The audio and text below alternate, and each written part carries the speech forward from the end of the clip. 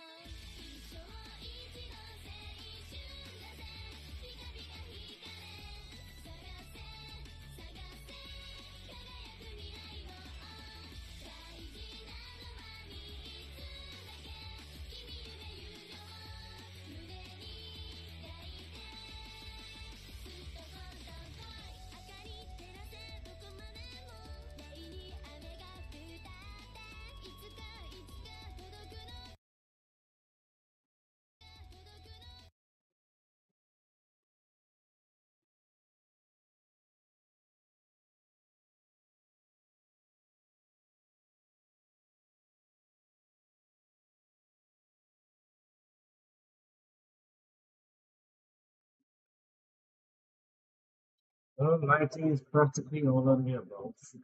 All of the above.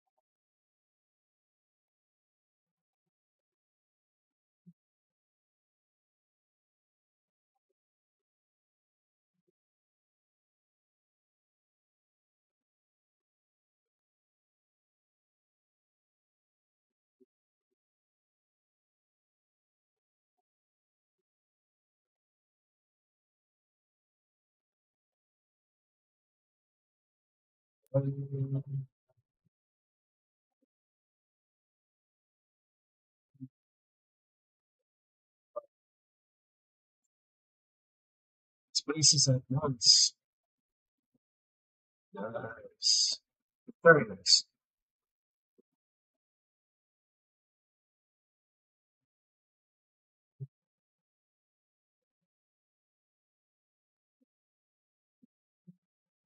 While dragons possess incredible and devastating powers, these creatures have peacefully coexisted with humans. Following the successful attempt to breed their species 100 years ago, they have helped society in so many ways. In essence, they serve their purpose depending on their sizes. Twice or even thrice the size of a normal person, the dwarf dragons are used in transporting both cargo and humans. Since they could also take part in wars, dragon knights have overshadowed the cavalry soldiers. The mesoscale dragons, whose size can be compared to a house, handle the logistics operation. Playing the role of the military's core, the colossal dragons make up the last kind, and they are usually known by their true names. Meanwhile, the people with the ability to command dragons have earned the title Dragon Knights. Ultimately, their existence gave rise to the Dragon Knight guilds. This is the part where the main protagonist, Cyril, enters the picture.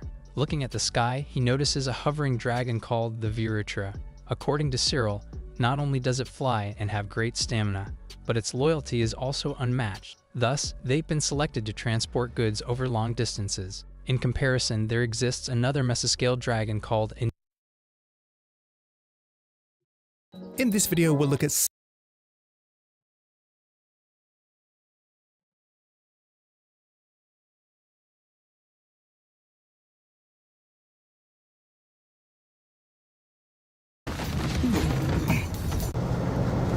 I've never seen a baby monster before. Hey, kid! Can I talk to you for a second? Get out of my way! Okay, hey, I can dig it, Todd. It's Todd, right? Look, I know the school, okay? They're bullying. Every day you do not know what it's like. Okay, look, I get it. They're mean little jerks, huh? But they're not superhuman, like you. You see, with great power comes great responsibility. Yeah, you're not how to put it.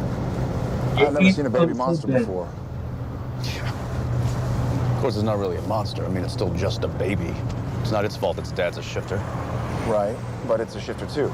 Still doesn't change the fact that we gotta look after this thing. Now, what the hell are we gonna do with it? We can't actually drop it off at an orphanage. They might get upset when it turns Asian. Samuel. What? Samuel.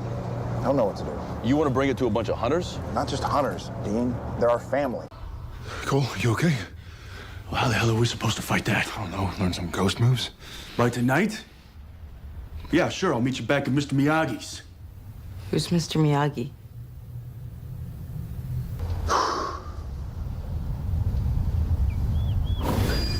Here we go, baby. You full of muscle? All right, Yoda, let's see what you got.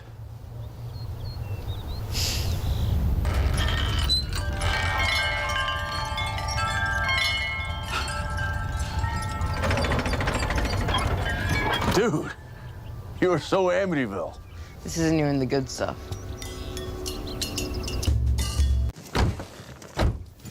Well, feel free to speak up if you know anything. Oh, we need to get some supplies. I got an arsenal in the trunk. Not that kind.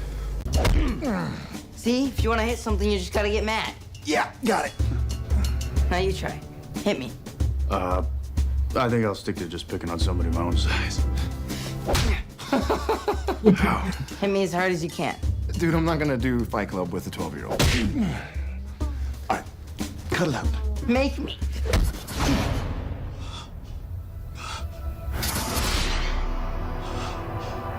Whoa. Whoa, you gotta teach us that. Aww, what's the matter? Aren't you handsome? May I? I see now. Bobby John's a little wet. No offense, you two look exhausted.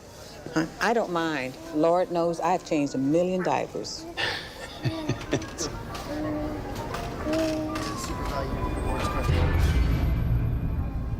No, that's a really nice offer, thank you, but I think we've got it. Oh, it's nothing. Happy to help.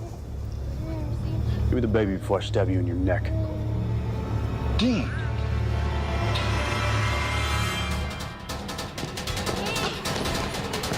It's okay to be scared. I'm not scared. We're all scared.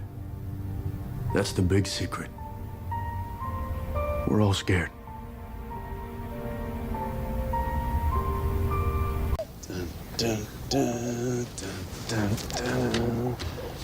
dun, dun, dun. Dean, you're just gonna make it cranky again. Shh, Dun, dun, dun. Okay, if I put you down, you can be mad about it? Hmm?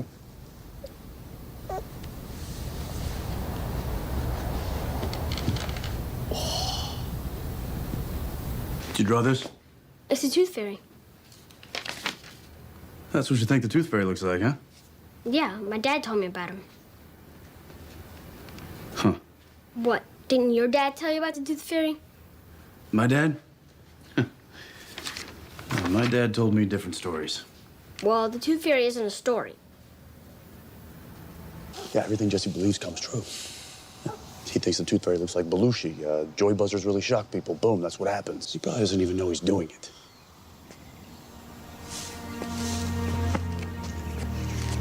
How is he doing it?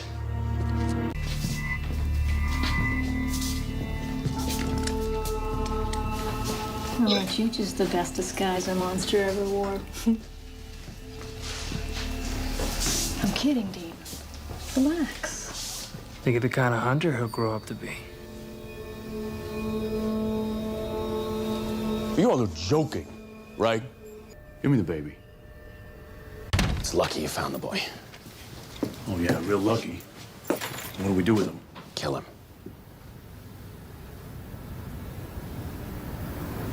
Cass, this child is half demon and half human, but it's far more powerful than either. This child grows strong. Soon he will do more than just make a few toys come to life.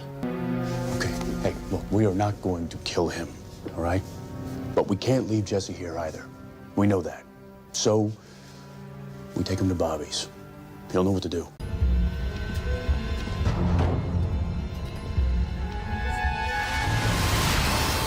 What the? Give me the baby. No way in hell. Do you mind? Yeah. Hey, beautiful. Anyway, that's why I asked you to bring us here. After everything that happened, it just feels safe. Well, good. Safe is good. You're so great with her. Well, what can I say? Chicks dig me.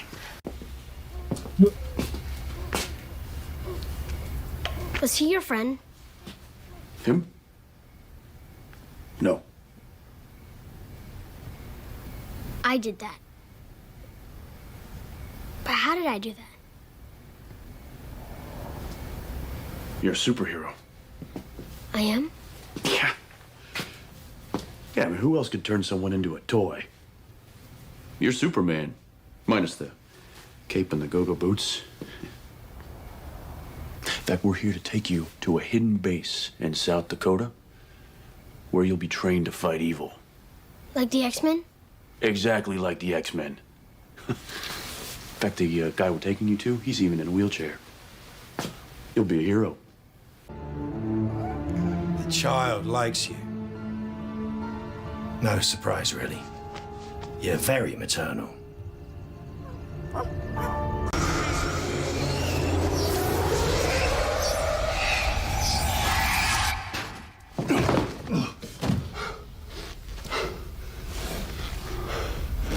How did you do that? I just did. Kid, you're awesome. I think Amara is the darkness. Interesting. So what now? You kill her? You? I don't have a choice. Please. Even if you could murder a baby, you couldn't murder that baby. I saw the way you looked at her. Me, on the other hand, it's not like it'd be my first. Oh, is that an offer? It's a promise. Right after I'm done with her. Stay away from her. I got it. Stay with her. I lost him. Did you get a good look at him? Yeah, he tried to stab me with that. Wait. You... Wow. All right, well, that thing might come back, so... Why? Well, all we know is that he stalks psychics. Psychics? Then what does he want with me? What do you think? Psychic. You okay?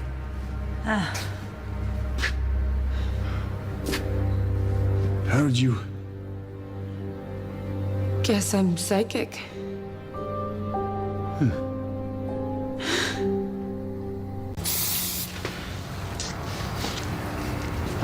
You just slow down, you know. This stuff's not gonna disappear. You ever seen you eat, Dean? Wait. How old do you think you are? 3 days, 17 hours, and 42 minutes.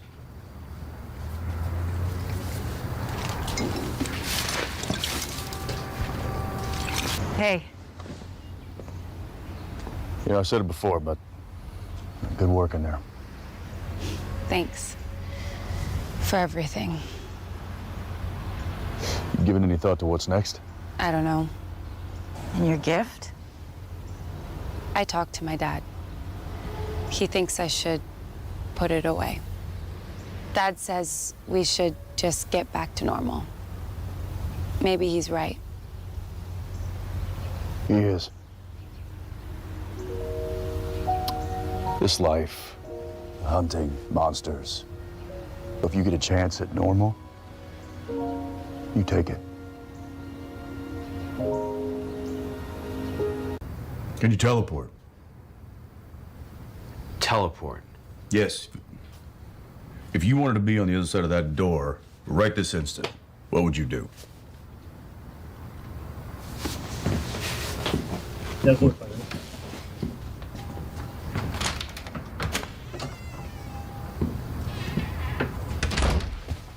Great. You know, it's possible he's more human than we thought. Mm-hmm.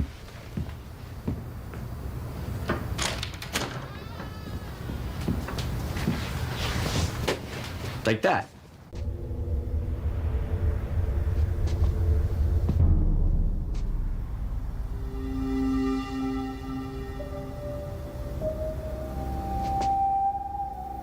You got someone you can go to?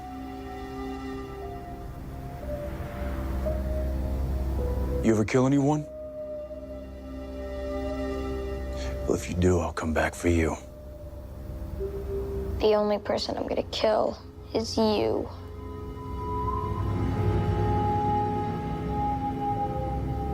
Well, look me up in a few years. Assuming I live that long.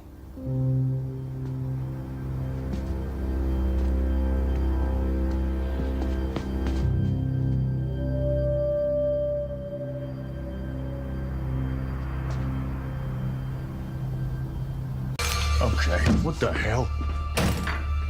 Give me that. You... Don't be an idiot. Look, A, this is not gonna do anything to you, okay? And B, you... What the hell? Oh, wow.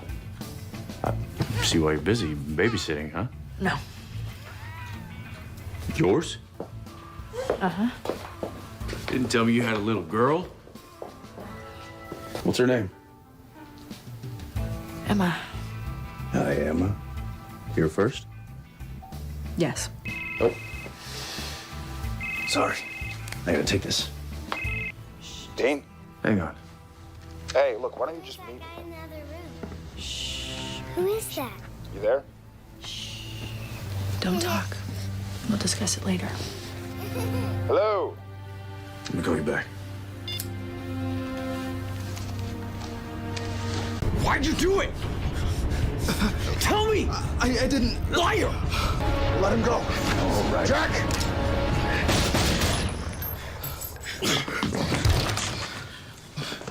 You shot me. Get your attention. You're acting like a psycho.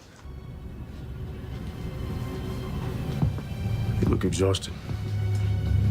And starving. It's been a tough sweet 16. So you believe me? You'll help me? If you really want help.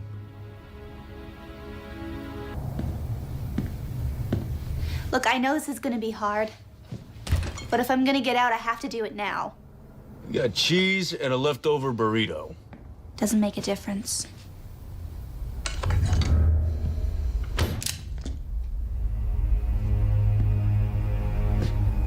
You were asking if I believed you. I was told you'd be a challenge. I figured you'd chat me up. Try and catch me off guard. Almost worked. I was expecting your mother. Well, maybe you're right.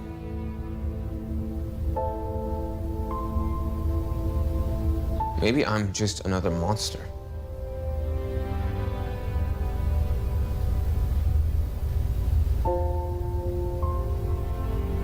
No, you're not. We've all done bad. We all have blood on our hands. So if you're a monster, we're all monsters. I have to kill you. Is that what they told you? It's what I am. Well, then I should just kill you right now. Sure. But you could have done that 30 seconds ago. I wouldn't be here if it weren't for you. So now someone has to kill someone. You know what? So far, my childhood's been kind of disappointing. You haven't killed anybody yet, Emma. Walk away. Right now, I won't go after you. I can't. I don't have a choice.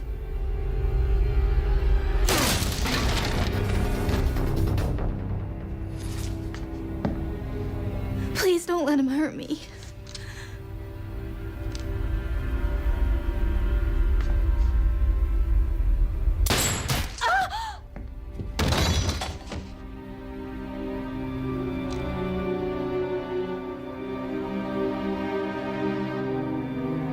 His full name, please. You do know his name, right? Jack.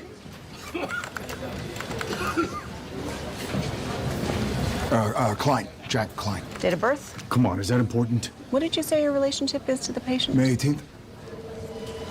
The date of birth, May 18th. 2000. 99. 2000. Uh-huh. Family medical history. Let's start with the father. He's dead. Cause of death? He was stabbed through the heart and he exploded. Okay, you know what? We don't have time for this, all right? He's sick. His name is Jack Klein. His father exploded. There, you got all the basics. Now, what does he need to do to see a doctor? Jack.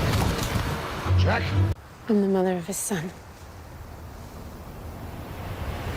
Hey. You, slap me some skin, huh? He's shy. It's okay, Oliver. Oh, you were supposed to see. It's okay. Stay with the nice FBI agents, Oliver. Hey. You haven't. Oh! You are a dream. Oh, well. Eat up, dear. You'll need your strength so we can go kill Jack. Excuse me? I've got him downstairs, trapped. Oh. Damn it.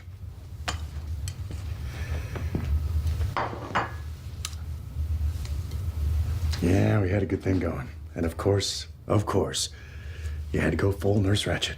Well, I don't know what that means, but Dean, he is a monster. I'd hope for better from you, Dean. Obviously, he's infected you. Well, then the best thing for me is to get as far away from them as I can. Wait, I'm sorry, you just discovered that you have a 7-year-old son and you want to walk away? And I'm a god. And this god and his daughter are hunting me. What chance do I have? Okay. We're gonna help you. But we need a plan first. And we can't come up with one here. Where are we going? Someplace safe. What's wrong? He fell. I need to call an ambulance? No, don't. He's dying. Isn't he? I was going to tell you. I just wanted you to have a chance to adjust. Wait a second. He has your curse? Just put him right here. This curse was put on you. Why the kid? I don't know. You keep saying curse. What curse? How long has this been happening? Since he turned 7 a few months ago. Okay, wait, you're sure this is gonna work? Let's say yes. Okay.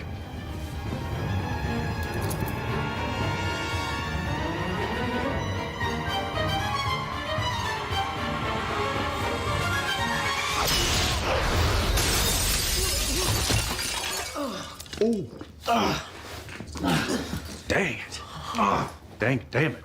Damn it! Language my ass. Come on. Okay, look, there's no way those things are coming off without the key. Should we wait for Sam? Yeah. Sam should have been here by now.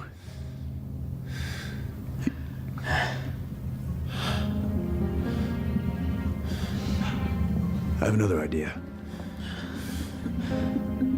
Yeah. Interesting. So what's it gonna be? The easy way? Well, we can do this the hard way. Break the trap, dear man, and I'll break the curse. No dice. Fix the kid. Daddy, the twins are still hungry. Be right there, baby. Come on, come back and meet the kids. You've got more kids? Oh, yeah. Got a couple of pups. So, that's my daughter, Gertie. Gertie, say hi to Daddy's friends. Hi. And these are the twins. This is Sam. I sort of named him after you.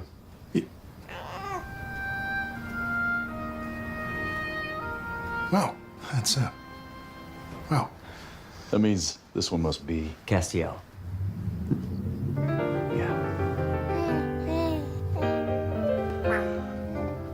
Pain is just weakness leaving the body. Hmm? On 3. Here we go. 1, 2.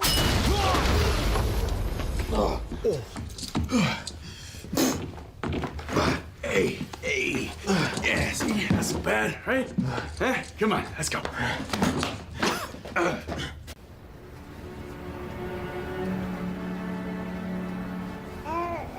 This Cass keeps looking at me weird. So kind of like the real Cass. I packed you some of those grilled cheese sandwiches you love. Oh. Oh, thanks.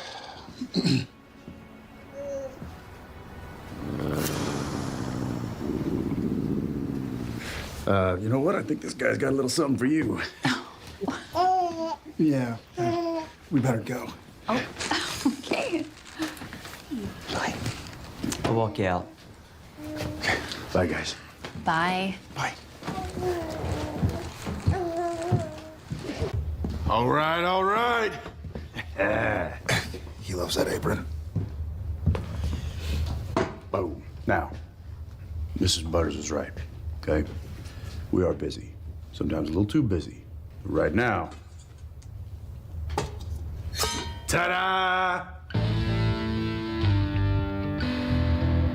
I made it myself, obviously. I mean, it's, you know, not like Mrs. Butters makes it, but... It's great. All right, here we go.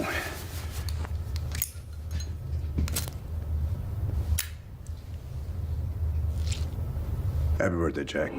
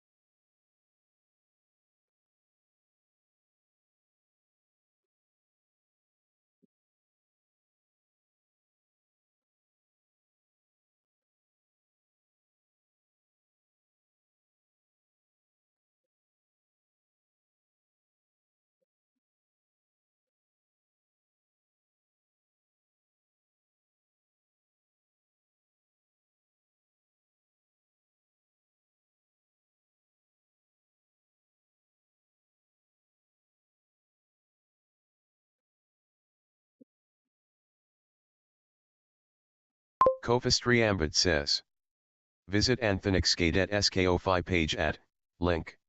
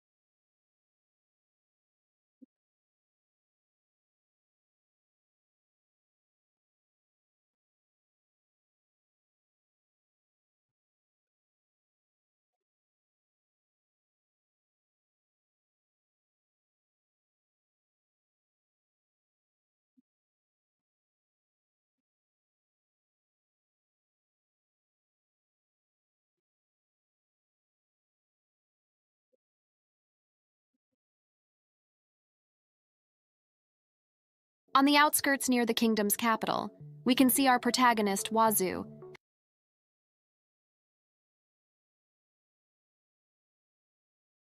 In Nidhogg, even though their species are also loyal, they are more aggressive in nature, so they transport troops rather than goods. Just then, Cyril notices a child pointing at the flying dragon, noticeably amazed by its presence. Feeling stoked, he tells his mother he will be a dragon knight one day. At present, becoming a dragon knight still remains the most popular job. Aside from stealing everyone's attention by looking cool while riding a dragon, it's a high-paying job. Speaking of catching someone's attention, Cyril runs into a commotion in the street.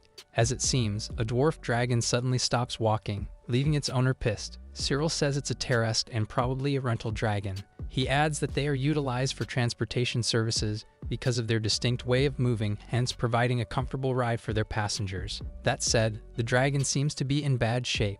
Scratching his head, the owner wonders why it's acting strange. As the dragon lets out another soft growl, the MC steps in, drawing the owner's attention. He quickly apologizes to Cyril for the inconvenience as he mistakes him for a customer. Shortly after making it clear that he isn't, Cyril claims the dragon is injured, particularly on its right hind leg. When the surprised owner commands the dragon to take a few steps, he notices there's definitely something wrong with it. While he's clueless about how it happened, he can't help but worry about his business. Judging by his reaction, Cyril is clearly not having it. Just as the owner asks if he's in the same line of business, he immediately says no. After that, Cyril reminds him to take good care of the dragon. Little by little, he inches closer to the poor Tarrasque. Interestingly enough, Cyril appears to have the ability to understand the dragon's language as they briefly talk to each other. As he gently caresses its head, he states it's depressed. For this reason, he advises the owner to let the Tarrasque take a rest. Smirking at the dragon's discomfort, the owner questions Cyril's claim about its condition. Through gritted teeth, he stresses that he's not just making things up. For all that, the owner turns a deaf ear as he laughs at Cyril for showing compassion for what he considers a mere tool. The next slide reveals that the annoyed MC could understand the dragon's language ever since he was a kid. While he couldn't do the same with other animals, being able to communicate with the dragons alone pushed him to become a dragon knight. Following his narrative, people usually tame dragons by teaching them signals to command them. In his case, however, he directly speaks with dragons to ask them for favors. With his exceptional ability, he was recruited by Lindworm, the leading Dragon Knight guild. As an overview, Lindworm is an S-rank guild with S as the highest rank. Basically, guilds are ranked according to the number of dragons they own and their achievement. To reach the highest rank, a guild must either complete 3 consecutive highest joint rescue requests or 2, but alone. While fulfilling such requirements is a walk in the park for Lindworm, Cyril doesn't like the way they enslaved the dragons. From being called names for going against their ways, he was kicked out of the guild less than a month after he got recruited. Having had enough of Lindworm's despicable acts, he felt relieved that he was no longer associated with them. Moving on, he finds himself standing outside the town hall. He has one thing in mind, and that is to take on new jobs. After getting expelled from the guild, he's forced to work as an independent dragon knight. The town hall is where the independent dragon knights can find requests requiring their service. As someone who has just been expelled and doesn't own a single dragon, there is a limited window of opportunity for Cyril. Fortunately, the requests coming from the town hall are open for everyone, and he can avail rental dragons. While checking the requests, one of them piques his interest, and it's about training a newly hatched dragon. Later that day, Cyril meets his newest client, who introduces himself as Patrick. After exchanging pleasantries, Patrick thanks Cyril for showing up at his doorstep. As he puts it, most people tend to ignore his request because it's different from the usual task of riding and controlling dragons. Cyril then asks what's his preferred approach in training the dragon. Patrick shares that he plans on gifting the dragon to his son. Upon hearing from a fellow merchant that raising a dragon and a child together can be beneficial, he didn't think twice about purchasing one. After all, the dragon won't just be his son's companion, but also his protector. Little did he know that after getting one, the trainers who he previously hired would all fail to tame the dragon. As per the trainers, it just wouldn't listen. This led him to seek a dragon knight's help. Without further ado, Cyril requests to meet the disobedient dragon. In a short while, Patrick takes him outside until he comes across a female Tarrasque. He mentions that he chose it because it won't grow too big and it's a smart one. Cyril adds that her kind is typically used for the rental dragon business. With Patrick hoping that the MC can do something about it, he gets down to business. He slowly approaches the Tarrasque. Just as he introduces himself, she gives him a bombastic side-eye. As soon as the furious dragon turns around, she demands to see her little sister. In response, Cyril tries to settle her nerves as he asks for more details about what she's saying. Surprised, she can't believe that he can understand her. When Cyril confirms it's true, the dragon is left in disbelief. Once the dragon calms down, she starts to open up about her sister. Apparently, the Tarrasque siblings got separated when Patrick only bought one of them, leaving her sister behind. While Cyril listens attentively to the dragon, she begs him to let her reunite with her sister. In doing so, she will obey anything he says. As their conversation continues, Cyril learns that the Tarrasque siblings have been supporting each other since they were just eggs, until that fateful day when Patrick bought her. Walking on eggshells around her, Cyril asks if she can look after the merchant's son. In exchange for her loyalty to the child, she requests to be with her sister. Hearing this, Cyril walks toward Patrick, who's been dying to know how their conversation went. The MC informs his client that he managed to talk things through with the dragon and asks where he purchased her. Following her request, he asks Patrick to check if the other Tarrasque who arrived with her is still in the dragon merchant's possession. He then explains that they are siblings, and she will do anything she's told as long as her sister is around. While Patrick is still a little confused, Cyril asks him to just do what he says. And so, the latter stops asking any more questions. Sometime later, the dragon can't contain her emotions when she feels a familiar presence, sharing the same feelings of excitement. Her little sister can't wait to be with her again. However, the dragon merchant stops her from getting close to her sister. Cyril interferes and asks to let her go. Thankfully, Patrick orders the man to free the dragon, leaving her rushing to go to her sister. As they finally reunite, Cyril can hear them express how much they miss each other, painting a smile on his face.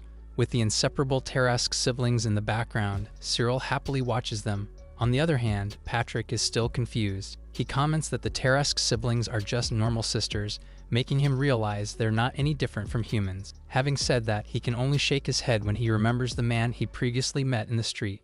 That man aside, Cyril notes that anyone who can see the Tarrasque siblings doesn't need to learn their language to understand their feelings. Just as Patrick talks about the payment, the dragons approach Cyril.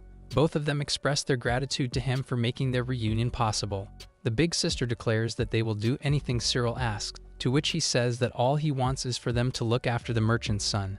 The big sister assures him they will get along with the child as long as they are together. Patting their heads, Cyril wishes them well until he finally leaves them. Soon afterward, he talks with Patrick, who thanks him for a job well done. Calling him amazing, he stresses that he's the only one who successfully tamed the dragon. While Cyril feels flattered, he reminds his client not to separate the Tarrasque siblings. He also makes it clear that separating the two when they grow up might cause him trouble, so Patrick promises to keep that in mind. Before leaving the mansion, Cyril takes another look at the dragon sisters, smiling all the while. He may have been expelled from the most popular guild, but he has no regrets. With his ability to understand the dragon's language and feelings, he vows to live on with his dragon-first principle.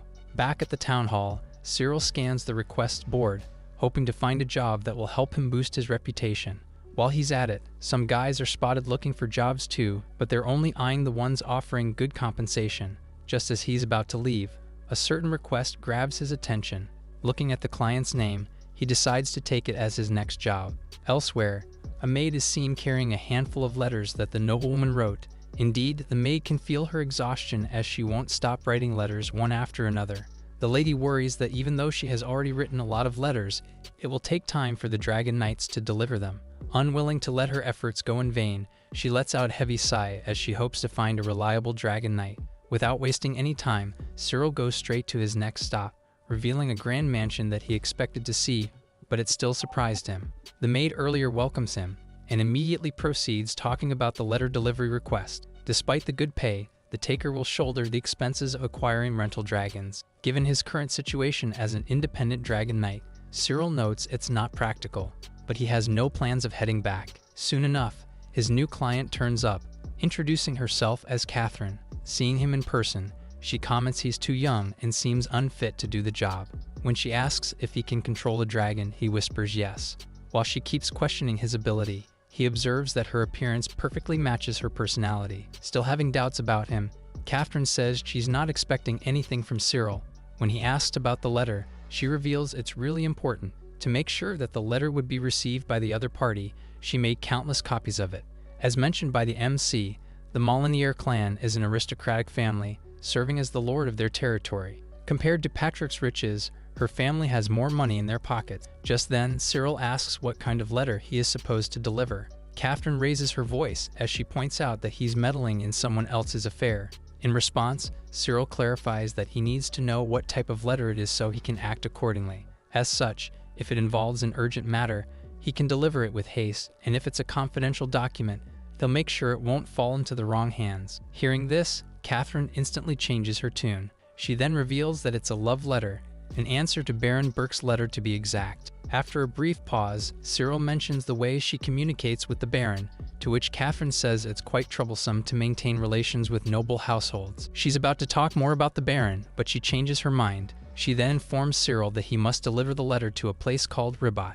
When asked how long it would take him to complete her request, he starts calculating the distance until he confidently says it will only take him 1 day. It goes without saying that Catherine is impressed, as others claim that it will take them around 3 days. Anyway, all that she cares about is for the letter to be delivered. Not long after she rings the bell, the maid enters the room carrying the letter. Catherine highlights that he will only receive the payment once he returns with the proof of receipt. To start, Cyril heads out to find a dragon rental shop. Talking to himself, he realizes that the request he's taking is more important than he thought. Well, not only does it involve the Molyneux clan, but he also might get acquainted with the Baron's family. Surely he has no intention to take her request lightly. Later on, he finally arrives at the dragon rental shop, where an old man greets him. When asked what kind of dragon he is looking for, he mentions the wyvern species. He specifically asks for something really fast. The shop owner states that he has 3 dragons suitable for anyone traveling solo without any luggage. As he takes Cyril to the stable, he feels happy being surrounded by several dragons. Upon seeing the 3 wyverns, he requests to look at them himself. As mentioned by the MC, each dragon knight has their own way of communicating with the dragons, with some of them keeping their methods a secret.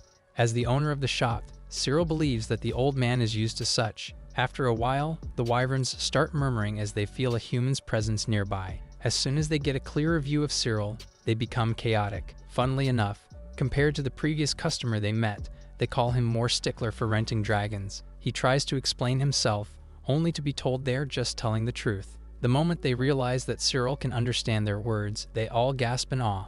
One of them then asks if he's been raised by a dragon, to which he says it's not anything like it, calling him a weirdo. They ask what brought him there. Cyril announces he's doing a letter delivery request, so he needs the fastest flyer among them. When the first wyvern claims he's the fastest, the second one cuts in and asks about the type of letter he's bringing. Licking his chops, he asks if it's a love letter, and the confused Cyril says yes. After that, the wyvern asks if the letter sender is a man or a woman. When he learns that a woman is the letter sender, he screams in excitement and volunteers to be his ride. At that moment, he wonders what's going on inside the wyvern's head. He finds himself at a loss for words when he realizes that the dragon has something for human ladies. Gossiping about him, the other wyverns talk about why he's so drawn to human ladies. Even so, they acknowledge him as the fastest among them given the present circumstances. Cyril asks the wyvern if he can pull off a Usain Bolt in the sky, and he confidently says yes. In the end, he manages to convince him as he informs the owner about his choice. Knowing full well that his pick isn't the fastest among them, the owner asks Cyril if he's sure. As he makes up his mind, he lets him be. Once outside the shop, the wyvern quickly asks for the letter. He then loses it when he catches the scent of a beautiful girl, sending Cyril panicking as he hops on his back. Without warning, he flies at full speed. Despite the wyvern's strange behavior, Cyril can't deny that his ride is amazing. Following his narrative, wyverns belong to the flying species under the dwarf class. Needless to say, he didn't expect that it would be flying at a tremendous speed the instant he handed the letter. And before he knows it, they arrive at their destination in just half a day. There, the Baron is spotted smiling from ear to ear once he receives Catherine's letter. Giving off the same vibes as his girl, the Baron drives him away after getting what he wants. As proof that he finished his job, Cyril takes the envelope, and they immediately return to the mansion. For completing her request half of the time he promised, Catherine calls him awesome. Impressed with his service, she showers him with compliments, leaving him honored and pleased. He already finished his job when his client just thought of asking his name. Finally calling Cyril by his name, Catherine tells him she will contact him should she need his assistance again. And just like that, he walks out of the mansion feeling satisfied at how it all went. The next day, Cyril steps outside to drop by a dragon market. Even though he hasn't earned much, he knows that renting a dragon is more costly. In connection, having a loyal dragon will make his job easier. You know, I While love looking that at the for posters of the subject. different dragon species, one of them stands out. Not necessarily because it's expensive, but it's hella cheap. A female Balor. Just as the shop owner welcomes him, he asks why is the Balor low priced. According to the MC, it's so cheap that he can afford it with the salary he earned from his former guild. Not to mention that the poster is in tatters. Well, the owner's expression says it all. When Cyril asks if there's anything wrong with it, he claims it's healthy and that its condition is above average compared to other Balors. Since he didn't really answer his question, he eventually reveals its flaw. He calls it lazy, surprising Cyril. The owner adds that the Balor can be very hard to command, so he doesn't recommend it to anyone. That said, Cyril requests to see it for himself. After passing through the stalls, he finally meets the dragon, seemingly asleep. The owner leaves him for a moment. As stated, the Balor species are used for transportation. Although they're not known for their speed, their broad backs and good stamina make up for it. On top of this, the Balor is a herbivore, so its food supplies should be the least of the owner's worries. He's a little worried, however, of the dragon in front of him. He apologizes for bothering her while she's napping. When Cyril asks if there's any particular reason why she lacks the drive to work, she remains unresponsive. Determined to help the dragon, he keeps talking to her until she replies, saying it's pointless to talk to a human. Cyril comments that she's quite a character. While she expects that he will ignore her anytime soon, she realizes that he can understand her. As she claims that it's impossible, Cyril stresses that it's a useful ability. Talk about being useful, he takes his chance as he encourages her to open up. In response, the dragon whispers she wants to sleep. As the most relatable character so far in this story, she reveals that if she doesn't sleep 12 hours a day, she won't have enough energy. Hearing this, Cyril finds it strange. This is because it is known that most dragons only need 2 hours of sleep, and some of them can even move while sleeping. As she looks visibly drowsy, Cyril points out that every dragon is unique in their own way. In exchange for working for him, he offers to let her sleep her desired hours. Of course, she calls him a liar. Cyril states that he could have chosen another dragon instead of messing around with her. He reiterates that he's serious about letting her get enough sleep, but she needs to promise that she will work hard. After giving it careful thought, the dragon takes his offer. Once he's at the checkout, the owner reminds him that they won't issue a refund should he encounter any problems. There and then, he declares that it won't happen because he's confident about his skills as a dragon knight. Later on, Cyril heads out, no longer accompanied by a rental dragon, but a new partner. When he asks if it's okay with her to be given a name, she says yes. Usually dragons are called numbers, but since the language barrier doesn't exist between them, Cyril wants to give her a real name. When he suggests the name Lucy, he notices that she has a blank expression. While he thinks she doesn't like it, she confesses that it feels strange to be given a real name. If anything, she accepts the name Lucy, making him glad. Later that day, Cyril takes his partner to his house. He then informs her that she can sleep in the garden just behind his house. Lucy checks it out only to see a large empty space. He says sorry and shares that he initially thought the spacious garden would be anything special. Luckily, Lucy couldn't care less as long as she could sleep, since it's already late, and they don't have any work to do at the moment. He lets Lucy take her rest. Having been ignored by people for a long time, she asks Cyril if he's really okay with their setup. He assures her that it's not a problem. For the nth time, he gets called weird. He's already used to being called such though. Suddenly, Lucy addresses Cyril as her master. Now that they are official partners, she announces that she has something to show. With a smug look on her face, she reveals her secret and roars. Much to his shock, it's not just a normal roar as she releases light spears. While Cyril has lots of questions inside his head, Lucy admits she only discovered that she can do it by chance. He comments that he had seen 100 Balors, but it's his first time witnessing such. Cyril is certain that the power she showcased doesn't fall under her species. Lucy adds that whenever she uses it, she will get really sleepy. Hearing this, he concludes that her power uses so much energy that she will get super tired. She doesn't mind unleashing it though, if her master requests her to do so. He reminds her that she doesn't need to push herself so hard and thanks her for her loyalty. The next morning, Cyril is all set to do some job hunting, only to find Lucy still asleep. Since there's an afternoon work later, he lets her be. With that, he hopes that she will no longer question his intentions. With Lucy by his side, he plans on taking transportation-related requests. While looking at the request board, someone calls for his attention. Rose, the receptionist. She informs Cyril that she's been waiting for him because of a request demanding his service. Taking their conversation in her office, Rose reveals that Catherine has been saying good things about him. She adds that his previous client rarely makes favorable recommendations toward the Dragon Knights. Hearing this, Cyril feels happy that his hard work has paid off. Now that he has earned a reputation as a reliable Dragon Knight, a new mission awaits him. This time, he needs to search for someone. When Cyril comments that it doesn't sound like a Dragon Knight's job, Rose explains that the case isn't typical searching work. She highlights that it's a top-secret mission as it involves the princess, and she's been missing. Cyril would like to know more about the princess' identity, but Rose can't provide more information to maintain confidentiality. Sure enough, he thinks that the true princess of the country is involved. Proceeding with the job itself, Rose mentions Mount Hemea in the north. When he asks if it's the mission site, she confirms it and reveals that the princess's procession went missing while crossing the mountain. Cyril then learns that they just went missing last night. While the situation is still unclear, the respective client doesn't want to cause an uproar. Hence, the request is for Cyril to find out what happened. At that instant, Rose asks him if he will accept the job. Looking at her straight in the eye, he takes it. End of discussion. By afternoon, the duo sets forth for their first mission together. While they are at it, Lucy asks Cyril if something's wrong, to which he says nothing. Having said that, he mentions the possibility that all the people who participated in the princess's procession might be already dead. For the record, he feels glad that he's been entrusted to carry out a request that will heavily influence his track record. However, the huge responsibility is somehow weighing him down. A few hours later, they finally arrive at the base of Mount Hemea. After resting a little, Cyril pulls out a letter that the missing princess had written herself. He commands Lucy to familiarize with her scent to track her down. She's not good at it, but she's better than a human, to say the least. Not long after sniffing the letter, she claims she's got it. She shares that it has a strong fragrance, and Cyril thinks it's probably her perfume. She adds that the pungent smell made it easier for her to identify the person in question. After feeling sorry for Lucy because of their sharp sense of smell, Cyril asks her to follow the scent.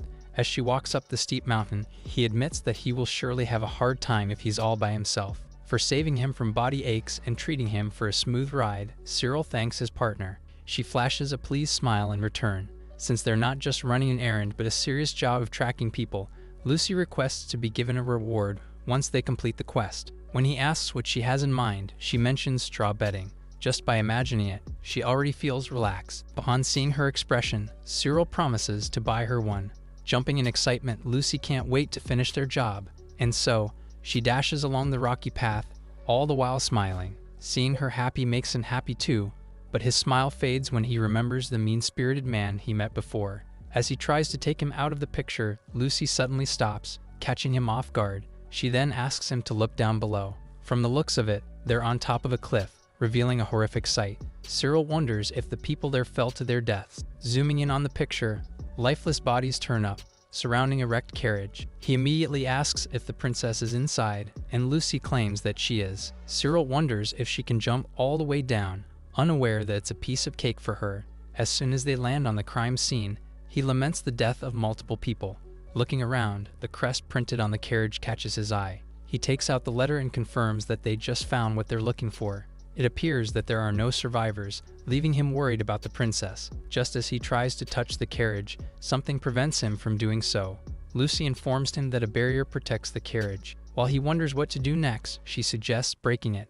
With Lucy's power, it should be easy for her, Cyril remarks.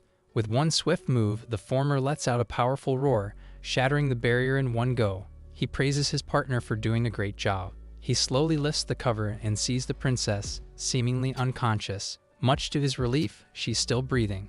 With the princess not suffering from any injuries, Lucy believes that the barrier protected her. He tries to wake her up, and in a short while, she opens her eyes, although she still feels a bit groggy. The moment she saw Cyril, she froze. After that, her screams echo through the vast area. He stresses that he's not a bad guy as he tries to calm her down. When he confesses that he's been ordered to find her, she finally stops acting up. Shortly after taking deep breaths, the princess narrates what happened. Given the dire situation she's in, Cyril notes that she's pretty calm. She then asks if she's the only one who made it, and he confirms it. At that point, he suggests going down the mountain so she can get examined by a doctor. Worried that the soldiers are still around, the princess panics. Cyril assures her that it's just the two of them, and that they will come back to solve the ongoing case. He extends his hand, and she slowly reaches for it. Once she steps out of the carriage, Lucy welcomes her sight. Cyril then asks if she can carry them both. In response, she reminds him of the straw bedding. with her master promising that he will buy her a lot of them. She asks them to hop in. From riding a carriage, the princess finds herself sitting on a dragon's back. Even though the Valors can provide a comfortable ride, Cyril asks the princess if she's feeling any discomfort.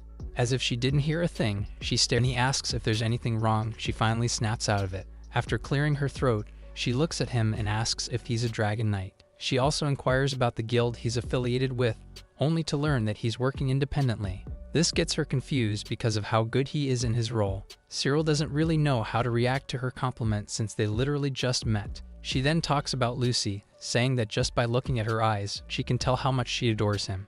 Again, he doesn't know what to say. As a dragon knight who's been acknowledged by a dragon, the princess asks Cyril why he chose to be independent. Rather than go into details, he gives a safe answer and says a lot of things happened. Before the night strikes, Cyril returns to the town hall, shocking Rose. As soon as she realizes that the princess is beside him, she rushes to contact the higher-ups. While she's away, the princess expresses her gratitude to Cyril and asks what she can do to repay his kindness. He shares that he will receive a payment from the town hall, so she shouldn't worry about it. For this reason, the princess hands him a handkerchief with her family's crest on it. Should he need anything, he can just present it. Cracking a smile, she vows to return the favor and help him in any way she can. He gladly accepts her token of gratitude. Indeed, it's another mission accomplished for Cyril. Sometime later, someone picks up the princess. Just as she leaves, he immediately receives the huge reward money. Holding 1,000 reals in his hands, Cyril can't be any happier. Sharing the same feeling, Lucy taps him, reminding him of the straw betting. To her disappointment, he says no. She's about to throw tantrums when Cyril says she's misunderstanding things. He adds that the reward money they have right now amounts to a month of hard work a normal person can earn, meaning to say he plans on buying something more comfy and expensive for her betting. Of course, Lucy likes the idea even more as she wonders what can be better than straw betting. Rather than talk more about it, Cyril asks her to follow him. What better way to spend your payday than by going shopping? Feeling excited, the duo hurries to visit some shops. While checking each store in the area, Lucy notices that they seem to have all the stuff they need. They also sell toys, but Cyril believes she's not interested in such things. After a little stroll, they decide to check the nearest shop. Just as they are about to enter the place, someone calls the MC. Cyril recognizes him, calling him Loom, a dragon knight of his previous guild Lindworm. The latter expresses how surprised he was when he returned after completing a quest and found out that he had left the guild. Soon afterward, Loom offers to talk things out with the higher-ups so he can return to the guild. Cyril finds it strange that he's willing to do such. Talking to himself, he appreciates the concern, but he has no intention of returning to the guild. In exchange for reinstating him back as a Lindworm member, Loom asks him to get rid of his obsession. In other words, he wants him to give up his dragon first principle. Given his undeniable skills, Loom guarantees that Cyril can return to the guild as long as he's willing to throw away his principle. No need to think about it, the latter rejects the offer. Loom tries to convince him to rethink his decision. As such, he stresses the struggles an independent dragon knight faces compared to someone affiliated with a guild. When Cyril tells him that he just needs to work hard, he can't believe his stubbornness. Clueless about what's going on, Lucy reminds her master about her betting. Cyril apologizes for keeping her waiting. Out of nowhere, he states that Loom told him not to let her sleep for 12 hours. Shocked and pissed, Lucy roars at him, sending shivers down his spine. Barely managing to keep his composure, Loom asks Cyril to stop his dragon. Claiming that he didn't do anything, he asks his former colleague if he saw him giving any orders to his dragon. Irritated, Loom admits he didn't see it, but he believes that he's using some kind of magic. For all that, Cyril declares that he has always cherished dragons. Before leaving them be, Loom tells him how silly he sounds. As he slowly vanishes from sight, Cyril tells Lucy to just ignore him. Anyway, after letting her know that she can sleep for as long as she wants, they proceed with their shopping. The owner welcomes them as they step inside the shop. After confirming that his customer is looking for a Balor's betting, he quickly assists him. The moment they enter the betting essentials section, Lucy's eyes widen in amazement. From one betting to another, she can't wait to throw her body and feel the soft and cozy sets. It didn't take long until she could no longer restrain herself as she jumped into one. She can't be blamed though. A bet has always been inviting. Cyril apologizes to the owner for the way Lucy behaved. Thankfully, the bettings on display are actually samples for customers to try. As he continues talking to the owner, Lucy is having the time of her life as she tries a new one. This time, it's a slime bed. According to the owner, the item guarantees the ultimate sleeping experience, and it's also available for human purchase. It appears that Lucy has already made up her mind as she refuses to get up from the slime bed. Without question, she really likes it. With that, Cyril asks about its price, and it costs 1,200 reals. He notes that it's quite expensive, but since Lucy wants it so badly, he decides to buy it. With its price, she asks if it's okay, to which Cyril tells her it's no problem. On cloud 9, she thanks her master for keeping his promise. After purchasing the slime bed, the owner comments that his relationship with his dragon is a sight to behold. He's been working in the shop for years, but it's his first time to witness someone who really looks like he's having a real conversation with a dragon. As expected, Cyril says it's because he treats Lucy as family. On the way home, he feels satisfied with his purchase, although it's a bit heavy to carry. Strangely enough, Lucy remains quiet until she stops walking and talks to her master. Turns out that she feels bad after Cyril purchased the slime bed at a price that is more than the money they earned. She confesses that she feels selfish. To cheer her up, he pats her back and tells her that a promise is a promise. For being a reliable companion and making his job easier, Cyril reminds Lucy that she deserves the reward. Touched by his words, she returns to her cheerful self and thanks him once more.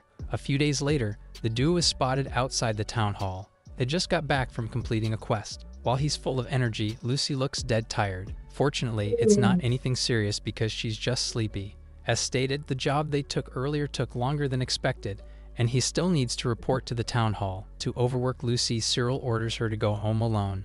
Before she feels bad about herself again, he says it's okay if she heads back home first. After thanking Lucy, he watches her stagger as she desperately fights the urge to just sleep on the streets. Just as she leaves, Cyril realizes something.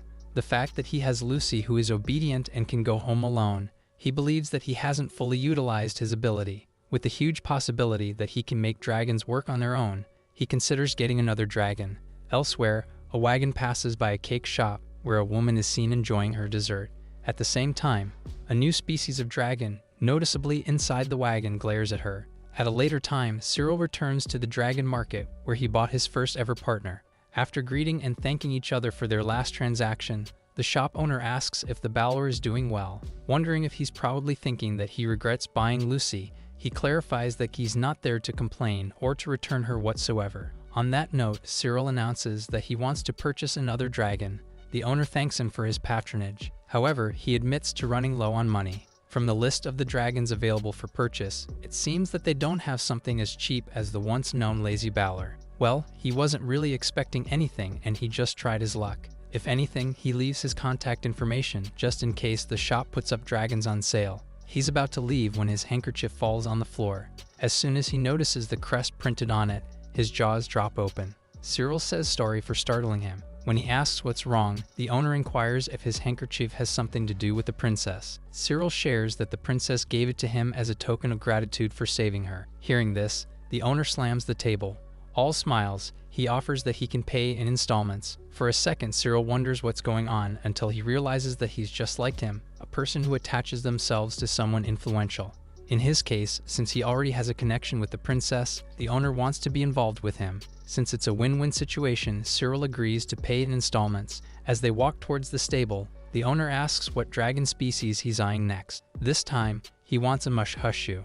They belong to the dwarf class that has 4 stomachs. One of them is for digesting food while the other 3 serve as storerooms. One of their unique features involves their bodies that can inflate like a balloon several times their size and store plenty of food. Just as he introduces himself to the female Mushhushu, she glares at him.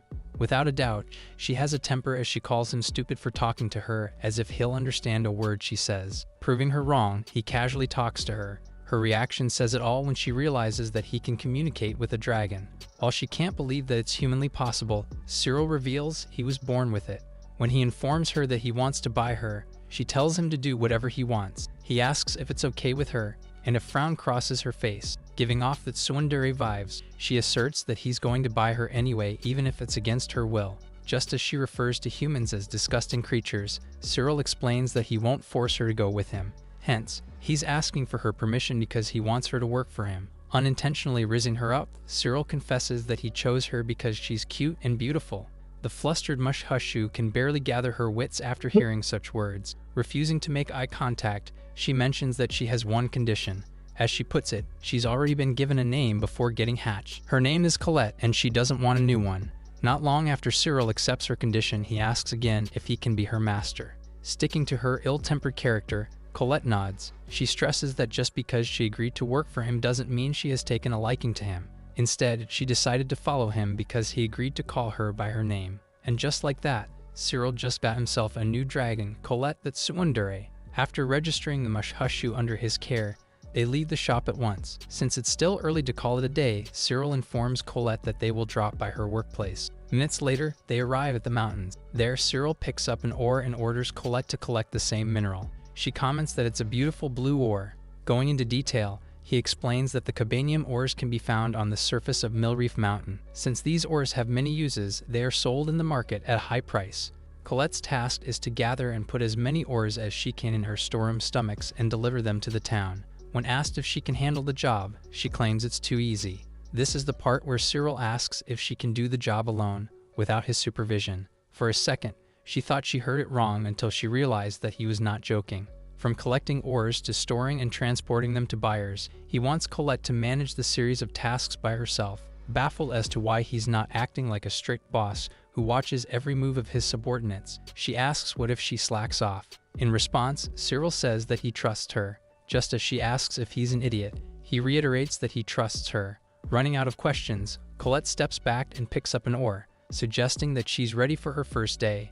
At first, the buyer was skeptical about having a dragon, not accompanied by its master, handle the delivery of the ores. Fortunately, the transactions went smoothly. Colette performed well despite being alone. She did not just meet his expectations, she exceeded them. Later on, Cyril takes Colette into her new home. He tells her that she can sleep in the garden, to which she comments that it's a lot better than what she had in the shop. She then notices Lucy, who's still asleep. She gets up and asks about the new dragon. Cyril apologizes for waking her up. What rouses her from her sleep is actually the presence of another dragon in her master's house. He introduces Colette to Lucy, informing her that she will be staying with them from there on. Lucy warmly welcomes her. As Cyril looks at them getting along with each other, his once spacious garden distracts him. They all agree that it has become a bit cramped now that they're sharing the space. Even so, the lady dragons don't mind, particularly Lucy, who's easy to please as long as she can sleep. While Khalid teases her as the odd one out, Cyril notes that he can't add another dragon, not until he moves to a larger place. And so, he has his eyes fixed on his next priority. The following day, Colette mentions Lucy being a sleep lover. As the latter claims she's still sleepy, Cyril tells Colette that's just how she is. She then learns that he purchased Lucy despite her huge demand to sleep for long hours. Indeed, if Cyril couldn't understand their language, he wouldn't know that she likes to sleep. He adds that it's the same thing when he found out that Colette didn't want a new name. He believes it's a fateful encounter. Hearing the word fate is enough to make her cringe. All of a sudden, she stops walking, seemingly staring at something. When Cyril notices it, he asks what's wrong, but she tells him it's nothing. He asks once more, only to be told the same thing. Switching the topic, Colette asks about the direction heading to her workplace. Annoyed, she sprints away from their company. Just as she leaves, Cyril checks out what she was looking at.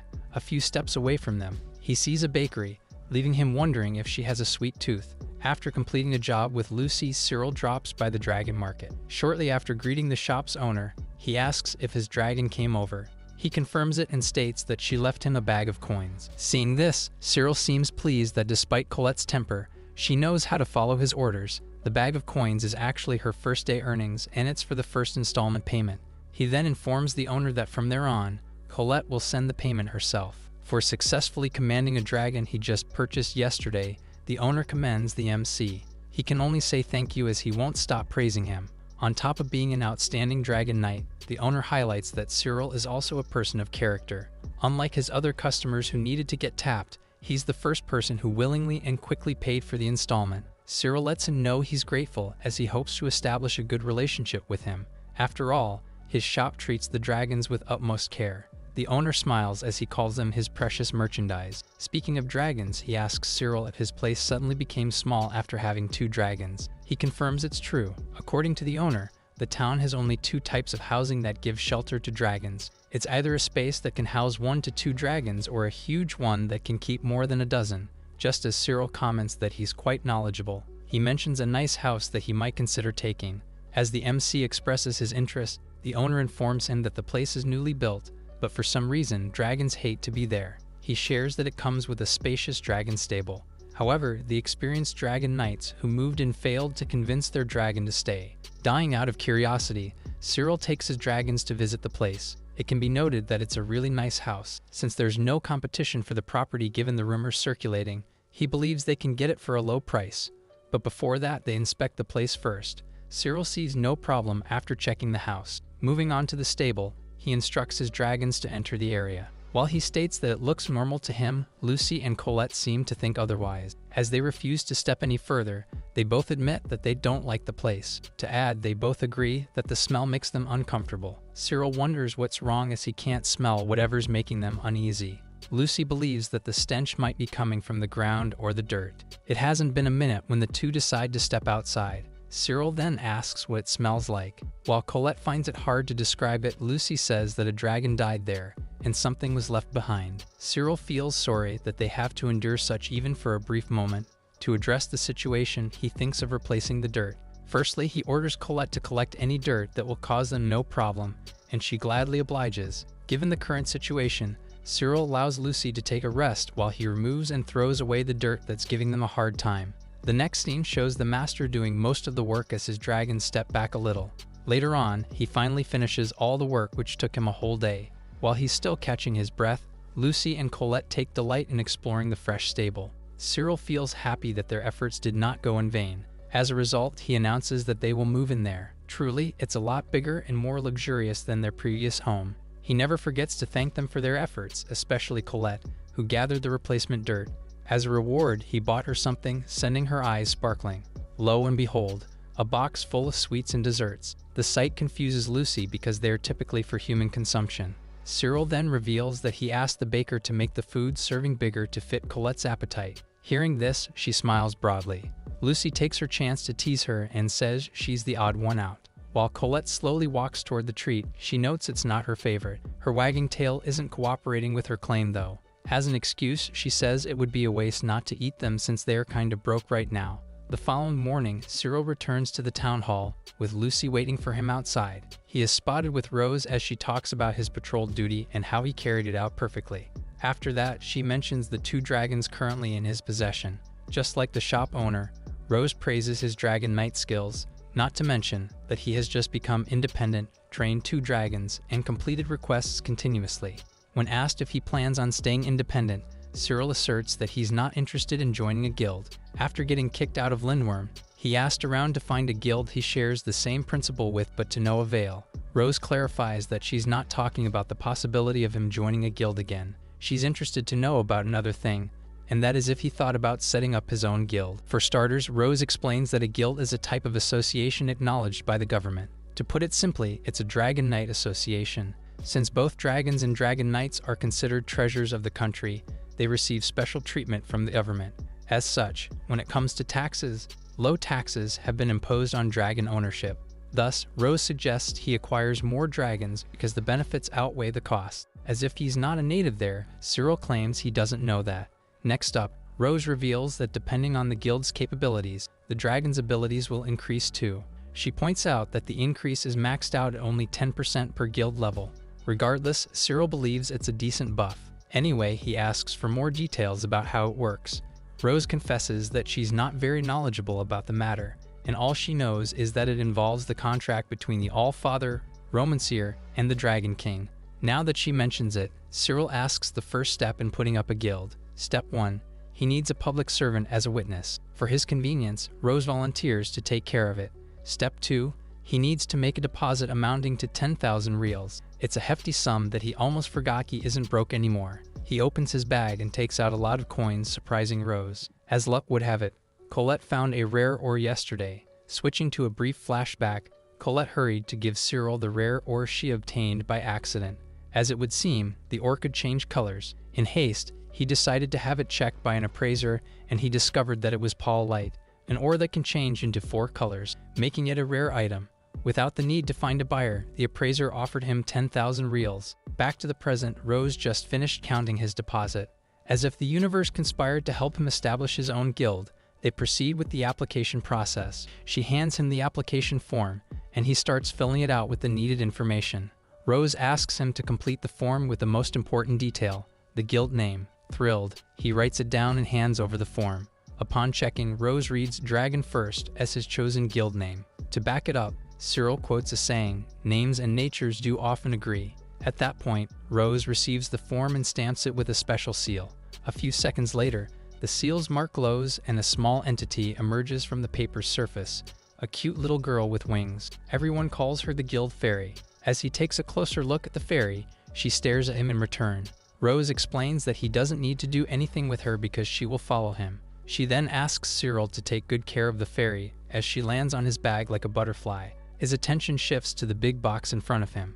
Upon opening it, he sees some collars and ankle bands. These tools measure the dragon energy that influences the guild levels. Finally familiar with something, the dragons in Lindworm have the same tools attached to them. Seeing them again, he opens up about it as he admits being uncomfortable putting collars on dragons. Rose says it's not a problem because the dragon tool shop offers other things aside from collars. By afternoon, Cyril meets with his dragons, informing them of the accessories he found in the tool shop. From earrings to ribbons, he asks them to choose what they feel like wearing. While Colette takes her time thinking about her preferred accessory, Lucy instantly thinks of a sleeping bag. Cyril almost cracks up as he explains that there's no such thing as sleeping bags for dragons, nor is it an accessory. For her second option, she requests an eye mask. Cyril plans on getting her a custom-made one. When he asks if it's her final choice, she claims she doesn't mind wearing one all the time. Since she's already decided, Cyril moves on to Colette. Feeling a bit shy, she stutters until she says she wants a ribbon. She also requests for the ribbon to be a cute one. He badly wants to tease Colette for being girly, but he knows that she'll surely throw a fit if he does. The following day, Cyril takes Lucy with him to the tool shop. Since her eye mask is custom made, the toolmaker takes her measurements. For this purchase, it will cost him 100 reals. With its price, Cyril orders 2 eye masks, so the other one can be a spare. Before they leave the shop, the toolmaker informs him that custom-made orders take a while. In the meantime, while waiting for the eye mask, Cyril is forced to wrap a collar around Lucy's neck. Even though they don't mind wearing such, he feels bad seeing them with it. Just then, Lucy shares that she didn't expect he would let her choose the eye mask. Cyril notes that it's what she wants, so there's no reason not to let her. She replies with a grateful smile. At that moment, his belt bag glows. He opens it and notices that it's actually the guild card. To his surprise, the guild level rises to 2. Thinking there's an anomaly, he returns to the town hall and asks Rose about it. There, he learns that normally, a one-man guild with 2 dragons would at least take a month to level up. Basically, the more members a guild has, the faster it is to level up. To determine if there's a mistake or something else, Rose checks the guild card. Minutes later, she comes back, informing Cyril that there's neither trace of an error nor cheating. About the latter, some people borrow a dragon and make it a part of the guild temporarily. Once they level up, they kick the dragon out. Again, the not-so-knowledgeable MC learns a new thing. Following what happened, Rose claps and congratulates Cyril for unlocking the first achievement of his Dragon First Guild. When he asks if rising to level 2 will make any difference, she says yes. She hands him a blank parchment paper, prompting the guild fairy to pop up. She jumps straight to the paper and starts sketching something. In a short while, the map of the town of Boisrausel comes into view. When he points at the glowing dot, Rose reveals that one of the features of the map is showing where his registered dragons are. Given the location, Cyril is certain that the glowing represents Lucy. Rose then wonders where his other dragon is, to which he says that she's in Millreef Mountain, so she's probably out of range. Turns out that Rose has no idea that he's letting his dragons work by themselves as she acts surprised. Anyway, to locate Colette, she adjusts the touchscreen paper map, enhancing the display range. And there you go, they found her. Rose also explains that the higher the guild level, the more convenient features he will be able to enjoy. Down to his last question, Cyril asks about the sudden level up. Well, Rose admits that she's not entirely sure, calling it a mystery. Sometime later, Cyril greets Colette as she returns home from work. Since he's got something to give to her, he chose to wait around. Once he takes the bag out, Colette can't wait to see what he prepared for her this time. It's a ribbon. She's the first to receive her accessory because Lucy's eye mask will take a while to make. It's safe to say that she loves the ribbon as her sparkling eyes resurface.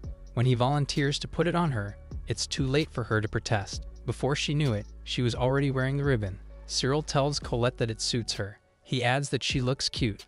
While she can't fake blushing, she claims it's obvious that she looks good. Refusing to make eye contact again, she thanks her master. After that, His bag glows once more. He quickly reaches for the guild card. Although it's shining, the level stays the same. With Colette feeling herself in the background, Cyril wonders if having a deeper bond with the dragons means increasing the guild's experience points. The next day, Cyril looks into the map and learns that Colette has been working extra hard. Lucy believes she's trying to impress him. She shares that she was cringing so hard because Colette kept giggling last night. Lucy is certain that their master's compliments kept replaying inside her head, hence putting her in a good mood. Cyril notes that Colette has been earning a lot, and praising her is the least he can do. Based on what happened last night, he's pretty convinced that his hunch was right. Looking at Lucy, she seems happy with her eye mask. Back at the town hall, he goes straight to the requests board to find another job. While looking at the posters, he notices Lindworm's certificate of commendation. Based on their achievements made over the past year, Lindworm was awarded by the country as an exemplary guild. Even though they have conflicting ideologies, he has to give credit where credit is due. Cyril hopes that one day, Dragon First will receive recognition too. Loom overhears him and tells him that he's dreaming the impossible. It appears that he already heard about his own established guild. He stresses that there's no way a one-man guild can ever be commended. With his usual smug attitude, he announces that after Lindworm's commendation, they received a lot of applications from experienced Dragon Knights, including some B-rank applicants. As stated, a Dragon Knight climbs up to the ranks depending on their achievement. Concerning the B-rank Dragon Knights, they are quite well known because they work on the front lines. Desperately trying to make him regret his decision, Loom tells him that he should have stayed with them longer. Truth be told, he's impressed with their achievements, but still, he doesn't want to join them again. Later that day, the noise from the streets draws his attention. He asks around about what's going on, and a man informs him that a dragon has escaped. The authorities announced a big hunt for it. However, they don't know where the dragon ran off to. Hearing this, Cyril says he has never heard of a dragon escaping before. As the friendly neighborhood Spider-Man, he wants to do something about it pronto, but the bed is already calling Lucy. And so, he decides to report the incident to the town hall first. Suddenly, something hits him, sending him crashing to the ground. As he scratches his head, a dragon appears in front of him, begging him to help her. He recognizes the dragon, who seems to be the one being chased earlier. With many people surrounding them, Cyril takes their conversation elsewhere. Taking the dragon into their new home, he confirms that it's Emma, a Slavic species belonging to Lindworm. According to him, their species belong to the dwarf class, but they're notably small. Despite their size, they're good in combat, so most guilds have them. When he asks Emma why she ran away, she narrates that she was carrying out a request, but she was feeling unwell. She badly wanted to rest, but they ignored her terrible condition. As a result, she messed up, to the point that her failure threatened their lives. As soon as the incident reached the guild master, she heard him say that once she committed another mistake, she would either work to death or be disposed of. Cyril isn't really surprised about how they treated her harshly, but letting her hear their awful words is a different story. Emma states that when she learned about Cyril visiting the town hall every day, she kept waiting for him there. Fearing for her life, she asks the MC to take her in. Talking to himself, he wonders if Lindworm will be open for negotiations when it comes to transferring dragons. The sound of someone slamming the gate nonstop interrupts them. Worried that they might be after her, Emma starts shaking. To make her feel any better, Cyril taps her head, assuring her that he will do anything to keep her safe. Turns out that it was Loom who was slamming the gate, and the bystanders earlier reported seeing them. Enraged, he demands Cyril to hand over the dragon. Unwilling to send her back, he declares that he wants Emma to be transferred to him. He lets him know that he's not joking around. While Loom stares daggers at Cyril, the latter repeats Emma's words about the guildmaster's plan to dispose of her. When asked where he heard such, Cyril, "There's no smoke without fire." Rather than surrender Emma, he orders Loom to let the guildmaster know that he would like to have a trade negotiation. Not even interested, he pushes him away and forcefully makes his way in, startling Emma. He commands her to return to the guild at once. Upon detecting an enemy's presence, Lucy wakes up. Annoyed that her sleep got interrupted, she literally woke up and chose violence. She roars and aims the light spears at Loom, who struggles to dodge her attacks. To his relief, he's unscathed. Defending Lucy's actions, Cyril reminds Loom that anyone would have done the same if an intruder showed up on their property, and so, he decides to retreat for the time being. Before leaving, he warns Cyril that he will make him pay. Setting her priorities right, Lucy goes back to sleep. Soon enough, the word reached Lindworm's guildmaster, Dicky. He pays him a visit to discuss his plan to take custody of Emma. He straightforwardly says that he can't just stand there and watch him get rid of her. Hearing this, the guildmaster comments that he's still the same, but he doesn't care what he thinks about him. Dickie stresses that it's pointless to keep an incompetent dragon under their care, however. Emma is still Lindworm's property, and they just can't easily give her away. When he offers to buy her out, Dickie clarifies that he's not interested in his money. Things take an unexpected turn when he tells Cyril that he should be showing an appropriate attitude when asking for something. Silence fills the air until he gets down on his knees and respectfully asks Dickie to transfer Emma. In the end, he lets him do whatever he wants. Surprisingly, he's easier to talk to than the self-righteous loon. After the successful negotiation, Lucy and Colette come into sight as soon as he opens the door. It seems that they are worried about him, so he tells them he's fine. Meanwhile, Emma can't contain her emotions upon learning that she's now free. With one thing in mind, she lets Cyril know that she wants to stay in his place. Without question, he's been collecting dragons like their Pokémon. Just then, Emma glows, all of them rather. While they have no idea what's happening, something starts to materialize. In no time, a ring magically appears on his palm. Together, the three dragons ask if he's holding an artifact, leaving him baffled. He then learns that an artifact is a hidden treasure of the dragons. According to Emma, it was created by the Dragon King with the powers of the Romancier and the All-Father. Rumor has it that it only appears to those who are loved by dragons. Cyril wants to know more about the Dragon King, but what his dragons can only tell him is that he once ruled the planet. He possessed a voice that could make every single creature bow down to him, and the Romancier and the All-Father were his followers. Cyril notes that it must be some kind of a mythical world. It is then revealed that it's their first time to see an artifact. This confused Cyril because they weren't supposed to know it was an artifact if they hadn't seen one before. If anything, Emma claims that their instinct tells them it is. Even though the artifact looks like an ordinary ring to him, what his dragons told him makes it sound like an exceptional treasure. Shortly, he asks them to keep it, leaving them puzzled. Since it's called a treasure of the dragons, he finds it fitting that they keep it, like putting it inside Colette's stomach. Terrified, she refuses to take it. As she puts it, she'll get subjected to divine punishment if she stores an artifact in her stomach. Seeing her reaction, Cyril takes his words back. In the meantime, he decides to keep it, much to her relief. He wears the ring to see if anything will change. While the dragons anticipate what will happen next, nothing extraordinary occurs. That is until Cyril sees something above their heads. He quickly grasps what it indicates. Dead curious, Colette demands that he explain what he's seeing. He walks toward her and asks if she's feeling unwell. Just as she denies it, Cyril informs them that the artifact is telling him otherwise. He shares that he can see two bars on top of their heads, one for their physical health and the other one for their mental health. Since Colette has been working by herself, Cyril apologizes to her as the exhaustion reflected on her physical health bar. She shrugs it off, but Cyril reminds her that she doesn't need to overwork herself. Thus, he asks her to take the day off tomorrow. He concludes that the artifact chose him to keep them away from overworking themselves. Against her wishes, Colette decides to take a rest tomorrow. With the ring in his possession, Cyril believes it's the best item for his Dragon First Guild. A few days later, while enjoying his tea, someone knocks on his door. It's almost midnight, leaving him wondering who's at his doorstep. Upon opening the door, a man in eyeglasses appears. He apologizes for disturbing him late at night. Once inside, Four Eyes introduces himself as Lauren. When he mentions that he wants Cyril to take on a request, he asks, "Why me?" At that instant, he learns that he was referred to by none other than Lady Catherine. Back to the request, Lauren speaks about a Dragon Knight guild that failed to complete an expedition. As mentioned, an expedition involves fighting against a horde of monsters. Given that it's dangerous, finishing the expedition comes with fame and generous rewards. In some cases, however, casualties for both dragons and dragon knights have been reported. When he asks about what happened to the failed expedition, Lauren reveals that the frontline troops did not make it. After recovering from being taken aback momentarily, Cyril comments that such an incident hasn't happened for the past 5 years. Lauren continues and says that his mission is to retrieve the Dragon Knights' wills which they carried with them for the expedition as part of the guild's rule.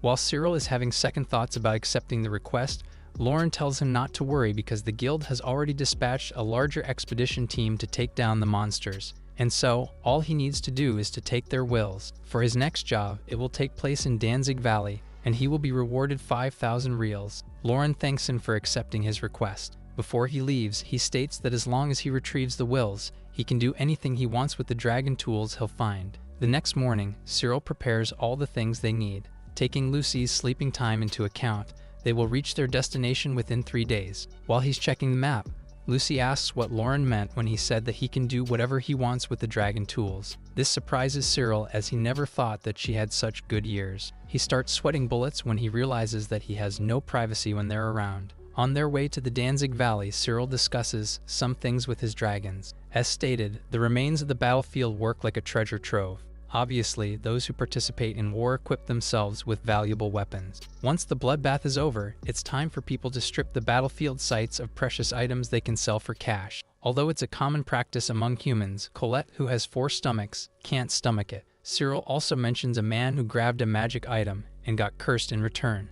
Hearing this, Emma comments that he's risking his life. To somehow change their perspective, Cyril explains that the equipment used by Dragon Knights is more expensive than that of ordinary soldiers, meaning to say, aside from the reward of 5,000 reals, he can get more. Having said that, he feels bad about it. After 3 days of traveling, they've finally arrived at the Danzig Valley. They take a little rest before resuming their mission. Following the map, they find themselves standing before a gruesome sight. As he lets his eyes wander, he notes that there are approximately 20 humans and 30 dragons who have traveled to the afterlife. Upon seeing the lifeless bodies, Cyril feels sick to his stomach. When he asks Emma if she's sensing any threat, she says that the area is clear of any hostility.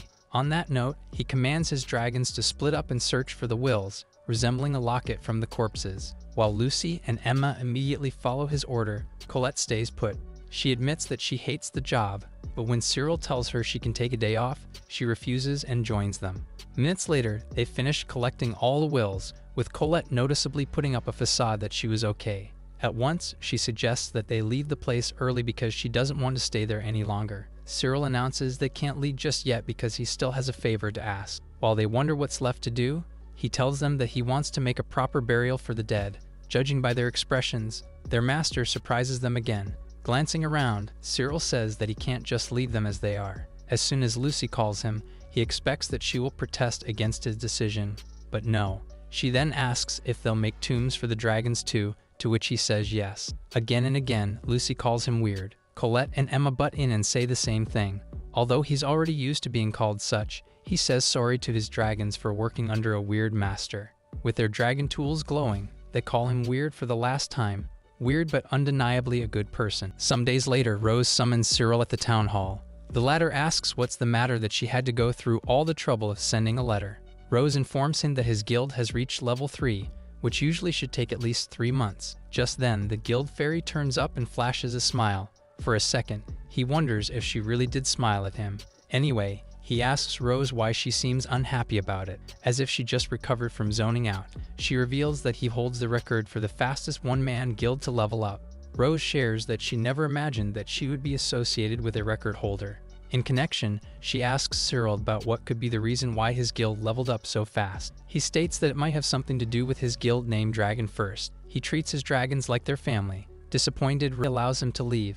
Now that his guild is at level 3, he is free to use the guild storage. The guild storage looks like a normal warehouse from the outside. What makes it special, however, is that only the members and dragons of the guild can enter the space. He wonders what can happen if he combines Colette's ability with the guild storage. It appears that the news about Dragon First reaching level 3 in a short amount of time has already spread like wildfire. While there are people who look interested, some stare at him with suspicion. Now that he's gaining attention, he feels a little uneasy. On the way home, Cyril notices a carriage near his house. After a while, a girl comes out of it, revealing that it's the princess herself. Claiming that she's been wanting to meet him, she mentions his achievements. From completing multiple jobs to establishing his own guild that's now a record holder, the princess congratulates him. She also states that he's currently the most sought-after Dragon Knight. Cyril doesn't really know what to say. As they start to get an audience, he invites her inside his house. There, he asks what's her business with him. Calling him the goat, the princess says she has a favor to ask. He feels awkward about the way she addresses him, but she stresses that he deserves it. Concerning her request, she wants to put a special dragon under his care. Cyril feels grateful to be offered a job directly from the princess. It's a heavy responsibility, but since it's about caring for dragons, he's confident that he'll ace it. He asks if she's sure about choosing him, to which she says that he trusts him. And that's it, Cyril accepts the job. He then learns that the princess is entrusting him to take care of a phoenix species. Still processing his thoughts and emotions, he asks if she's referring to the dragon known as the Child of God. Upon confirming it, He asks the princess why she would give him a duty that concerns the child of God. Suddenly, her face turns red and she starts fidgeting. Seeing this, Cyril expects to hear an embarrassing reason. In a low tone, she confesses that he wants to see him riding on the child of God. Hearing her own words, she completely loses it. To cover it up, she mentions his guild being small, so she wants to boost its reputation. Setting her first reason aside, he expresses her appreciation for her concern. Later that day, Cyril and the princess are seen riding on Lucy. She comments that this time, she's giving her a 5-star rider rating.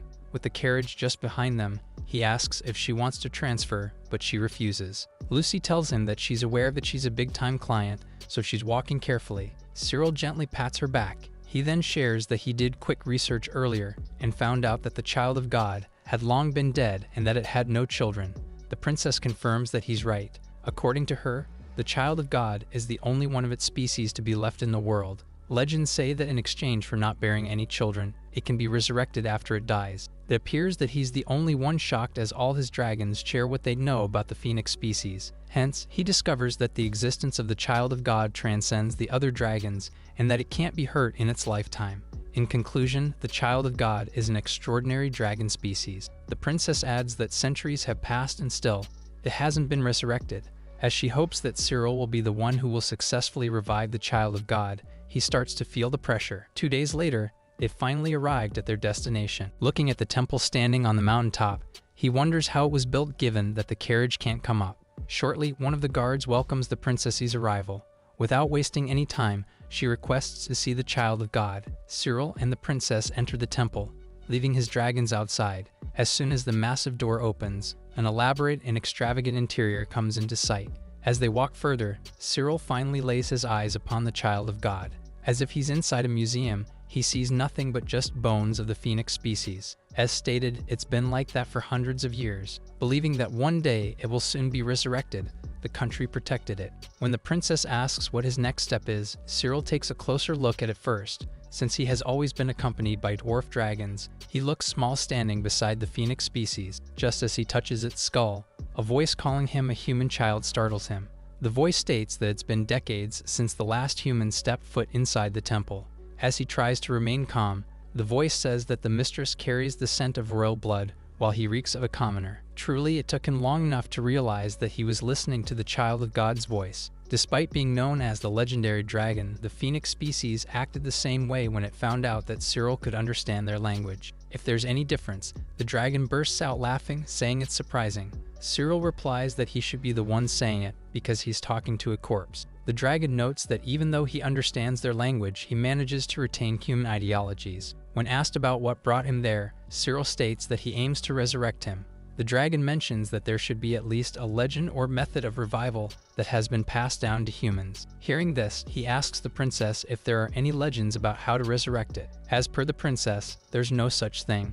For the second time, the dragon roars with laughter. As the child of God itself mentioned, it's either the humans have totally forgotten the legend, or the people in power have disposed of the documents about the revival. Anyway, it's the dragon's lucky day as it just stumbled upon someone who understands their language. There and then, it commands Cyril to set its bones on fire. Through this process, the child of God will be resurrected from within the flames. Knowing full well that its skeleton is considered a natural treasure, he's a bit reluctant to set it ablaze. However, he knows that dragons never lie, and so, he informs the princess that he will now begin the child of God's resurrection. He then alerts her that she might get surprised. Unaware of what's going to happen, she allows him to do as he pleases. Soon afterward, he lights up a matchstick and tosses it to the skeletal remains. As the bones get engulfed with flames, the princess panics. In a short while, the flames grow brighter, and as it slowly disappears, the true form of the child of God emerges from the smoke. Laughing maniacally, the phoenix dragon expresses its gratitude to Cyril as it finally gets revived. Soon enough, they'd get a clearer view of the child of God.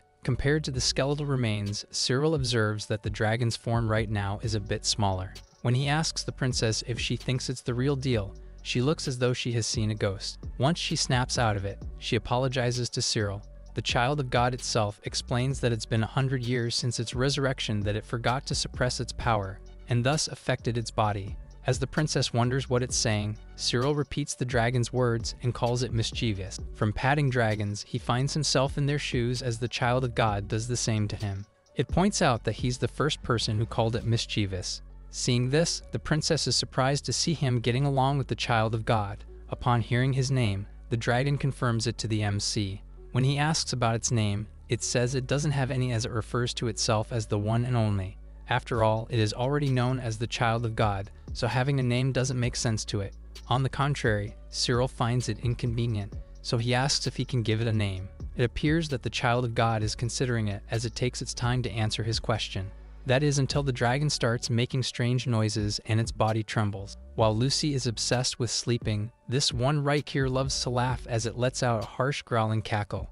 It's so intense that the temple starts shaking, leaving Cyril and the princess alarmed. The dragon apologizes for unintentionally causing a landslide just by laughing loudly.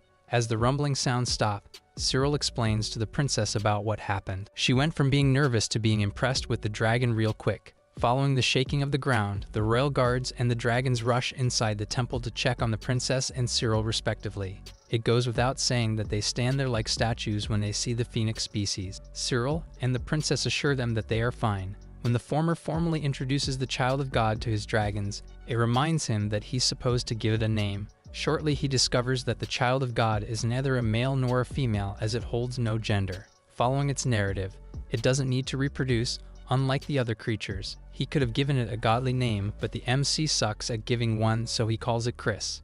The child of God accepts it, and as easygoing as he is, he keeps laughing, sending Cyril anxious as he might cause another landslide. Curious, the princess asks what they are talking about. Cyril informs her that he has given the dragon a name. With the princess's reaction, he wonders if he's being disrespectful for not considering her thoughts. Since the child of God himself acknowledged the name, he tells Cyril there shouldn't be a problem. Things escalate quickly when Chris asks him if he has any openings left. While Cyril is unsure about what he means, Chris asks him to form a contract with him. The latter gets confused when the former, who's a dragon knight in the first place, doesn't know about making a contract. He asks the princess if she has any idea about a human and a dragon making a contract, but she's not familiar with it at all. The same thing goes with Lucy, Colette, and Emma. They never heard of it. Shocked, Chris concludes that during the years that he was gone, dragon contracts have been buried, the same way the legend about his revival has been washed away. Cyril then asks about the contract he's saying. Rather than explain it, Chris decides to show it. He asks for a drop of his blood, and he follows his orders without complaining. Instantly, the blood floats. Scratching his claws, Chris says is because of his magic. As the blood remains afloat, a magic circle forms on the ground. After a while, the blood returns to him, and a magical aura forms outside his body. There and then, Chris announces that they have just been bound by the contract. In connection, he can now use a portion of the dragon's power. As someone who has complete control of the flames, Chris asks Cyril to set himself on fire. As he gets surrounded by flames, the princess worries that he might get burned into ashes. Cyril then steps nearer to the fire. Surprisingly, he didn't get roasted alive. While he's at it, Chris shares that controlling and producing fire is his unique skill. In exchange for giving him a name, he lets him experience what it's like to be a firebender. Meanwhile, the princess, who's simping over Cyril right now, can't believe that he just added another feat to his list. Clenching her fists, she informs him that she has another request. This time, he asks for his permission to let her invest in his guild. When he asks if she's serious about becoming a patron, she says yes. Indeed, with his Dragon First Guild operating like a startup company, he couldn't ask for a better patron. As the princess pleads with Cyril to allow her, he feels like he should be the one in her position, the one who's begging. Much to her delight, he accepts her offer. A few days later, Chris is seen at Cyril's residence as he becomes the newest addition to his growing number of dragons. He learns from Chris that he can also form a contract with his lady dragons. Always so full of energy, he urges Cyril to ask more questions. With her eyes squinting, Colette seems not to like him. On the other hand, Lucy and Emma both agree that he's arrogant.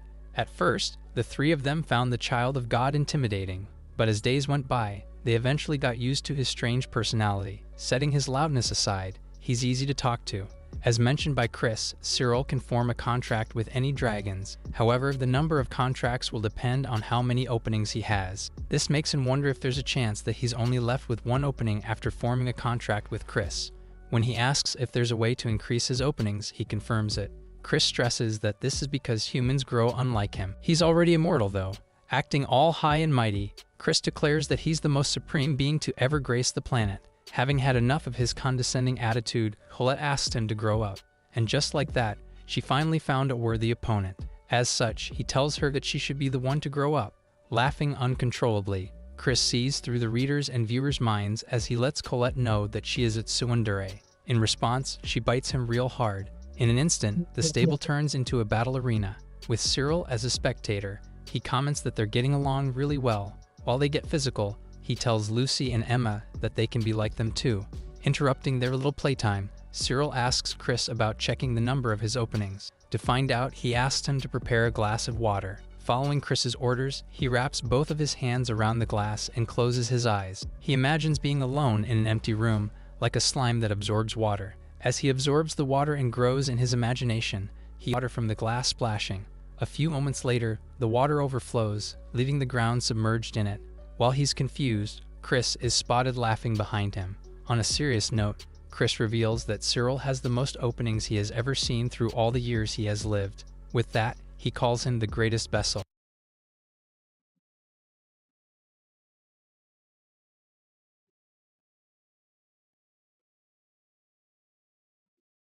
Okay.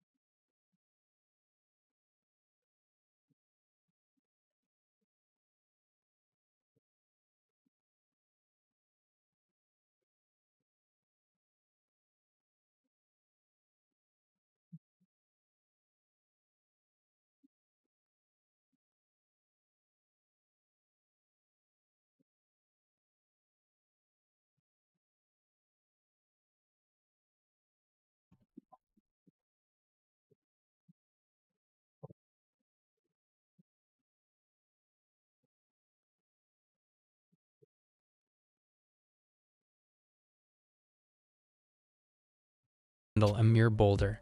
With that in mind, he tried hitting it with all his might. but Shifa became frustrated because it wouldn't break, and he began to fear that he wouldn't become an adventurer at this rate.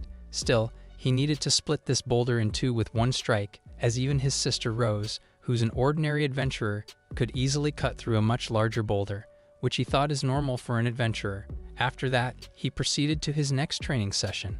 To become an adventurer, his sister also told him he must be able to handle a dragon. After all, she could defeat a much larger one, which made him believe that adventurers were truly the best. Shifa actually lived with his sister in the middle of nowhere. Though it was just the two of them, they lived a comfortable life because his sister was an adventurer and provided for him. Upon arriving home, he was immediately greeted by his sister Rose, who asked if he managed to defeat the dragon in his training to be an adventurer. Truthfully, he didn't really know what an adventurer was, but whenever he went to town, he saw or heard about adventurers, like when he heard they defeated Kuga and were promoted. Seeing all the adventurers looking lively, he began to want to become one himself, and then one day, he told Rose that he wanted to become an adventurer. Upon seeing her surprised look, he quickly clarified that he couldn't always rely on her, and that he wanted to understand the big world. After hearing this, Rose finally accepted his dream but made some conditions. That was a year ago, but he still couldn't cut a giant boulder in two or defeat a dragon by himself. With that being said, Rose suddenly asked him if he saw the dragon she defeated, and wondered if he loved her even more because she's amazing. Without hesitation, he declared that she was amazing and that he loved her even more, which took her by surprise. Still, she reminded him that he needs to be stronger than anyone if he wants to be an adventurer, and he must be able to fight on equal footing with someone like her, which made him realize that she would duel him with a spear today. However, going one-on-one with his sister was the hardest part for him. In his second year of special training, Rose took him to a place called the Valley of the Flame Emperor. It is known to be a place for scary monsters and somewhere non-adventurers rarely visit. In the name of becoming an adventurer, she asked him to defeat all the monsters there, but she also told him that if he found it too scary, she would protect him, and he wouldn't need to become an adventurer. However, he declared that he was a man too, and would be the one to protect her someday. After finally agreeing with him, she pushed him while also reminding him to take care, and to stay away from the shrine in the depths of the valley. After a while, he finally conquered the Flame Emperor's Valley and was asked to proceed to the Thundering Hills to defeat all the monsters there to become an adventurer. Thus, he went on to the snowy mountain of the Ice Princess, the Castle of Darkness, and even sparred with Rose. But after coming home, he was also asked not to just gain strength, but also to read books to gain knowledge. But as he read about the superclass adventurer rank, he thought it was too early for him to aim that high. In response, Rose pointed out that all adventurers aim for the top, so it's better for him to strive to be the best if he plans to become one. Thus, he proceeded to read most of the books about combat and the 7 danger zones that even upper-class adventurers should not enter. But Rose snatched it and exclaimed that it was a mistake. 4 years had passed since he told his sister that he wanted to become an adventurer. Due to his sister's important words, he managed to endure until today.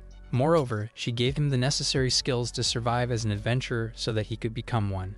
With that, he finally managed to cut the giant boulder in half and defeat the dragon. Satisfied with this, Rose then challenged him to a duel. Facing his sister one-on-one, Shifa felt that this would be the day he would win, so he charged ahead, making it look like a straightforward attack, but he also wondered about her moves since she could easily follow him.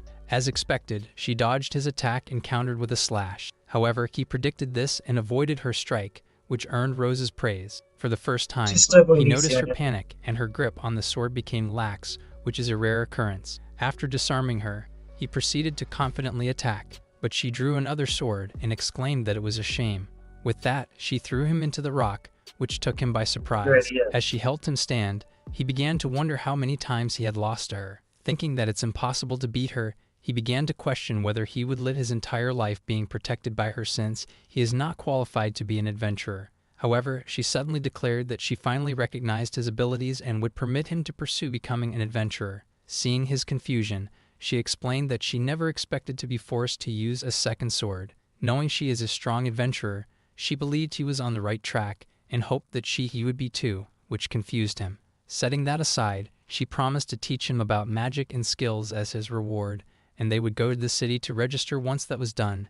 In response, he happily thanked her, but she reminded him that they were still outside. After the season with his sister passed, he was now 15 years old and a young adult. Still, he continued to ask Rose if he looked weird, to which she answered that she was not embarrassed to be seen with him as an adventurer, and that he looked cool. Now all that was left was for him to become an adventurer. Nevertheless, he was happy to also learn the magic and skills his sister possessed, which took some time, especially her most proficient magic called storage magic. Now the place to utilize everything he had learned lay before them, the Adventurers Guild, where they could register as adventurers. However, he noticed that the place was the adventurers' training grounds, which made him think they were in the wrong place, but she assured him they were not, and explained that he must undergo practical training first because adventurers often form parties and need to learn about teamwork and other aspects with their comrades. With that in mind, she urged him to keep training and assured him that she had already taken care of all the paperwork. After she left, Shifa was alone inside. He immediately proceeded to the reception, where the woman quickly asked him if he was Shifa.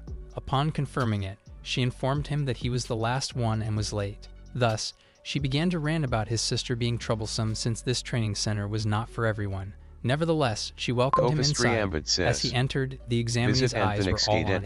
When the woman instructed him to take an empty seat, someone intentionally tripped him.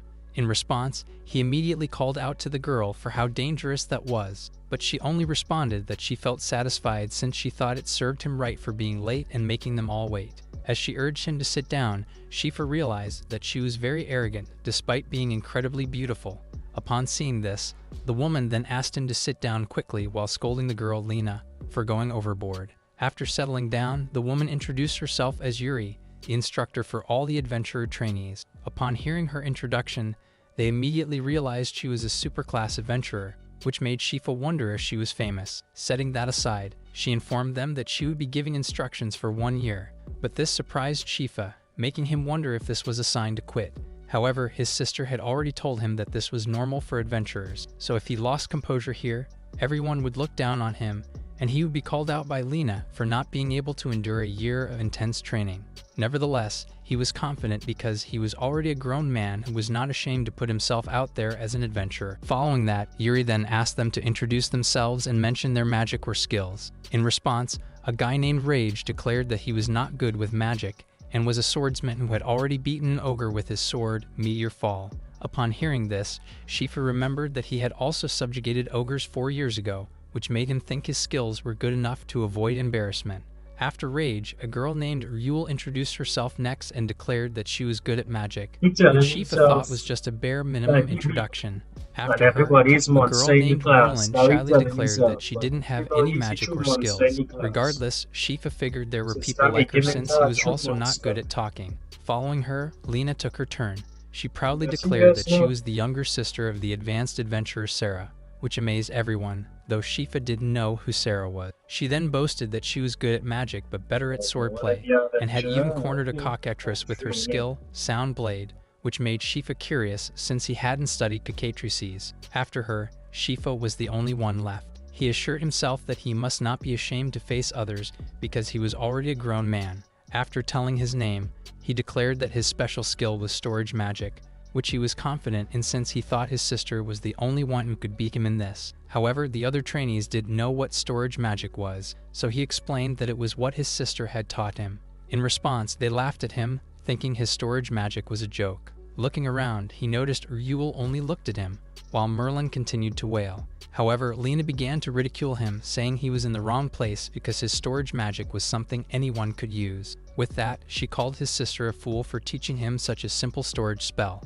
but he immediately retaliated and asked her to take back what she said about his sister. However, Lena refused and exclaimed that she hated obeying weaker people like him. Witnessing the tense atmosphere, Yuri quickly stopped them and suggested they fight instead since she was also planning to hold a mock battle to see how good everyone was. Thinking a mock battle would be quicker and feeling he couldn't back down after his sister was insulted, he declared he didn't mind, to which Lena also agreed. Later at the training ground, Rage tried to remind Shifa that he would get hurt because Lena was the sister of the sound sword Sarah, but Shifa responded that it didn't matter. Though most of them assumed he would lose, he planned not to be easily beaten and aimed to hit her once to make up for insulting his sister. But before they started, Ryul suddenly asked for his name, making him notice she was the beautiful girl appraising him earlier. He then answered that his name was Shifa, but she asked for his family name instead, so he said it was Alien. Hearing this, she then informed him that her name was Ryul Ix, and declared she would be rooting for him in the duel, which he thought was weird. Following that, Yuri proceeded to tell them the rules. They were forbidden to inflict injuries or take lives, but they could use any magic skill or number of weapons, and there was no time limit. When either side admitted defeat or she determined the battle was too difficult to continue, she would decide the winner and loser. Meanwhile, Shifa noticed Lena's confidence and thought she must be stronger than anyone her age, so he decided to proceed with caution. But she also noticed that he wasn't holding his weapon, to which he answered that he was fine. However, she speculated that he was underestimating her, but it was actually because weapons could be taken out at any time with storage magic, allowing him to choose based on the situation.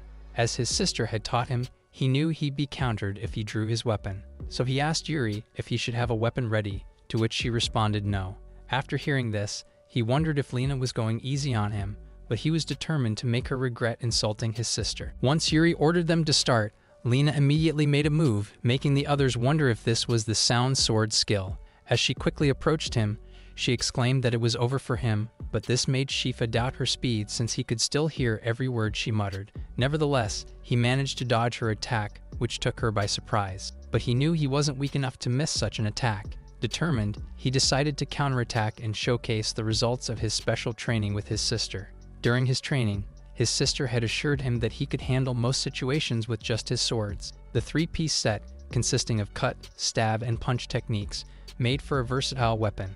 With that in mind, he drew his holy sword, Durand, and this surprised everyone. Regardless of that, he proceeds to attack Lena.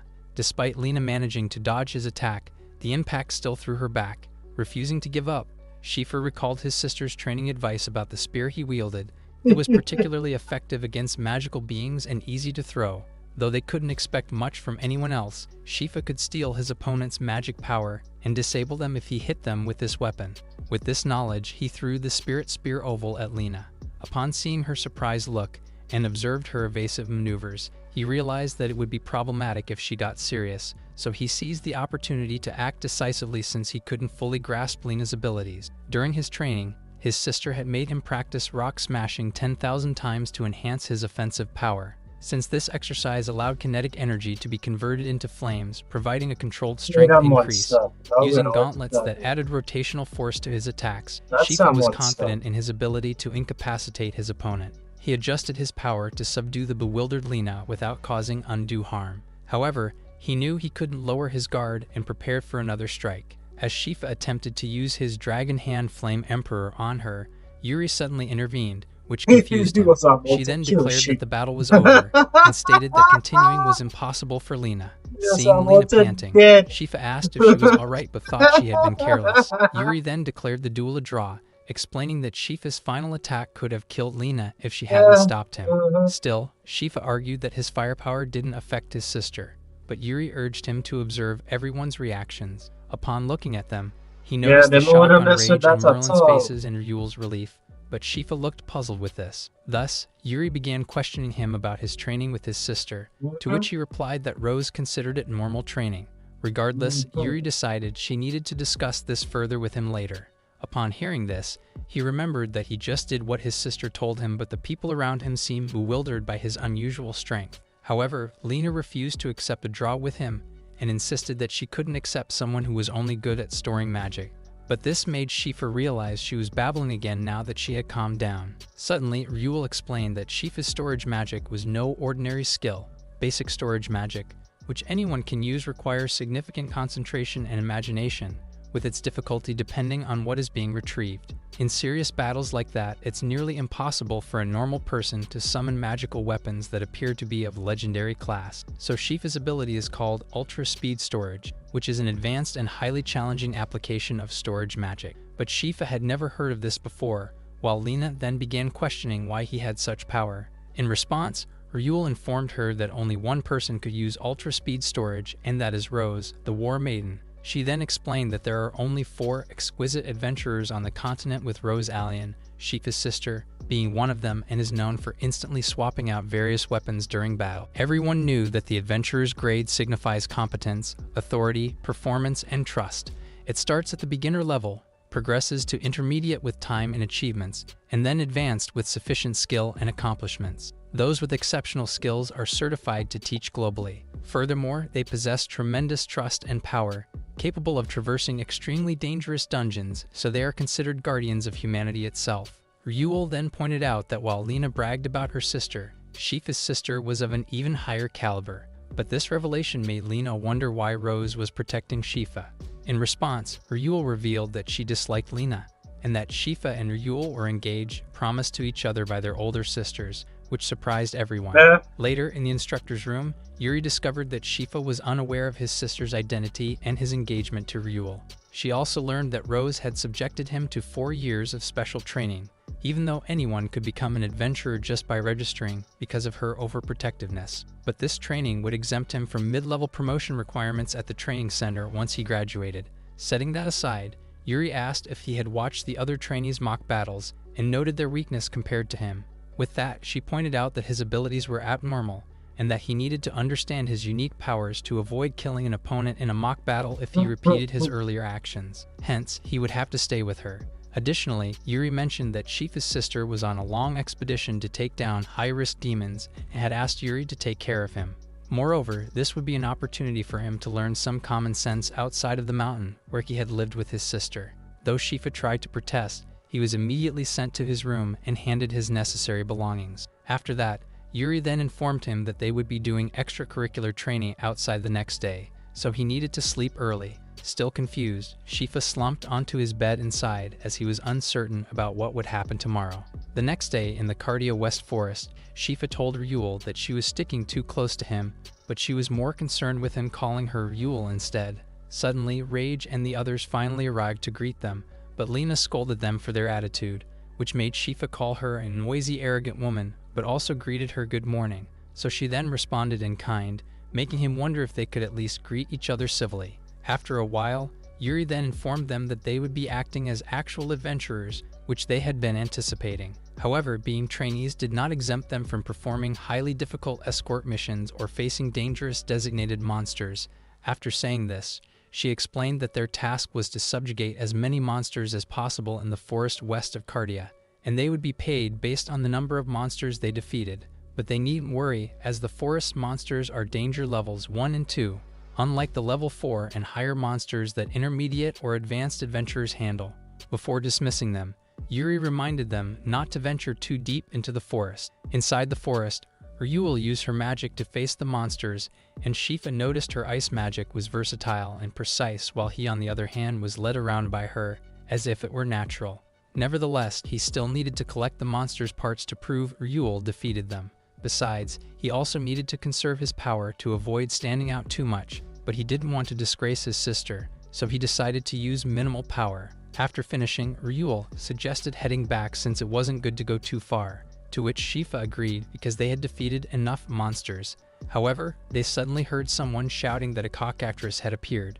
Knowing the cockatrice had a level 4 danger designation, Shifa decided to intervene despite the danger. Upon seeing it, he couldn't believe such a creature would appear in a forest with only level 1 and 2 monsters. Nevertheless, he urged the others to leave the cockatrice to him and take the wounded to the instructor. However, Rage doubted Shifa could defeat it alone, but Shifa insisted they needed to act quickly.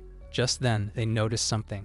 As Lena faced the cockatrice, she ordered the others to escape while she handled it alone, but Rage felt uneasy about leaving her. Suddenly, the cockatrice began releasing smoke, and Shifa quickly realized it was poison. So he called out to Lena and warned her not to inhale it, but she got angry because he kept calling her an arrogant woman. Thus, she then proceeded to raise her sword and quickly disperse the poison. As she continued urging them to leave, Shifa finally believed that she had the cockatrice cornered like she said before. Upon hearing this, Rage informed them they could evacuate with the wounded now, but Shifa insisted they stay with Lena. With that, she reminded them not to get in her way.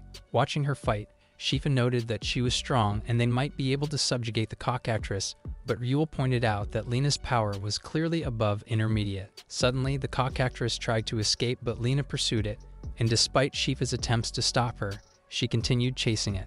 As they ran, Shifa noticed the beautiful surroundings and realized they had ventured far into the forbidden part of the forest. Knowing this, he threatened to take Lena back by force, but she was determined to subjugate the cockatrice.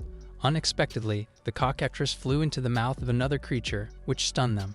Upon witnessing the cockatrice being eaten, Lena immediately panicked, while Yul then urged Shifa to run away quickly. since what stands before them is a dragon species called pterosaur, with an overwhelmingly large body and is a designated level F still. Lena insisted on taking care of it herself while the others ran away, but the pterosaur suddenly growled at them, indicating that they were seen as enemies or prey. Despite this, Lena refused to back down. Even though Ryul tried to stop her, Lena continued urging them to leave. Seeing her tremble, Shifa realized she knew she didn't stand a chance but was still trying to protect them.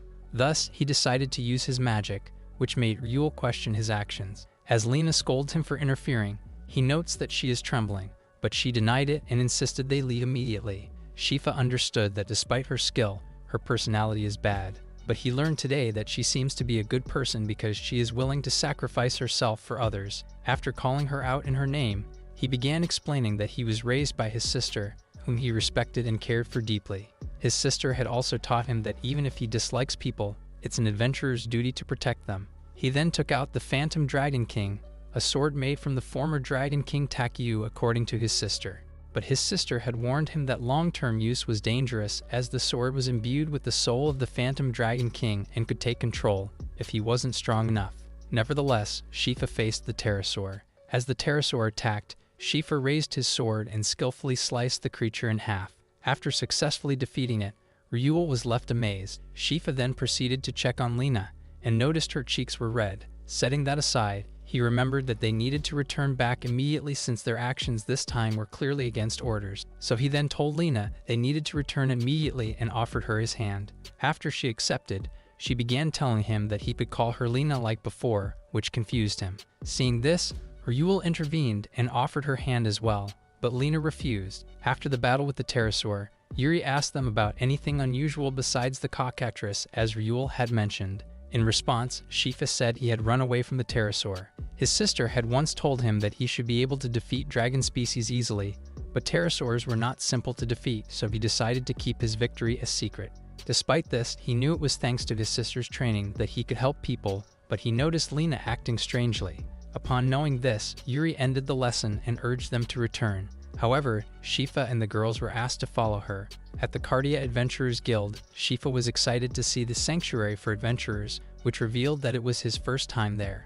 Inside, he noticed the adventurers he aspired to be and his sister's peers. After that, they were greeted by the receptionist, who recognized that Yuri had completed her request. But Yuri informed her about the cockatrice in the Western Forest, causing a stir among the adventurers. However, when Yuri mentioned they also encountered a pterosaur, the others were skeptical until they realized Yuri was serious. Thus, she decided to show them a proof and asked Shifa to take it out. Upon hearing this, he figured out that Yuri actually found out. After he reluctantly took out the pterosaur's tail, the receptionist immediately ran to call for the branch manager. On the other hand, the girls began asking Shifa when he defeated the pterosaur, but he didn't actually want to reveal it despite his curiosity about the reward. Meanwhile, other adventurers began to question if he really defeated the pterosaur alone, making him realize how unusual the feat was. Still, they wondered why a pterosaur was in the Western Forest, which concerned Shifa if it was a problem. Suddenly, a young girl exclaimed that it was indeed a problem, since a pterosaur appeared in the West Forest and a phoenix was seen in the distance. However, she assured them that the world was peaceful and quiet. Puzzled by her presence, Shifa then asked if she was a lost child since the guild was for adventurers only. But this made the adventurers laugh because it had been a while since someone called the branch manager a kid. Upon hearing this, Yuri and the others immediately gave him a look, while the branch manager on the other hand called him an interesting kid.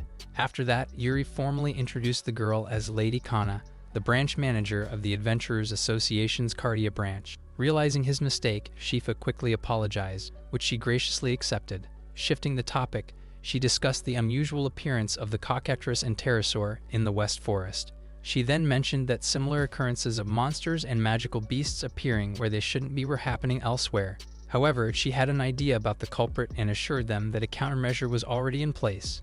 Kana then revealed that the appearance of the phoenix had disrupted the activity range of demons and magical beasts, causing these changes. Yuri pointed out that a phoenix is a mythical beast with a danger level of 20, whereas the cockatrice is at level 4 and the pterosaur at level 7. But Kana confidently stated that they could handle these threats in the near future. Setting that matter aside, she then questioned Shifa about how he, a trainee, managed to subjugate the pterosaur. Upon learning his name, she was surprised to discover that he was Rose's brother.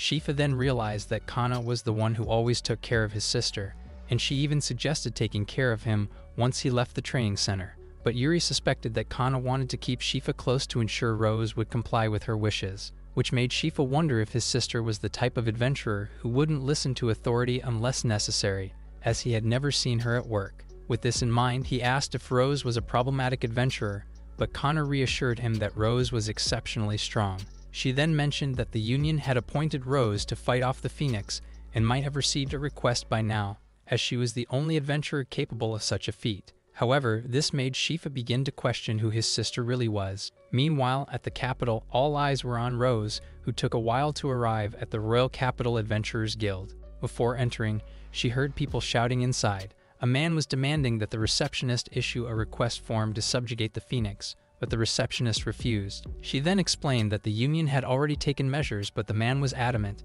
and cited the deaths of many young adventurers due to the Phoenix chasing higher-ranking monsters. Seeing the argument, Rose intervened but was immediately silenced by the man.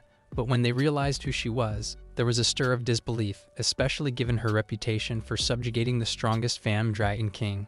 Upon seeing her beauty and the mark on her chest, the receptionist quickly recognized Rose and asked what she could do for her. In response, Rose explained that she came to report the completion of a subjugation request she received at the Cardia branch. As she confirmed it, the receptionist found out that it was a request to exterminate the military dragon at a high danger level all by herself. However, the man doubted that she is capable of annihilating the monsters by herself, including defeating the military dragon, but this led Rose to respond curtly to him.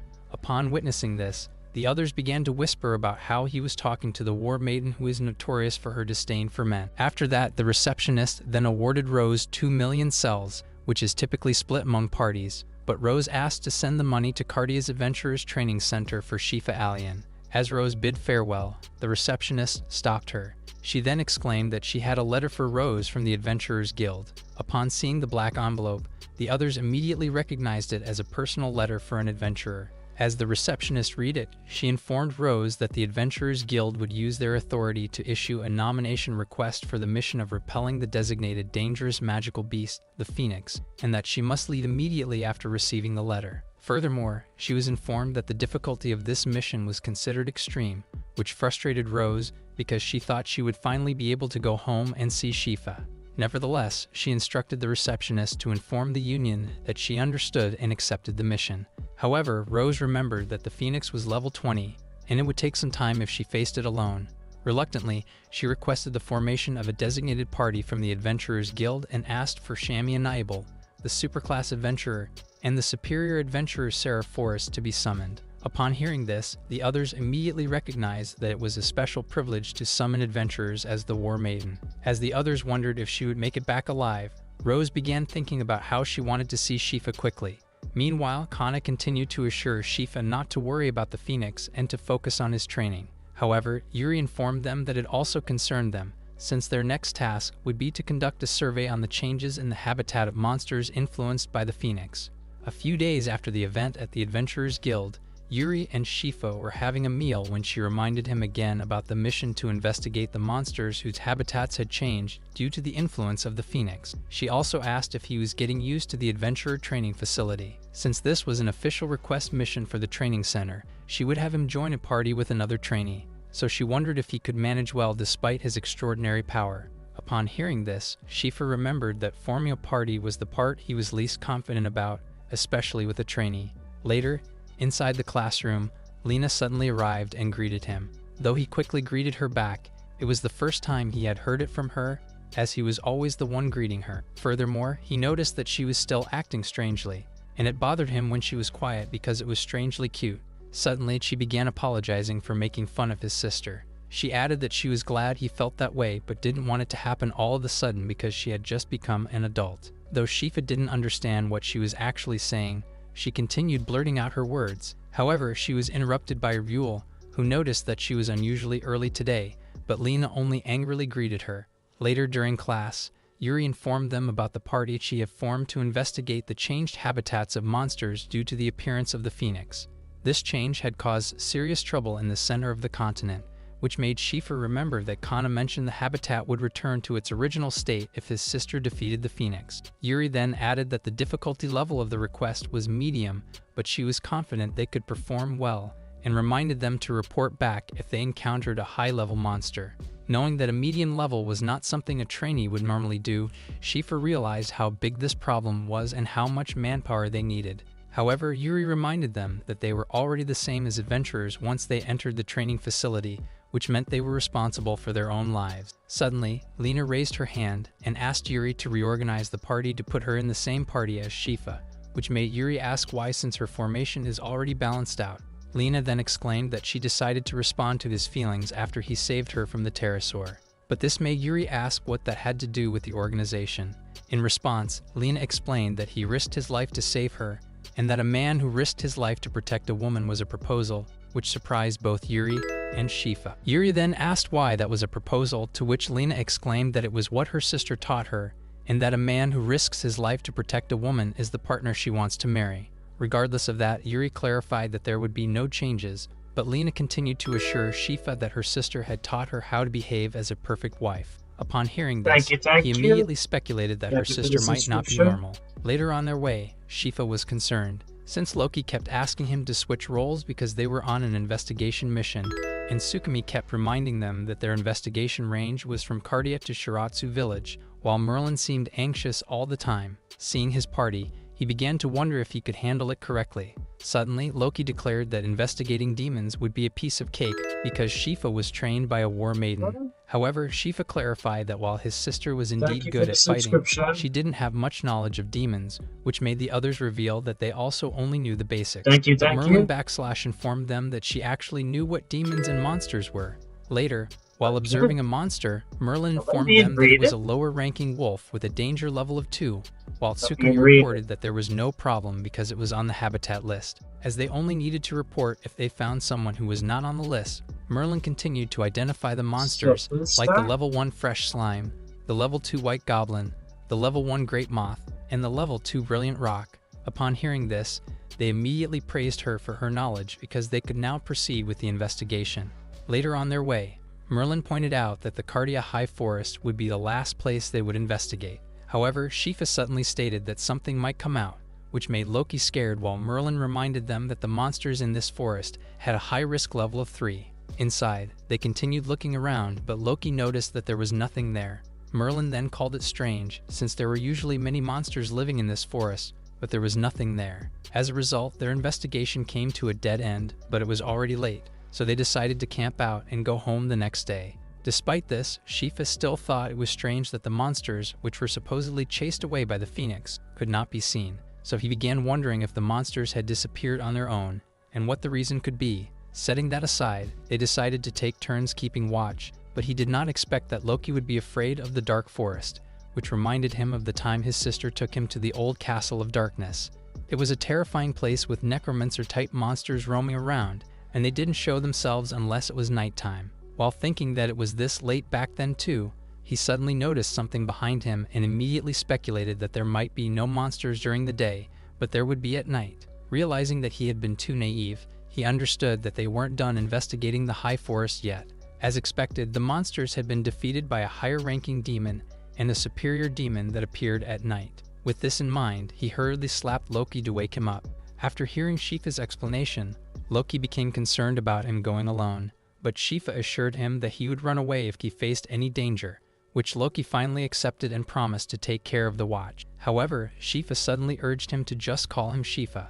Later on his way, he noticed that Merlin was following him. She then explained that she had overheard what he said earlier, and though she might become a burden, she figured out that he might not know the demon's name, to which he agreed. Thus, he decided to go with her. As they walked, he immediately sensed something and hurriedly grabbed her to hide. As expected, a demon suddenly appeared. Merlin quickly recognized it as a level 8 Dullahan, which was higher than the pterosaurs and a demon that should not exist in this forest. She also added that it has the life force of the living and can feel it even through obstacles, so they would be found out soon if they just stayed still. Shifa knew that it would be hard to escape through the forest while protecting Merlin. With that in mind, he decided to use his storage magic. However, the Dullahan immediately sensed them and drew its sword to attack. Though they managed to dodge, Shifa realized that the Dullahan could truly sense their presence. In response, he proceeded to attack using his speed to see if the demon could react. Certainly, the Dullahan managed to see him, but Shifa quickly blocked its sword. Upon seeing him get thrown, Merlin immediately called out to him, but Shifa on the other hand began to worry about how troublesome the Dullahan was compared to a pterosaur. Regardless, he decided to surpass its reaction and observed that the surroundings were filled with obstacles and trees. Knowing that a long-range weapon would be hard to use, he decided to take out a suitable weapon. As he charged at the Dullahan, he remembered his sister telling him that a Kodachi is good at making small turns and is perfect for fighting in confined spaces. Besides, this Kodachi is also effective against magical beings, so he should definitely have it in case of an emergency. With that in mind, he hurriedly took out the Kodachi. Meanwhile, Merlin continued to watch as they were about to clash, but she suddenly informed Shifa that the Dullahan's weakness was the flame on its head. Upon targeting the flame, Dullahan's body finally fell down before them. Surprised by this, Merlin exclaimed that physical attacks should not work on undead creatures, so Shifa then explained that the Kodachi consumes the target's magical energy and life force. He also recalled that his sister used to mix it with blood she got from a vampire princess, which surprised Merlin to hear it's from the vampire princess Luciella. She then began babbling about how the vampire princess Luciella is a level 28 legend class archdemon species, and asked if he knew her, to which Shifa said yes. Upon confirming it, she quickly stated her wish to also see the vampire princess, but this revealed her nerdy fascination with monsters and beasts. Thinking about her along with Lena and Yule, Shifa began feeling like he had met a lot of odd girls since entering the training center. Regardless, Merlin continued to praise him for easily defeating the Dullahan, but he clarified that he was able to do it because of her and everyone else. With that being said, he remembered that this was his first official request and adventure in a party. Seeing that he had just made one step as an adventurer, he felt like he was moving forward. After that, he then suggested they continue their investigation. However, they noticed something, and Merlin immediately recognized it as a level 18 monster designated as dangerous, since it was a Tamami. But this made him wonder why the monster looked so sad. Initially, they were just supposed to investigate Cardia High Forest, but Shifa did not expect to run into such a formidable opponent there. Suddenly, the Tama sensed their presence and recognized that they were humans. She then began asking them to show her that they meant no harm, but Merlin noticed that she heard the voice in her ear, which made Shifa wonder if it was some kind of technique. He then considered running away, but knew he couldn't leave Merlin behind, leaving him no choice but to fight.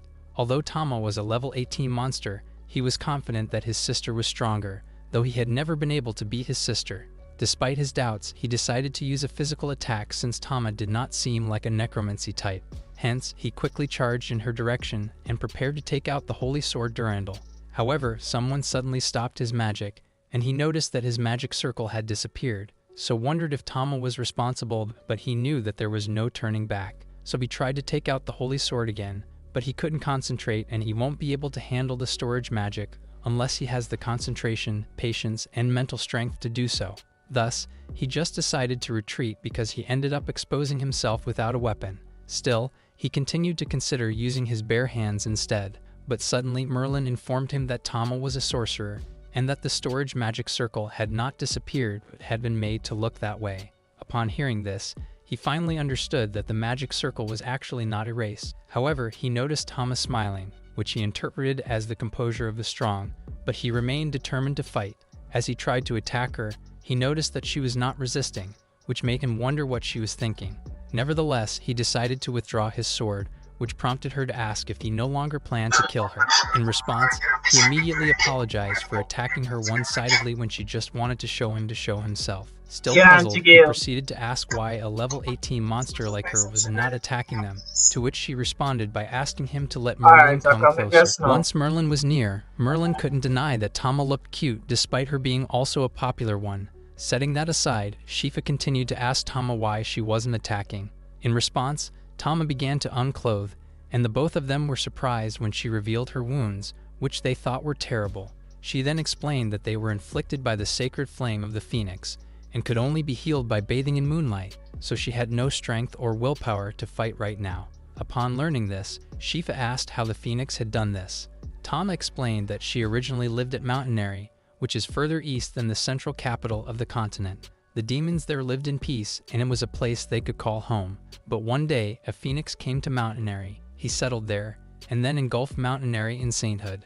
As a result, many monsters and demons were driven out of the mountain, leading to the appearance of Cacatrices and pterosaurs. Though she tried to fight off the Phoenix, she was no match for it. Since the wounds could only be healed by being bathed in moonlight, she decided to be treated here in this forest. Upon hearing this, Shifa still asked why she stopped them, but she suddenly bowed before them and begged them to let her go because she wanted to return to Mountainary and slay the Phoenix once she recovered. Tama knew that they would report her to their superiors, but she asked for time to heal, as she had no way to resist if someone else attacked now and she still wanted to go home. However, Shifa wondered if he could trust her. Suddenly, Merlin whispered that Tama was known as the guardian deity of Mountainary, and although she was classified as level 18 because of her power, there was no record of her attacking humans on her own. Despite this, Shifa still thinks she could do it even though she is a guardian deity. Suddenly, as Tama thought of home, Shifa touched her tail, so she immediately questioned him, and he answered that he noticed her tail was on fire, but not hot and was actually fluffy. Merlin also confirmed this by touching it as well, making Tama exclaim that she was sensitive there. Nevertheless, Shifa began to sympathize with her after he realized that she had fought to protect her home. Moreover, she didn't seem like a bad person, and he's certain that no man could refuse such a request from a cute girl. Thus, he finally accepted her plea, but he clarified that he couldn't lie in his report, so he would explain that she was not dangerous and would not let anyone harm her. Hearing this then made Tama glad, but Shifa informed her that the Phoenix might be defeated by the time she returned, as his sister was sent to subdue it. However, Tama didn't mind as long as she could go back home. After hearing this, Shifa instructed her to focus on healing and return home once she was well, which made her thank him wholeheartedly. After no longer feeling bad, he noticed her good attitude and manners, which made him wonder if she was indeed a guardian deity. Following that, they began to bid farewell to her as dawn approached, and with the others still waiting for them. In response, Tama reminded them to stay safe from monsters, which Shifa thought might be impossible. On their way back, they encountered some jack-o'-lanterns and a wisp, so Merlin was surprised by the number of necromancer-type monsters, but they showed no interest in them. On the other hand, Shifa just realized that weak monsters could be controlled, making it dangerous if there were any malicious intent. Nevertheless, their investigation at Cardia High Forest, which had transformed into a completely different world at night, finally ended. Upon returning, they reported that the monsters and demons that should have been living there were nowhere to be seen, but there are necromantic types of monsters at night. They also mentioned the level 18 monster, Tama, who was hiding to heal the wounds inflicted by the Phoenix and posed no threats, so there's no need for subjugation. With the report done, all that was left was for his sister to subjugate the Phoenix quickly. Thus, Shifa began to wonder where she was now and what she was doing. Meanwhile, at the central capital of the continent's Adventurers Guild, a woman began to feel impatient because Rose was late after calling them out, but another woman reassured her that Rose was probably just busy since it was a high-danger level mission.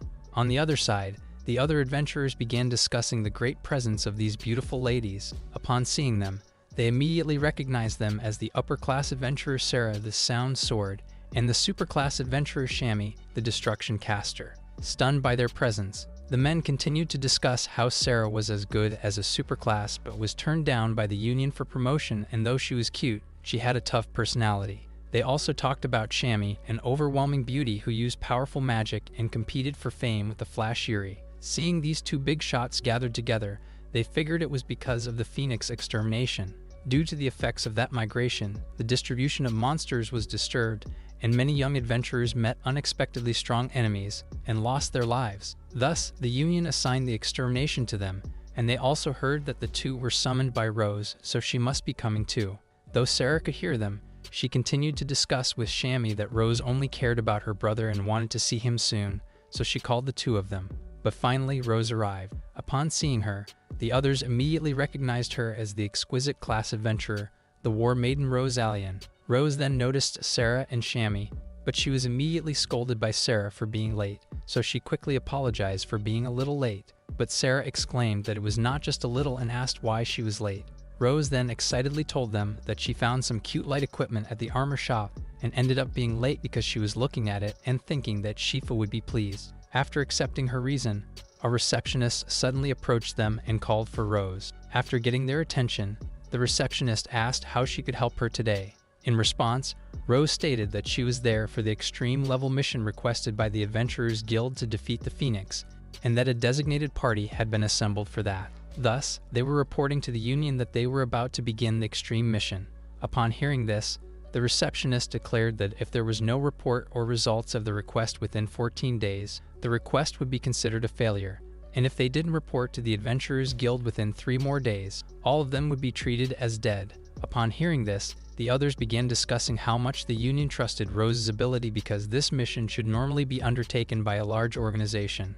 Regardless, Rose continued to inform Sarah and Shammy that it would take them a day on horseback to reach Mount Airy, which they had no problem with. But suddenly, someone arrived unannounced and approached the girls. Upon seeing him, the receptionist immediately asked what he wanted. The man named Rondel, who's the captain of the 2nd unit specializing in subjugating monsters in the Royal Knights, then told her to stop howling about their incompetence. He then demanded to know when they planned to subjugate the Phoenix. He suggested leaving it to the Knights if the adventurers thought it was impossible. However, the others in the guild didn't believe him because the Knights had barely managed to repel the Phoenix last time and suffered large casualties. Knowing this, the receptionist informed Rondel that the request had just been accepted by 3 adventurers, which prompted Rondel to ask if they were underestimating the Phoenix. However, she confidently replied that there was no better choice of people.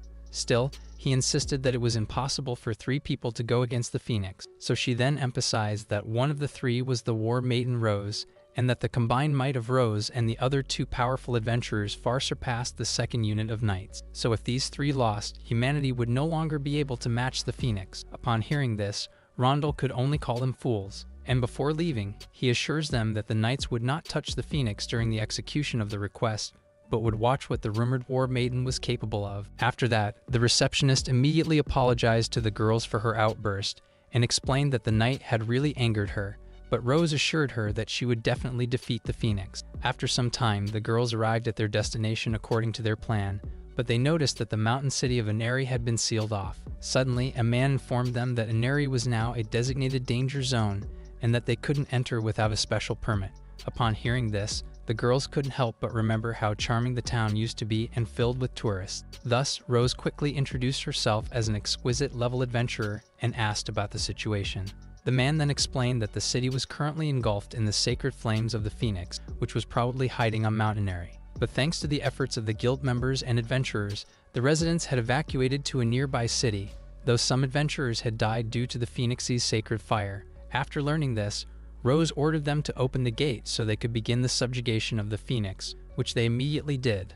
Upon entering, they noticed the sacred golden flame of the Phoenix called Holy Fire. The beautiful cityscape had also become the Phoenix's nest, and it seemed the Phoenix was indeed on Mount Airy, as the man had said. However, they couldn't get closer because of the fire, but Rose responded that they didn't have to get any closer and would simply have the Phoenix come to them.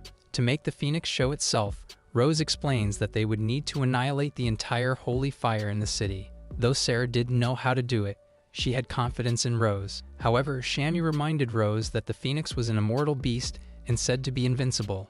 With its terrifying regenerative abilities, even Rose would struggle to subjugate it. But Rose assured them that they could succeed if they cooperated, prompting Shammy to ask how. Rose then explains that they would first wear out the Phoenix using Sarah's sound sword and her continuous fire. Then Shammy would unleash her destruction magic to prevent the Phoenix from regenerating. Though it sounded straightforward, they still asked for details. Thus, Rose began to explain the strategy. She tells them that she would first extinguish the flames in the city, forcing the Phoenix to emerge from Mount Airy and come down to reignite the city.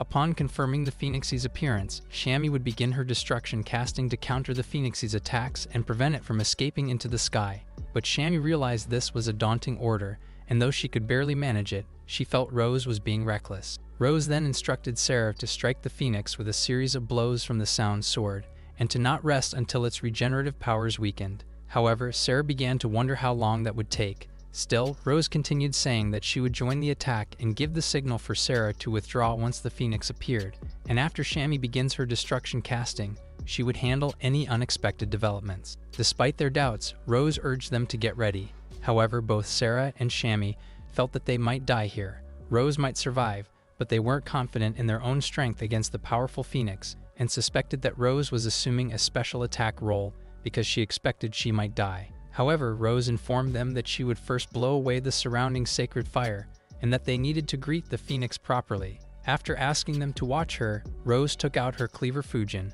Both Sarah and Shammy were stunned, and realized that Rose was an adventurer of the highest rank who is capable of planning sophisticated operations and commanding even superclass adventurers. As Rose readied her spear, she quickly dispersed the flames before them, which astonishing them. Rose's wind was so strong that it even affected them, but she managed to reach every corner of the city and wiped out the flames with one swing. With that, they began to understand that Rose doesn't think it's impossible because of her overwhelming power, and this was what made her the War Maiden. Knowing they had been chosen by Rose, both Shammy and Sarah vowed to survive and defeat the Phoenix. However, Rose noticed that there was still no sign of the Phoenix, so she decided to repeat her actions. Seeing that the Phoenix remained holed up in Mountain Airy, and Rose decided to use her spear. After her slash reached Mountain Airy, the fire surrounding the mountain was extinguished. As they waited, Sarah remembered how the Phoenix could cause other monsters to flee and disrupt the ecosystem just by its presence. Moreover, many adventurers and innocent people had been sacrificed because of that migration. Finally, they heard movement and saw the golden flames, which burned everything and had a terrifying regenerative ability due to the holy fire. As it approached, they finally witnessed the danger designation level 20 mythical beast, Phoenix. Seeing its anger, Rose reviewed their plan to weaken the Phoenix using Sarah's combo attacks and Shammy's destruction magic before she finished it off. With renewed confidence, Sarah took out her weapon and vowed to kill the Phoenix.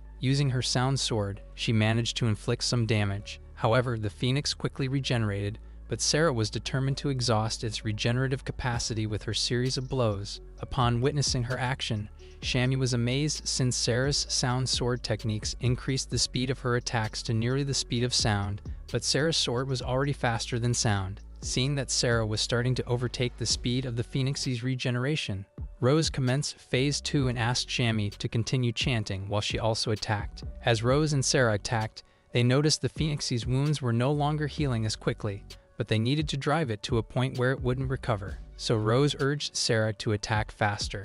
Despite the Phoenix's continued resistance, Sarah gave her all and attacked even faster while Rose motivated her. As a result, the Phoenix's holy fire was annihilated. Rose then took her turn and urged Sarah to stand back, to which Sarah immediately complied and collapsed to the ground from exhaustion. But as Rose summoned multiple magic circles, they immediately recognized that it's her multi-storage magic. As weapons emerged from the storage, Sarah was left amazed. Suddenly, the Phoenix began to move again and use its breath of fire. As a result, the girls were engulfed in the flames. Seeing the Phoenix trying to escape, Shammy worried about the effectiveness of their barrage. Though her destruction magic casting was complete and ready for subjugation, she wondered if she should continue chanting or cancel it to switch to a spell to stop the Phoenix from escaping. As she considered their options, Shammy decided to keep chanting, which earned Rose's praise. Determined not to let the Phoenix escape, Rose took out the great sword, Phantom Dragon King, and in order to subdue the Phoenix, she quickly swung the sword into its body and immediately signaled Shammy. Responding promptly, Shammy cast a large magic circle. Following that, she began calling upon the one that perforates the perpetual flow of life, the one which leaves in a momentary shackle, and to hear her song as it flutters to its end. Finally, the first chapter of her destruction chant, Water Burial Prison, enveloped the Phoenix. Seeing that they had finally trapped it, Sarah urged Rose to finish the job. Rose declared it was time to use the sword she had saved for this moment. She then proceeds to open multiple magic circles and reach the chant storage, but Sarah was not familiar with this and was informed by Shammy that Rose possessed a weapon stored in a space locked by chanting. Amazed by this storage magic, Sarah realized that it was akin to Shammy's destruction magic, which required chanting and indicated powerful magic. But this made Sarah wonder what it was, so Shammy answered that Rose has a weapon that can only be stored in a storage space locked by chanting. Hence, Rose then called forth the sword called the Heavenly Sword Ikuheim, which astonished Shammy and Sarah. As she addressed the Phoenix, Rose reminded it of the many adventurers and innocent people burned by its holy fire, so there is no need to keep it alive. With that being said, she proceeded to raise her sword and bid the Phoenix goodbye. After slicing it, the Phoenix finally dissipated. Overjoyed, Shammy and Sarah hurriedly hugged Rose. A few days later, word spread that the adventurers led by the War Maiden had successfully defeated the Phoenix. Thus, the city would soon be removed from the danger zone. However, Rondel was skeptical about their swift victory, so he then inquired about Rose's whereabouts, to which a man replied that she had gone to meet Shifa. A few days after Rose set out to subjugate the Phoenix, Yuri began wondering if Shifa's sister had already defeated the Phoenix, but this confused Shifa, who still didn't fully grasp how extraordinary his sister was. With that, Yuri reminded him to be careful with his power, as he had also grown strong due to his sister's training. Moreover, she still needed to look after him. In response, Shifa asked if she had finished her investigation outside of his group regarding the disturbance in the monster habitats caused by the Phoenix. Yuri replied that they had found disruptions in habitat distribution across the country. Traces of behemoth movements were found in the west. Large outbreaks of the plant beast Glacia to the east, and their home area, had turned into a demon realm. Seeing Shifa's confusion, she explained that a demon sanctuary is a place where the concentration of mana has abnormally increased. This issue wasn't directly related to the Phoenix, but was caused by someone strong enough to turn the mountain range into a demon realm. Also, this individual was from an archdemon species and had taken up residence in the mountains, seemingly waiting for Rose to return. Realizing this, Shifa knew he couldn't go home, but this made him remember Tama, who had fled from her home, and wondered if she had recovered. Despite the situation, he felt confident because of his sister. Yuri then mentioned that Rose had something for him. A transfer of 2 million cells. Shifa immediately speculated that this sum could support him for a month, even if he only spent 10,000. Thus, he considered using it to enjoy time with his fellow trainees in town. However, Yuri emphasized that she wanted him to become an honest adventurer, so she would give him an allowance and only what he needed. Later, in the classroom, Shifa was greeted by Lena. He greeted her back, while also wondering if she still thought he had proposed to her. Suddenly, she asked if he was struggling due to what happened to his house in the southern mountains. So she then invited him to her house since she was alone because her sister was out. However, Yule interrupted them, while also greeting them and asking Lena for permission to join. But Lena refused and insisted that she go back to her seat. Regardless, Yule reminded Lena to be careful with her words because the other trainees had arrived, to which Merlin exclaimed that she didn't hear anything. While thinking that it's a peaceful day at the training center, Loki suddenly called for him. Loki then informed him that he had seen adventurers heading north in formation in front of the guild that morning, and were likely to subjugate strong monsters. Curious by this, Loki asked the Union where they were going and learned they were heading to Cardia Forest to subjugate Tama. Shifa was stunned by this, as he had already reported there was no need to take her down since she was just healing her wound. With that, he began to remember Tama's face when he promised not to let anyone harm her. Loki also knew that Tama couldn't fight properly because of her holy burns, and thought that she would likely be subjugated. Panicked, Shifa hurriedly went out to find Yuri. Luckily, he saw her immediately, and he asked what was wrong. In response, he asked Yuri why adventurers would want to subjugate Tama. She then explained that it's an adventurer's responsibility to defeat dangerous monsters lurking around, and if they are level 18 and wounded, it would be easy. However, Shifa insisted that Tama had no intention of attacking humans, something Yuri had already reported to the Union. Nonetheless, adventurers could still choose to subjugate Tama on their own. Realizing he hadn't considered this, Shifa decided to leave and help Tama, but suddenly, Yuri restrained him and ordered him not to leave. As she instructed him to return to the classroom, he remembered his sister's advice to always keep his promises as an adventurer. Determined, he asked Yuri to let him through, which made her question his seriousness. Though Yuri might have thought he was being reckless, Shifa persisted despite having no intention of hurting her. However, their commotion attracted attention from the others. Yuri then acknowledged that he understood him, and that he was trying to protect Tama because they had gotten close, but he clarified they weren't that close, but he's certain she shouldn't be subjugated because she just wanted to go home.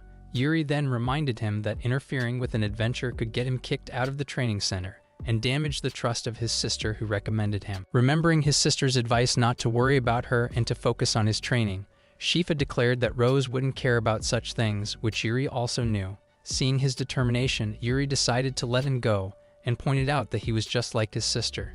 With that, she informed him that the adventurers heading to the High Forest were mainly upper-class exterminators and would definitely find Tama, even if she used sorcery to hide. They were strong opponents, and Shifa needed to convince them to give up, as he's not allowed to kill them. She then emphasized that in such situations, he must find his own way to use his power. Grateful, Shifa thanked her and quickly left, with Yuri also reminding him to return by dinner time. As he hurried to Cardia High Forest, he noticed the Cardia branch of the Adventurers Guild, but he remembered Yuri's warning that the association couldn't cover for Tama, so he just pressed on. But suddenly, someone called out to him.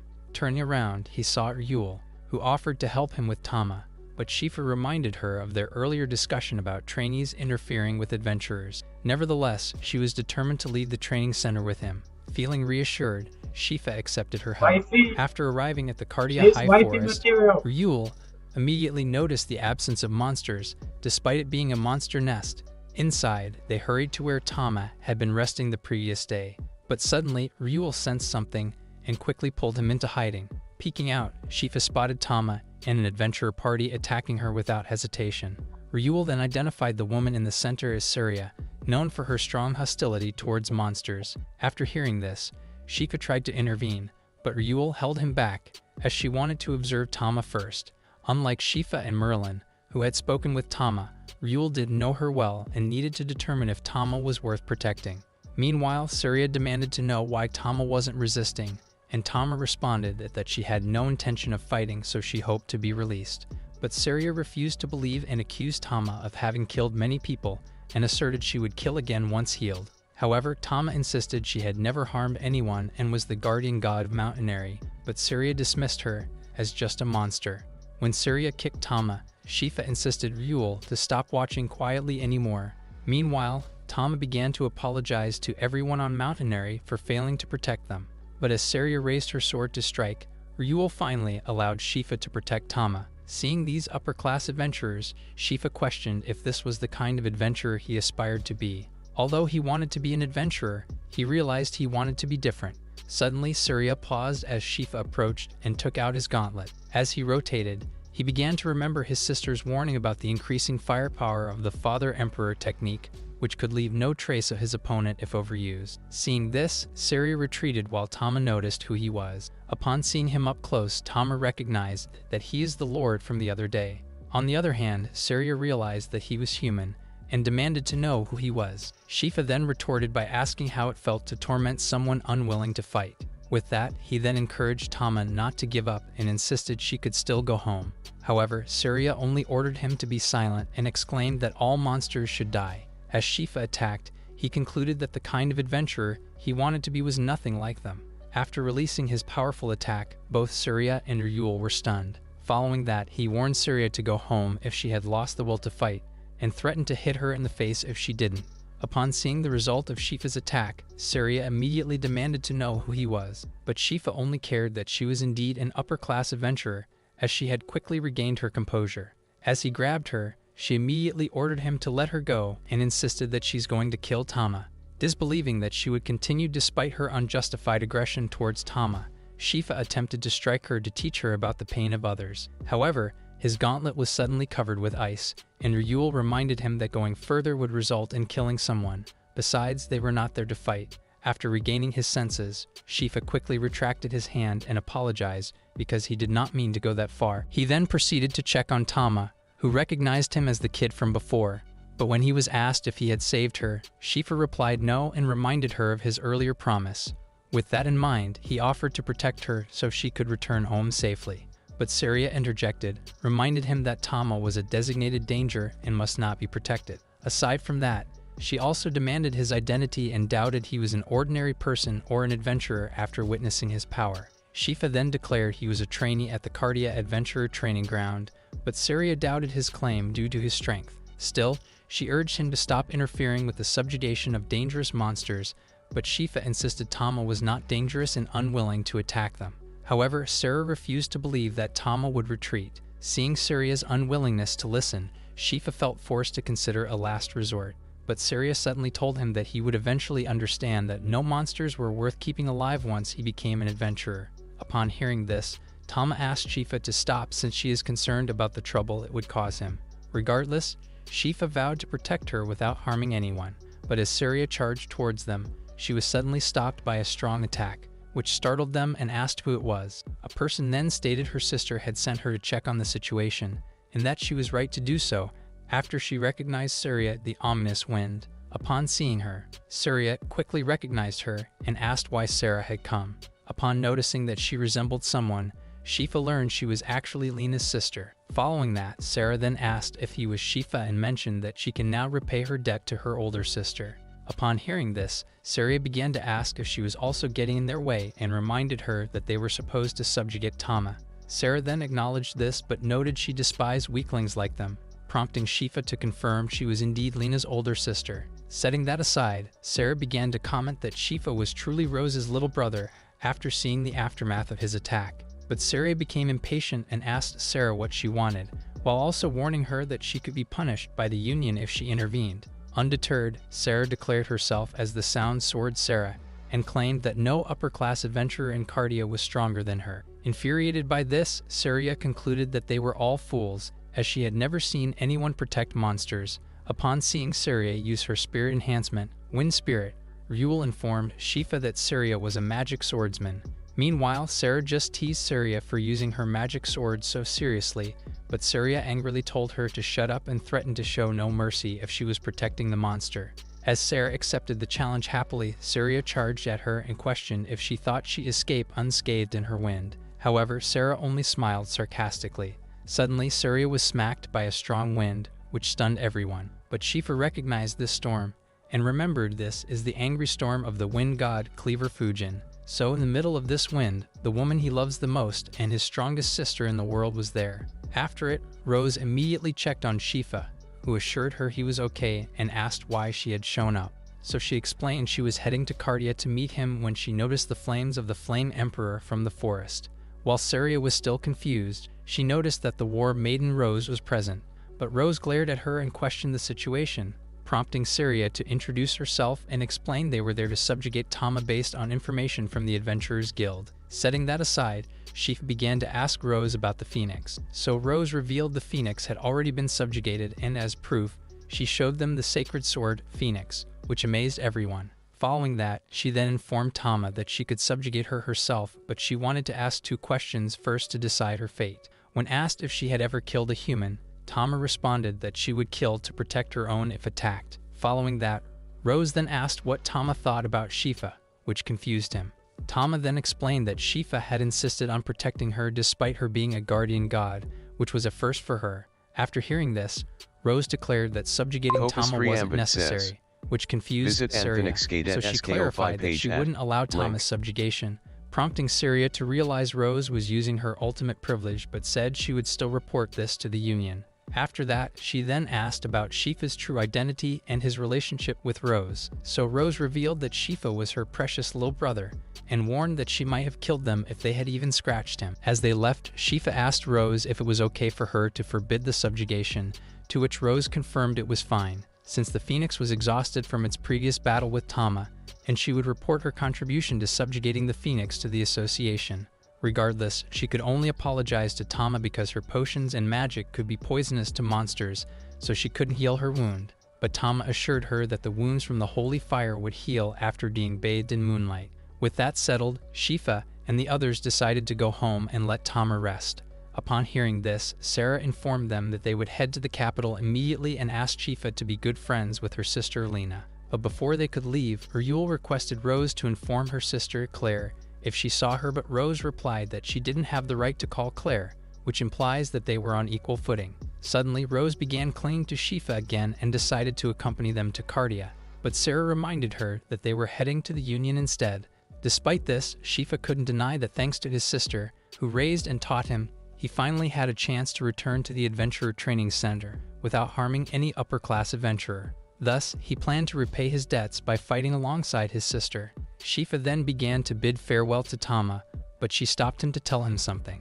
And as the other girls anticipated, she declared that he was cool, and that she would follow him as his guardian deity. After she quickly disappeared, Shifa was left wondering if she had just confessed to him.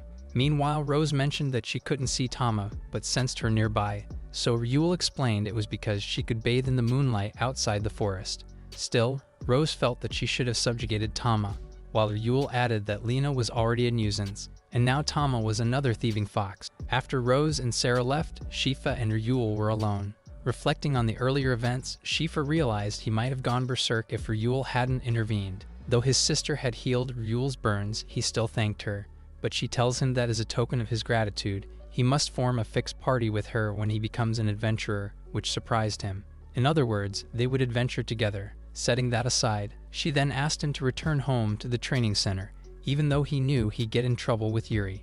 Nevertheless, it seems like they could make it in time for dinner, but Shifa suddenly remembered that he forgot to inquire about their house to Rose, and the presence of a demon god species there. Meanwhile, at Rose and Shifa's first house, a mysterious woman was casually having tea. The night after rescuing Tama, at the mountain south of Shifa and Rose's house. Rose walked towards a man to thank him for guarding the entrance, and the man quickly responded by thanking her for defeating the Phoenix. After that, he noted that she must be investigating their demonized home alone since she came by herself, though Sarah had asked her the same question earlier. The man then explained that demonization occurs when a region's magical density becomes abnormally high, which had happened on this mountain, but they speculated that this demon was stronger than the Phoenix. However, Rose wasn't listening and was only thinking about Shifa, whom she had finally seen but had to leave again. Seeing her expression, the man misunderstood and thought she sensed great danger, but she quickly apologized and assured him she could handle it alone. Still, the man continued to wonder what kind of demon she would face and guessed it must be a terrifying monster. But Rose thought otherwise, as there was nothing on the mountain to cause a demon to appear except for someone she already knows. As she expected, the demon greeted her and pointed out that she was late. Rose then quickly recognized Luciella, a level 28 danger demon, and reminded her that she should have informed her before coming. Luciella is actually a vampire princess who befriended Rose and gave her blood to create the small sword Luciella. But after Rose tells her that she's making herself at home, Luciella was confused, which Rose understood because Luciella was a bit of an airhead and not dangerous at all. Rose then reminded her that while she didn't mind her coming, she needed to suppress her magic to prevent demonization of the area. But Luciella explained that she had already suppressed it. Still, Rose thought a raid party might come to defeat her, to which Luciella didn't mind. So Rose then mentioned that she might be part of that raid party, and Luciella thought that would be fun. However, she thought it would be troublesome, so she decided to dissipate the magic around. After she ran into Rose about it being nerve-wracking, Rose began to ask why she suddenly came. She then declared that she had a fun idea she wanted to share. Seeing her happy face, Rose remembered that Luciella had a lot of time and often wanted to visit her house, but she stopped because she kept demonizing her surroundings. Curious about Luciella's fun idea, Rose was reminded that despite her usual peaceful demeanor, Luciella was still a level 28 danger. Finally, Luciella revealed that she was thinking of becoming an adventurer. However, Rose reminded her that she was not human, to which she asked if non-humans were barred from becoming adventurers. Rose then answered no, but if Luciella became an adventurer, she might graduate at the same time as Shifa and possibly end up in the same party temporarily, which wouldn't be safe for Shifa. So Rose tried to deter her by pointing out that she would demonize everywhere she went, even in disguise. Still, Luciella insisted she would suppress her magic, but Rose reminded her that she hated sunlight because it would ruin her beautiful skin. Moreover, she hasn't heard of an adventurer who works mostly during nights. But Luciella took out the parasol she made by mixing blood with argentite, which could completely block out the sun.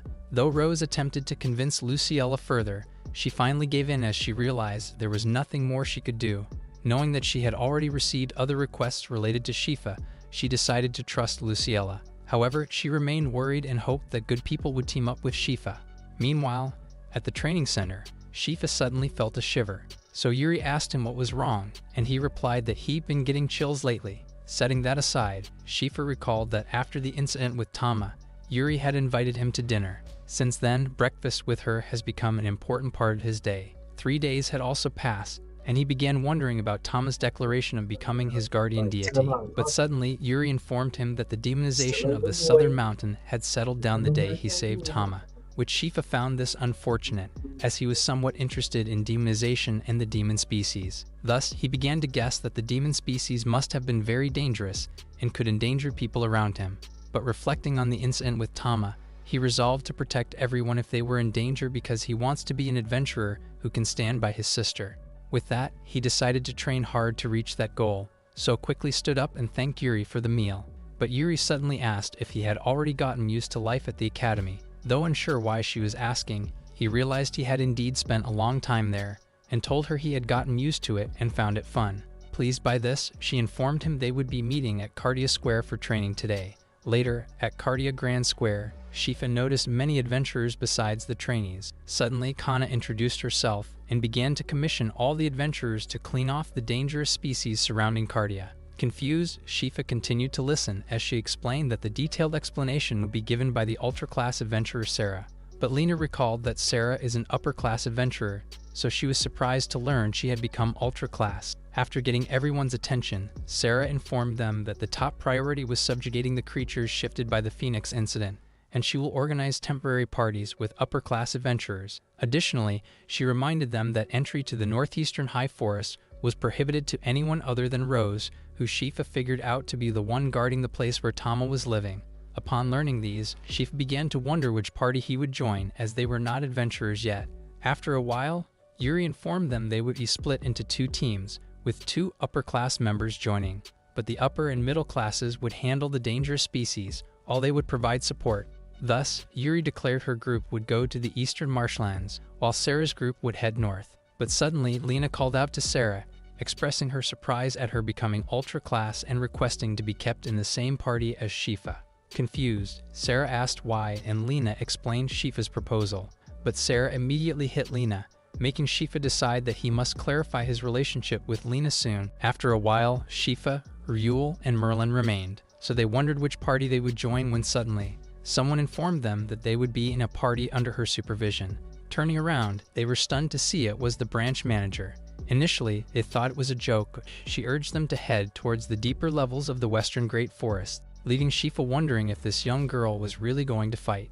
After arriving there, Shifa recalled this was where they had trained and defeated the pterosaur before, but many adventurer parties already paved the way for them, prompting him to ask Kana why she had formed this particular party. She then explained that the deeper levels were off limits to other adventurers because the dangerous species lives there. In other words, they were tasked with clearing these deeper levels that are filled with dangerous species like Cockatrice, pterosaur, and behemoth. Just then, a monster appeared. Kana recognized it as a danger level 5 basilisk and is not their main target, but an annoyance they would eliminate. Upon hearing this, Shifa anticipated seeing Kana's true power, but instead, she asked him to handle it. Upon seeing her stand before the basilisk, he quickly drew his sword and killed the basilisk while also wondering about Kana's intentions. After dispatching the basilisk, Kana praised his storage magic and its speed in combat, leaving Shifa uncertain if he was being tested or if she was simply very powerful. As they encountered more monsters, Kana repeatedly asked Shifa to handle them despite his insistence that upper and middle class adventurers should be doing the fighting. After a while, they eventually reached the deeper levels safely, where they encountered the pterosaur before, but they suddenly spotted something flying in the sky and identified it as a cockatrice, which is their cleanup target. Kana then left it to them again, leading Shifa to think she might be weak, but he's confident he could defeat the cockatrice because he witnessed Lena's previous battle. But before he could act, Kana asked Ryul to handle it alone and cited her lineage as Claire Ix's younger sister. But Shifa insisted on taking the task himself, not because he didn't believe she could win, but because he is concerned for Ryul's safety despite knowing her power surpassed their classmates. Moreover, he was determined to protect someone with his abilities. Still, Kana urged Shifa to stay back and assured him that Ryul would handle it quickly. As Ryul moved forward, Shifa tried to stop her, but she reassured him that she would be fine. So he began to wonder if he was worrying too much, since the cockatrice was only danger level 4, and there wouldn't be a problem if she was careful about the poison. Kana then noticed Ryul's bravery, but she also informed her about the presence of other cockatrices, meaning she would need to defeat 3 of them. Shifa then tried to intervene again, but Kana stopped him despite it clearly being a risky situation. Regardless, Ryul stepped forward, which made the other 2 concerned. With that, she reminded Shifa that since she wanted to form a permanent party with him, she needed to demonstrate her abilities. Upon seeing how composed Ryul was, Shifa realized that she wasn't just strong but also calm, just as she had been when she saved him during the Tama incident. So he then finally retreated his sword, and reminded himself that Ryul didn't need his protection because she was a capable comrade. Thus, all he needed to do was trust her. Feeling his supportive gaze, Ryul felt a surge of power within her, and prepared to face the weak monsters. Hence, she began chanting to freeze the surroundings, and Merlin noticed the temperature dropping. Suddenly, the surroundings changed as Ryul used her absolute zero skill. As Merlin noticed the surroundings started to freeze, Kana pointed out that Ryul was blending magic with her breath to alter the environment. And just like her sister Claire, Ryul excelled at the ice element, but Shifa just realized that Ryul's sister was also extraordinary. As the cockatrices rushed towards Ryul, she used her ice Babel skill to pierce one with an ice tower, leading Kana to think that the battle was over. To finish it off, Ryul uses her frost blade. Upon witnessing her take out all 3 in an instant, Shifa was left amazed and excited to have such a person in his party. After that, Kana praised Ryul for her work, but noted that enduring like her sister was still difficult for her, to which Ryul responded that she would be fine after a little rest. After her, Kana informed Merlin that she was up next, making Shifa wonder if Kana's aim was to test their abilities one by one. Suddenly, Kana emitted a dark fog and informed Merlin that she was the key to the party. As Shifa questioned the mysterious fog, he was surprised to see something ominous behind Kana. Nevertheless, Kana continued to urge Merlin, the younger sister of Shami, to show her chanting magic. Upon hearing this, Shifa immediately questioned what was wrong with Kana and how strange the situation and their party were becoming. That is it. That done quite fast. Long time ago, mysterious underground dungeons began to appear worldwide. These That finished rather very fast. Alright. Minutes.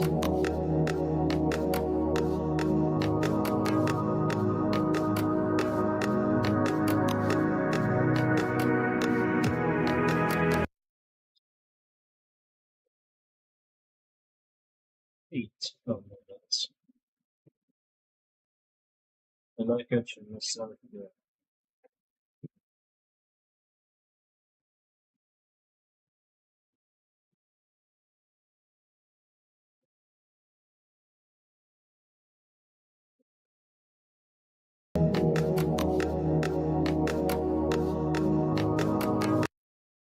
Let's jump into the animation. Hello, McCoy. Nice to see you. McCoy Buck has a fantastic channel, fantastic YouTube channel about Moho, which is also a fantastic piece of software for, especially if you do rigged animation, if you have 2D rigs that you are deforming. Come back to you in a bit.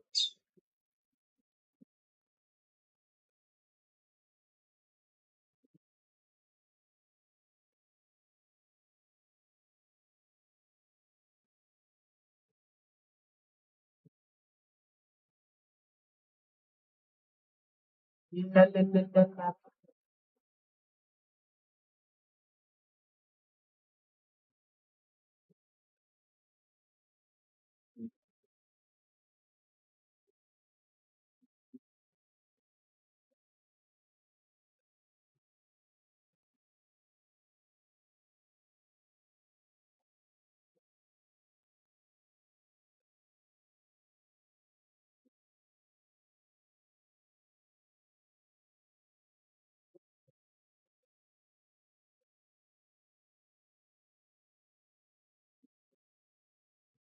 I've made over $1 million creating 3D characters for the last 10 years. The question is whether or not you can still do that today. I think you can, and in this video, I'm gonna show you how I make money doing 3D art and how maybe you can too. Okay, first up, I just wanna say, this is not a great way to make money, okay? Just off the top, doing 3D art is not like a get rich quick scheme, and it's not like, you know, having a drop shipping business or mining crypto or something. It's not an electronic clever way to make money. All right, so if that's what you're into, you know, just this isn't for you. Really, this is just about for the love of the game. Okay, if you are like me and you're passionate about 3D art, or you're just really interested or fascinated, you have fun doing it, then the actual dream is to just find ways to be paid to do that so that we don't have to get a real job and we can keep 3D modeling. You know, that's the dream. If someone pays you to do what you want to do, you got it. Another kind of disclaimer is that I'm not rich, all right? I don't have like a bunch of money. I don't have $1 million in the bank account, but I do have a wife and 2 kids and a house in Los Angeles, and I can support everything. We have a nice life, you know, by doing 3D characters for games. You know, in my book, that is successful by my definition. I'm really happy with how things ended up, and I get to, you know, fund the life that I live doing 3D character modeling. So if you're into 3D modeling and you're trying to think of ways to make money, hopefully some of this info can help you. It takes years to get good enough to even be in the, you know, conversation of whether or not someone's going to pay you. So this is definitely not a beginner kind of thing, but maybe if you're into it and you think, hey, is there a future potentially? Hopefully this can kind of help answer that, but you know, the future's unpredictable. It always is. Okay, last disclaimer here. I'm going to show some numbers. I'm going to show some of my numbers and some other things that are like sensitive, or, you know, because I'm a working character artist in games, so I'm not going to show things that would make people feel uncomfortable, but the things I can show, I will. I'll show you enough to get you a glimpse of, you know, of the kind of money that I'm making. And I live in Los Angeles in the US, for context, so this is all going to be in USD. This is not a braggy sort of thing. I'm not like trying to show off, just trying to share things in the spirit of transparency. You know, I think we should all know what people make, because then it helps us make decisions. And so hopefully this can help at least give you some ideas or some context in what kinds of money, maybe on average or maybe a little bit above average, you can make doing this sort of thing. All right. So I just want to share my personal experience with how I make money doing 3D art, so that hopefully you can either get an idea or inspiration or find ways that you can too. Okay, now with that out of the way, we're going to jump in. I'm going to give you 5 main ways that I've made money over the years doing 3D art. I'll talk about it a little bit, give you some more info, and then I'll kind of give you like an upsides and a downsides to these different things based on what I learned, to hopefully give you some more context. All right, jumping in. Number 1, the number 1 way to make money doing 3D art is landing a studio job. That's really all you need to know. That's the biggest thing you could land if you're trying to make a living doing this. So I just want to jump over here and show you, this is an actual job posting from my studio that I work at for a lead character artist, which is the role that I currently am.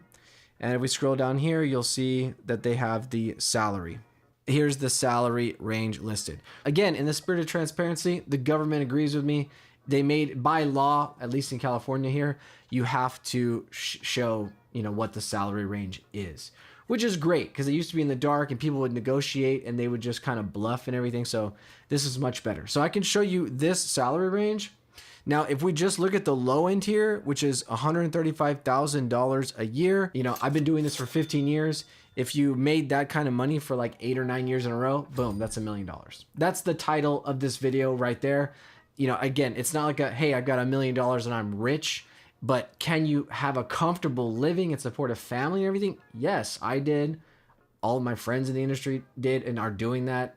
You know, people have more kids than me. So definitely it's something that's possible right now. And in the future, I see that continuing. AI is kind of a variable. What does it mean? And nobody really knows. And that's going to grow and become more and more incorporated into what we do, I'm sure. But for the foreseeable future, for, you know, 5 to 10 years, I would say, there's going to be specialists needed. It's already kind of a limited job market compared to how many people, you know, have the interest, but the people that get to the level that a studio would be willing to pay them, not only this, but like the burn rate it would cost to have someone in a studio, and you're paying the electricity bill, you're paying for all the software licenses, you're paying for the computers, you're paying for their insurance.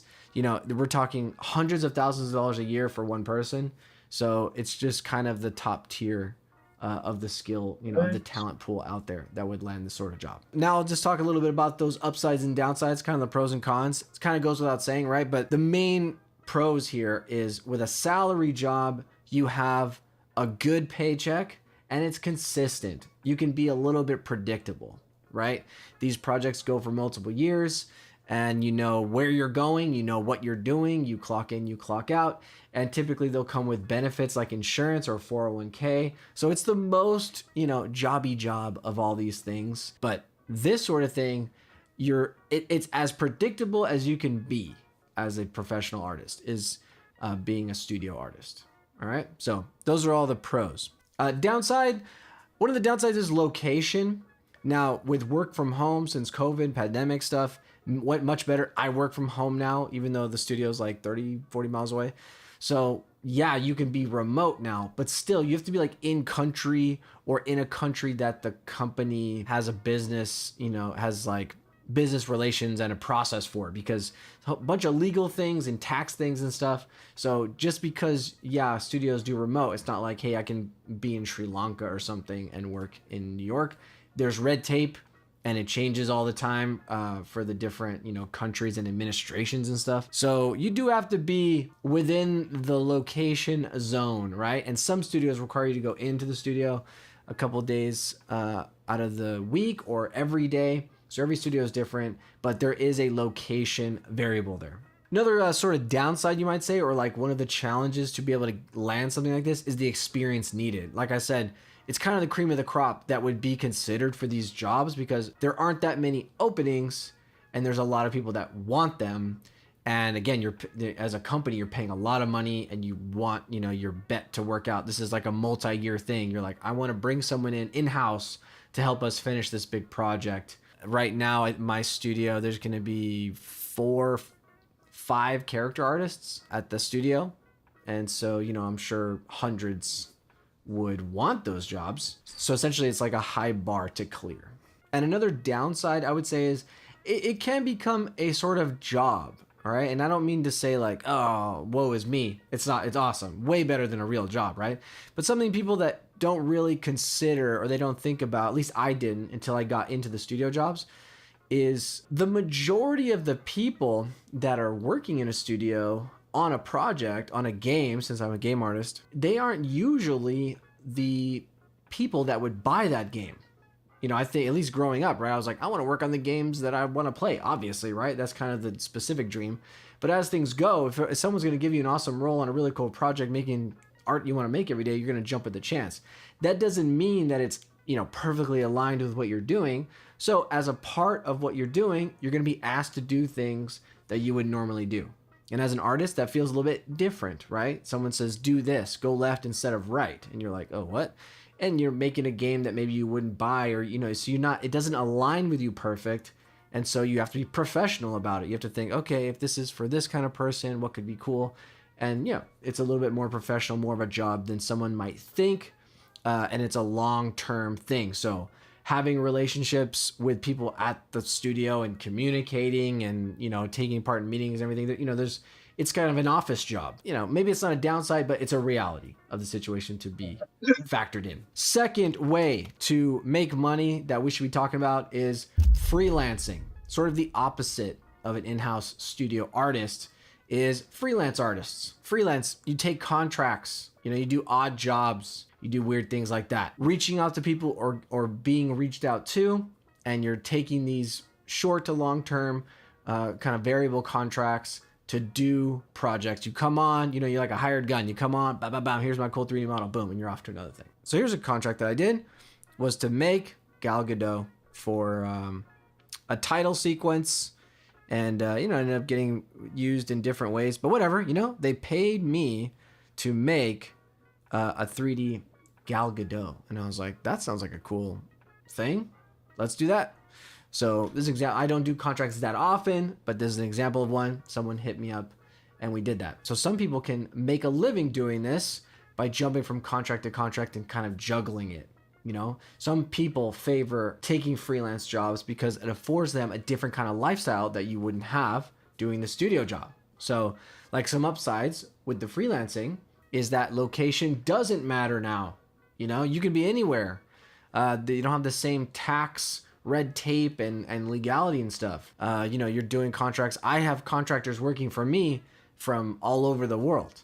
And the same goes with being a 3D artist. So you can, you know, take a contract for a couple weeks or a couple months and kind of be a digital nomad and go around the world. So people do that while you're in your 20s or something, right? You're just traveling the world, going from contract to contract and living at hostels and stuff. You know, you can do this sort of thing. The location doesn't matter. Another kind of upside to freelance compared to studio jobs is we don't have that high of a bar. There are contracts that have a high bar, right? But the skill range is much wider. There's going to be contracts at every level and they're going to pay accordingly. But, you know, if you're not that experienced, if you don't have shift titles under your belt or you haven't worked on big projects or something like that. All right. If you have a portfolio that is good enough to pique someone's interest that also is kind of in a position to take a little bit of a risk, then you can find contracts at the lower levels, which I did to start too. I took contracts to make 3D characters for like slot machine games when you win and they come out and they're like, hey, you know, whatever. A digital blackjack dealer. You know, you take weird jobs. Really great artists aren't going to reply to their job postings, and, you know, the really hot studios aren't going to get back to you. So you can find these like, you know, mutual beneficial contracts at lower levels. And it goes all the way from there to like really high paying, awesome contracts with big companies. Another upside with freelancing is the variety. You know, you're working on different kinds of things. You're working on commercials, you're working on title sequences, movies, games, toys, you know, different styles and different subject matter. And that's fun. That can be cool, right? If you're into that. It also is a great way to level up really fast. Again, opposed to the studio jobs where you're doing the same thing for 3 or 4 years, you know, relatively the same thing. Freelancing's all over the place. That brings us to sort of the downsides of freelancing, which is it's all over the place. So it's a little bit more stressful, especially if you start to have like family and dependencies and stuff. You know, that can be kind of nerve-wracking unless you have a real solid system down and you have relationships with vendors and stuff that you've built over time. You don't really know, you can't plan multiple years in the future. You know, you got to get your next contracts lined up. So there's some like, you're kind of always under the gun. There's always a stress there. So it's definitely a downside with freelancing. The other thing is it's kind of a bummer for a lot of artists, like for me, to have to be more in charge and more on top of the business side of things, because now you are in charge of reaching out and having relationships with people, making sure the contracts are okay, making sure you get paid, following up, making sure your taxes are paid, making sure you have insurance. You know, you got to do it all. There's not, you know, you don't just show up at a studio. So you gotta be kind of business person too. So where do you get these kind of jobs? You know, you'd have to do a lot of cold calling if you're at the lower levels. There are job boards, like you can see here on ArtStation. There's a bunch of job stuff, so you can see freelance and stuff. So, you know, there's just a lot of job postings on boards like this, public boards like on ArtStation, or maybe even LinkedIn, Upwork. I've hired contractors on Upwork to help me with projects. So it's that sort of thing. And then if you put things out on social media, you can get like just cold DM'd by random stuff, although be wary of that. But that Gal Gadot project, I got hit up on Instagram. That's how I got that. I've also done like a model for like a skincare ad, and that was through Instagram. It can come from all over the place, but if it is your main source of revenue, then you got to be hustling, kind of reaching out a lot. That's gonna be part of your job. All right, third way that I make money doing 3D art and stuff is digital products. That's something that has a big range too. Some people, that can be their main source of income, their main like way of living. I just have a couple digital products. You can probably even see them below this video. I have them on some of the marketplaces, and it's stuff that I made as a part of what I do, and then I sell it to people that also do the same kind of art that I do. So I've got a skin visit Anthonic Skate at SKO5 page at now. I just want link. to speak a little bit on what I think is really useful and different about ArtStation. So my digital products are on a couple different things. On ArtStation, if you see, look, here's an ad for my product right here, because I'm not logged in.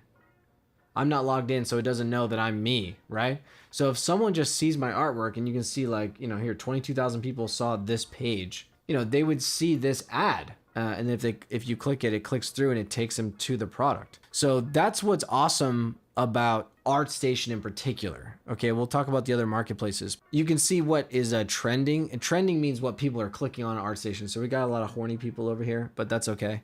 But trending is actually really useful for products. So like, say I'm over here at the shop, but say like I just go to ArtStation to check out the artwork.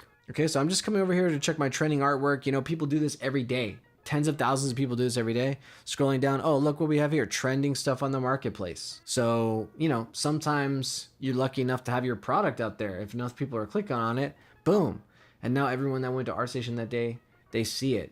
So the fact that they surface it to people on the posts that's related to those posts, and also if you're trending, you're actually just showing up on the page when people are looking at art, that leads to a lot more sales. All right, so I'll show you some of my sales here. All right, so in ArtStation this year, and I guess we're about halfway through the year, you can see $11,200 there.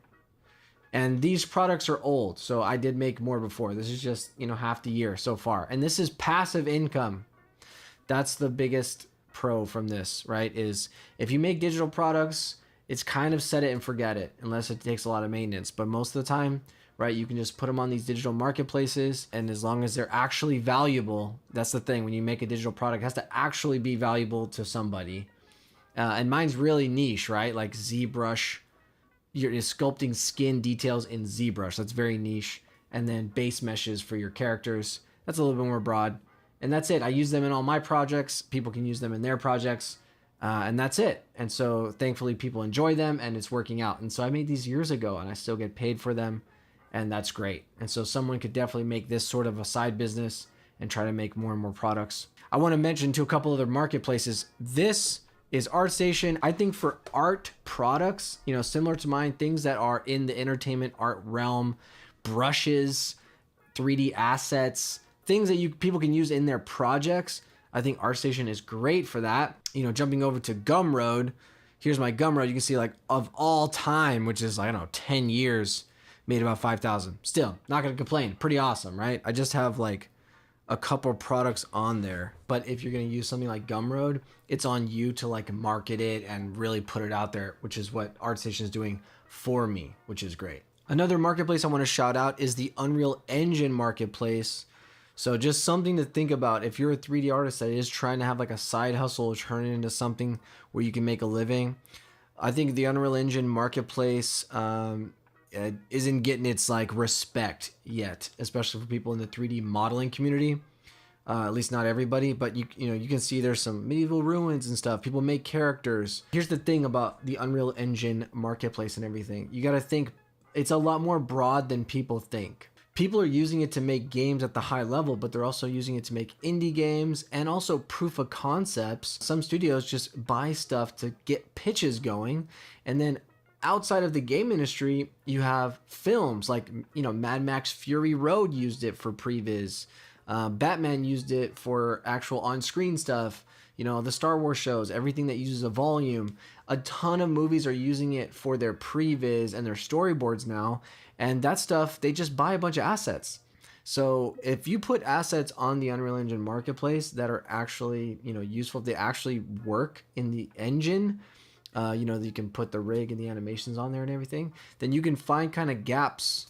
You can think about weird niche things, and there's going to be someone that might, you know, use it down the line. Again, passive income. So it's another marketplace I just wanted to shout out for now into the future, because Unreal Engine just keeps growing and growing. All right, so that's selling digital products on marketplaces and stuff. Again, a good thing. Hard to make a full-on living out of it. The downside, I would say, is that it takes consistency to maintain, you know, my products will dip, right, slowly over time, and you'd have to put out more products that are equally or more valuable to, you know, sustain an income and grow it. So it is hard as a main way of living, but it's a great side hustle. But there's levels to this, okay? If we go over here to cubebrush.com, here's a marketplace that Mark Burnett made, who was a character artist for games, and he said, sell products, I'll sell a marketplace. So he has a marketplace that has assets on it that you and I could sell on, and then his business obviously would take a little percentage. So that's next level stuff. But there's an example of someone who was a 3D character artist, was making a living and grew it in lots of different ways, and this is one of them, making his own, you know, full-on website with lots of things and tutorials. So another marketplace made by other character artists. And yeah, again, game assets, brushes, and everything. So there you go. Even more levels to this. But yeah, both have similar, if not the same, kinds of assets and just more places to buy and sell these kind of things. So you can see we just talked about 5 different online marketplaces. So, you know, putting out digital products that are useful for people, totally worth it. Like you see some of these, you know, Dragon Scales, we have 40 reviews. You know, how many people are going to leave a review? Like 10%? I mean, a lot of people are engaging and interacting and getting these things. And if you're someone who sells digital products, it just makes sense for you to put it on as many marketplaces as possible, right? That's like having your product in a lot of different stores. Makes sense. All right, 4th way to make money doing the 3D art thing is social media. I'm just going to say that as a bucket. There's a couple different ways you can make money in social media. Mainly, I would say the way is by sponsored posts or sponsored, you know, integrations. I tried that in the earlier YouTube days. I integrated some Skillshare ads. Those are really common. And there's other companies that I'm sure you've seen. So it's a way to get paid a little bit for something that you were kind of planning on doing already. And then you can get kind of products, things like that. So that's one way to make money. Although there's not a lot of money in some of the brands unless you really do a nice collaboration and you get to the higher levels.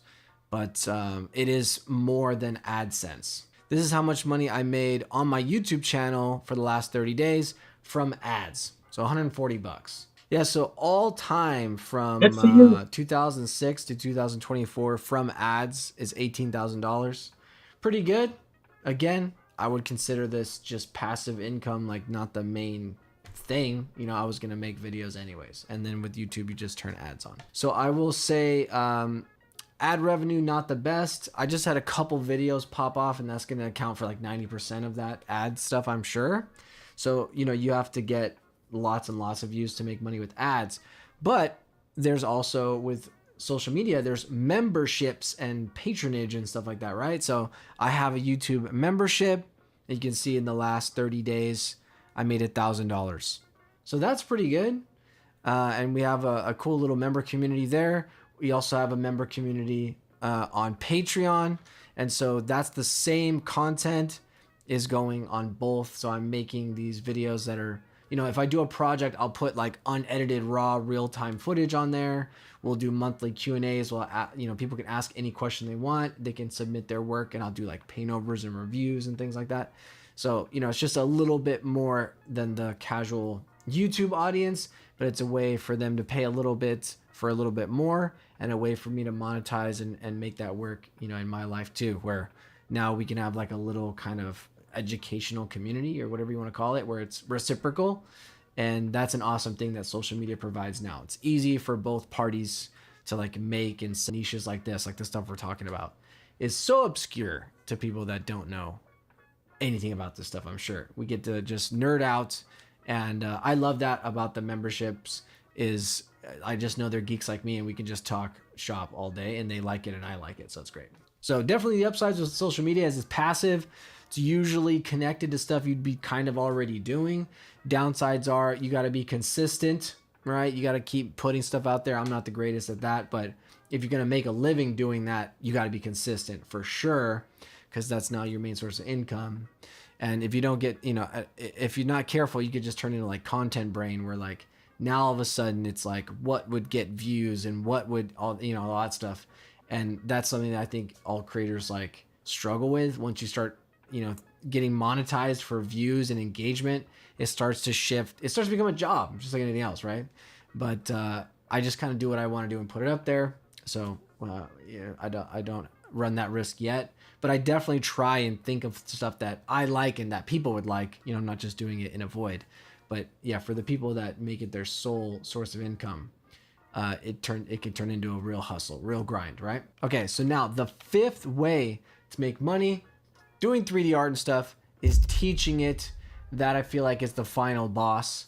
Teaching can pay well under the right circumstances, but it requires a lot of experience and knowledge and expertise, right? This is not something that people are going to do, or at least do that successfully in the first couple years of getting to this sort of hobby. You know, I'm 15 years plus into it, and I've been teaching for years, and I've been, you know, doing things on YouTube, and I've taught in real life classes. I've taught another online class. My parents were teachers. So it's not a casual thing you just dip into. And I would say it's another skill set. And I think I know some artists just aren't into that, you know, communicating with others, trying to, you know, formulate these kind of abstracts into digestible things, yada, yada. Teach, you know, teaching is different than arting.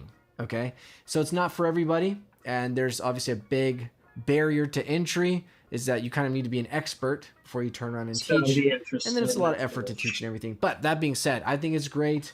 The pros are obviously that it can be you know, monetarily good for you, but also it can be very fulfilling. It's awesome to teach students and help them in their own journeys and projects and see them grow and be proud of their work and make awesome stuff and everything like that. So it's something that I don't get with my own art, and it's something that you know, rounds out what I do. It's another angle, another source of joy that's related to this stuff. So my main thing that I teach now is character class. You can see characterclass.com. And yeah, so you know, you can go there to learn more if you want about that class. This is the main thing I teach. This is my Ancient Aliens guy pose, you know? Hey dude, fucking pyramids, man. So yeah, you can just read about it, whatever, all the things. But yeah, this class is about making real-time characters for games and portfolios and stuff, and trying to make, you know, Interesting. It's interesting.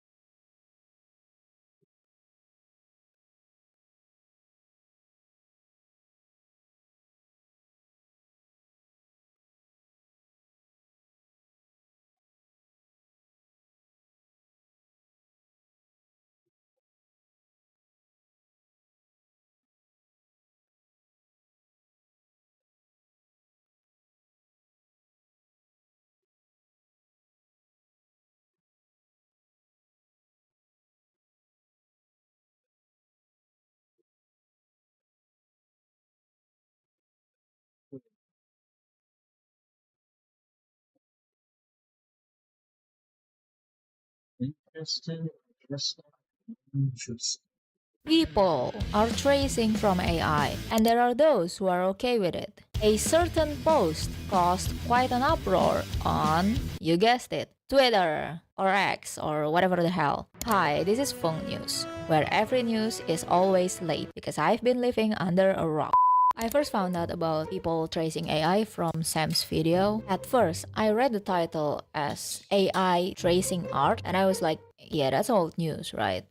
It's really bad, don't get me wrong. But at this point, who's surprised if AI is tracing artists' works? But no, it's people tracing from AI art. People tracing AI. Okay, for context, there is someone who was caught tracing from AI and made profit from it, allegedly. I think they opened a commission or something. But the person denied it, and this post came out. How to spot AI traced images. Let's watch it. What? Whoa. God. Wake up. I got tea, guys. Oh. You smell that? Twitter tea. Fresh tea from Twitter. Oh my goodness.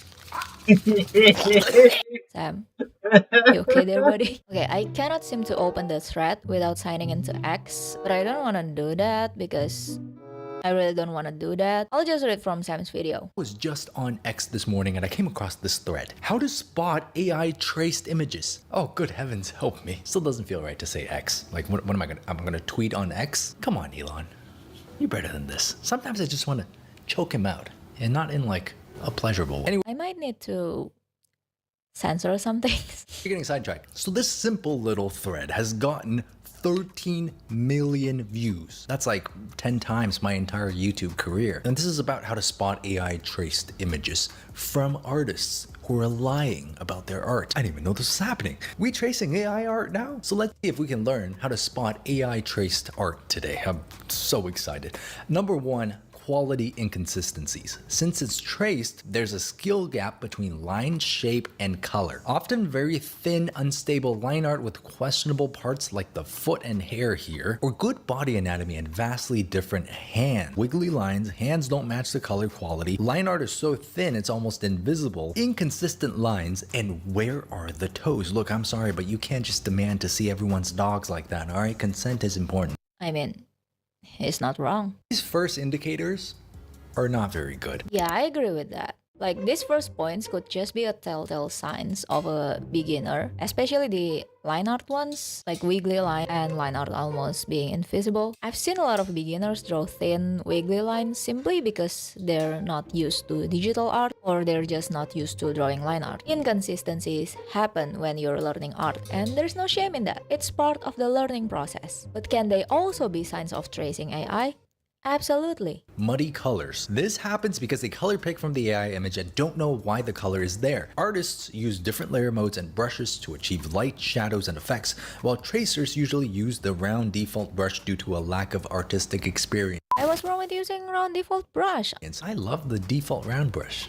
Hey! Okay, so point number 2, muddy colors. Well, I see their point. I mean, this is true, but that could also happen when you're tracing from real artwork. I mean, see, this happens because they color pick from the AI and don't know why the color is there. Yeah, this could happen when you're tracing from a real artist as well. Because unless you're already familiar with color theory and layer modes, you know, like multiply, overlay, and etc., I doubt a complete beginner could tell why the color is being used. I'm not trying to disregard the OP's post, not at all. I just feel like these 2 points could be the signs of a beginner practicing art and just, you know, trying to survive in the art world. 3 is manipulation/profit. It's usually a brand new account with few images. They often post about being the victim, like how people don't believe them. This one's good because now we're not just analyzing the art, but we're analyzing this person's social behavior. I love analyzing people's social behavior, especially when they're trying to fool you, because you're just like, man, like, wow, you think I'm stupid, huh?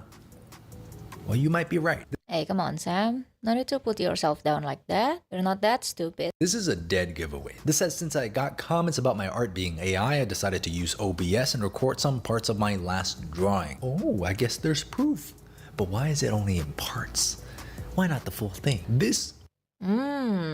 Okay, now this is interesting. Yeah, it never crossed my mind to spot an AI tracer from their so-called proof. So apparently they never show the sketching process because, yeah, well, they allegedly trace it and jump straight into coloring or rendering. And the way they show the work in progress is kind of weird as well. Because, see, they fully rendered the face, but the rest of the drawing is basically still in line art. Do people do this? Like, do any of you guys do this? Is it just me, or does that seem unnatural? Like, you only render one part of the drawing and then leave the rest in sketches? Different than what real artists post, rendering the skin only with correct shade while the rest remains untouched. See? I know it's not just me. Also, you won't see sketches or any progress video from scratch showing the composition and sketching phase. We all put our processes out there. There's no secret, there's no shortcut, there's no hack. None of us have any top secret Krabby Patty recipes that we gotta guard with our lives. Disclaimer, some of these things might apply to real artists too. Please support real artists and don't support AI, and don't send hate to anyone.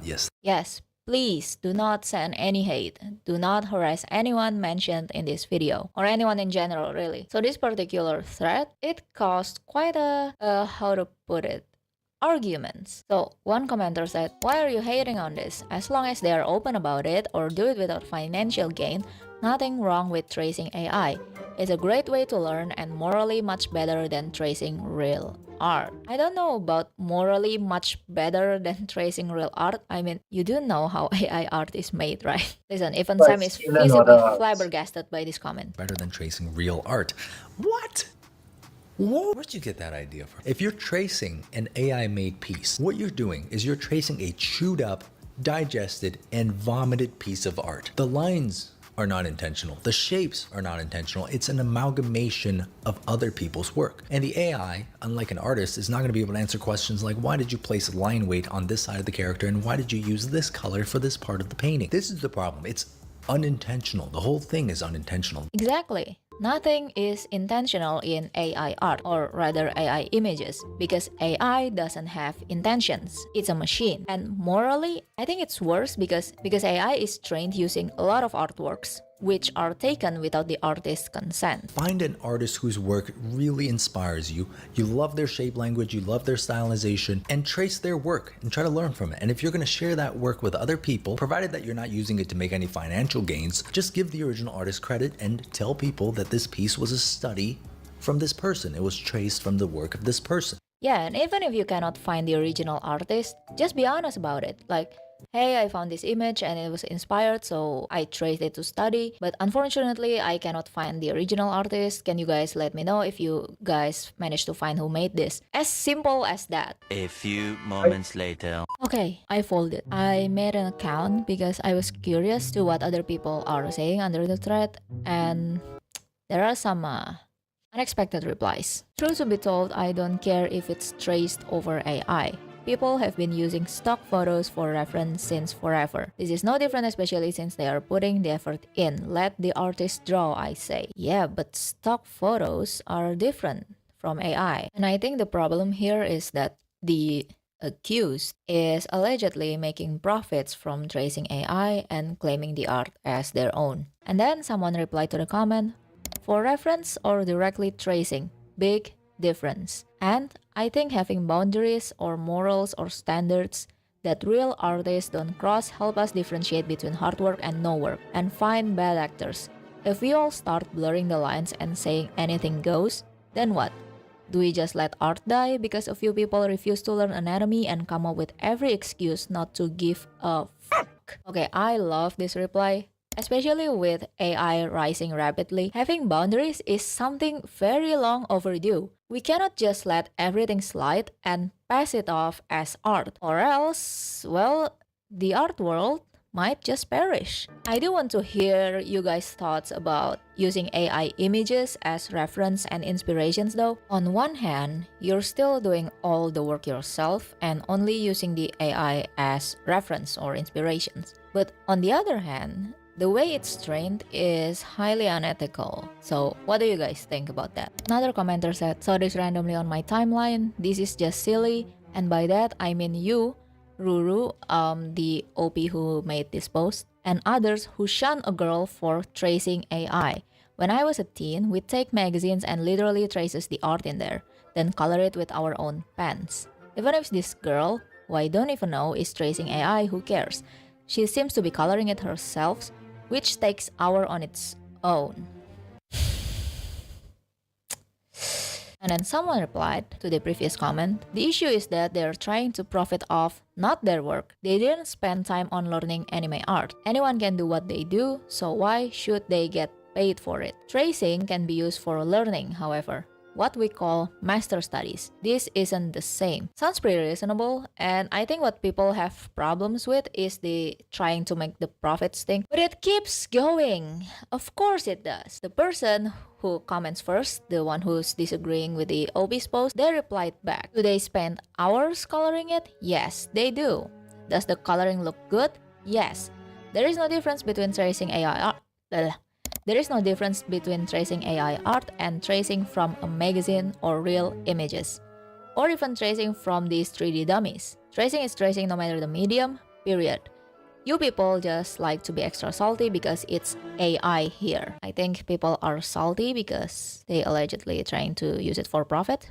But anyway, and why shouldn't she make money if people commission her? Because it's not her own work. God, do I have to spell it out for you? Do you sell images you trace from magazines to other people? I don't know, maybe you do, maybe some people do that. Jesus, what do people do anymore? If I spend hours robbing a bank, do I get to keep the money because it took time to do? Another commenter said, insufferable, so glad you people are getting ripped. Okay, alright, that's enough of that. Seriously, what the hell? But you know what? Who cares what Twitter thinks or X thinks or whatever? There are more important comment sections we should go through, and that is you guys' comments. I asked you guys a few weeks ago about your opinions regarding this whole AI tracing discourse, and you guys made a lot of interesting points. Personally, I think it's okay for someone to trace one thing from AI art, like a pose, character design, colors, etc. But copying or tracing the whole thing and claiming it as yours, definitely a no. And then there are some replies. I think that it's bad for beginners because AI anatomy is kinda bad sometimes, lol, but other than that, I agree with you. It is bad for beginners to learn anatomy from AI, and I'm not just talking about additional fingers or hands or feet. Since beginners may not have a good grasp of anatomy, an AI picture might look fine to them, even though there are so many things wrong with it. I sometimes have to use AI for reference in making dress redesigns for characters when I have no inspiration whatsoever. However, claiming the AI is yours is an absolute no-no. Okay, this is what I was talking about. I've been inspired multiple times by this AI dude. It's not an AI quote-unquote drawing per se, and I never traced it, but it's still AI nonetheless. Sometimes we don't know when the inspiration hits or what inspires us. So again, I would like to hear your thoughts on using AI images as reference and inspiration only. You can trace from AI all you want, as long as you don't claim that you're an artist and you drew this by yourself. And actually speak truth that you're using AI, you should be good to go. I feel like honesty and being open about it is a good way to go. Again, sometimes you just cannot control when the inspiration hits or what inspires you. But I guess being honest about it, like, hey, I traced this image for a study, I know it's AI, but I was really inspired by it, and this is purely a study. I don't know, maybe that's okay. But again, I might be wrong. I'm not defending AI. I think the way it's trained with artworks without the creator's consent is unethical. But I do not think that we should condemn artists, especially beginners who are purely being inspired by AI images. Maybe we can recommend some artists for these beginners to learn from instead of they learning from AI, because there is a huge chance that the beginners just don't know where to start. For example, I would recommend Cox Illustrated on YouTube and Junyuan on Xiaohongshu if you like semi-realistic mix with manhwa art style. For anatomy, there's Cynic's Design on YouTube and also Rino Tuna.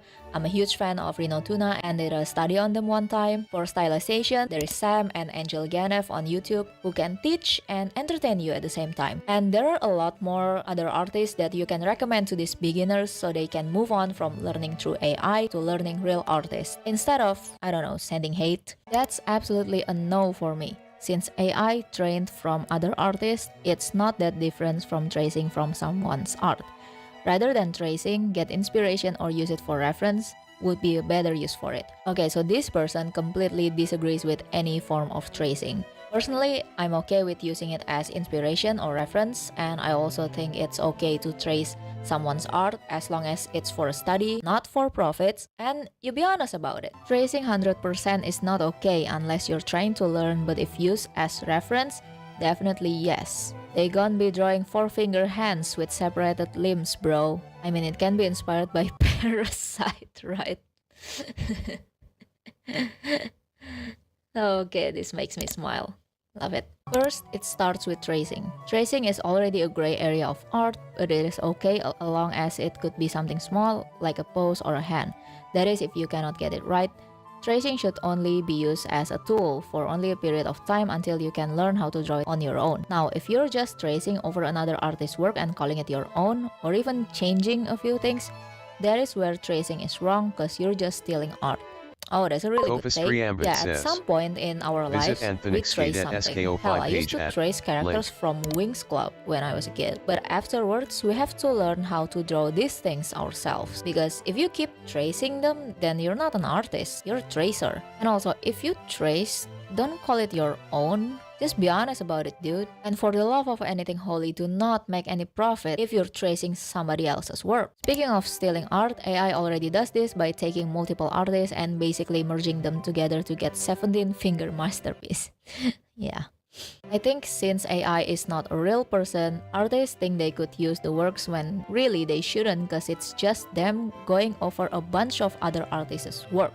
Yeah, this is the problem that Sam mentioned as well. Like, AI art is just like an, how do you call it, amalgamation? What is that word? Like an amalgamation of multiple artists' artwork combined and digested and, to quote Sam's word, vomited into a generated AI image. Sometimes I see artists making art or taking inspiration from the AI's work, which I think it's alright because they are changing it up and making it their own rather than just copying the AI. If they wanted to trace the AI, then just don't post it to avoid problems. Or maybe disclose it, like be honest about it. I think this is a really good take, not only on AI, but on tracing in general. Thank you so much, Vale Victorian 7378 for sharing your thoughts with us. And a huge shout out actually to everyone for sharing their opinion on my post. Everyone gives their own reasoning, what's okay to do, what's not okay, and I really enjoy reading your takes on this topic. I don't think AI is going anywhere, unfortunately, unless there's a meteor targeting specifically at the AI overlord. I don't know. I didn't get much sleep. And I just found out that there are also professional artists that are openly supporting AI and using AI, but that's the story. If I use AI, it would be for giving ideas. I know it's a mishmash of other people's artwork, but it's creates very interesting other styles of art. In my opinion, but I'll never trace over it. I'll take a little reference and thing from it and create my own style. I would see it would be useful. You get some art back and looking for some specific colors or a specific style. It can be used like that. Can't really be seen it used as a crutch for, drawing over and stuff like that to make it look like you did it. You understand? My mind will be good. It would be too good. But it is what it is.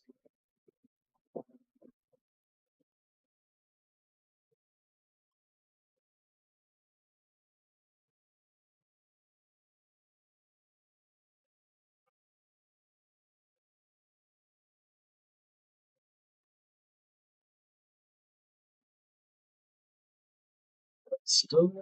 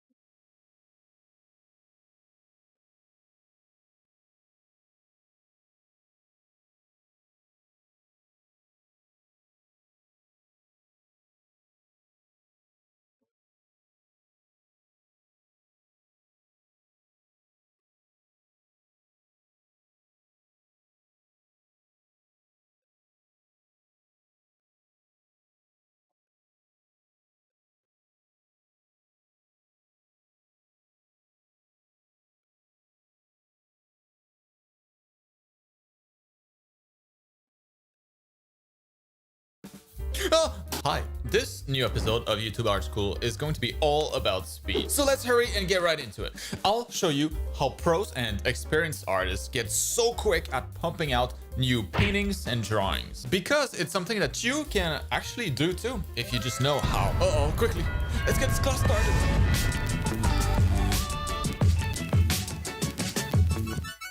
Alright, class is in session. Pay attention and pay the class fee of either 1 like or 1 sub. You'll see it's good value for the money. So, I see you have a need for speed. I hear you. I think we all get to this point as artists where we've learned the basics, and then some.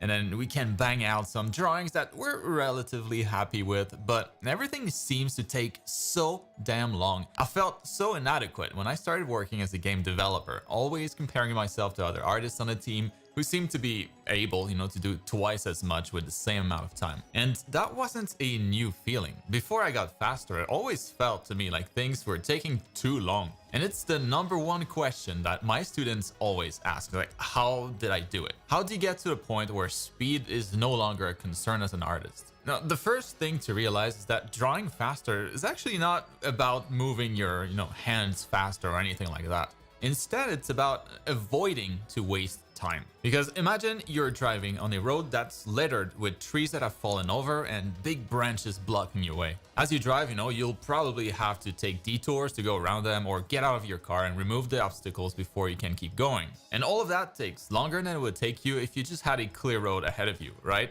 So how do we clear the road? Well, the first obstacle on your path to getting faster might be your method, what I usually refer to as your recipe when working. I teach all sorts of recipes for free here on the channel, like this class showing how to do cell shading. That's one example. But the point of these is to have a list of steps that you follow, so that there's less to think about throughout the process, less guesswork, just like when cooking using a recipe from a book. When you use the same recipe over and over again, it quickly becomes easy to remember by heart, right? And well, that only allows you to bake that batch of cookies faster, or with art, color that drawing faster. Eventually, of course, you'll probably start to customize it to your liking, and make it your own, the method that is, which will all contribute to you getting faster at it. So here's my advice. Find a method that you like and stick to it. Like for long enough. Find one that just speaks to you, one for which you like the results, of course, and just do that from now on. And you'll see, not having that hesitation, not wondering what the next steps should be, is going to save you a ton of time and dramatically increase your speed. But that's just one of 5 tips that I have for you, and each of these will contribute just as much. So here's the next one. Focus your efforts. What? We're artists, so we think, initially at least, that everything's got to be perfect. We'll render everything and add details to every corner of our artwork so that everything looks print ready when zoomed in at 1000%. But you don't need to do that. And the reason is the same as why you yourself don't spend much time looking at other people's artwork. Like when you're browsing Instagram or Twitter, how long do you think you look at any single post on average? 1 second? 1, 2, 3, 4? 5 seconds maybe if it really catches your attention, but that starts to get pretty long. My point is, it's not a lot usually, so you can expect others to behave the same way towards your own art. So what's the point of spending dozens of hours rendering everything if nobody will see it really? It's a waste of time is what it is, so my recommendation will always be to focus your efforts on what people will actually notice. And what they actually do notice is whatever your focal point is, and usually it's immediate surroundings. So for most drawings featuring a character, the focal point will tend to be the face, because that's just how we communicate with people, looking at their face. So I would spend roughly like 70% of the time working on the face and torso, the immediate surrounding of the focal point, and maybe like 30% working on everything else, including the background, if any. This may be a little extreme of an example, but this painting, at first glance looks pretty finished, right? But if I zoom in, you can clearly see I left the background and the lower body pretty rough, since those details are relatively far away from my focal point, again, the head of the character, and most people won't actually notice them anyways. It's a deliberate choice that I make to stop myself from rendering everything and taking potentially 5 times longer than it would normally take me if I didn't care about being more productive. Now, if you're getting paid to paint a game splash screen maybe, then that's another story and you should probably render it longer, since people will stare at it much longer. But my point is to know your audience. If you're just posting online, you have mere seconds to grab people's attention, so spend your time wisely. And well, a very wise way to spend your time is by learning art with my art program. Check the link in the video description, and you can actually grab it at the cheapest that it's been in years until the end of the month to celebrate its 7-year anniversary. 7 years of art school. And everything seems like it costs more now, and the price of the program has been going up in the last 2 years as I kept adding content. But on top of the sale, I've actually decided to reduce the base price of the program to allow even more students to join and get a complete university level art education for less than the price of a basic pen tablet. I don't want you to miss out on this. Check the link down below. There's still time. All right, plug over. So let's check out the third tip that I have for you, which is to know your tools. The rest will go a little faster, but it's just as important. So knowing your tools here means to get used to them. I always see students collecting millions of brushes from every artist they know, and I think that's a fantastic way to never improve your speed. Brushes, just like all traditional tools, they each have a learning curve. Even when I create a new custom brush for myself, it'll usually take me a few paintings worth of practice before I'm actually fully comfortable with it. So I always recommend having a handful of brushes, maybe a dozen or 2 dozens at most, unless you're very experienced, and stick to those. Just like you'll get faster sticking to the same recipe, stick to the same tools too. If you're looking for all the brushes that you should really need to paint like I do, I actually give my brush set away for free, and you can find the link down in the description below. The starter brush set, maybe that'll help. Now the fourth tip, let's move on, will be a boring one, but one that needs repeating over and over again. Don't guess when you paint. If you find yourself having to guess what a certain thing should look like, you're actively wasting time. Find a reference instead and copy from that. There's no shame in using references. Every pro artist does it, way more than you probably think. The only time it should really be fine to not use one is when you're very confident that you can draw or paint the thing from memory. This will happen obviously more and more as you gain experience, but early on in your art journey, you should be working almost exclusively from references if you want to both draw faster and progress faster.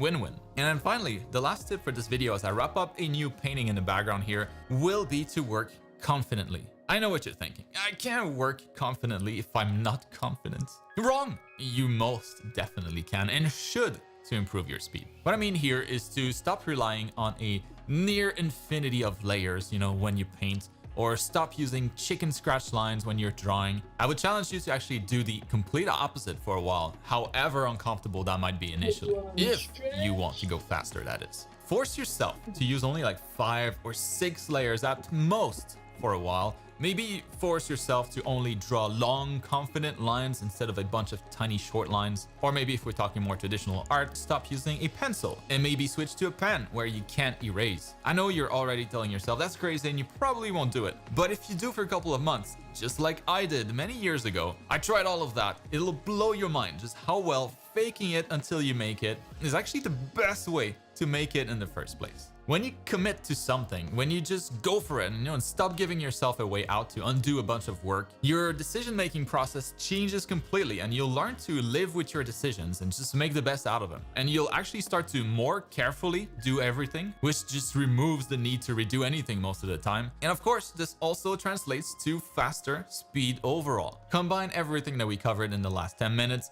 and you should be able to draw or paint a heck of a lot faster. Those are the secrets. So if you want to go faster, just gotta do it. Good luck. And that's gonna be it for this week's class. Hope that was helpful. Let me know in the comments if it was, or if you have any questions, since I still read all the comments and I appreciate them. And now YouTube thinks that you'll probably like these other videos, so go check them out to see if that's true. All right, bye. Great video as always.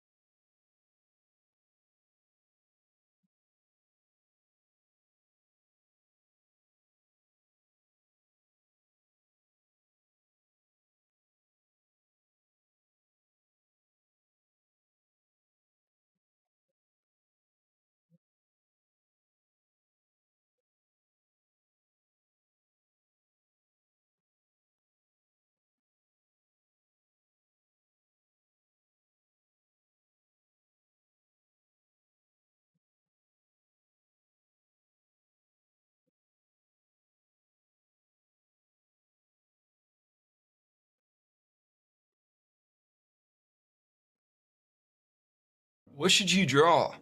One of the most fundamental questions in art, something I get asked quite a bit, and this can be hard, right? Staring down the blank canvas, just the number of possibilities can be paralyzing. So today, I'm going to give you a little nudge. Wherever you are in your artistic journey, let's talk about things that you should draw, things you can focus on. So whether you're a casual beginner, a skill builder trying to actively improve, or an aspiring professional, or even already a professional, let's confront that blank canvas. And I have been all of these things in my artistic life. So wherever you are, whatever your goal is with art, I can help. So hang out with me for a while. Let's watch this cool astronaut painting take shape in the background. By the end of this, I'm betting that you will be reaching for your sketchbook.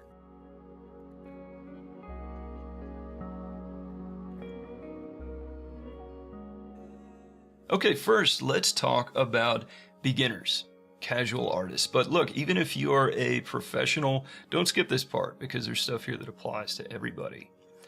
At each phase, it's really important to know what your goal is. What do you want out of this thing that you are going to draw? Who are you drawing for? Very important question. When you're a beginner, that question's easy. You're drawing for you. You are your most important audience. And that's a wonderful thing. At this phase, we just want art to make us happy. It's just something that you do for you, a way to switch your brain off, a way to express yourself, just the joy of making something cool. It's okay if it sucks. It's okay if it's ugly. Throw it away. None of that matters. It's just for you. Two important things to keep in mind at this phase. First of all, you just have to do something, right? You can't steer a parked car. Theorizing, planning things out, whatever cool world you're building inside of your mind, watching YouTuber videos forever, none of that will actually make you any better at art until you do the thing. Pick that stylus up and start creating. Trust me on this, as a chronic art overthinker, this is good advice. And finally, fun.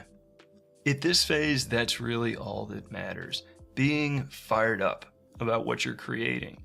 Because the reality is, if you don't like something, if you're not having fun with it, you're just not going to do it. You're not going to come back and pick that pen up again.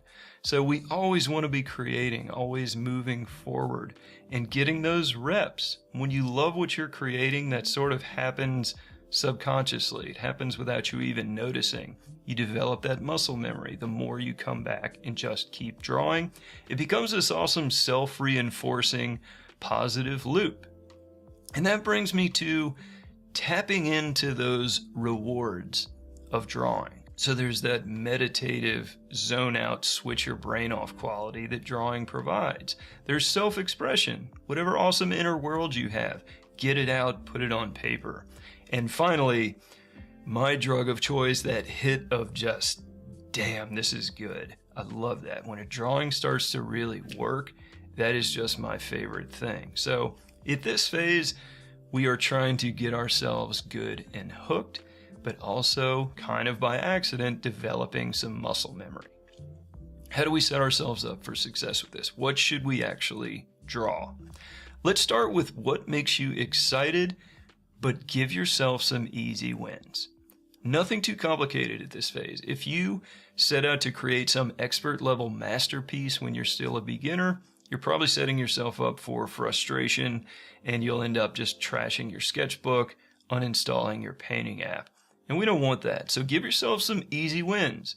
Things that will be cool without you having to be an expert. Great ways to do this. Things you should draw at this phase. Copy what others have done. Fan art. Go draw Spider-Man. Draw the Millennium Falcon.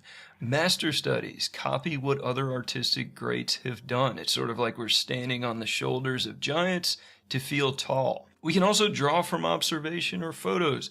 Draw what's outside of your window. Draw your hand. Draw that cup of pens on your desk. And finally, those stream of consciousness sketches are great for beginners. I kind of hate the word doodles because it sort of diminishes the art, but that. Fill up a sketchbook with whatever feels like it just wants to flow out of your pen, whatever your hand just seems to want to do by itself. For me, that was always robots and bugs and spaceships. But reach back to childhood for this. Whatever you were first like really psyched about as a kid, dinosaurs or sharks or Pokemon or whatever. Pick up that pen and fill up a sketchbook. Now, a word of caution for beginners, for those really just starting out, I actually would not go to art school at this point. So I wouldn't get too into the weeds on artistic exercises and study. We don't want it to feel like homework at this point. So if you set out as a beginner right into starting to drill fundamentals or doing exercises, it might start feeling a little too much like work. You'll get burned out, none of those rewards will be coming in, and you're likely to just put the pen down and never pick it up again. So keep it fun, keep it light, not too much like homework. Okay, let's do some examples of my work when I was at this phase, and thank you to my mom for not throwing this away. Okay, let's check this out. This sketchbook goes back to about 1996, I think. So I've been drawing for some years at this point, but I'm just having fun. I am doodling. I am filling up pages with stuff that I'm excited about. I'm getting all those rewards of art without making it feel like homework. So let's grab a couple. There's this dude who I doodled on some French homework. Très bien. Things like dinosaurs. Old school Jurassic Park was very big at this point. So all of those things that just made me excited, that filled up my inner world, that wanted me to create something. That's what I focused on. And I wasn't doing that deliberately, I just did it because it was fun. So, what should beginners focus on? Things that are fun, things that are high reward but low frustration subjects, and easy wins, things that give you those quick payoffs like fan art, master copies, or just fun doodles. Enjoy yourself, make friends with your tools, gain confidence, gain some muscle memory. It's all that matters at this point.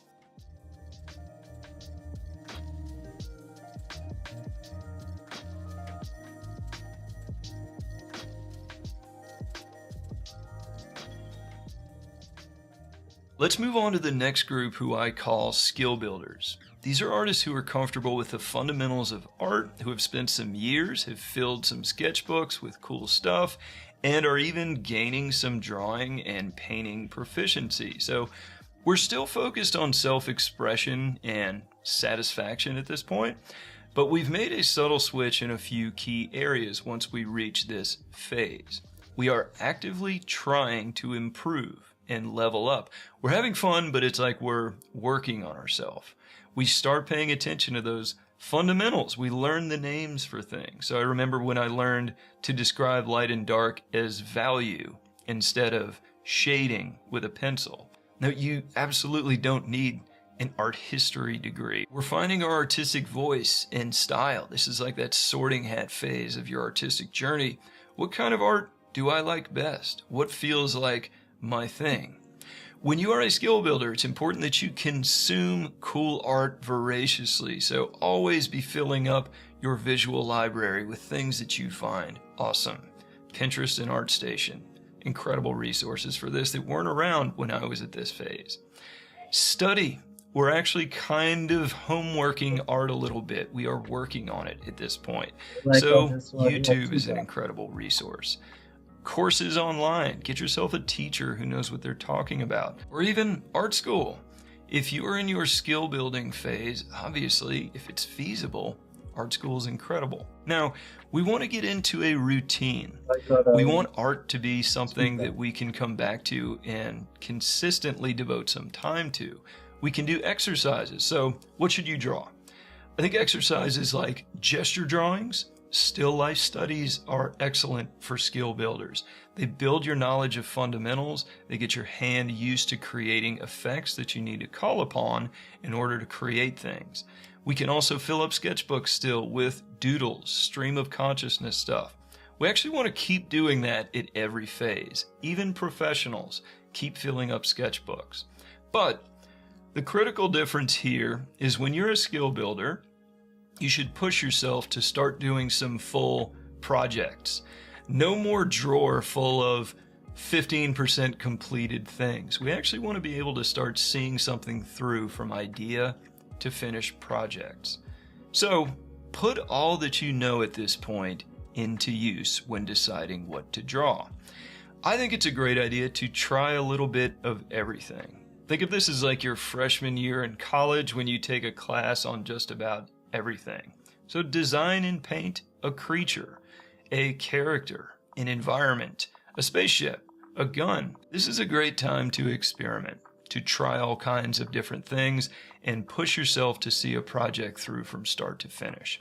Skill Builder is the name of the collection of courses on DPS designed to do exactly this, to let you dabble and gain some knowledge in a wide range of topics. So if this feels like the phase that you are in and you're not sure what you should be drawing on, if you want some guidance and some instruction, definitely check this out. Okay, let's check out some examples of my work when I was in this phase. So this is art that I made when I was in college. This was the very beginning of digital painting for me. I had just started to get comfortable with Photoshop, and this was just this unbottling phase where all of these ideas I had had all of my life, I finally feel like I had the means to actually execute them. So this is all over the place because I was trying a little bit of everything. I wasn't sure what kind of artist I wanted to be yet.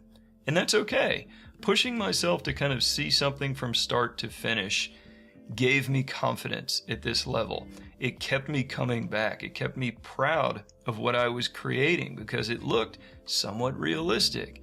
It had kind of a cool idea behind it. And I felt like I was now capable of making something from idea to finish. That's a hugely empowering thing for an artist. So when you are setting out to make things as a skill builder, seeing things through from start to finish, doing a wide variety of things, kind of try a little bit of everything so that you start kind of sorting yourself into what sort of artist you feel like you are meant to be.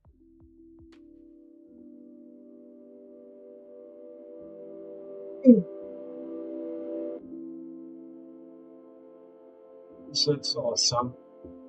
Okay, let's talk about what you should draw if you want to be a professional artist. And most of the artists who I work with in my mentorship are in this category. And of the entire artistic journey, this is the biggest shift in mindset, because if you want to create art and be paid for it, then suddenly your art isn't just about you anymore.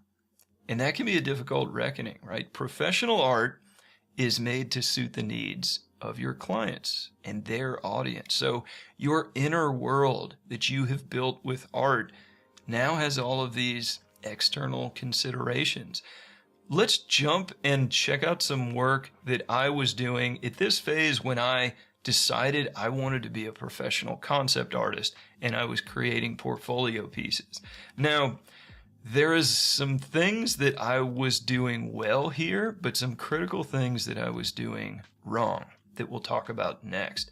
So at this phase, I felt like I was quite skillful. My skills were built. I had moved past that skill builder phase, but my career wasn't taking off, right?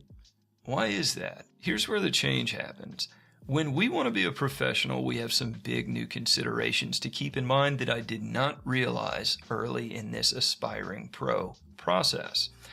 We need to build a professional portfolio, and that is exactly what I wasn't doing in this work that we just checked out. Here's why. A professional portfolio does two things very well. It controls the relationship with the viewer. So mastering where your viewers' attention goes, what you want them to visit feel, AnthonyXskate what at story you want SKO5 them page to at understand, link. how much you want to leave to their imagination. That is crazy powerful. And the other main point is making your artistic decisions considering the art director's point of view. So not just what you think is cool, think about what they need. It's competitive out there to be a professional artist. Your art director might be sifting through dozens, sometimes hundreds of portfolios. So how can we stand out? How can we make ourselves seem like a professional when those other artists aren't? You can be a problem solver.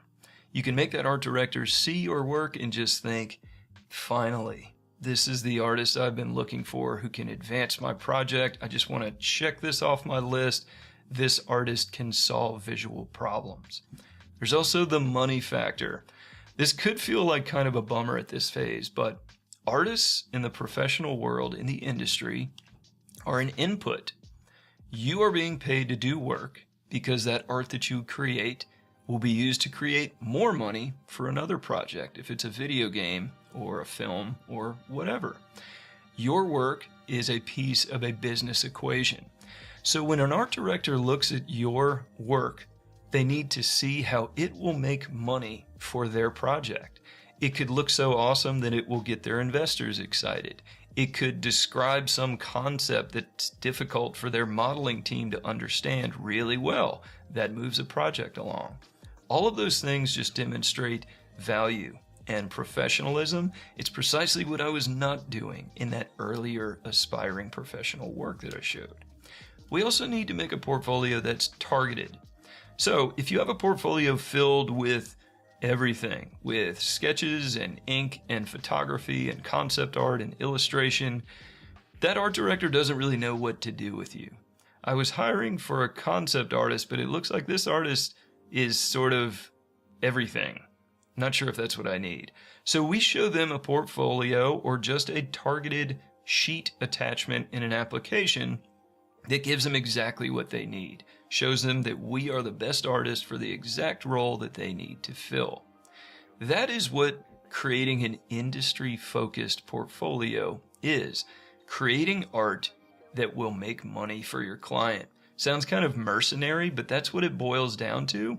And that's what tips the balance in that art director's decision of who to hire, is how will this artist solve my problems? How will they advance my project? Now, we need to make art that looks awesome, obviously. And your entire journey as an artist, you will be gaining skills, picking up new tricks, learning new things, so your game just keeps getting stronger as you go. A lot goes into that, right? Becoming a professional artist is a mountain to climb, but there's no ceiling. You just keep going. You need to be able to design and paint very well. You need to tell a clear story, show a clear purpose with your art. So aspiring professionals, what should you draw? Here's what I recommend to my mentorship students, is build a project for yourself, kind of an imaginary assignment. Say you're working on a video game, and then design a series of projects within that. It could be a group of characters in a squad. It could be the character and their gun and their spaceship and their sidekick. Something that looks like this work was done for a real life project. That gives you that impression of an artist who's already experienced and professional. That's really attractive to those looking to hire artists. What it all comes down to, what makes a portfolio look professional, what makes art look professional, is confidence. Did this artist know what they wanted me to feel when I look at it? When I look at really masterful art, I can just feel like I'm being led on an adventure by this artist. They knew what they wanted me to feel. They knew the story they wanted me to understand, and they were in control. They knew where they wanted to let my imagination connect dots, and they knew what they needed to describe and draw focus to. When art does not do that, when it looks like the artist was kind of halfway between decisions or doing things that weren't deliberate, that entire illusion collapses. So confidence, it's hard to gain, it takes experience and repetition, but that really is the factor that seems to make or break a professional portfolio. So when you're picking what to draw, when you're making those brushstrokes, keep that in mind. Confidence really shines through, and show them exactly what you wanted them to see. Okay, I like to finish every video moving from philosophy into something actually practical. So I haven't even talked about this astronaut guy this entire time, but let's talk about him. One tip I want to leave with you guys that I love is the idea of using light, using value to tell a story. So this light shining on the astronaut's face and body is a really cool opportunity to do something fun. First of all, there's a lot of story just in that light source. There's something incredibly bright shining on him off camera. That gets our imagination going, right? Like, what is out there? What is that light source coming from? where is he going? He's facing the light source, so is he about to step out into whatever? And that's exactly the story I'm trying to tell. I want it to look like this guy is about to leave an airlock with his little droid buddy and go bring these cylinders wherever. Simple story, but evocative and cool. I like it. One really fun thing, and this is the main tip. If you paint that light source on its own layer, you have control over it. Instead of being this single bright orange, I now have the option of doing other things with it. I can block it out with a mask in certain points, make that light just a stripe only hitting him on his chest or his face. I can have it fade from bottom to top. And that's what I end up doing here. Here's a look at the finished product. See how I faded it from sort of barely there at his feet to full brightness on his face? It gives the impression of this door that's opening or closing. Something is moving. It could feel like a sunrise. Light is affecting him differently in different parts of his body, and that just adds instant drama and story. So remember, light, value, they can be used to describe three-dimensional forms, but they can also be used in a really powerful way to tell a visual story. It works on characters, creatures, buildings, a castle at sunset. Try this, it's really awesome. So remember guys, just draw, make something, pick up that pen and get going, and draw what is meaningful for you, whether you're a beginner or a professional. It should all still come from that place that makes you really excited as an artist. I hope this was helpful, so go draw something, and I'll see you guys next time.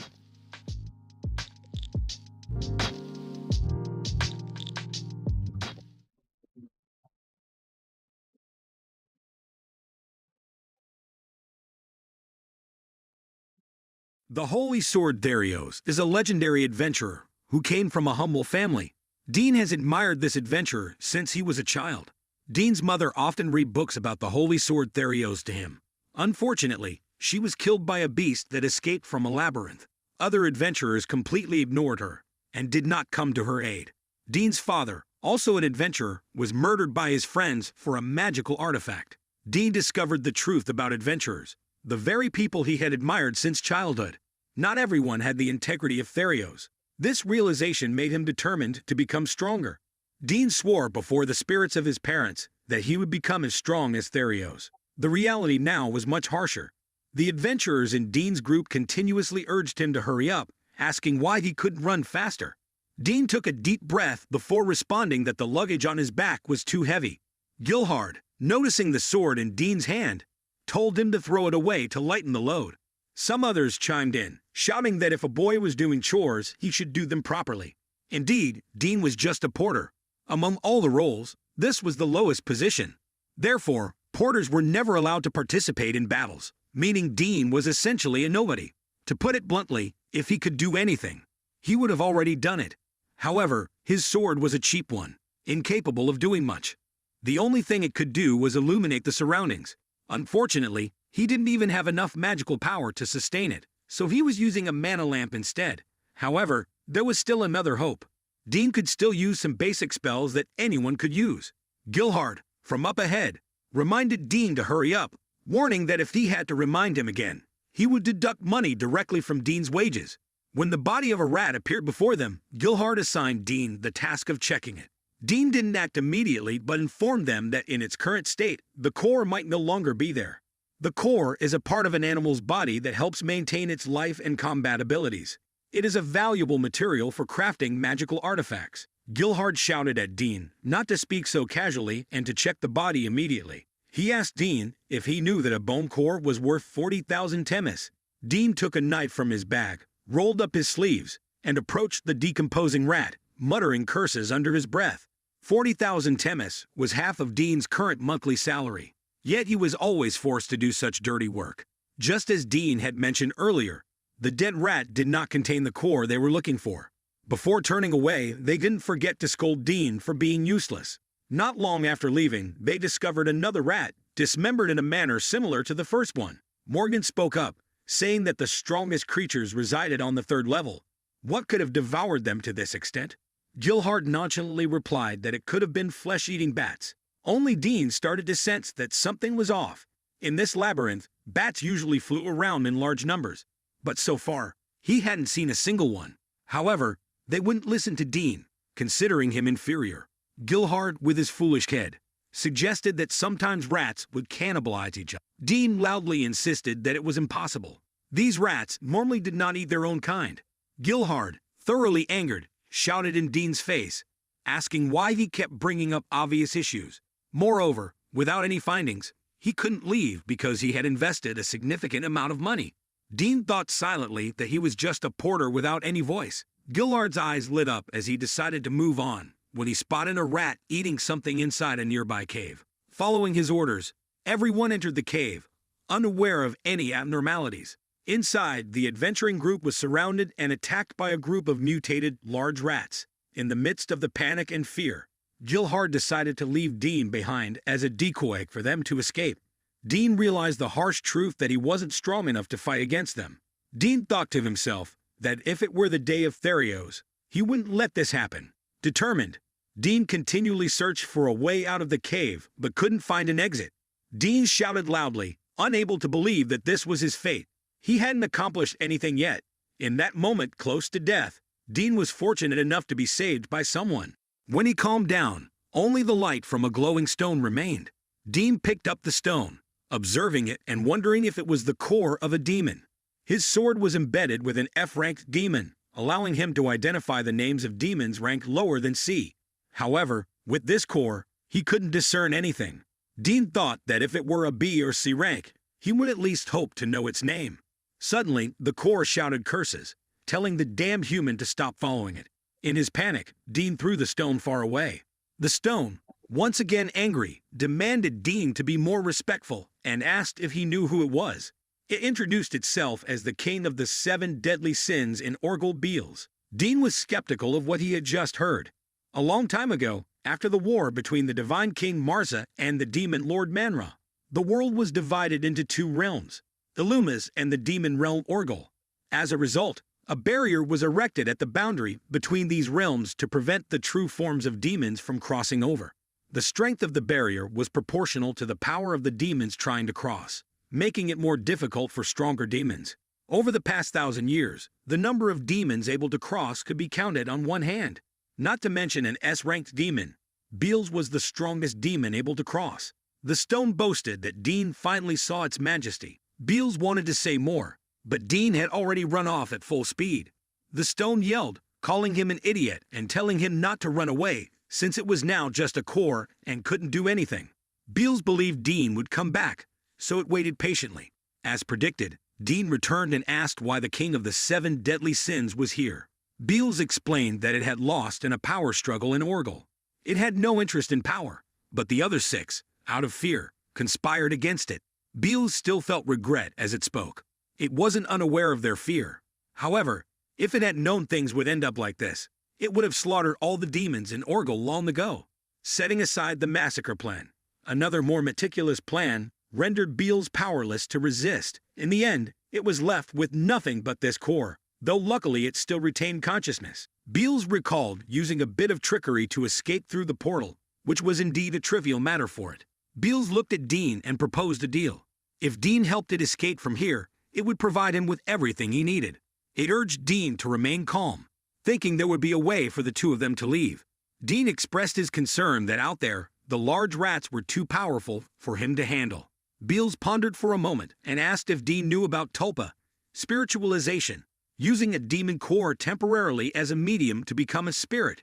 The only drawback was that demons ranked D or higher couldn't unleash their full spiritual power. Dean immediately dismissed the idea, stating he couldn't do it. Beals scoffed at him, saying he couldn't even use magic, let alone take down a rat. With no other option, Beals was forced to teach Dean. Because it was a conscious core, it wouldn't need magical tools. Dean wondered if he should trust this demon. It was the king of the 7 deadly sins. He worried about controlling the demon after spiritualization. But with no other choice, he decided to give it a try. After making the decision, they began to practice together. A day passed, and to get food, Dean returned to the place where he had been attacked by the rats. He searched through the bags left by his comrades, but only found a small water bottle. He also took a few items that could be sold for money from those bags. Dean felt ashamed of stealing magical tools, but justified it by his need for money. He needed to repay a large debt to his friend Monty. Fortunately, Dean found some wild mushrooms.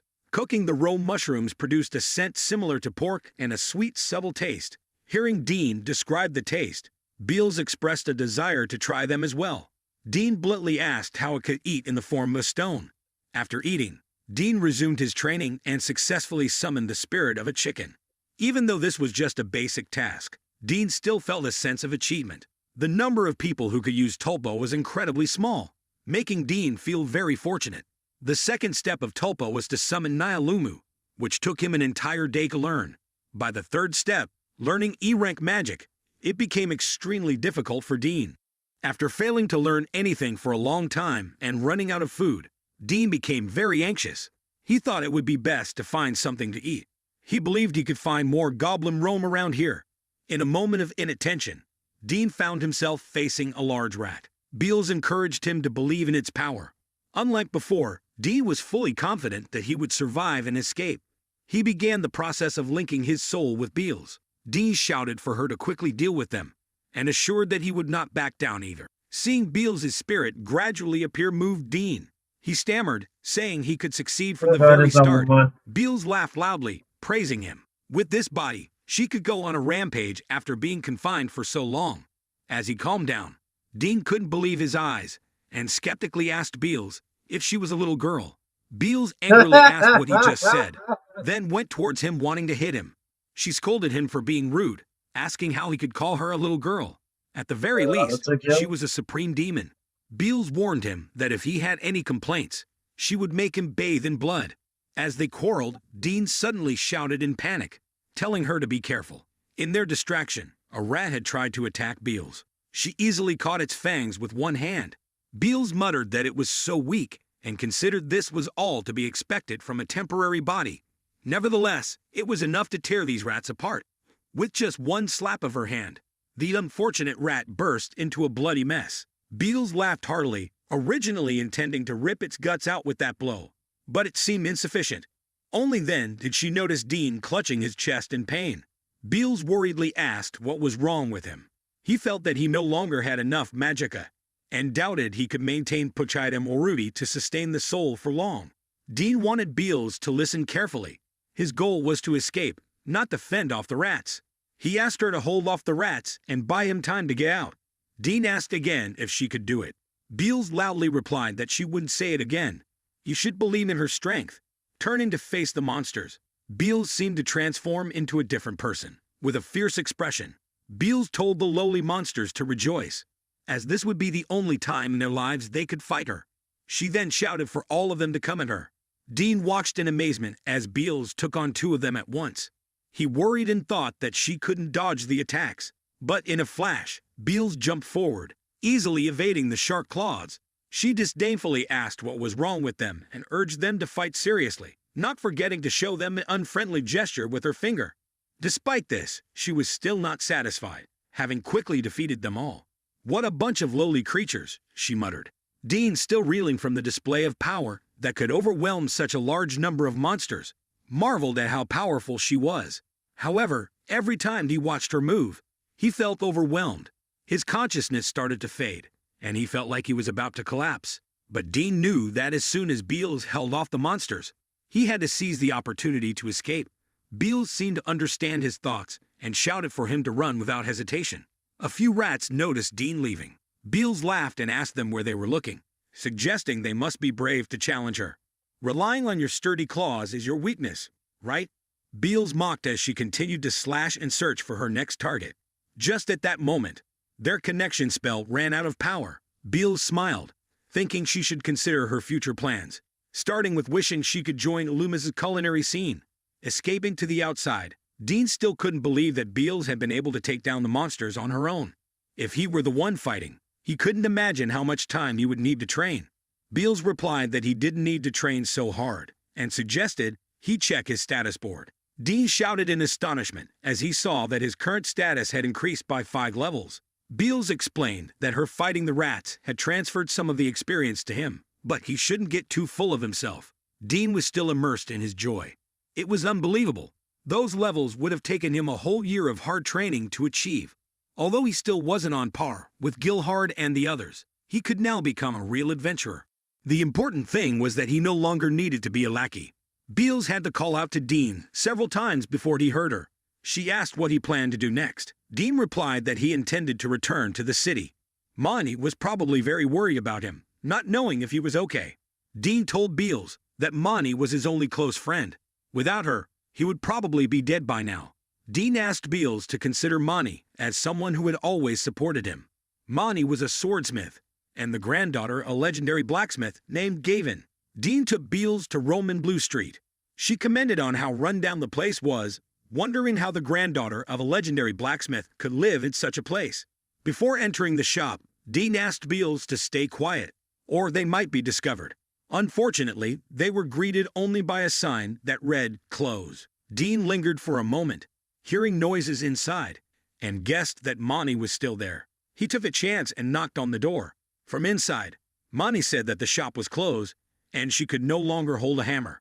But when she heard it was Dean, she rushed out to open the door and hugged him tightly. The reason was that she hadn't seen Dean for a long time and had gone to the guild, only to hear the news that he was dead. This news had completely devastated her. Dean apologized for making Monty worry. Beals, unable to stay silent any longer, laughed loudly, saying the reunion was too intense, and asked if they were lovers. Dean angrily told her it was none of her business, and clarified that they were just childhood friends with no romantic feelings. Once inside, Monty learned that the voice she had heard came from a demon core. Moreover, it was the core of Beals, the king of the 7 deadly sins and the strongest demon in Orgel. Dean recounted the terrifying power he had witnessed in Beals. Monty could only respond that the power of demons was indeed beyond comparison, but she wanted to know what Dean planned to do with the demon core. If the military found out, he wouldn't be safe. The army, adventurers, wizards, and everyone else would want to seize the demon core. Monty specifically warned about the commander of the Magical Legion, Malty. He controlled all of Roman Blue and was behind many horrific crimes. Monty shuddered to think what he would do if he discovered the demon core. Beals nonchalantly said that she would just kill anyone who came after her. Dean replied, "Please, my body can't handle that. Each soldier is over level 25, and there are thousands of them." Monty suggested selling the core for a large sum of money. Monty angrily snapped, asking if Dean was thinking about the money. He had said he owed her his life. She then jumped up and struck Dean hard in the face, calling him ungrateful. Beals remarked that Dean had said he liked adventuring. How would he go on adventures if he sold her? Annoyed by the noise, Dean said, "All right, I'll think about it." Dean knew he wasn't her master and couldn't deny that she had saved his life. Monty then said that no matter what Dean decided, she would support him. Dean left Monty's shop and headed to the Adventurers Guild. Since there were rumors of his death, not reporting back would cause more trouble. Dean didn't expect to encounter Gilhard and his group inside the guild. Gilhard loudly exclaimed about being attacked by rats, calling it a disaster. He insulted Dean, saying he was useless, and it would have been better if they hadn't brought him along. Gilhard shamelessly claimed he had tried to protect Dean, but Dean hadn't listened, leading to his demise. He then laughed, saying Dean would never become an adventurer. When he was 13, he had already become an adventurer, while Dean, now 17, was no better than an idiot. Dean stood behind him, listening to every word of the conversation. He shouted, calling Gilhard, telling him to watch his filthy mouth. Gilhard, seeing that it was Dean, was terrified and loudly asked why he was there.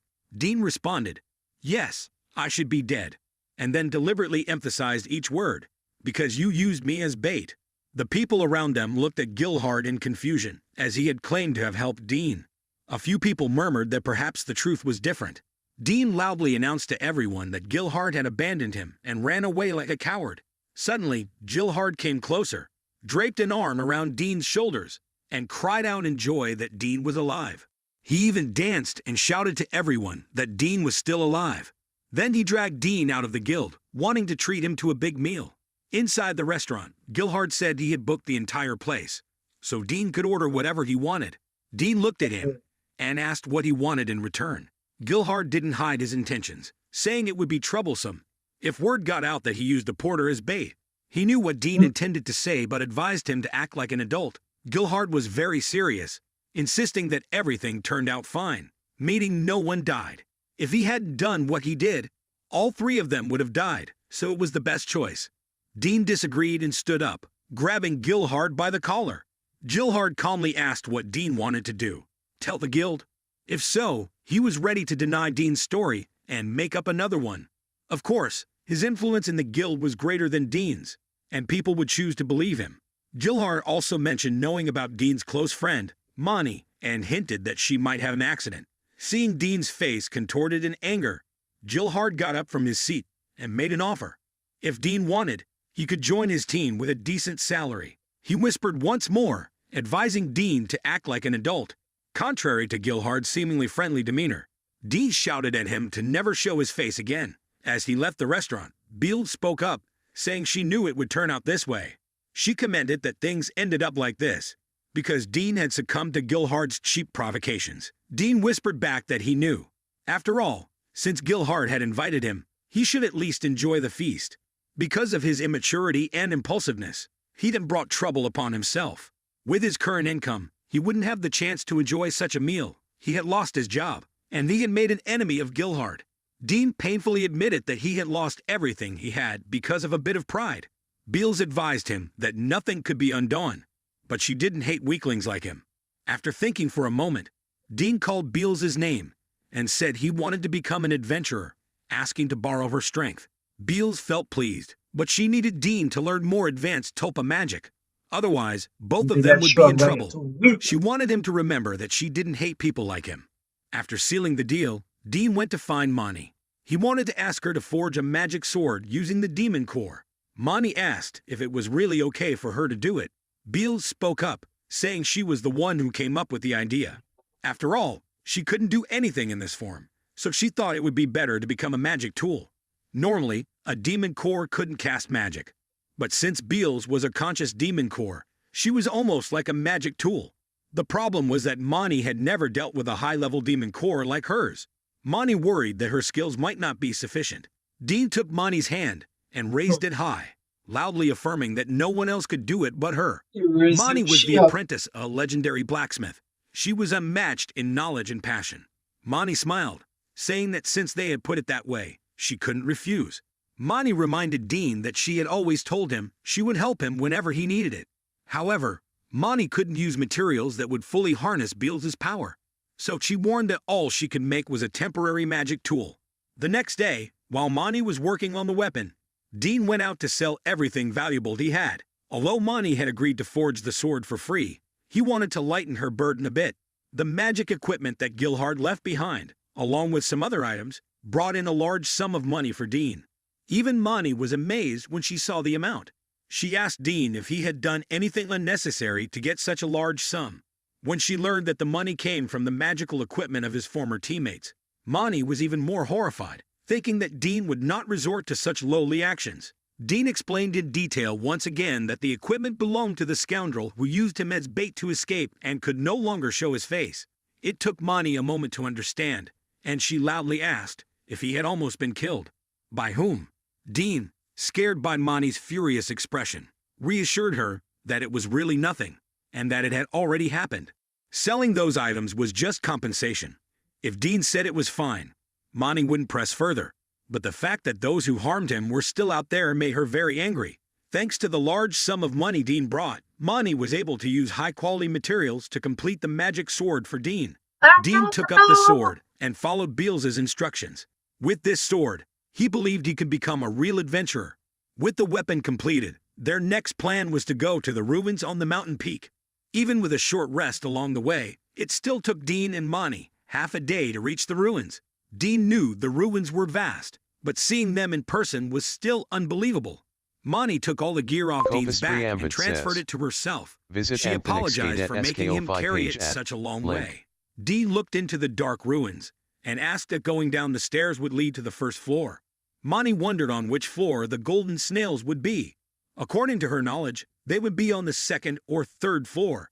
There were no noteworthy monsters on the first floor and no adventurers on the fourth floor. Mani decided they would start on the second floor. Besides, she wanted him to set aside thoughts of the golden snail for now. The main purpose of this trip was to test Dean's sword. Mani lit a lantern to make it easier for them to enter. After walking for a while, Dean heard a noise and told Monty to turn off the light. It was coming. Monty asked if it was a person. Perhaps they shouldn't hope for that, but just as she finished speaking, a skeleton mechanically approached them. Dean checked it and found that it wasn't a special type, just a regular skeleton.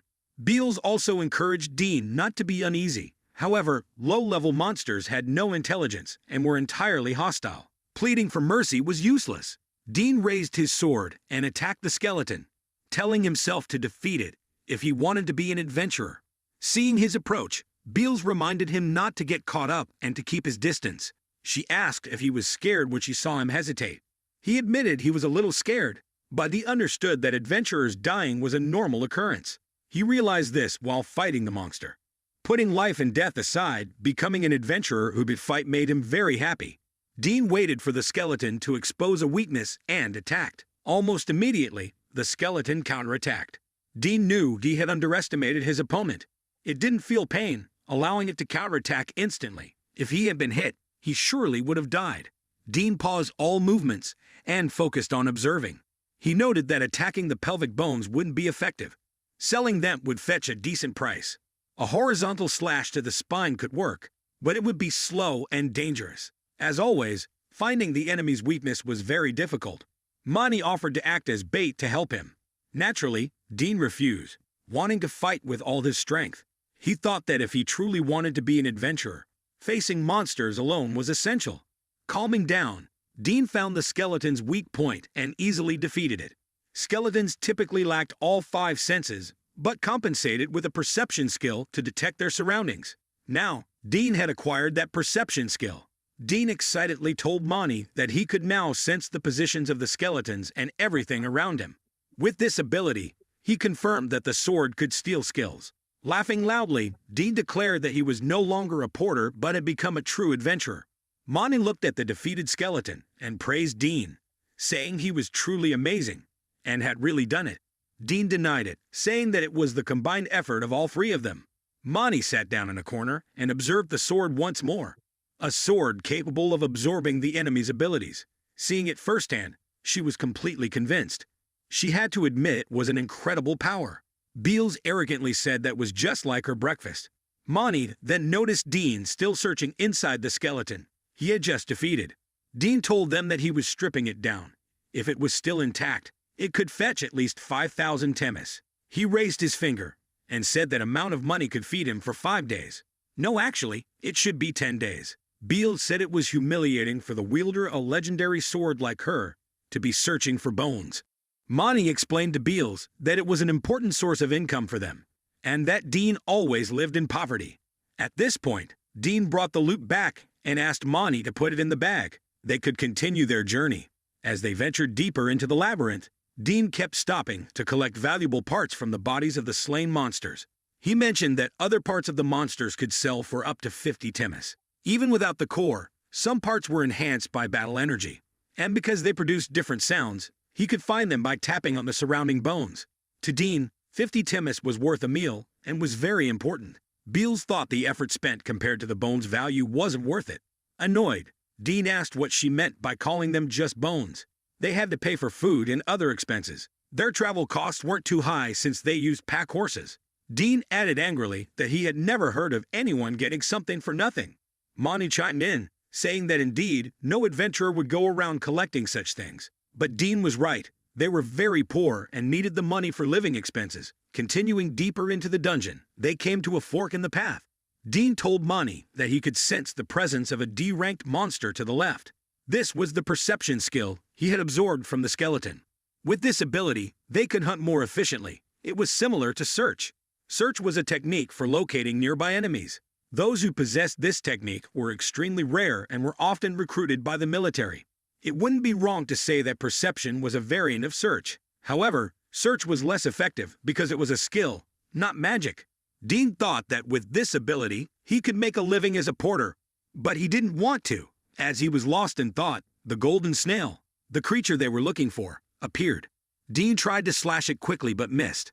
He muttered to himself that if it were that easy to catch, no one would have trouble with it. Monty asked what they should do next since their target had slipped away. Dean used his perception to track the golden snail. quickly urging Monty to follow him. He promised her that if they encountered it again, he would be calmer and find its weak point. However, something unusual happened. Dean sensed the presence of other people besides them. They might also be after the golden snail, so they had to keep their distance. Dean didn't want to confront them. He hoped they would give up soon. But it seemed that the other group also had someone with a perception ability like his. Dean looked at Monty, worried, and said that the group had just gone down to the 3rd floor following the snail, which was too reckless. Monty, more composed, analyzed that the monster would also get tired as they chased it. She asked what they should do next. After thinking for a moment, Dean decided to continue. After all, he had figured out its attack pattern and Puchide Moruti. Reaching the 3rd floor, Dean stopped and whispered, "Are you kidding me?" One of the other group had separated to hunt the snail alone, which was extremely careless. Dean didn't expect to meet someone familiar in the dungeon. Morgan was hiding in a corner, looking at Dean in disbelief, unable to believe that he was still alive. The other person was a young beastman who was injured. Dean realized that it was thanks to this kid that they had been able to chase the golden snail. That also meant Gilhard was the one chasing the monster. Ignoring this, Dean worriedly told Monty to help stop the bleeding on the boy's leg. The boy suddenly burst into tears, saying it was all his fault because he was too weak and had caused trouble for his 2 teammates. Morgan stood up and yelled, "That's right, Carol, you're useless." Dean ignored the foolish Morgan and quietly spoke to Carol. He told the boy that they just saw porters as slaves and used them as bait to escape when danger came. No matter how poor, he should never accept requests from people like that. Carol removed Dean's hand from his shoulder and thanked him for his concern, but said it was completely voluntary, because Gilhard had promised to help him become an adventurer. Morgan took the opportunity to laugh loudly, saying it was unfortunate for Carol, and that he should go find the golden snail quickly. He insisted that Dean would also have no way of beating Gilhard. On the other side, Gilhard was extremely smug as he cornered the golden snail. He was completely unguarded. Seeing Dean approach, he didn't show any surprise, only a disdainful smirk. His current goal was the golden snail. With it, he could level up and be among the strongest adventurers. Joining the army would no longer be a distant dream. Gilhard's excited shout inadvertently attracted more monsters. Monty grabbed Dean's hand and told him to run. Seeing Gilhard terrified in the face of danger, Monty said that he not only abandoned Dean, but also put Carol in harm's way. At this point, Gilhard was just facing the consequences of his own actions. Gilhard lay terrified on the ground, continuously crying for help. Surrounding him were not only hobgoblins, but also golden snails and goblins. Monty repeated her plea to retreat quickly. A group of goblins was too much for the 2 of them to handle. Moreover, someone like him wasn't worth saving. Hearing this, even though his weapon had slipped from his hands, Gilhard still arrogantly asked if Dean dared to act like that. Dean thought to himself that this scoundrel didn't deserve to be saved. Even if their positions were switched and he was killed, Gilhard wouldn't care. Furthermore, the greedy human Gilhard had harmed Carol. If Dean left him to his fate without intervening, he wouldn't feel guilty. But Dean decided to save him in that instant before the danger drew near. Monty couldn't believe her eyes and shouted, asking what he was doing. It was dangerous. Gilhard, saved and pale-faced, thanked Dean. Dean yelled at him to get lost and never show his face again. Dean silently cursed, "Damn it, because of that guy. He had to do something unnecessary." Although if he hadn't done it, no one would have blamed him. No, Dean thought again. He would blame himself. He knew if he decided to leave, the thought would forever linger in his mind. He hated the way Gilhard lived, harming others for his gain. But Dean had decided he would live like the Holy Knight Therios. He wanted to become an adventurer without regrets about the path he had chosen. Beals finally spoke, saying that noble ideals wouldn't make him stronger. Dean replied that he knew, which was why he needed to borrow her power to realize his ideals. Beals connected through a soul link, gradually materialize, scolding him for being troublesome, but with a deeply satisfied smile. Dean said, "I'll leave the rest to you, Beals." The little girl asked curiously if this time he wouldn't just stand outside and watch. Dean understood her hint. Of course, he would also fight with the sword in his hand. The two coordinated incredibly well. However, when there was only one large goblin left, Beals began to run out of energy and faded away. Dean tried every method to attack, but alone, he couldn't do much. Monty approached, smiling, telling him not to worry. She could handle one. Monty reminded him to focus on the goblin in front of him. It was rare for Monty to have a chance to bring out her weapon. She whispered to herself that this wasn't an ordinary stone. She had refined it to condense some special ingredients into the weapon. Monty was truly a capable person, helping Dean get rid of quite a few troubles. Only 2 were left, and they happened to attack simultaneously. Monty reminded Dean, "Here it comes." Its power was immense. Dean worried he wouldn't be able to defeat it. However, he could feel himself gradually getting stronger. Dean clung to the distant hope of finding a weakness in the ferocious creature attacking them. But time wasn't on their side. A sticky bomb from the golden snail clung to Dean. Meanwhile, the goblin attacked, leaving Dean with no escape route. He panicked, unable to move. In desperation, Dean suddenly shouted to light a fire, burning away the sticky substance on him. Dean's mistake was forgetting about the golden snail. Now he didn't know what to do with it, and the hobgoblin was waiting to attack from behind. Monty came to Dean's aid again, telling him to focus on the hobgoblin. She then mercilessly used her formidable weapon to strike the golden snail. However, the golden snail's shell had incredible defense, repelling all magic. Dean informed Monty that the snail was merely hiding inside its shell to avoid magic. He'd have discovered this when using fire on the golden snail earlier. Unexpectedly, Monty was not the snail's attack target. Through a gap created by Monty, it attacked Dean from behind. Fortunately, Dean's sharp senses allowed him to dodge, causing the attack to hit the hobgoblin instead. Taking advantage of this opportunity, Dean focused his strength on his sword, following up with an attack on the hobgoblin to finish it off. Without pausing, Dean ignited his sword again, shifting his target to the golden snail behind. The flames flared, unexpectedly slicing off the golden snail's head. The two successfully ended the battle, celebrating with a loud high five. Monty reminded Dean to be more careful next time. This time they were fine, but if this continued, no number of lives would be enough for him. Dean thought he would become an adventurer worthy of the help from his 2 teammates. Dean remembered he had to check his stats after the battle.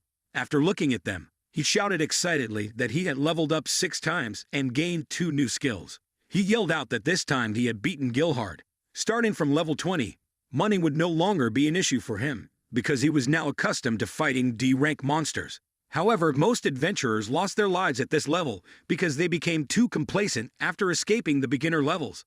Additionally, most adventurers stopped progressing at this point. Dean didn't have much information beyond this. From now on, he needed to be mentally prepared for the worst possible scenarios. Not only Dean, but Monty also leveled up 5 times. Hearing Dean ask about her progress, Monty shot him a sharp look and said, "Can't you see other people's levels yourself? Why don't you check for yourself?" Dean avoided the question, responding that it wasn't polite to check other people's stats without permission. After the joy of leveling up passed and they both calmed down, they looked at the golden snail on the ground, unsure what to do with it. Its size was too large to take outside, in the city of Romanderg. After returning from the ruins, the first thing Dean did was sell the items he had collected. A magic bone and 2 items from the goblin and hobgoblin sold for 80,000 temis. Dean held the money bag with shining eyes, knowing he no longer had financial difficulties. He now earned more money than a courier. Even though it was dangerous, he couldn't pass up this opportunity to make money. Dean remembered there was another magic bone from the golden snail inside the ruins, but he didn't want to bring it back because it was too bulky. Monty was astonished when she heard this and said she would use a refining technique to make it smaller. She exclaimed that it was worth 150,000 temis. Not only that, if it were crafted, it could become anti-magic equipment. As a blacksmith, she couldn't miss this opportunity. Dean's mind drifted to food, not listening to Monty anymore. With the money he had just received, he could buy more luxurious items, and he especially wanted to eat beef brisket. Looking around at people singing in the streets, Dean assessed that this place was more commercially developed compared to the slums they lived in. The city even had a government office. The city had all the shops that were targeted by the military and the big shots. Because of this, many people were attracted to come here to start their businesses, but due to fierce competition, they were forced to close. Beals thought that market competition leading to elimination was normal. Dean responded that it wasn't as normal as she thought. Right in front of them, a group of people were causing a commotion. A man knelt on the ground before 2 officers, begging them earnestly, needing money to treat his wife's illness. The military men shouted that he must pay taxes in full to sell here. The surrounding people gossiped, saying it was terrible. Did he lose when opening his shop and paying taxes? The protection fee was too high, and they couldn't hold on much longer. Everything had become more difficult.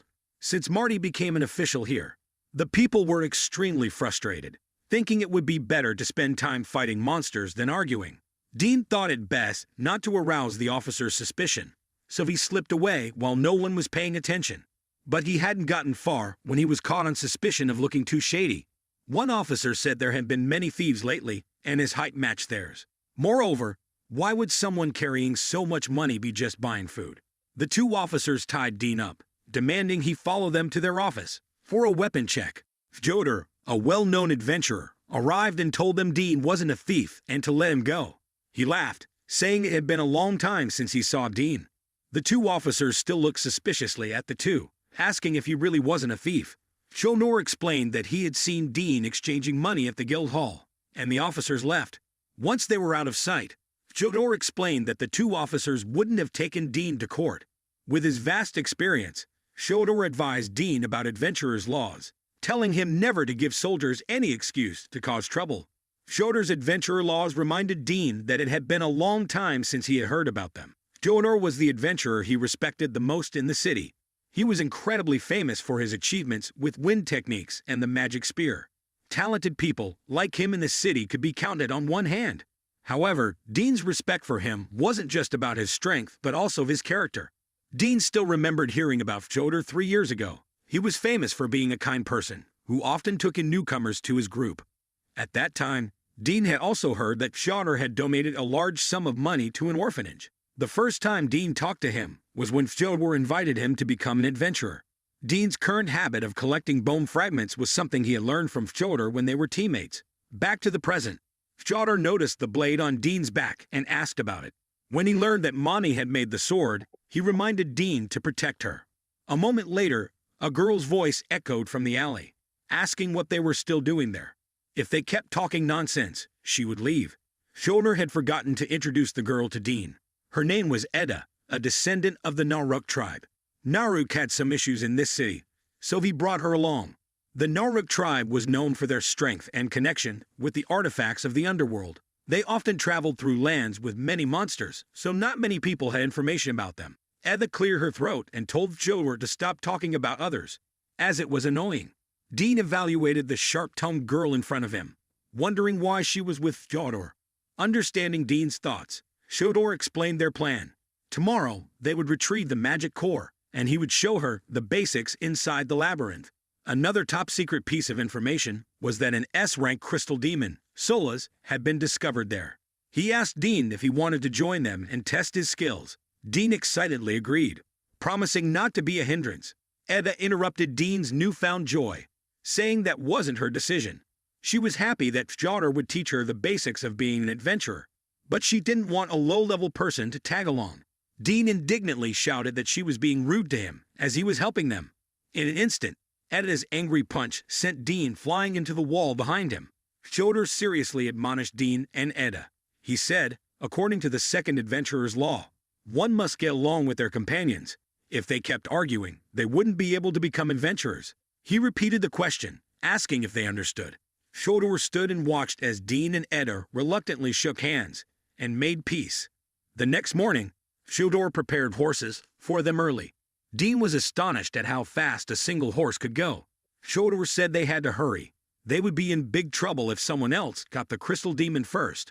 Dean asked what that demon was. He had been hearing about it continuously since yesterday, but knew nothing about it.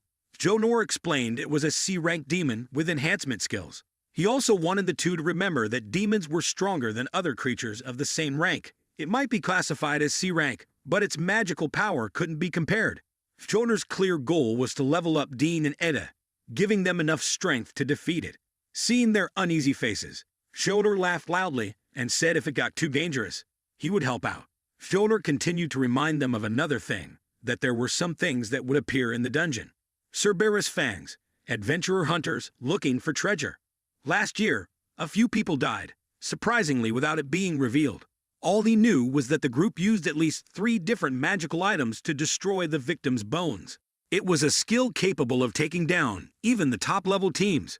From that, rumors of the criminal trio spread widely. Fjodor said his enemy, Adorado, was also captured by that group. He emphasized that as adventurers, they couldn't achieve anything if they were scared. Fyodor promised that since he brought the two along, he would protect them at all costs. Edda responded irritably, telling him to take care of his own business and not to underestimate a Narvik night. Fyodor found a place for them to rest and prepare food. Dean volunteered to cook, but he didn't know where to get the ingredients and utensils. Fyodor smiled and told him not to worry, then pulled out a paradox box from his belongings. He had stored all his luggage inside it, which contained everything they needed. Dean, with the ingredients in hand, immediately got to work. First, he prepared stir-fried vegetables and orgdai chicken. The mixed rice with orgdai chicken was soon ready. Fyodor was the first to taste the dish. He closed his eyes in amazement, savoring it, saying it had been a long time since he had eaten such a delicious meal. Fyodor remarked how lucky they were to have brought Dean along. Edda, however, had no intention of sitting down to eat.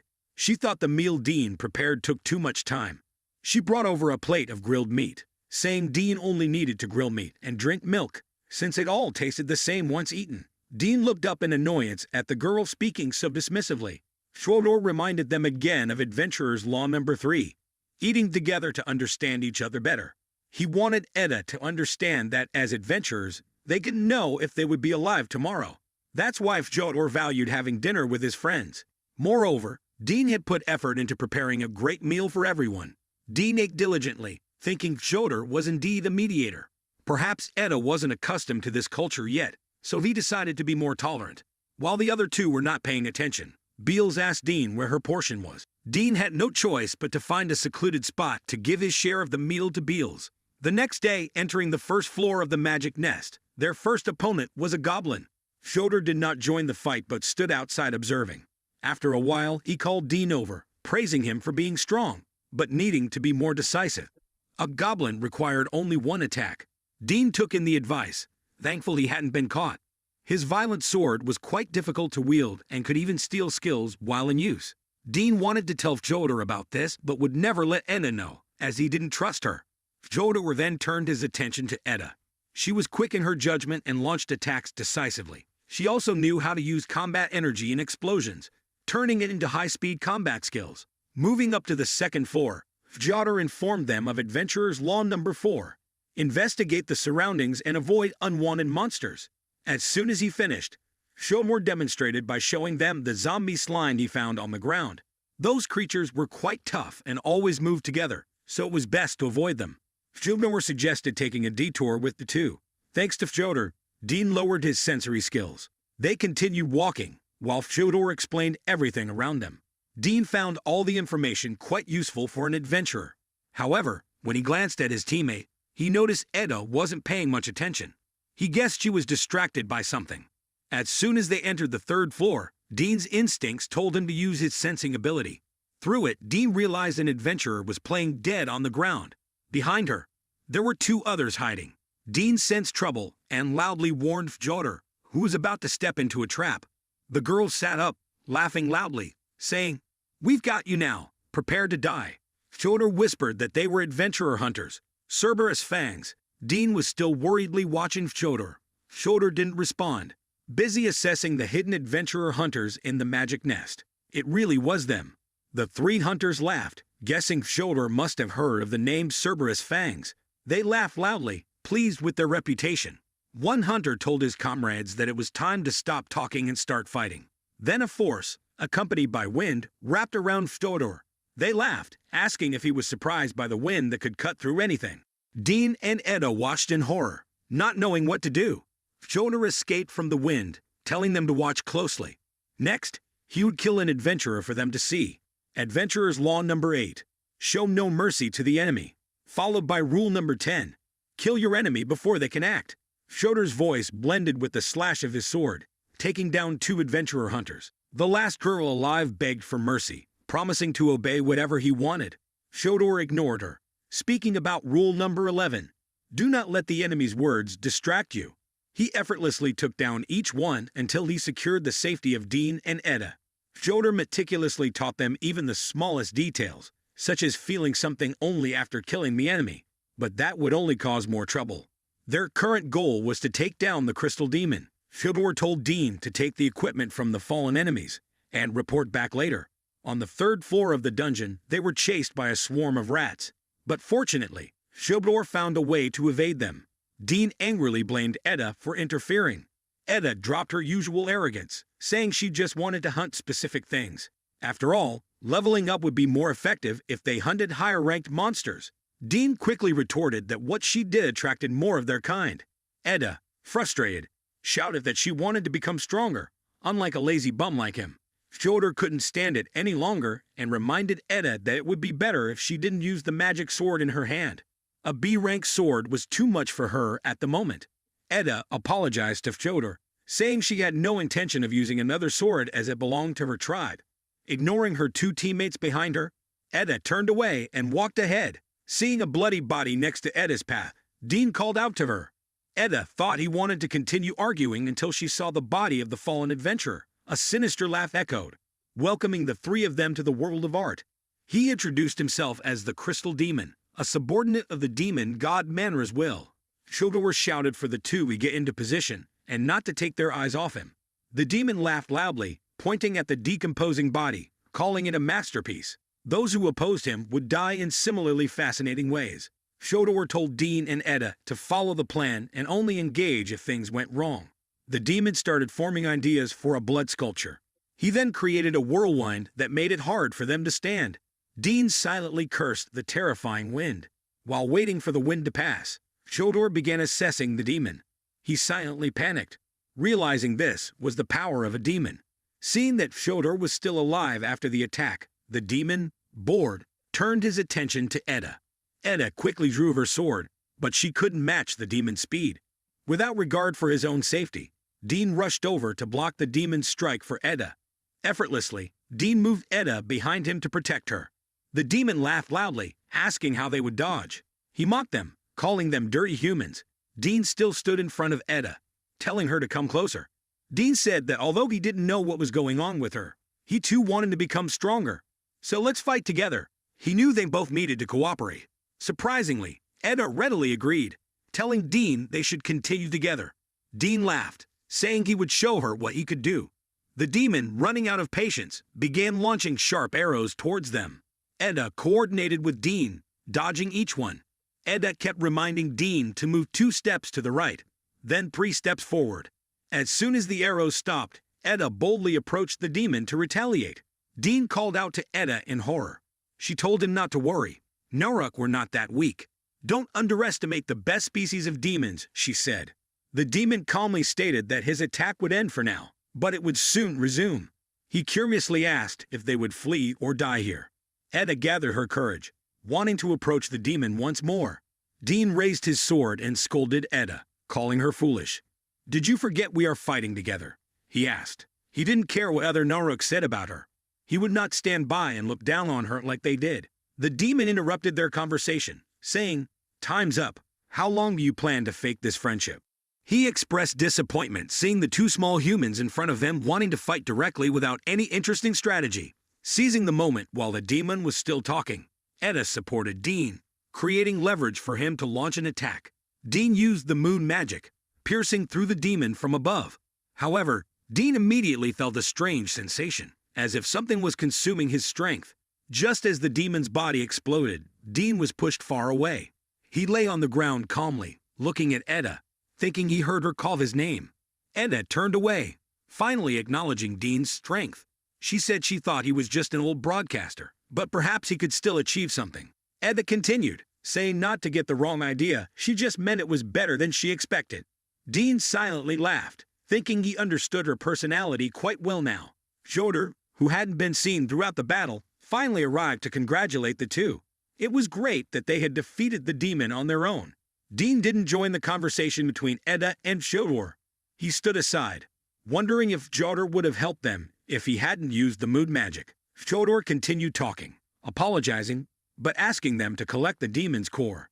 He asked Edda to do it, explaining that everyone needed to learn thoroughly. Even though Dean offered to help Edda with the task, noting her injured hand, Fyodor firmly refused. Dean had no choice but to approach and guide Edda through the task he often did. While his hands were busy working, Dean's mind was still pondering the odd behavior from Fyodor earlier. Fortunately, he noticed the small details and discovered a sword slowly approaching their backs.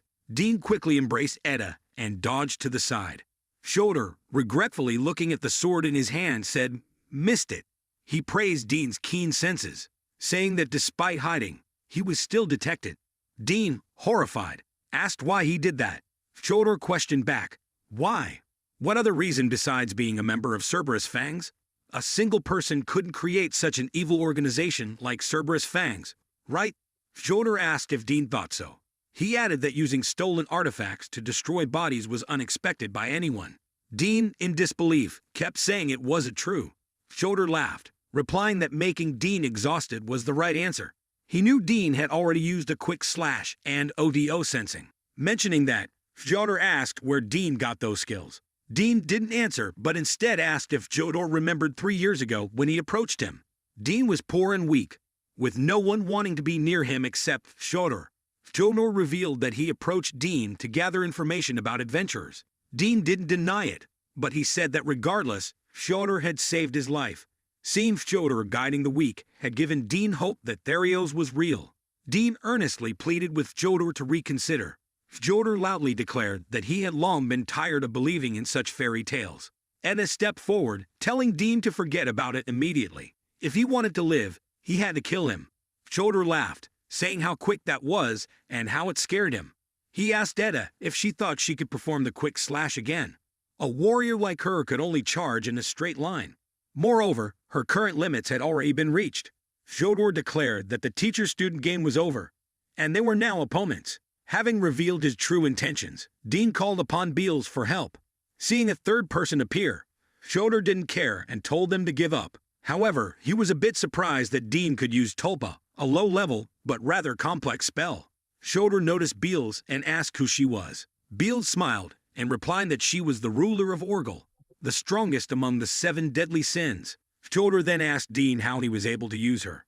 At the same time, he used hardening on his body. Edda was the first to attack him, but her sword was like hitting a rock.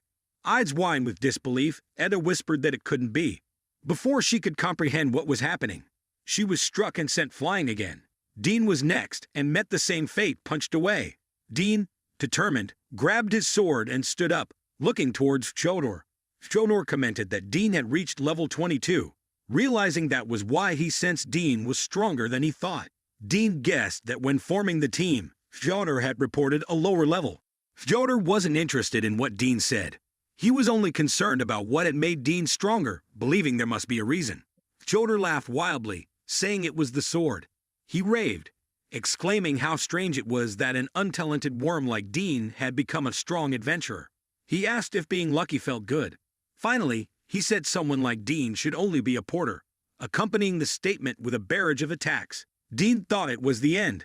His body had reached its limit, forgetting Beals' presence. Beals protected Dean from Fyodor's assault, making Fyodor extremely angry. He wanted to see what a rogue like her could do. Beals, with a fiery temperament, responded that protecting Dean was enough. She attempted to end the fight with a kick, but Fyodor caught her leg tightly. He asked if she had forgotten that he was hardened. He then released her, causing Beals to fall hard onto the sand. Taking advantage of this opportunity, she grabbed a handful of sand and threw it into Fyodor's eyes. Only then did he realize that Beals' target from the beginning was his eyes. Only in this way could she partially counter his hardening ability. Fyodor, truly enraged, used his spear to pierce Beals' stomach. He laughed loudly, saying she would be destroyed until she disintegrated. Beals, thoroughly angered, reverted to her ferocious demon form, asking Fyodor who he thought he was. She warned him that if he hesitated again, his body would be torn apart. Unfortunately, at this moment, the sword ran out of energy to maintain Beals' form. In an instant, the target became Dean. Fyodor, furious, kicked Dean in the stomach, shouting that the spear Beals had damaged was worth 2 million Temis. Fyodor continued to curse, questioning why Dean always depended on his girlfriend. He called Dean a societal scum and told him to get out of this world. Dean shouted back that the sword and Mani were his hope, and that he would never give them to Fyodor. Edda suddenly came to Dean's side, ready to fight together. Dean smiled, relieved that she was all right. Fyodor, on the other hand, unexpectedly took out a box. He said that they had pushed him to this point, admitting that if he didn't do this, he would lose.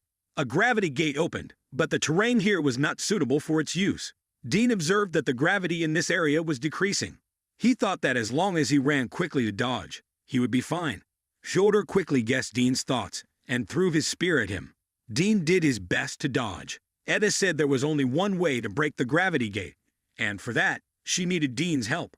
Returning to Fjodar's memories as a child in the orphanage, he was an older brother who always cared for the younger ones. Among his peers was a girl named Ash. Seeing her approaching, Shodor proudly boasted about how he had quarrel among the younger kids. He laughed heartily, saying they were such naughty children. Ash smiled and complimented Shodor for being so kind-hearted. Shodor considered it natural. They came from different places, but he was the oldest in the orphanage. Therefore, it was his responsibility to look after the younger ones. He then turned to Ash, saying she was the most special and also the most troublesome child. Shodor stood up from the big tree and loudly declared that he loved this place. It had given him so much. That was also why he would protect what was precious, like Therios. Shodor dreamed of earning a lot of money and bringing it back to the place he cherished. He promised to become an adventurer and teach Ash many things. Hearing that she could live with him, Ash smiled joyfully. At that time, the two children thought everything would be simple, but reality was very harsh. As Shodor grew up in the orphanage, he had no money to buy equipment or learn to fight. Even as a broadcaster, he had to start at the lowest level. Since he couldn't earn enough to support both of them, he had to work hard every day, wearing down both his body and soul. 3 years after leaving the orphanage, Shodor and Ash were still living together. Ash, being very clumsy, thought she could never become an adventurer like Shodor. Worse, she didn't even have a place to stay. Fortunately, Shodor let her live with him. Ash stammered, saying that one day she would repay him. Things got worse when Shodor heard that the children from the orphanage had been taken to work in a brothel. The father at the retirement home told him that with the changes brought by the priest, many organizations had lost funding, and the orphanage was no exception. Shodor angrily cursed Marty, calling him scum who only wasted money on the military. In his anger, Shodor said that just because his father had passed, it didn't mean he had to change. The father closed his eyes, murmuring that Shodor wouldn't understand. The person mediating between him and the brothel was a military merchant. It meant that it was a plan orchestrated by the military. He asserted that Shodor must have realized the children would soon leave the orphanage. Shodor, agitated, yelled at him not to joke about it. He couldn't understand the collaboration between merchants and the military at all. The father, helpless, cried and told Shodor he couldn't fight it. The military's power was the symbol of the Ria's kingdom. He begged Shodor to forgive him for his weakness. Shodor couldn't accept standing by and watching. From then on, he secretly sought more power. The basic principles he always remembered were not to trust the military and to have money. And to have money, one needed strength. Shodor's goal was to reach A or B rank as an adventurer.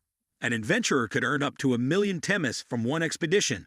Shodor clearly understood that someone without equipment like him couldn't achieve this, so he silently planned. In Uragertonge, for some reason, Shodor collapsed. A group of thugs approached him, their faces ugly and mean. One laughed loudly, saying the kid would be useful if he listened.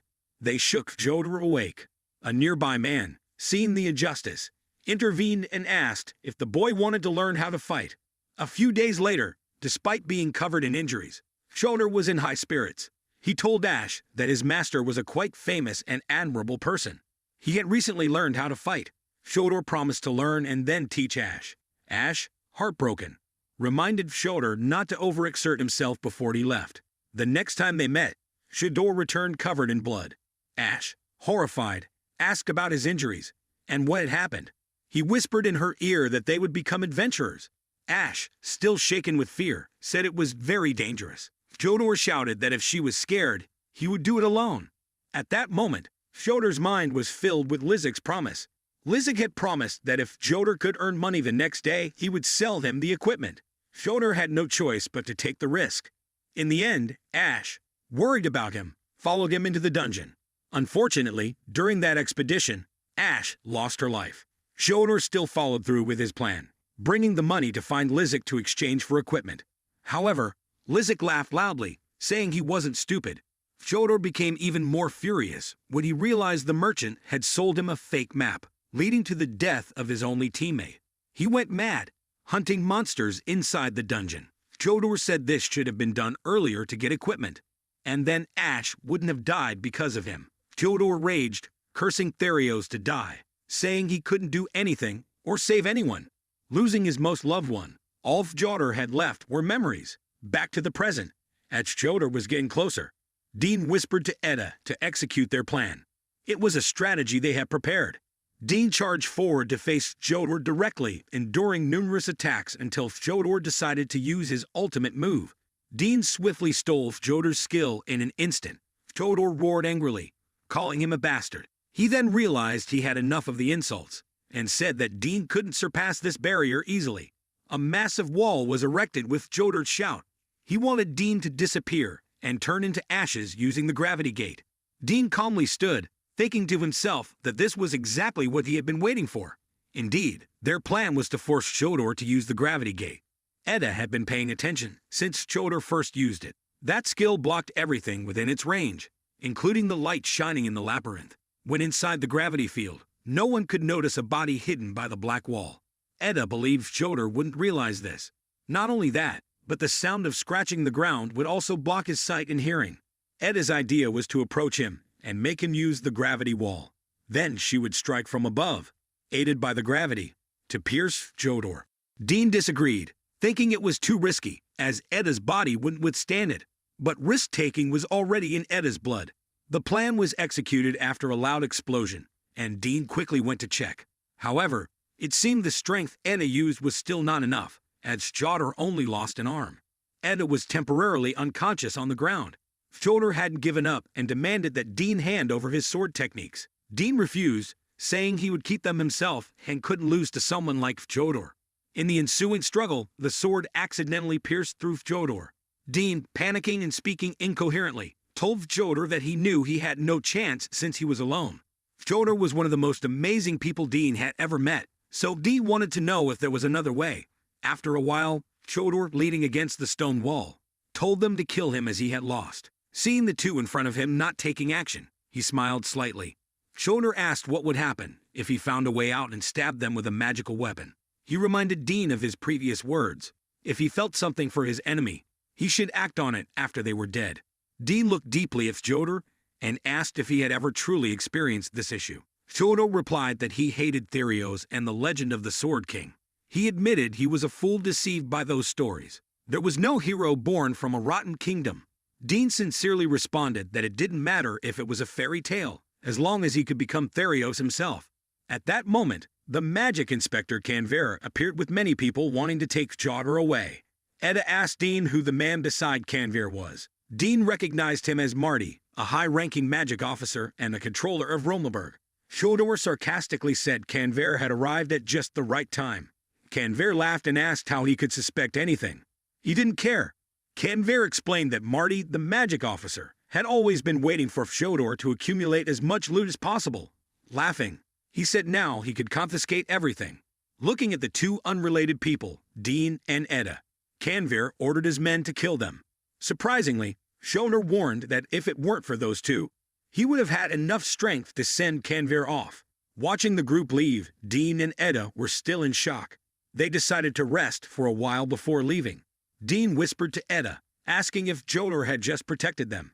Edda uncharacteristically responded, saying yes, and now she was alone again. The Sola's magic core and the magic spear were items the two decided to sell and split the money from. Dean mentioned that the magic spear was difficult to get rid of, and that he wouldn't mind if she wanted to help. Dean added that if he needed to level up, he would definitely ask for her help, considering it as borrowing her strength. 2 days later, Dean woke up inside Mani's shop. Mani expressed her surprise at Dean, explaining that it was thanks to Edda that he made it back here. Dean laughed heartily, explaining that they were attacked by zombies on their way back, and he got injured. He proudly boasted that he had been Edda's protector up to that point. Mani leaned in and whispered that she had heard about it from the guild, about the Cerberus gang.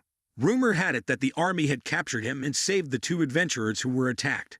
Dean informed Mani that he had heard rumors about the army cutting funds to aid the city's organization, and Jodor had donated a lot to that cause. He wanted to know what would happen to the orphan children now that he had been captured. Mani understood what Dean was implying, but mentioned that they couldn't go against the army. However, what bothered Dean the most was his own weakness.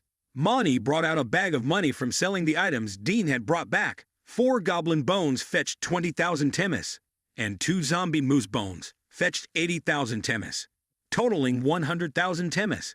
Dean was quite satisfied. After splitting with Edda, he would still keep 50,000 temis. Monty reminded Dean that he still had a few items left to sell. She started analyzing the Sola's demon core, estimating its value at around 200,000 temis. Even better was Shoder's magical spear, worth up to 750,000 temis. Next were the Ammail tin, a C-grade treasure and high-quality demon cores and magical bones. This alone was worth about 2 million temis. Monty told Dean that she could repair the steel spear. But first, after splitting the money between the two of them, Dean would still have over 1 million temis. Beals, inside the sword, suddenly spoke up, saying she had heard everything. She didn't hesitate to list numerous foods she wanted to buy. Hearing this, Monty also wanted to join the shopping trip. Just buying new clothes for both of them made Monty extremely happy. Dean thought it had been a long time since the last time they went shopping together. Beals angrily reminded them that they had promised not to forget her. Dean guessed that a demon like her would probably like sashimi, so the three of them headed there. Beals was astonished when she saw the food laid out. She thought it would be raw, but it didn't look like it. Dean said that the bad smell had been removed, and it was coated with salt and sesame oil. It looked simple, but was actually very complicated. Beals tried a piece, and then kept eating continuously, praising its deliciousness. Monty glanced over and reminded Dean not to eat any. She knew Dean was very hungry, but still wanted to remind him. It would be very dangerous to buy food from a shop on Vendor Street. Moreover, demons can't get food poisoning, so Beals could eat raw food as she liked. But for Dean, the food had to be properly cooked. Beals laughed loudly, saying that delicious food like this couldn't possibly be bad. Then, unexpectedly, she put a big piece of raw fish into Dean's mouth, wanting him to try it. Dean whispered that it was indeed delicious. Monty angrily called out Beals' name, wanting to choke her. In the army, when Canvir returned, he immediately asked Magus if he was satisfied with Joder's ODO. Magus replied that Joder's ODO was higher than expected, but still not enough for him to level up. Magus softly said that Joder had hidden his true identity. His level had reached 42. He whispered, asking Canvir if he believed that someone of such a high level could be taken down by monsters and 2 lowly adventurers. Canvir stammered, saying it was indeed unreasonable. Magus wanted to know what Joder had faced in the labyrinth. He asserted that the one who knew best was Canvir and the 2 adventurers who had escaped. Magus continued to ask if he remembered their names or appearances. Canvir trembled, begging his master to let it go, saying that fighting them was truly difficult. Magus suddenly shouted, ordering him to go. He believed there was an interesting treasure in this town. He considered sending an investigator to find it. Once found, it would belong to his collection, just like Joder's miserable body. Dean met Edda again at the Adventurers Guild and expressed his desire to form a team with her. But Edda bluntly refused. She didn't want to go with Dean, saying they were too different.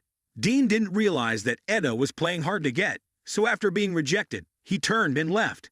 He hoped that both of them would find a better companion.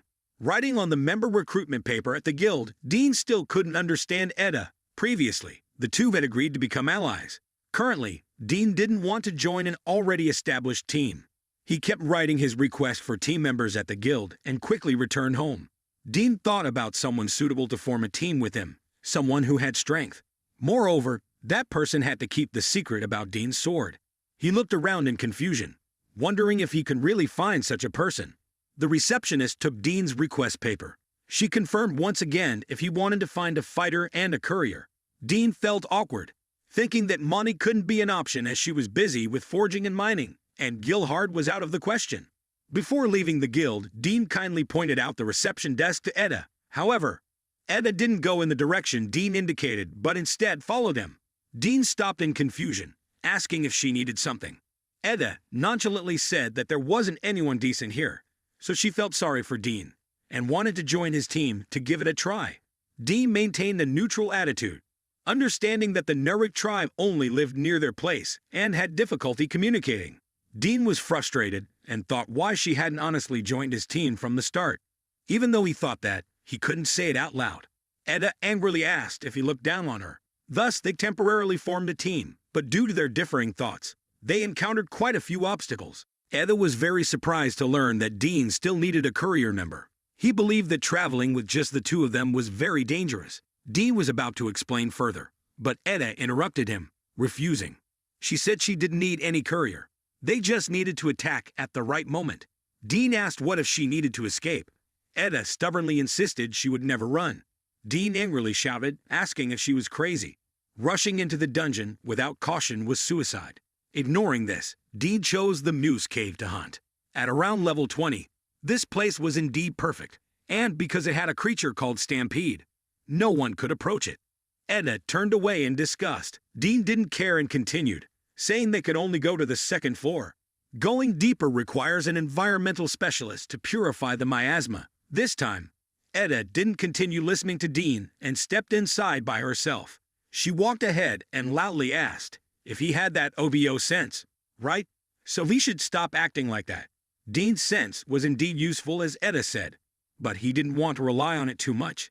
If he wasn't careful, his sense would become foggy and prone to mistakes. Consequently, the prey in reality would differ from his imagination. The best approach was still to observe the surroundings and learn about the enemies himself. The two of them moved inside and discovered traces of Muse. However, their map lacked sufficient data for the way ahead. Dean suggested they find another path. Edda refused again, wanting to proceed forward. She said that being afraid of going deeper meant losing the opportunity to another team. An overly cautious person and a reckless one forming a team. What a perfect combination. Dean was about to say something when he was startled and pointed in a direction, indicating a mid-level Muse. As soon as it appeared, Edda easily took it down. Then, a very special Muse appeared. Edda said it was fine, she was just warming up. But ultimately, it was with Dean's help that they managed to win the battle. Worse, after the battle, they lost their luggage containing the energy lantern and water. At this point, Edda admitted they needed a third person, someone to guard the luggage and be protected by Dean. This way, they would avoid such situations and find it easier to get through. Dean lowered his voice and replied that more importantly, Edda helped him in the battle. At least he felt they weren't too bad just now. Most importantly, they needed to figure out how to get out. Dean finished speaking and picked up a water bag nearby to drink. Edda shouted and stopped him, saying it was her water bag. Dean didn't understand and handed it back to Edda, saying he forgot she was more tired. Fortunately, they found a carriage to move before sunset. Edda said that spending the night with Dean in the dungeon would be horrible, but Edda admitted that Dean was right. It might be better if they hired a porter. Edda loudly refused to accept the rude people inside the guild. Absolutely not. She couldn't trust anyone in that group. Dean, confused, asked what they should do then. Edda reminded Dean about the blacksmith girl she met when she brought him back. They had already talked a bit. Dean curiously asked what they had talked about.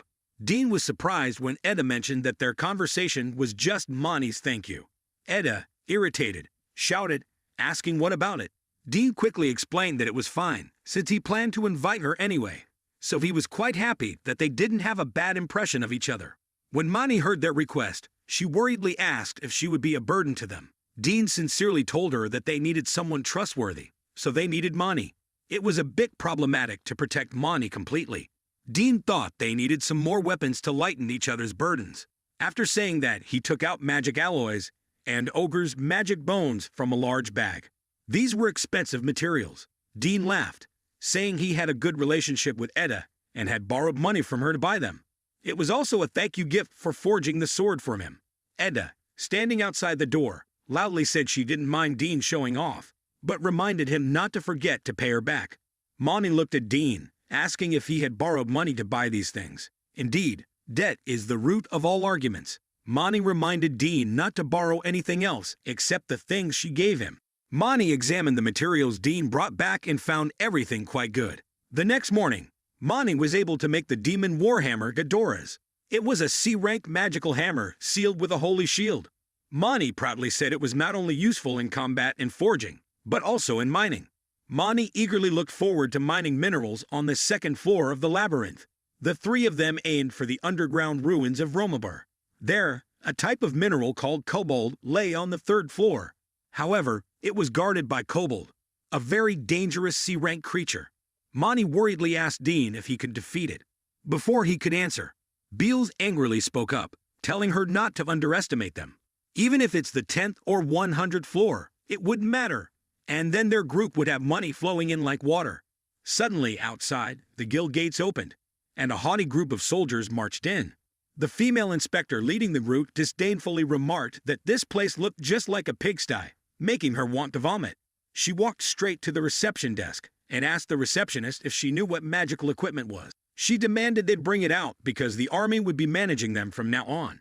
She tossed letters from Marty, the head of the magic department, onto the desk. The receptionist, trembling with fear, asked what magical equipment was, as she had never heard of it. The inspector grabbed the receptionist's hand, complimenting how soft it was, and then immediately stomped on it. A terrible scream echoed. The guild master rushed over, continuously apologizing to Inspector Priya. She looked at the guild master and loudly asked if it had been delivered here. The so-called black trapezoid, a cursed gem. With things having reached this point, the guild master could only fearfully bring it out and surrender it. After the soldiers received the item and left, someone beside Dean spoke up, praising him for being so calm. Dean replied that she was also calm. It made him feel disgusted, but he didn't know what the so-called trapezoid was. Dean suddenly realized it was odd that Monty wouldn't ask him those questions. When he turned around, a strange man was smiling at him. The man said that the black trapezoid crystal was a treasure shaped quite like a gem. Seeing the wide-eyed looks of Dean and Monty, he laughed and asked what was wrong. He just knew some interesting information and wanted to share it with everyone. There was no need for them to be so cautious. Dean apologized, explaining that they had never met before, and he wanted to know the man's name. The man smiled and said, "Ah, right. Because I frequently travel around the country and only occasionally come back here. It's no surprise that people don't know me." He didn't reveal his name, but instead asked if they knew about the trapezoid. He took out a piece of paper from his belongings and handed it to them. The paper detailed everything about the black trapezoid. The paper was titled Document No. 14 on the demonic labyrinth incident. It mentioned a man near the entrance of the underground ruins of Rumelberg who, along with 4 other townspeople, entered the demonic labyrinth. All members of his team were level 30 or higher, and he was very confident in himself. According to the man's account, he returned with an additional item, which was the trapezoid crystal. Unfortunately, he later fell into a demonic state, allowing others to seize the crystal. Currently, it is managed by the church under the category of someone's lost property. According to some rumors, no one knows much about it except its name, Imu, and its level, which is 35. The man continued, saying that if the rumors were true, the item was equivalent to an A-rank treasure, valued at around 1 million temis. He smiled slightly while recounting the story, noting that the reality of it was indeed cruel. Those people managed to find the treasure, but at the cost of not only the entire team being wiped out, but also the team leader becoming disabled. Dean looked at the strange man, wondering if this was a story to laugh about. He searched for the appropriate words to respond. Dean said that if that were the case, he would give up exploring that place. The man stopped laughing and asked Dean if he was scared. Obtaining a treasure from the deepest parts of the demonic labyrinth, experiencing such anguish, wasn't something everyone faced. After saying that, the man suddenly approached Dean and mysteriously asked if Dean was scared of him. Manny, angry, pulled him away. She reminded him that whatever he was planning, he should stay away from Dean. The man suddenly laughed loudly as if realizing something, then whispered that it was reassuring. Before leaving, he explained that he simply wanted to greet the one who created the demonic sword and its owner. Dean, startled and wary, asked who he really was. The man laughed again and reminded Dean to be careful with his items in the demonic labyrinth, whether it was magical treasures, internal organs, or even comrades. Watching the man's silhouette fade away, Monty cursed him, calling him a weirdo. Dean was puzzled about how the man knew about the treasures. The most confusing thing was how he knew that Monty was the one who created the demonic sword. Being overly cautious wouldn't help, so Dean and Monty decided to let it go. Moving past the strange man, Monty cheerfully greeted Edda, expressing her happiness about working with both of them. Edda, with a cold face, responded that she could handle important tasks and that Monty should focus on transporting goods and conducting research. Dean whispered to Monty that although Edda's way of speaking was harsh, she was a kind person. Edda overheard and loudly protested, saying she was just stating the truth and would not treat Monty like a child. Meanwhile, at Ouroboros cult gathering, the grim-faced elder greeted everyone with a good morning. Ouroboros expressed his gratitude for their unwavering dedication and loyalty. He had good news to share. The black trapezo Hedron stone, which had been lost and whose location had been unknown for a long time, had been found. Laughing loudly, Ouroboros believed this would advance their plans. The great treasure had been taken and fallen into the hands of the army, an unforgivable act in his eyes. Ouroboros wanted to do something to make those with insatiable greed pay the price. At this point, Ouroboros' mood was highly unstable, laughing, while seemingly about to cry, saying that they, as mere lambs, could do nothing. The only thing everyone present could do was surrender to fate. A small girl beside the elder whispered something in his ear, changing his mood in an instant. He laughed loudly, announcing that his lovely guide had made a new discovery. Ouroboros decided to gut anyone who dared to invade their territory and sound the alarm bell. An essential part of the plan was to offer a sacrifice to the Holy Land, which he decided to entrust to Bishop Oruno.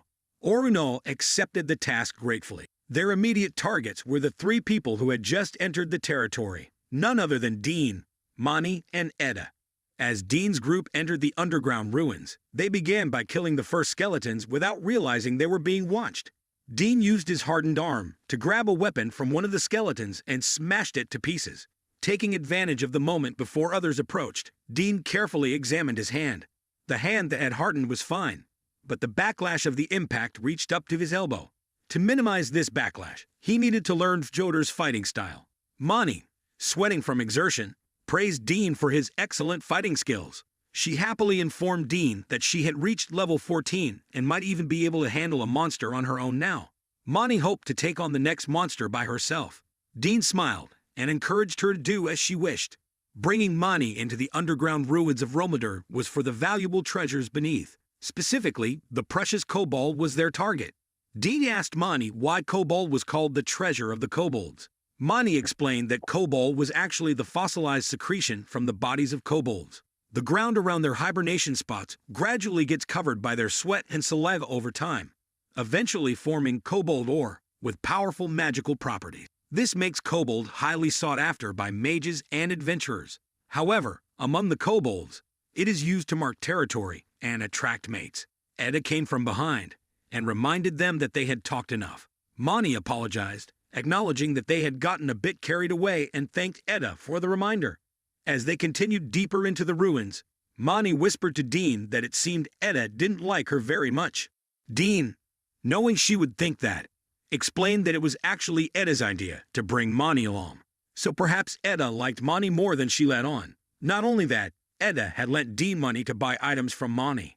Edda, overhearing the conversation, suddenly shouted that she didn't care about the two of them at all.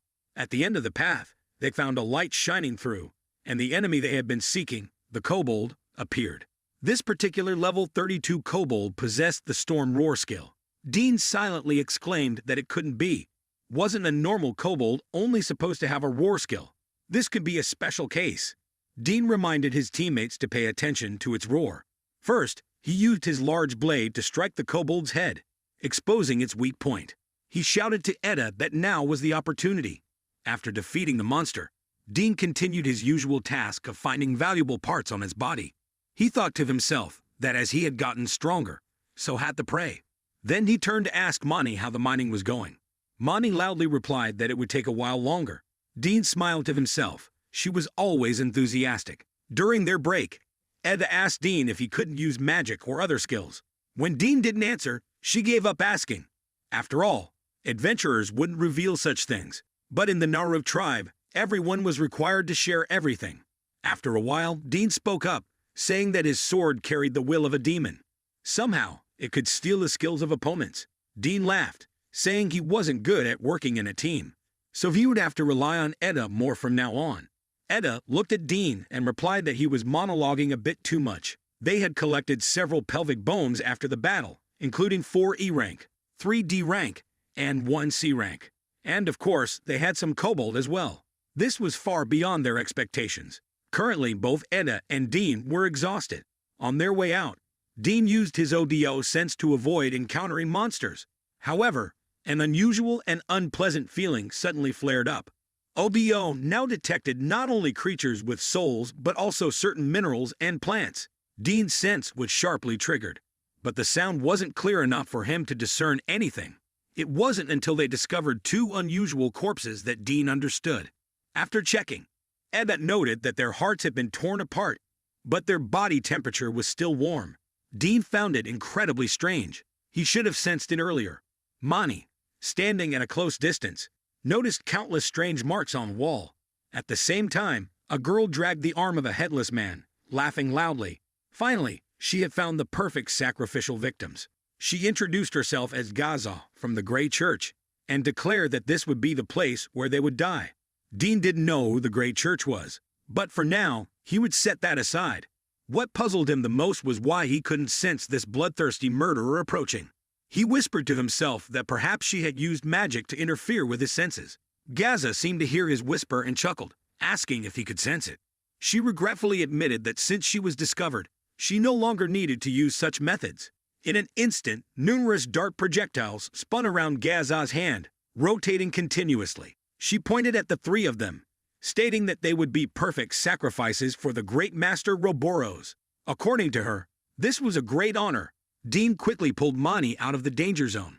He realized that she was using shockwaves to attack. Getting hit would mean certain death. Dean shouted for Mani to find a place to hide, noting that Gaza's attack range wasn't very large.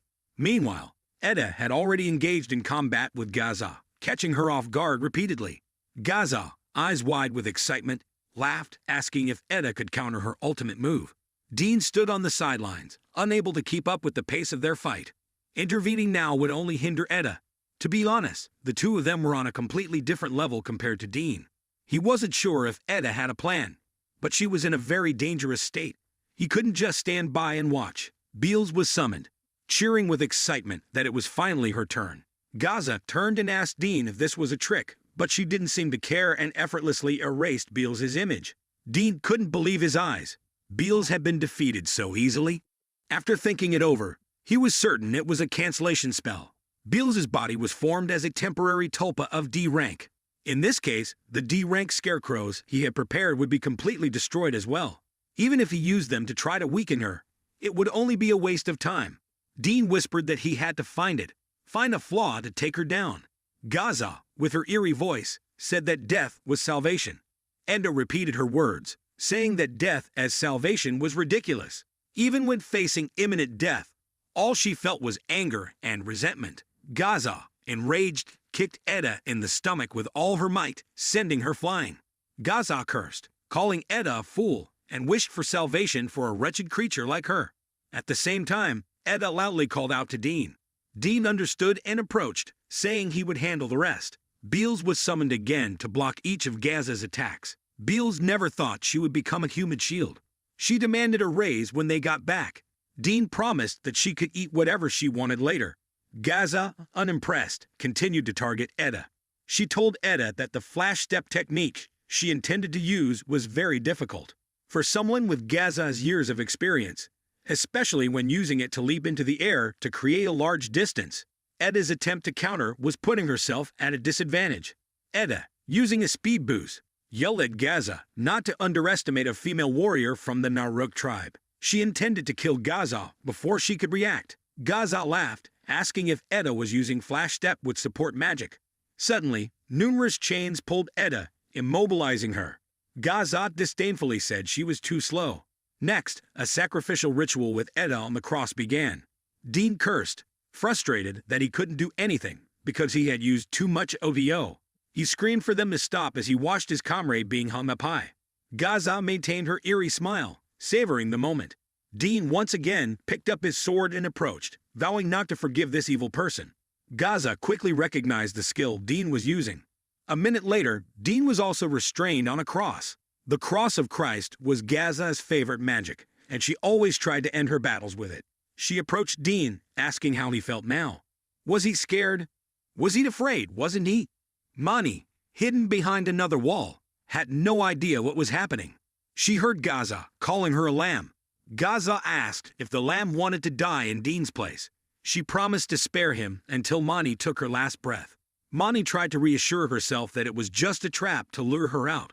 Even if she sacrificed herself, there was no guarantee of Dean's safety. Monty was heartbroken, knowing that at this rate, Dean would lose his life. Just as she mustered the courage to step out, she heard Dean scream. Dean was calling her name, reassuring her that he would never be killed by that witch. Moreover, he wouldn't let any harm come to Monty and Etta. He just needed a little more time. Ghazal laughed loudly, asking if he knew what he was saying. A little more time. She prepared to cast another spell, intending to deliver Roboros's embrace to Dean. At that moment, Dean broke free from his chains and swung his sword at her. Dean knew that this crazy woman was very strong. That's why she focused solely on winning and made mistakes. Dean shouted that it was time for her to pay the price. Ghazal leaned against the cross, blood pouring from her stomach, wondering if she was about to die. Despite having finally found a magical item that could interact with the dream world, she whispered coldly, "It's so cold, so painful." Dean, his face covered in blood, whispered that now she knew the pain she had caused. Looking at Ghazal's satisfied face before she died, Dean felt disgusted. He turned away, cursing her as a lunatic. Dean woke up after being haunted by many nightmares. He looked around his home, relieved that it was all over. Unable to sleep, he went to the kitchen to peel potatoes for breakfast. As he held a potato, he couldn't stop thinking about his bloody hand after killing Ghazal. Beals, holding a plate, sat down to eat breakfast.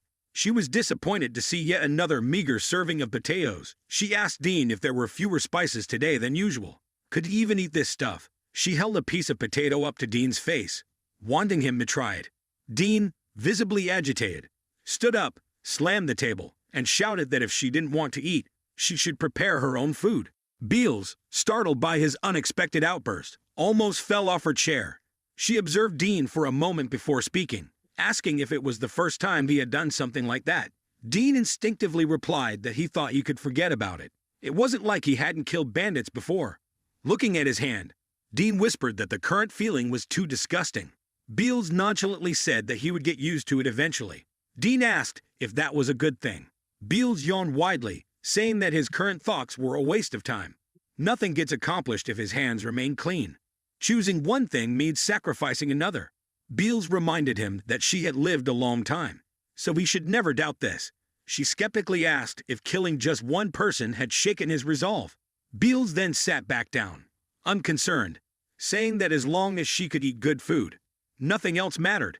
Dean reflected on what Beals had said, thinking that killing Ghazal was an act of self-defense. He wondered if he would be able to kill to save others if faced with the situation again. Just then, Manny arrived and greeted the two of them. Dean, slightly surprised, asked if there was a particular reason for her visit. In his memory, Manny never visited just for a chat. Manny smiled and said that she just felt like visiting.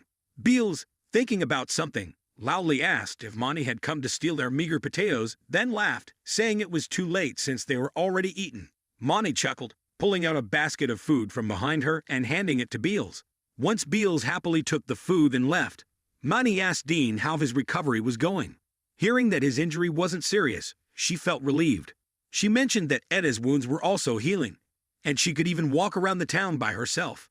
Meanwhile, Beals had finished all the food, leaving her stomach round and full. She asked what they would have for lunch and dinner. Dean, annoyed, thought that they had just finished breakfast. He then turned to Manny and asked if they could go grocery shopping together. Romanburg City, Southgate, is the most bustling trading area. It also has a shop they love. The two entered the barbecue shop and began examining each type of meat with their exorbitant prices. Dean spoke up, saying it was okay to buy once in a while. He ordered the chef to prepare 6 portions of premium barbecue. The chef, initially intending to chase them away, didn't want to waste time with people who only asked for prices, but didn't buy. He said that this barbecue wasn't something a young man like Dean could afford. It wasn't until Dean brought out the money to pay that the chef stopped doubting him. With a potential customer like this, the chef even went to the door to see them off, hoping to welcome them again next time. Dean, feeling immensely proud, had his spirits deflated by Monty's question. She asked if he had repaid Etta yet. Suddenly, Gilhard appeared in front of them. He said he was surprised to see them coming out of a large store. Gilhard asked if Dean was doing well, blocking their path and continuing to ramble. He insinuated that since Dean took his magical item, he used the money to shop in stores beyond his means. What a wonderful life! Manny, furious, spoke up, saying he shouldn't say such nasty things. She asked if this was Gilhard's attitude towards the person who saved his life. She didn't stop there, questioning if he felt no shame in accusing Dean of taking his magical item. After all, he was the one who ran away. Gilhard retorted that she was brave to say such things. He yelled that it was all Dean's fault for taking his item. Dean thought to himself how annoying this was. The two of them walked away, not wanting to argue with a madman. However, Gilhard didn't let it go and followed them, saying that if Dean didn't return it, he should hand over his lousy magic sword. Gilhard used all his strength to pull, but a level 18 person couldn't compete with a level 25. Gilhard wondered why Dean was so much stronger. At that moment, a loud shout from a man nearby caught everyone's attention, including Dean's Roop. The old man looked up at the roof, shouting, asking what the stranger was doing up there. The man was ordered to get down from the roof. Gilhard was astonished that an adventurer couldn't see the man's face. The person was clad in black, covering his head and face. The man shouted for everyone to listen carefully, calling them people without faith. He introduced himself as Brad, a priest of the Great Church. He said that the barbaric people were no longer satisfied with just looting treasures. A heinous criminal had killed his disciple, Gaza. Therefore, he would now create a massacre here, as a warning to the army. A dark portal started to form, advancing towards the crowd. Someone appeared and stopped the dark power before it could engulf the townspeople. It took 10 years of continuous fighting for an adventurer to reach this level. Thus, very few adventurers surpassed level 30. In this town, there were only 10 such people, and Heidel was one of them. Joder was dead. He had been the strongest and most famous adventurer. Heidel told the masked man that he didn't have much time to play with him. The army's arrival was only a matter of time. Brad, aware of this, advised Heidel to stay out of it. The two could continue their battle when the army arrived. Heidel questioned him, saying he couldn't let things happen to the townspeople. Heidel then charged directly at the masked man. The masked man, disdainful, called Heidel weak and his attack too slow. He laughed, asking how Heidel hoped to defeat him with such a flimsy sword. As he finished speaking, Heidel moved like the wind, creating a wound on Brad's shoulder. Heidel laughed, saying it was Brad's fault for not hearing anything in the wind. He then provocatively asked who Brad had called slow. Seeing Brad's angry face made Heidel laugh even harder. He asked if something was wrong, if things weren't going as Brad had expected. Brad turned away, saying he thought he had seen enough. He continued, noting that Heidel seemed to be using a type of magic to enhance his combat abilities, which obviously consumed a lot of ODO. He asserted that Heidel wouldn't be able to hold out much longer. At that moment, people around them started to panic and run, looking for a way to escape. Dean begged Gilhard to at least use his curse from a distance to hinder Brad. Gilhard shouted for him to stop making things chaotic and to stop saying nonsense. He said he would stay there to die. Not everyone wanted to die like Dean did.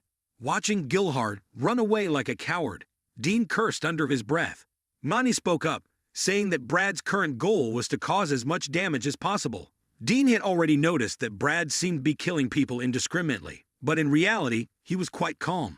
Monty asserted that the man didn't intend to kill any adventurers, so they could escape.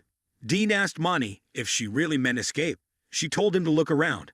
How could just the two of them, as adventurers, handle this? Because of the great danger, adventurers never revealed their secrets to the public. Dean acknowledged that it would be very difficult, but said he would return to fight. He had always thought that if he couldn't save the world, at least he could help those close to him or near him. Dean left, telling Monty to run as far away as possible. As long as she was in the area, he would never stop fighting. Dean hated himself for pushing Monty away, which he could help him fight Brad. But he didn't want her to get involved because of him. It was all because of him. In the battle, Brad looked at Heidel and asked where all of his previous confidence had gone. Heidel smiled, asking if Brad was being cautious of him, calling it cute. Despite his words, Heidel was worried. If the fight dragged on, it would be really bad. At that moment, Dean arrived, using a pigeon technique to start the attack. He simply introduced himself to Heidel, saying they had to stop this madman at all costs. Brad taunted Heidel, telling him to use his magic again. Heidel attacked directly once more. Brad blocked the attack, asking if Heidel hadn't learned anything. Heidel responded that this time was different because he wasn't fighting alone. Unfortunately, the item in Heidel's hand shattered. Brad said that wasn't a coincidence. He had sensed it from the beginning. Heidel's magical device allowed him to foresee the battle's future. It was no surprise that Heidel's attacks always hit their targets. This time, Heidel was truly angry and responded, saying that causing a commotion in public was poor behavior for a priest of the Great Church. Dean stood to the side, still bewildered by what was called future vision. It sounded like the magic of a voracious sword that allowed them to see a few seconds into the future. But using it continuously would be a great burden. Dean quickly understood why Heidel could fight Brad while the entire city was in chaos. Brad declared that Heidel had no more time left, and he would only need 1 minute to kill him. He would face him with all the power he had. Heidel gave a bitter smile, wondering what kind of joke this was. A quick blur passed by, and Heidel's mouth filled with blood. Dean couldn't believe his eyes and wondered what was happening. Heidel covered his mouth, thinking that he was in serious trouble. The aura emanating from Brad was not an ordinary aura. It was a demonic battle aura, a power that could only be achieved through enduring the most brutal mental training. Those who attained this aura became priests in the Great Church. Such immense power meant that even future vision couldn't protect Heidel. Heidel felt everything was pointless and didn't know what to do next. Suddenly, Dean, who had been momentarily forgotten, used chains he had obtained from Gaza to bind Brad. He shouted to Heidel that he had caught him. Dean knew that attacking Brad's arms wouldn't be effective. Heidel, struggling to stand, told Dean to run away. Brad grabbed the chains and murmured that it was the magic used by Gaza, his disciple. He couldn't accept that she had left this world. Brad looked up and asked what they had done wrong. He broke free from the chains and attacked Dean with unprecedented force. Beals momentarily appeared, blocking the attack and reminding Dean that there wasn't much time. After Beals disappeared, Brad's aura also vanished. He couldn't believe his eyes as all the evidence of his training began to fade away. Brad asked Dean if he had done that. What had he done? Dean, his face covered in blood, weakly smiled and said he would never tell Brad. Brad, enraged, declared he would kill Dean. Dean was secretly pleased that his plan was working. Brad was losing control in his anger, and this would be the end. Dean didn't expect Brad to be defeated in a single punch. He had already seen through Brad's plan, and this was his chance. Dean didn't need it to be perfect, like Fjodar's execution. Even if it meant sacrificing his arm, he would still destroy Brad. Dean hardened his arm and aimed to attack Brad's head. But unfortunately, Brad diverted his attack. At that moment, Dean felt something flowing out of his body. Brad continued to unleash a flurry of punches, demanding to know what Dean had done to his body, stating that he would never forgive this humiliation. The truth was that Dean had stolen the dark portal from Brad. Now, unless the army arrived and did something, Dean wouldn't be able to hold on much longer. Fortunately for Dean, Mani arrived and stopped Brad. Dean looked at Mani in astonishment, asking why she was here when he had told her to stay away. Mani said that as best friends, they would always stick together. With just one strike, Brad knocked Mani out as soon as she appeared, calling her useless. Brad taunted Dean, asking if he should kill Woman. It seemed that his plan had failed so far. Dean, his mouth full of blood, mumbled that he wouldn't let Brad do that. At that moment, Heidel, having rested enough, suddenly used a small knife to stab Brad. Heidel quietly said, "Enjoy beating up a young man, do you? It must have taken a lot of time, huh?"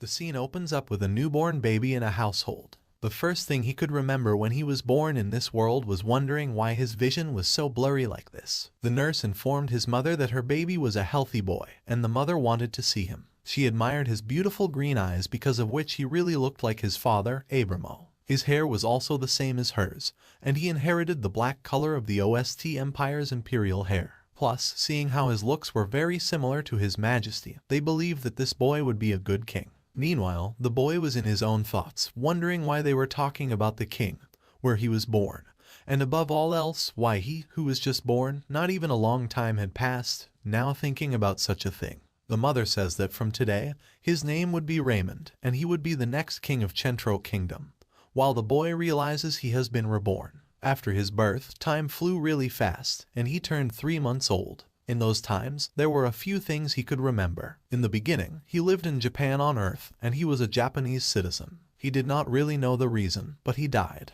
About how he lived in his previous life, he decided to leave that completely. Then, for whatever reason, he was reborn as a member of the royal family. Whereas before, even being called uncle by a child was not strange for someone of his age at the time. But right now, he was a baby with soft skin and plump cheeks. Even when his memory came back, he felt hopeless, and then after a few months, he finally gave up. However, rather than being called given up, he managed to hold that memory as just a memory. The gap between his current self and his previous life, he realizes that he was just a helpless child who still had memories of his previous life. In his previous life, until the end, he was a person with a different nature and character, so he wondered if the memories of his previous life would slowly fade away as he got older. However, because of those memories, he could not become a child, nor could he become an adult. But thanks to that difference too, he felt at ease that he was who he was. Suddenly, his mother comes in and holds him in her arms, telling him that he is the next generation king of this land, while also saying that since he was her son, as the first queen from the OST Empire, she won't forgive him if he lost to the son of a woman of the Duke family. Raymond, on the other hand, started to get tired as his mother, Maya, always relentlessly told him things like this. Even though he got the impression that she was a young girl, there was no doubt that she was a mature woman. From the information that he learned from this person, it seemed that he had a few brothers and sisters, and his father also had a wife other than his mother. Besides him being their younger brother, if there was no problem, he believed the crown prince should also be his brother. Even so, because of his mother's words and behavior, who also recommended him as crown prince, she made the maids not want to have anything to do with him. Hold on. If you guys are loving this video, make sure to comment, "We are loving it," because that is how I get to know that. Now, getting back to the story. Meanwhile, his father also cherished him a lot, just like his mother. He was the king of the Middle World, the current Chentro kingdom, Abramo Chentro. His father always said things like Raymond's so cute and all, while his mother, on the other hand, always reminded him that he would be the king. It was impossible for him to know the internal affairs of this world. But there was another person that he had met in these 3 months. A woman enters the room calling out to Raymond and embraces him. She was Maria, who was assigned to take care of him. She was very beautiful, and her character was also good, which left him thinking that she was perfect, and he wouldn't leave her to a strange man. He really wanted her to be his bride, but their age difference was too much, and on top of that, he could not propose to a woman who even changes his own diaper. However, if it was not with the man he recognizes, he would not let her be anyone's bride. Maria then tells him that, as Maya said, she also feels that she wants him to choose her himself. The world was wide, filled with things he still did not know, and then showing him outside the window, she says that if he keeps walking towards the south, that was the birthplace of his mother Maya, OST Empire. It was said that there were steep mountains which were very different from their Chentro kingdom. On that mountain, there was a dragon that was said to be the messenger of God, and the OST Empire built a bond with the dragon. There were also many dragon knights who could control the dragon as if it was their own pet. Raymond was surprised to see that in this world, there were actual dragons, and he got very excited. Maria further explains to him that dragons were very virtuous beings. They would only keep one partner in their lifetime, and therefore a married couple who were on good terms would be called a dragon couple. Dragons were very loyal, even if their mate was gone. The dragon that was still alive would die soon too. Plus, a dragon was also called the ancestor of the reptile group of the United Kingdom of Nodos. Once again, Raymond was amazed to hear creatures like dragonoid lizardmen also exist in this world.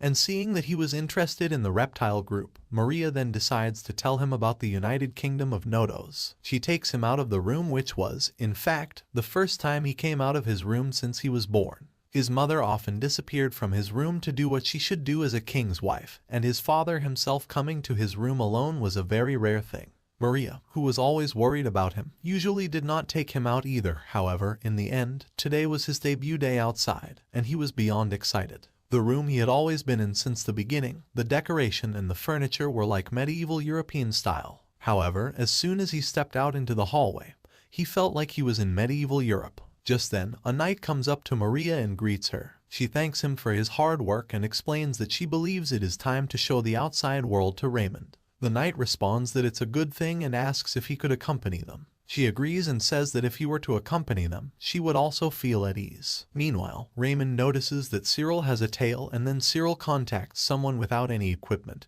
and reports that since Maria was taking Raymond to walk inside the palace, he would be the one to protect her, while also requesting a soldier from the escort in Maya's room. Raymond, on the other hand, was amazed to see that he just contacted someone without any equipment and wondered if it was some type of mysterious magic. He then starts babbling to Maria, and she asks him what's wrong.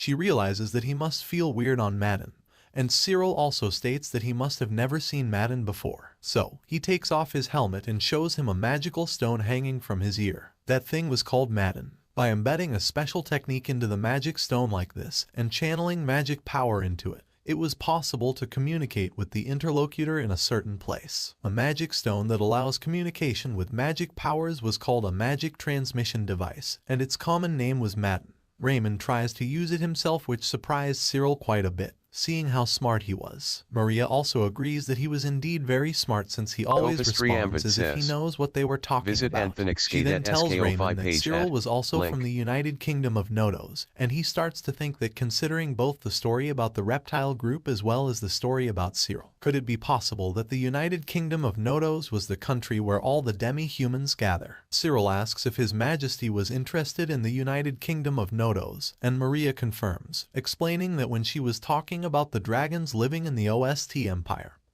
he was very happy, and even after talking about the reptile group, he showed some interest in it. Understanding the situation a bit better, Cyril decides to introduce himself one more time. He takes Raymond's hand and kisses it. He thinks to himself that if it was not for Cyril, he would be annoyed right now, but because it was related to this cat, which he felt was the exact opposite. Even as a man, he was amazed by it, and he suddenly looked so cool. He immediately decides to call him his spirit teacher and aims to become a great gentleman just like him. Cyril then asks Maria where she was heading to, and she says she was thinking of going to the courtyard near Sophia's. From Mrs. May's room, only the east side of the courtyard could be seen, but from the south side of the courtyard, even though the shadow of the United Kingdom of Nodos could not be seen, they could feel an almost similar atmosphere. Cyril also agrees and states that due to the considerable distance from the Chentro Kingdom, even the shadow of a 1,000-year-old tree could not be seen.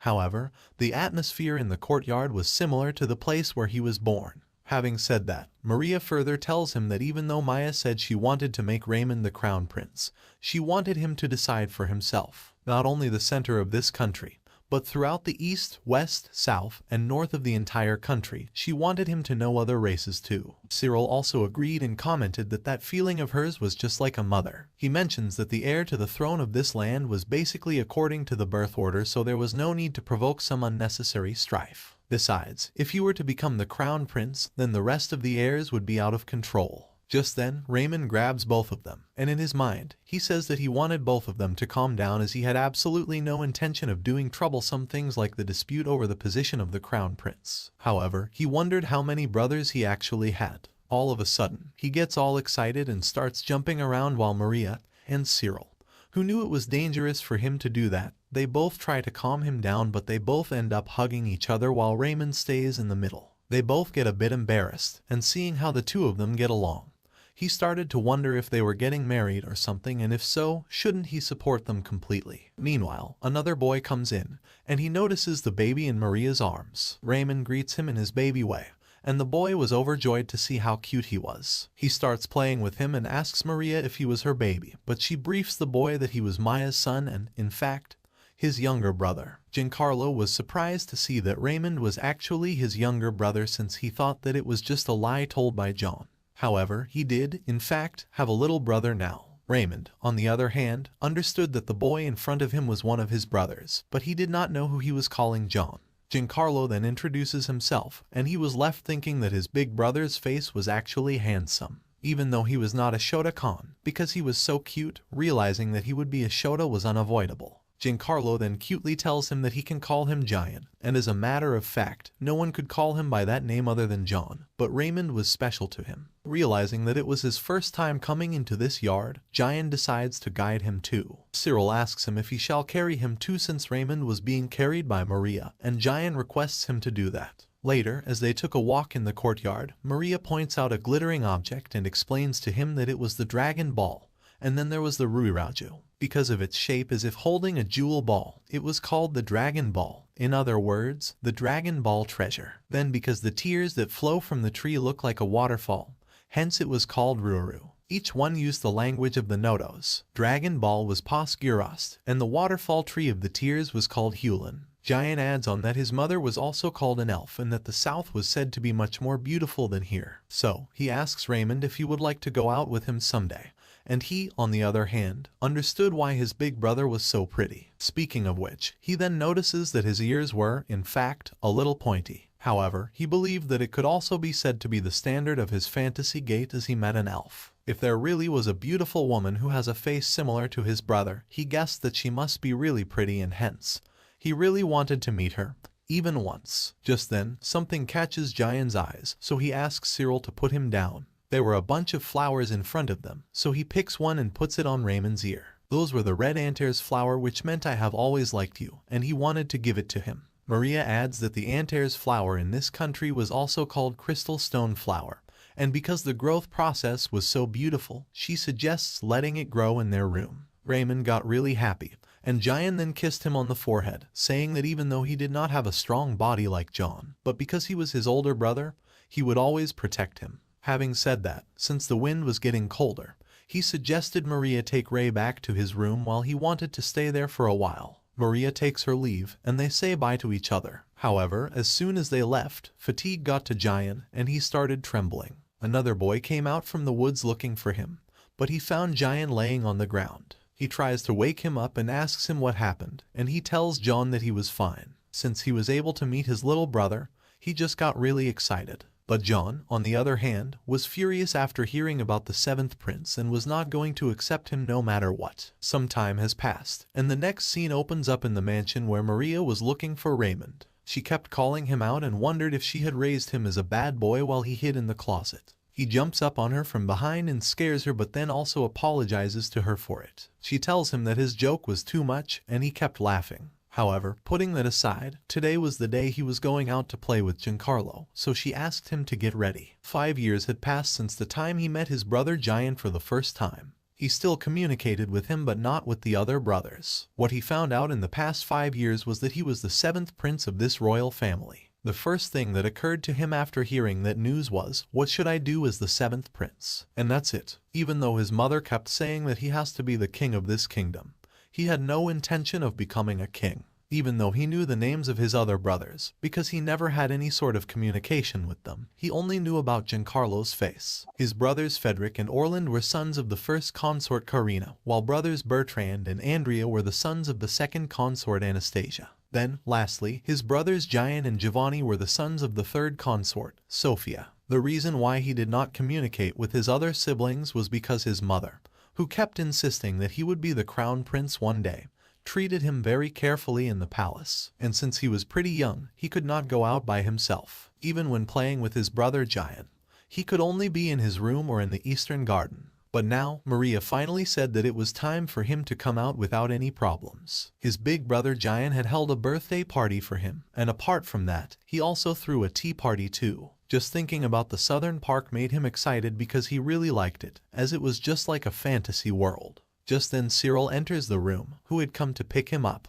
He addresses him as a teacher and was ready to go out while thinking that finally, starting from today, he could go where he wanted to go. He finally arrives where Giant was waiting for him, and they share a warm hug. However, all of a sudden, Giant starts coughing intensely. Ray asks him if he's okay, and he assures him that he was fine. But he thinks to himself that when he met him the first time, he said that his body was weak. However, lately, the effect was often seen as he coughed so hard. In his previous life, since he was a doctor, he would have tried looking for a cure, but this was not a disease, but the condition of his body itself was like that. A child born from parents who were not of the same race, in general, was bound to have a certain problem. If only he could determine the cause of the condition, he believed his name would surely be written down in history as an invention. Giant apologizes to him for surprising him out of nowhere, but he then shifts the topic and asks him if he wanted to see the drawings he made, to which he excitedly replies that, of course, he wants to.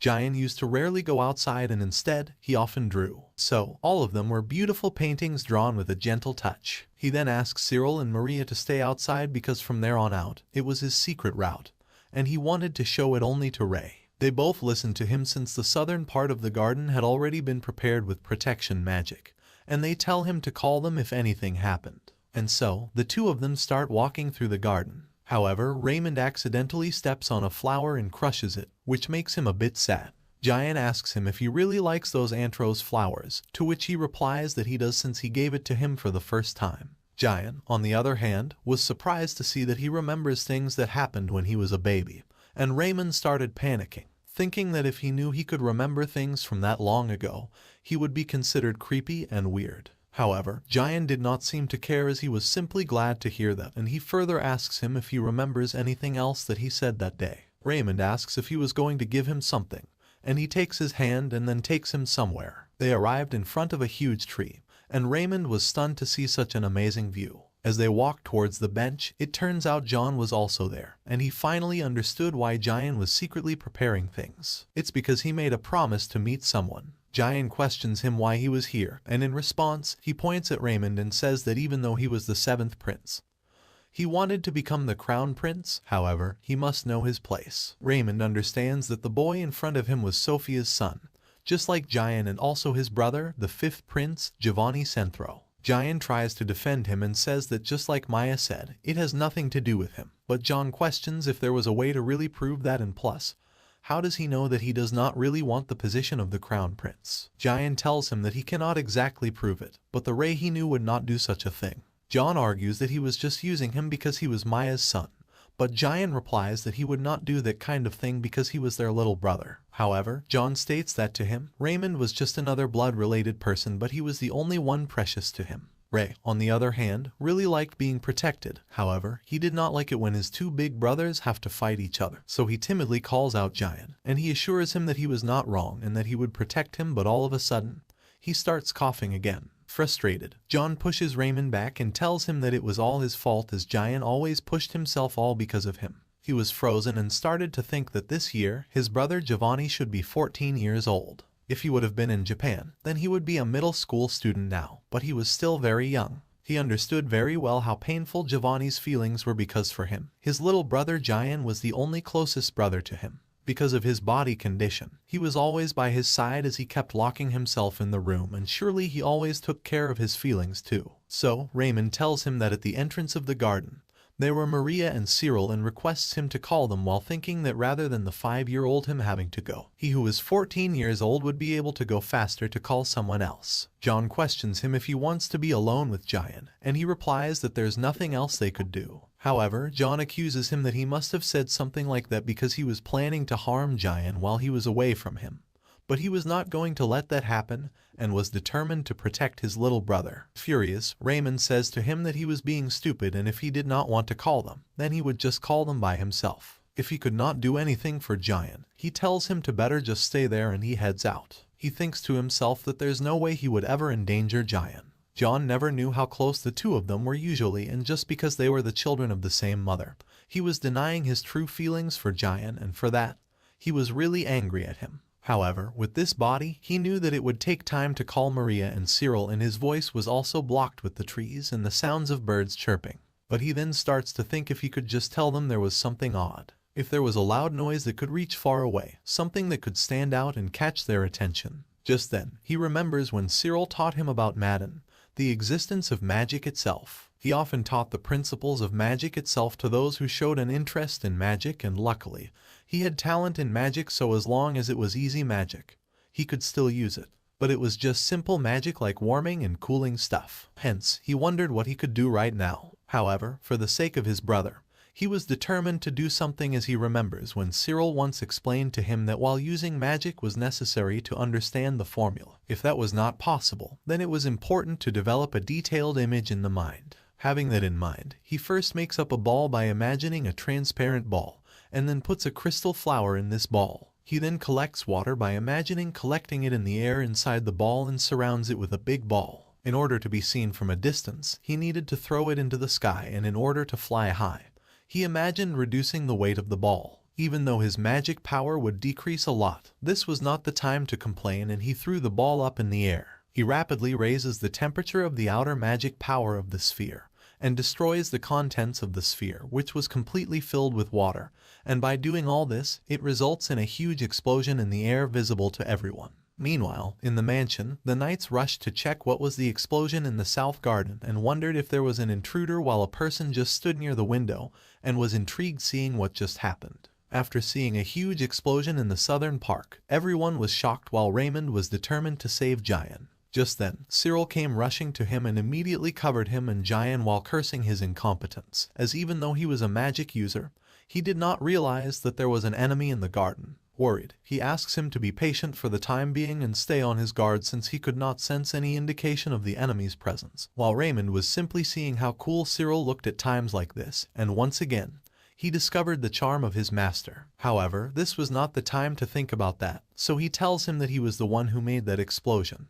And more importantly, he shows him Jian's condition. Cyril quickly uses his Madden and requests a doctor to come to the South Park immediately. The doctors take Jian, and Cyril assures him that everything will be fine now. But then before going, Jian calls Ray and thanks him. The doctors take him away, and Cyril then again starts to wonder what that explosion was exactly. Raymond tells him that he made that explosion, but he didn't really believe it. However, John steps up and backs him up, saying that it's true and he was the witness. Everyone was surprised and could not believe that he pulled something like that even at that age. They wondered, could it be that he was gifted in magic as the successor of Bertrand? And if so, they believed it was actually terrible. Since he was Maya's son, they even thought that maybe he had something to do with Jian's condition and maybe he really intends to get rid of the first prince and become the crown prince by declaring repeatedly and purposely causing an explosion with magic. It was only natural that everything felt strange and suspicious. Meanwhile, Raymond contemplates that usually, he does not really care if he gets bad words from other people. However, today, he was planning a birthday party together with Jian. Just because he was his mother's son, he got rejected from Giovanni, and now he was suspected of rebellion by the maids there, even though he never asked for anything and never said anything. He tells Cyril that he was going back to his room and asks him to later inform him about Jian's condition. Cyril agrees and offers to take him to the room. However, he slaps his hand away and yells that he would go back alone. He runs off, and Cyril is left confused. Later, when he reached back home, Maria asked him if he was all right, and in response, he questioned her what he should do. Maria was shocked to see the look on his face as he thought to himself, why was he born with memories of his previous life? A question he thought about since the time he was born. All of his brothers had their own duties. Frederick, as the crown prince, was in charge of helping their father's work, while Andrea and Orlin both studied outside the kingdom about diplomatic affairs. Bertrand graduated school with acceleration and was now teaching.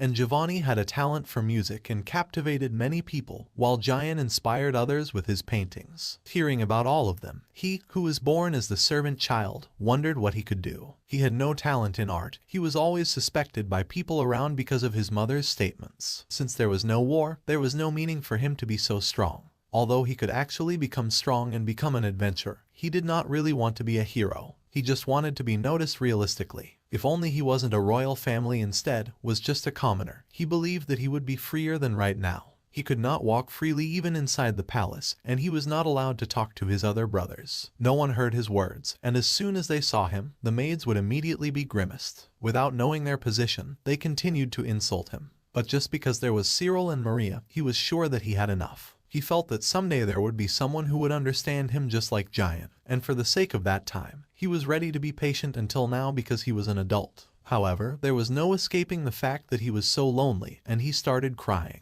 Just then, Maria hugs him tightly and asks him to cry all he wants because she was always by his side. Therefore, he could freely cry all he wanted. He bursts into tears, and she says that it was fine if he said more selfish things since he listened too much to other people. A few days after that incident, Maria comes to his room and asks him if he was not going out today too, and he, who had covered himself in a blanket, states that even if he goes outside, the soldiers would only watch out for him. Hence, he was fine just in the room. He had started to isolate himself from anyone.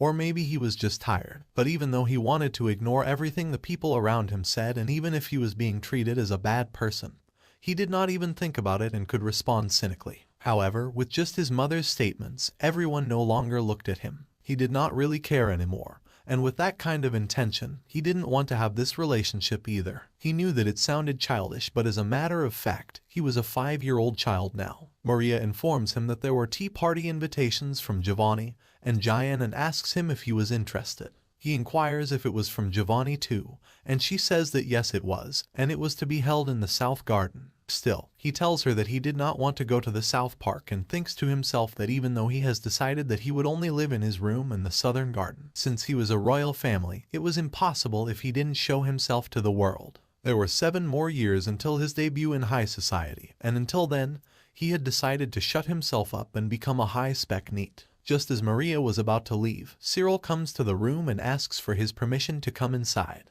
He questions him if it's true that he did that explosion in the South Garden a few days ago.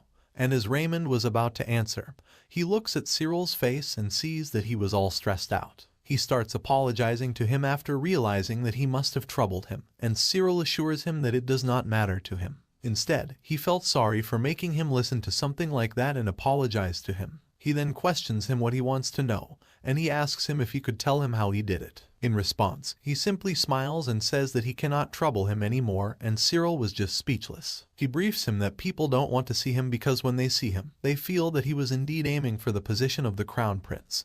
And Raymond answers that if he can understand that much, then that was enough for him. Cyril states that he was indeed very selfless, and Ray smirkingly states that maybe he's just greedy as he did not care about the other, but he was not going to let him go. Cyril admits he cannot match his age because he was already at an age where he could even be called an old man. Hence, he asks him to let him stay beside him. Raymond then inquires what the person who asked him about the explosion really wanted to know, and in response, he apologizes to him in advance and then takes him to the North Garden. As they walked down the hallway, the maids yet again started whispering about him the moment they saw him, while he on the other hand thought that when his eyes narrowed, he actually felt much calm. Meanwhile, Cyril was ready to take actions against them, but he stops him, saying that it's meaningless since they did not really do anything. More importantly, he asks him about the North Park and what it was like over there. Just then, a man comes in front of him and tells him that there were two things in the North Garden. First, there was a garden where the Seville flowers were blooming beautifully, a mix of sky blue and beautiful flowering plants. He liked it too. Raymond immediately recognizes that the person in front of him was Bertrand, and even though he had never communicated with him,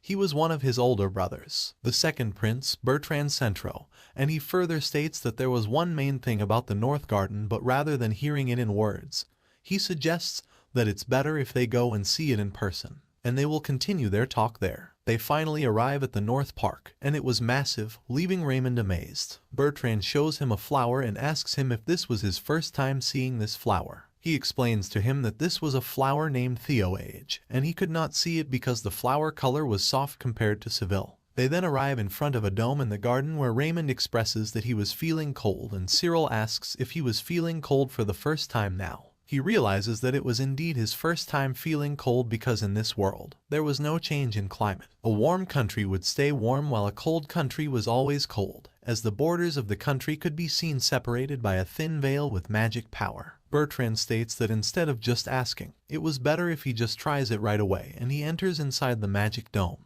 Raymond followed him, and as he entered inside, he was astonished to see that it was all white. Cyril gives him his coat and suggests that if he stayed with him, maybe he would feel warm, and also asks him if he would like to be carried by him, to which he agrees. He then notices the same flower that his brother gave to him earlier, and he sees that the color changes. Bertrand explains to him that the flower changes its color depending on the temperature, and therefore, in cold places, it only blossoms with colors like blue or purple cold shades. Raymond then sees a tree and questions him what that tree was called, to which he answers that it was called Riveato. Although sometimes called forest-covered trees, they were actually different from Riveato, and he asks him if he knows what that difference was. Ray answers that frost-covered trees were just trees covered in ice or frost. However, Riveato was made of real ice. Bertrand was impressed by his answer and says that he was indeed smarter than anyone else, and he really wanted him to show his intelligence later in school. He suggests continuing their chat inside the hut where his maids would prepare tea for them, while Ray was surprised to see such a big mansion being called a hut, as it was much bigger than a single build house in Japan. Bertrand then asks Cyril if he was also feeling cold since he was only wearing a shirt, but he replies that he was not cold because he had fur, and even with carrying Raymond, he felt warm. Hearing that, he was simply amazed and started to think that even if he says he has fur, just because his cheeks were cold, it was impossible if it's not cold here. However, his master did not say it with his handsome appearance. He started to wonder if in that case, wasn't he absolutely perfect, but then Bertrand invites them both inside. They sit down and have a cup of tea while he thinks that even though it was a terrace, it felt so warm, and guesses if it was also magic. Bertrand then gets straight to the main topic and questions him how he could cause an explosion on such a large scale, to which he responds that he simply used an explosion when the water evaporated. He understood that the magic he used was water spawn, so he further asks him what about the heat magic, and he answers that he still did not understand how to expel water, so he made it by imagining collecting water in the air. Though Bertrand had never thought about it, he understood that it was not an impossible word either, so he then asked him why there was water in the air, and Raymond wondered if there was no general knowledge about this in this world. Nonetheless, he explains to him that from boiling water, water vapors come out, and if they keep it heated by the fire, the water in the pot eventually disappears. In that case, where does the evaporated water go? An object that originally existed but suddenly disappeared.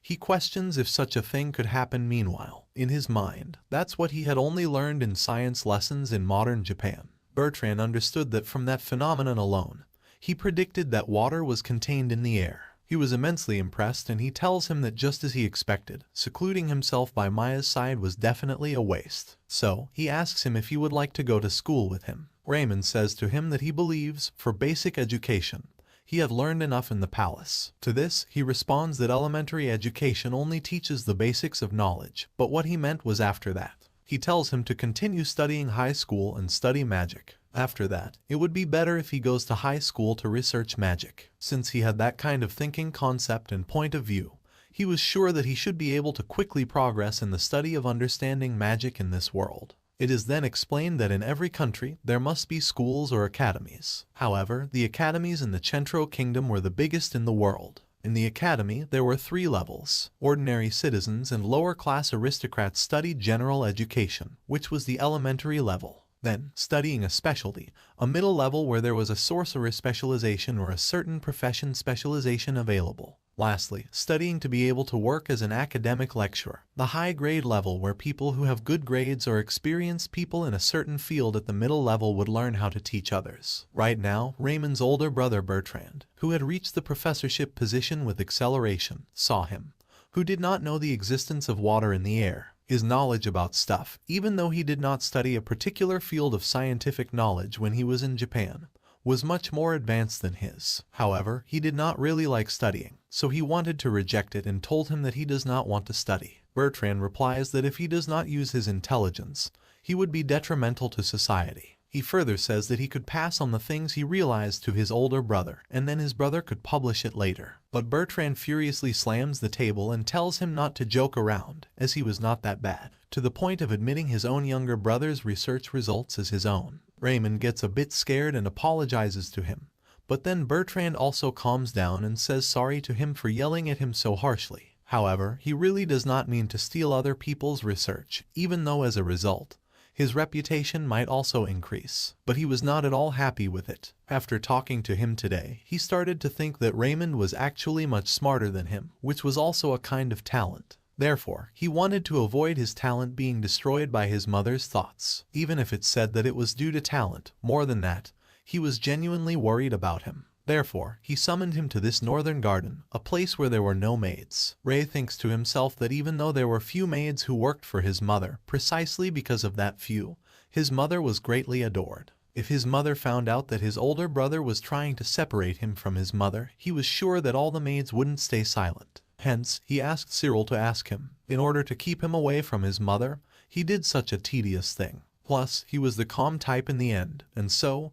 he tells him that he really has a bad trait. In response, he asks him to at least call him a tactician. Raymond then inquires if his questions were finished now, and he says that they were. As the first thing wanted to know, he already knew, but then there were also new questions. And since there were neither eyes nor ears to watch over them, he asks him if they could talk some more, and he agrees. But for the time being, he suggests that they have a constructive discussion. Until now, there was no one who could have a normal discussion with him, who was a 5-year-old. Toys and picture books aimed at children, words that were easy for children to understand. It was not enough for him to have the values and ways of thinking of an adult. Therefore, he gets down to the discussion, and he starts off by saying that if someone is half human and demi-human, then they would definitely inherit both traits. But usually, if a mixed human was like that, it would stand out more as a demi-human. So he asks him if he also thinks that's a lot closer to the demi-human themselves, and if he had watched him down to the blood that flows down his body. Bertrand questions him how they could observe down to the blood, and he replies that they can't guess just from the appearance that makes up the human body. Meanwhile, in his mind, he was actually really happy that Bertrand was not treating him like a 5-year-old. The discussion this time was why is Jian's body so weak, a child born between human and demi-human descent from the Nodo's Guild country. He believed that he must have some sort of disability in his body. However, for the sake of establishing good the Nodo's Guild kingdom, his father made the daughter of the elven tribal leader, representative of the Nodo's Guild kingdom, Sophia, the name of his concubine. And what was born were Giancarlo's and Giovanni. However, as the people around him were concerned, both Jian and John had a problem. Jian's body was very weak and he always looked tired and seemed anemic, while John's body was indeed healthy. But even though he was also a descendant of an elf, he could not use magic that anyone should be able to use. Why did that happen? Currently, it was one of society's problems whose cause was still unknown. Bertrand guesses that it must have something to do with the most basic part related to a certain race. Currently, the strongest theory is that humans were the lowest race, while demi-humans were the top race. The body became so weak from not being able to withstand the power of the top race, and again, the thought that results from wasting strength to protect his body. The demi-humans possessed traits that were closest to spirit, whereas humans could use magic and it depended on individual talent. The demi-humans with these of mixed descent could also use magic. Therefore, mixed breeds were considered false and taboo and were hated. Even though his outward appearance did inherit the characteristics of a demi-human as a top race, the rest could be said that his signs were pretty bad. Raymond was surprised to see that he could think of the problems more simply, so he further asked him if it wasn't natural that magic was also influenced by talent since human DNA was also inherited from the very beginning.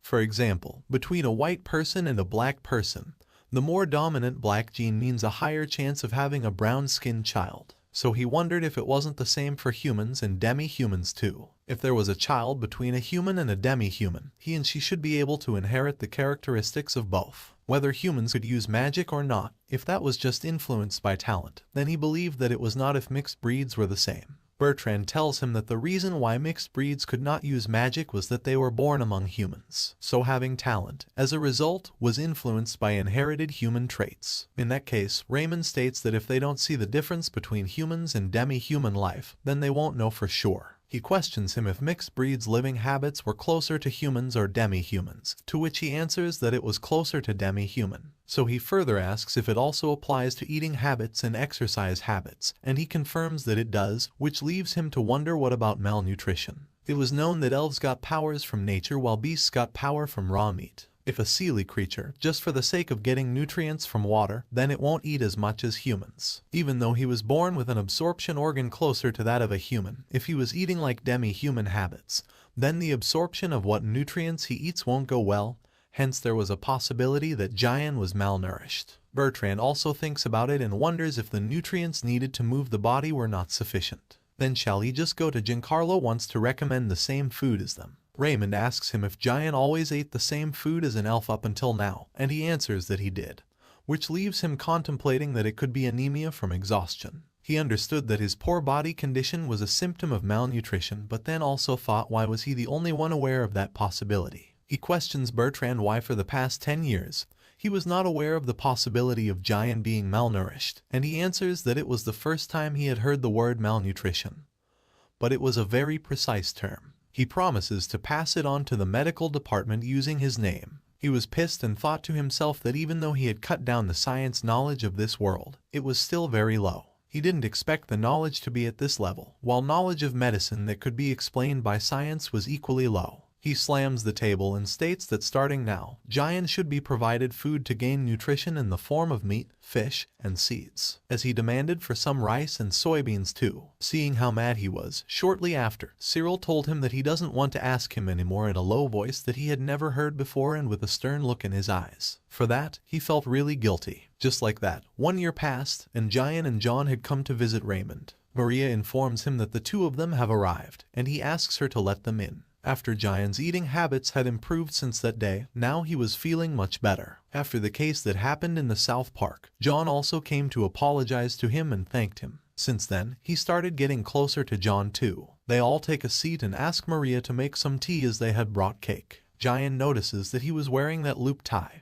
and Raymond says that it's because it was a gift from Jian, a gift that he wanted to give him in the South Garden during the tea party. John then inquires if he locked himself in his room again today, and he replies that he did, as even if he left the room, The people around him were not giving him a good impression either. But today, he did receive a lecture on the art of the sword from Cyril, and Bertrand also taught him. Every day, the two of them also came to play, so even if he didn't leave his room, he says that it was still fun. Jian then points out that he has got long hair too now, to which he responds that the green eyeball was an eye color that was only passed down to the royal family. Because of this, there was someone who had high hopes for him to be the crown prince. Jian could not understand why he hid it then, so he proceeds to change his hairstyle as he wanted him to show it in front of him and John. After doing so, he tells him that he really liked his eyes, which made Raymond a bit shy. Just then, John brings out the Shen that he brought for today. Shen was one of the instruments that John could play expertly, and originally, Shen was a musical instrument which was used to celebrate encounters with spirits in the United Kingdom of Nodos. He starts playing the instrument while Jian dances elegantly, which leaves Raymond completely stunned. As they finished their performance, he praised both of them and told them that it was very beautiful. Watching the expression on his face, Jian just melted away after seeing how cute his little brother was, while Raymond contemplated that among his family, there were few people that wanted to see him, and that is why, for him, the two of them were very special. Words slip out of his mouth, and he tells them that he really loves both of them, which makes the two of them all red-faced. And they quickly hug him, saying that they like him too. But then, later at night, when he was with his mother, she once again reminded him that he has to be the crown prince. She was sure that his father Abramo would realize one day that he really was a perfect fit for the crown prince. He had the same eyes as him and hair similar to hers, therefore, she wanted him to be the crown prince and the king of this land. In these 6 years, the words that kept repeating, he did not really know any other odds to use as an answer, and he says, "Okay, Mom." She begged him to just stay by her side, and as tears started falling down her eyes, she asked him to never leave her alone. And once again, he said, "Okay, Mom," while thinking that her mother must just feel lonely. Her worries after his birth and the statement that she always made about him, that he would be the crown prince. From that, his mother was avoided by the people around her, and was always alone. In front of his father, his mother was always shy, which his father misunderstood and never visited her room again. A vicious circle from Tsundir it was. His mother just wanted to get his father's attention, and that is why she wanted to make him the crown prince. She always pouted because there was no one to defend her, and he was the only one to talk to, making her very dependent on him. She didn't know the people he was related to, and she didn't know how to show good intentions. Then she who could not give and the one who kept screaming that she loves him, he found her very childish. She leaves the room, and Maria asks him if he would like some hot milk, and he says yes. As he sat alone in his room, he thought back that the only one who realized the misunderstanding between his father and mother was him alone. He had to pass it on, but he was not sure if it could change with just the words of a child like him. However, if he were to give up and just lament all the happiness that happened to him, he knew that was wrong. As Maria returned to the room with the milk, he asked her if tomorrow he wanted to approach him, and it left her simply confused. The next day, he goes up to meet his father, who states that it was a very rare day indeed. He quickly hugs his son, as this was the first time he said he wanted to meet him, while he tried to remind his dad that he was not a child anymore. Just then, a man intervenes and tells his father that Ray has something to talk about. The man was his first brother, First Prince Frederick Chentro. After being saved by his brother, his father asks him what was it that he wanted to talk about, and he cuts straight to the point and tells him to cut it out and talk properly with his mother. The dad replies that Maya does not think about him at all, but he yells at him and says, how come he does not understand his mother's Tsundir nature? Even so, he calls himself a harem king. His father and Frederick both were left confused as they had no idea what harem and Tsundir meant while he jumped on him, calling him a lady killer. He questions him how many women he has seduced and if his mother's Tsundir nature wasn't cute. Confused, the father asks him from where he was learning words like that, to which he responds that it does not matter. The point was, his mother really loves him. Because she liked him so much, she could not talk very well. Meanwhile, his dad, who was experienced about it, questions him why he could not understand it and treats her better. He asks him if he knows why his mother wanted him to be the crown prince, and the father replies that maybe it's because she loves her homeland. But the main reason was because she liked him. That's why she thinks he was very cute because he had black hair and green eyes that were similar to his father's. If she supports him being the crown prince and if only he really becomes the crown prince, she believed that his father would definitely come to meet him. So, even though maybe that was the reason his mom wanted him to see her too. The father asks him if he knows whether Maya was in her room or not, and he tells him that she was in her room today. So he'd like to go see her with his dad, and he says yes. He asks Frederick if he wanted to come too. but he refuses, saying that their dad really often forgets about family time, and therefore he would be the one to do it there. Raymond looks at him and apologizes to him, and Frederick simply stares at him and says it's all right, even though it did not feel like that. But, having said that, the two of them head out, and the dad points out that Ray has gotten heavier, as it had been a long time since he carried him. It's not like he was not satisfied with being a king and all, but not being able to feel the days his son was growing up really made him lonely, and he gets a bit emotional. Raymond asks him if he feels lonely too, and he replies that he does, although it was better to have a wife as an empress or concubine. However, when the fourth concubine Maya came, of all of them, he was so busy ruling this country that his time to meet them all was getting less and less. In the end, he neglected the people who were precious to him. Every time that happened, he always wondered who he was really living for. There were even times when he thought it was strange. He asks him if all this was too hard for him, and he started thinking to himself that even though all this time he thought his dad was just a kisser, he was more than that. But nonetheless, he needed to get rid of that, so he said to him that he preferred his mother more than him. After all, they spent a lot of time together, and hearing this, the dad was deeply hurt. However, Raymond kisses him on the cheek and tells him that he also likes him too. A dad who always worked hard for everyone's sake. He understood it completely, and the dad was glad to hear that and said that his son might be a genius. They finally arrive outside Maya's room, and knowing that he has to face her properly, he knocks on her door. Meanwhile, Maya, who is still thinking about whether Abramo loves him or not, tells them to come in. The moment Abramo comes in, she freaks out and quickly hides behind the curtains. She questions him why he came there, since it was very strange for him to suddenly enter her room. He sadly apologizes to him, and she says if he wanted her to forgive him, he should go out. However, Raymond tells him that what his mother was trying to say was because he did not tell her before she could not dress up properly. She states why she would have to dress up for him, and he says that it was not her true feeling, as she was simply shy, and she gets all embarrassed. Aberamo, on the other hand, seeing them both like that, bursts into laughter and tells Maya that she was cuter than he thought. He slowly walks up to her, tells him not to come near, while Raymond translates that she means to say don't come near because she is shy. Hearing that, Aberamo hugs her tightly and apologizes to her, as he was the one who was wrong for not realizing her true desire. He admits that it was all his fault and that he wanted to be with her all the time. She breaks down and questions him why he was saying that now after all this time, and says that she would not forgive as he continued to embrace her. Meanwhile, Raymond contemplates that from his mother's perspective, his father was the most influential person in the world who was far apart in age from her, and he asked her to marry him. So of course, she was worried.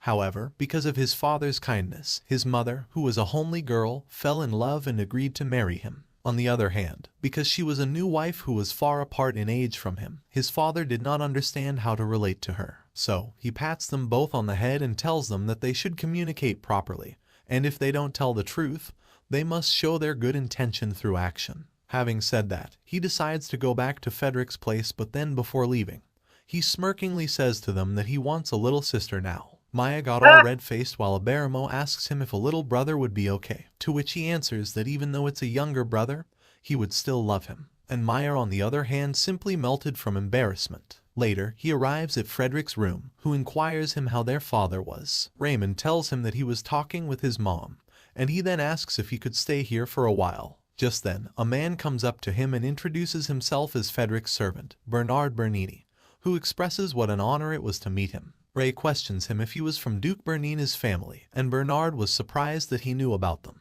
Duke Bernina's family was the family of the first empress, so in other words, Bernard and Frederick were related as cousins. Bernard further states that Frederick had no interest in the dukes within the empire, while Frederick asks him not to say such a thing. But, putting that all aside, he serves Ray some tea, and he thanks him for the service. Bernard tells him that he was being very polite and that he doesn't have to use polite words like that to him. But Ray says that it's because Bernard was older than him, and besides, he saw it from a perspective such as if he abdicated and became a commoner one day. Both Federal and Bernard were shocked hearing him say that, and Frederick questions him what does he mean by saying such a thing. He explains that it was always noisy around his mother, and because he was the cause, he could not laugh at the chaos in his family. He didn't want to be the crown prince either, and if only he could get rid of this thing sooner, he believed then it would be more comfortable for him. Frederick continues staring at him and asks if he really wants to leave the house, and he says that he does. So he then further questions if nobody pressed him to be the crown prince, then he won't leave the house, right? And he answers yes, but also asks him if doesn't he dislike him too, which actually broke Frederick while Bernard bursts out in laughter. Frederick tells him that he was his precious little brother from the start. However, Ray says that his expressions were too obvious, and besides eyebrows, his facial muscles moved too much, which was kinda scary. Frederick, on the other hand, was devastated and started thinking that because of this face, he was shunned by Giovanni, and Giancarlo simply trembled whenever he saw him, which was quite sad. Bernard, on the other hand, continued laughing and reminded him that Ray also said he must hate him. Ray then states that if it was not the case, then he should also properly say it, which was actually embarrassing for Frederick, while Bernard enjoyed seeing that he was being schooled by his own brother. However, Frederick agrees and asks him if he would like to be his chat friend sometime, and he answers that if it's alright, he could be his tea friend, which lights up his face brightly. Bernard teases him and states that he must be feeling good since he was always worried about Ray, and Frederick tells him to shut up. He informs him that he would send the tea date later by mail and asks Bernard to take him back. As they were about to leave the room, he overhears Bernard asking Raymond if he could call him Ray, which made him feel nervous, and Ray, who noticed that, inquired if something was wrong. Frederick asks him if he could call him Ray too, and he replies that of course he can, while thinking that it felt like his affection, like "I will do something for you," was getting to work. Frederick then gently pats him and tells him that he was looking forward to their tea party. Ray also greets him goodbye, but before going, he spreads his arms and says that hugging each other isn't a weird thing since they were family after all, and that they should learn a little from their dad, as he does not care about the place and still kisses him. Frederick simply smiles and agrees that he was right, and so he hugs him and tells him to come again sometime. Later, when he reaches back to his room, Gian and John had come to play with him, but seeing him with Bernard, they get a bit scared and ask why he was with him. He explains that he was brought here by him, and Bernard greets them both, which only made them even more creeped out. He questions what he did to his brothers, and Bernard, who was simply enjoying their reaction, explains to him that when they met Frederick, whose face was already scary, he stared intently from behind and scared them both even more. Ray punches him out of anger since he just did it for fun, and he quickly starts apologizing. He then leaves the room, and Gian worriedly asks him if he was okay and if he was bothered by him, but he assures him that he was fine since he just talked with Frederick and was simply walked here by Bernard. Both of them were shocked to hear that, and they questioned him didn't he feel scared, and he responded that actually, he found him to be a funny person, surprising them even more. He also briefs them that next time, he was going to have tea with him and invites them both to come, but they both pass on it immediately. He tries to convince them and says that he was actually quite fond of his little brothers, and after trying to talk to him,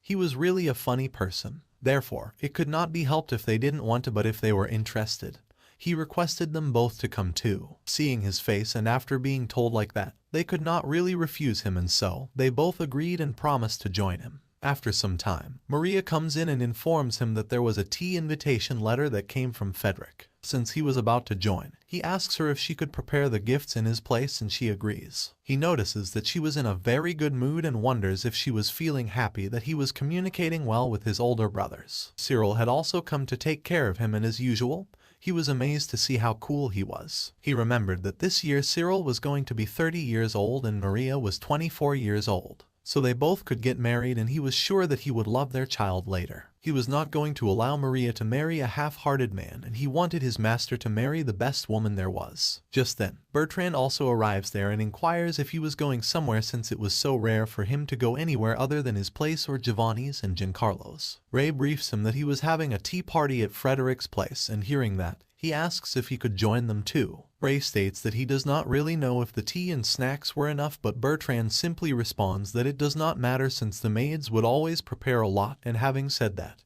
he grabs him and takes him with him. When they arrive there, Bernard greets them and was surprised to see that Bertrand also came. He informs him that today Andrea was also here, and he gets really pissed. Ray asks if something happened between them, and Bernard explains that it was just a family quarrel. Just then, a man comes up to them and greets him, as this was the first time he was talking to him, and introduces himself as Andrea, another one of his older brothers, the third prince of this land, Andrea Centro. Ray asks him if he was also joining them today, and he replies that he was, or rather, he was the sponsor. As he tries to shake his hand, Bertrand intervenes and tells Andrea not to touch him. Andrea questions him, what does he mean by that, and he says that he will be too soft to him, so he should just leave it to him. While Raymond thought to himself, how did it come to this? He goes up to Frederick and tells him that Andrea and Bertrand were fighting. But Frederick explains they don't actually fight, they were just arguing because of him. He asks if it was really about him when suddenly Andrea yells from behind that he just wanted to help Frederick from the field that he was not good at. Bertrand questions if he was not just talking about diplomacy, but also a personal relationship. They both continue to insult each other for a while Frederick tells Ray that his lack of communication skills as the Crown Prince was making a problem and just wanted the two of them to cooperate with him. Raymond comments that they were just like a husband and wife who were fighting over the education of their children. After having enough of them, he yells at them and tells them to cut it out. Starting from Bertrand, he questions him if he came here just to argue with Andrea. Also, as a crown prince, he should be good at academics, but he asks him if it would actually be a problem if he suddenly talked to an expert. He answers that it's not like that while Andrea was enjoying all that. Then he yells at him too and says that he understands he was worried about him, but he should leave that to Frederick since that's how social life works. Lastly, he shifts his attention to Frederick. However, he was actually looking very impressed. So, he questions him why he was looking so happy, and he states that he was not really angry and rather, he enjoyed whatever he had to say. Therefore, he decides not to say anything to him if he already understands. After putting that all aside, they all finally sit together and begin their tea party. Maria had already made the cake, which became a hot topic in the Oslo imperial capital, and Andrea was quite interested in it. Frederick then asks Raymond if he had decided which faculty he would enter at school. In Centro Royal Institutions High School, there were many academies there, and the one who taught at the Magic Academy was Bertrand. He tells them that he was still very confused about the magic study program. When it comes to learning magic, he admits that Bertrand's words were easy to understand, but compared to that, he preferred the Knight Academy. Frederick questions him if he was actually serious about the story he spoke of earlier in town, and he confirms. Both Bertrand and Andrea freak out, and they ask him why he was choosing to give up the royal title. Meanwhile, Maria was also devastated to hear that. So, he goes up to her and says that he still hasn't decided which one to choose, and besides, he could not calm down until he gets to see her getting married. Also, he was worried about Cyril's potential mate too, so he was not going down to the city until then. Frederick then asks if Maria was not to get married, would he stay here? However, Raymond warns him that if he dares to interfere with her marriage, he would hold a grudge against him for the rest of his life. Especially when it comes to her marriage, he was not going to let a man who could not overcome the odds to marry her. Bernard states that he must really like Maria if he was going to these lengths, and he replies that he does since she was like his own sister. Since she still belonged to a noble family, Frederick inquired from her if she has a fiancé for now,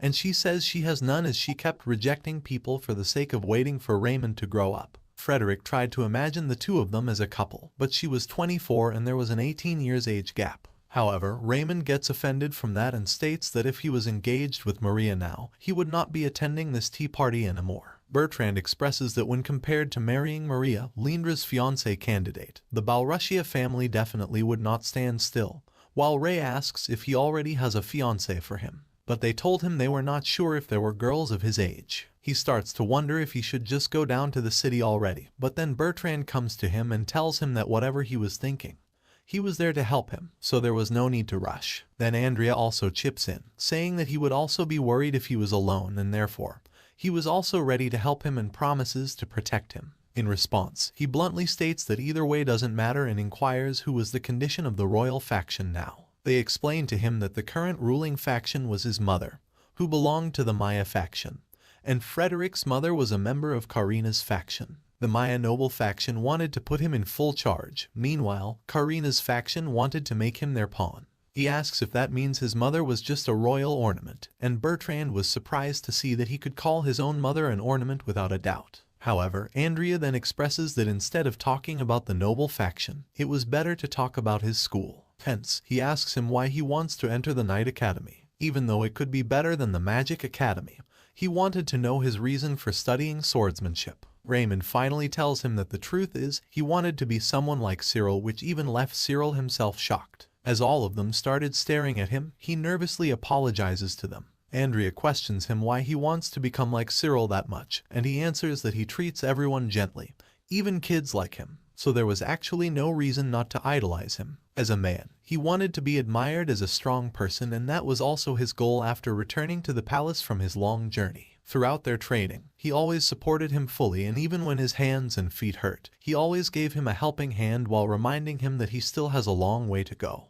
Just thinking about those times, his admiration for him grew even more, and he states that Cyril was a very gentle man. His solid muscles made his body very sturdy, and because of that, the feeling of being safe when carried by him felt very special to him. He was willing to get his knees dirty to make Cyril gentle with him, and he always asked for permission before carrying him, without being overbearing. Meanwhile, Cyril starts getting embarrassed and requests him to stop, but he tells everyone to just look at him as he was a figure that combined cool and cute and also humble. Impressed, Frederick asks Cyril to take care of Raymond from now on, and he gladly accepts while Andrea wonders as the last child. Why does he not idolize his brothers and instead choose Swordmaster Cyril? Bertrand explains to him that it can't be helped and they have to support him for a long time. But then Raymond comes to him and says that from now on, he also wants to talk more with him, which made him really happy, and he hugs him. Just then, another man enters the room and he was very excited to see Raymond there. His name was Orlando, and they both greeted each other as it had been a long time since they saw each other and was the first time they got to talk like this. Orlando Centro was the 4th crown prince who was studying abroad in the kingdom of Oxidens. He fell in love at first sight with a royal princess and immediately proposed to her like a real man. He had the same mother as Frederick, but he wondered why their facial expressions were so different. Orlando tells him that his wife really wants to talk to him, but he asks him if he wasn't living in Oxidens. He explains to him that after Anne and he entered school, they proceeded to Oxidens. But then Andrea tells him to stop calling him that as it sounded like a girl's name. In the past, he did actually look very much like a woman, and Bertrand also confirms that it's true that he used to be very cute. Andrea says to him not to act like that since they were only 1 year apart, and when Bertrand mentions that he was indeed his older brother, he straight refuses to recognize him as a brother. Orlando, on the other hand, comments that the two of them still get along, pissing both of them simultaneously. Frederick then asks him if his relationship with Princess Francisca was okay, and he gets all shy and starts telling them she was very cute. Every time he talked about other women in front of her, she always gets jealous, which just made her look even more cute. Then from behind, he slowly hugs her, and she innocently does the "put your hand in mine." He also mentions that she always wears gold and pink dresses at parties and asks them if they know why. Raymond answers that it harmonizes with Orlando's hair and eyes, which was precisely right. He further says that he also used a purple gemstone to match Francisca's hair color, and his dress was orange, which matched her eye color. Suddenly, Andrea interrupts him, yelling that Frederick and Orly said the same thing without even understanding it. Frederick tells him that his way of speaking is annoying, and just like that all of them start arguing and make a complete mess while Raymond starts getting annoyed.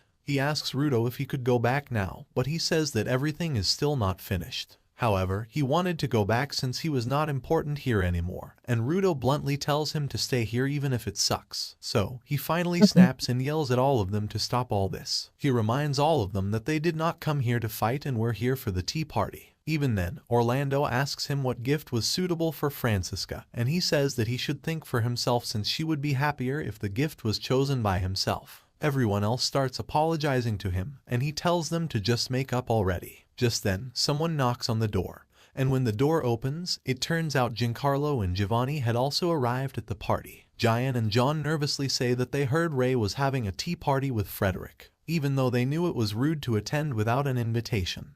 They ask if it's okay for them to participate just for a little while. Ray gets up and quickly hugs Gian, saying that it's his Gian replenishment and would replenish John after this. But for now, he gives Gian a tight squeeze. After that, he hugs John too, and as his replenishment is completed, he looks at the rest of them and asks what's up with their faces. Seeing him acting like a normal 6-year-old, they all wanted to spoil him too. He simply replies that even he has times when he wants to be spoiled since he's still a kid. He points out to everyone, starting with Bertrand, and tells him that when it comes to magic, he gets really fixated on it. As for Andrea and Orlando, today was the first time he had spoken to them properly, but already figured out that when they talk about themselves, they don't see what's around them. Frederick, on the other hand, could not leave him by himself. Rather than getting spoiled by him, it was more like he was supporting him. Making an evaluation of Frederick as a crown prince, he states that it takes more than one person to make a country. No matter how capable he is, a king who cannot win people over is basically incomplete. After all, a king should be someone everyone wants to help, which goes for him too. Having said that, he says that when Frederick becomes the king,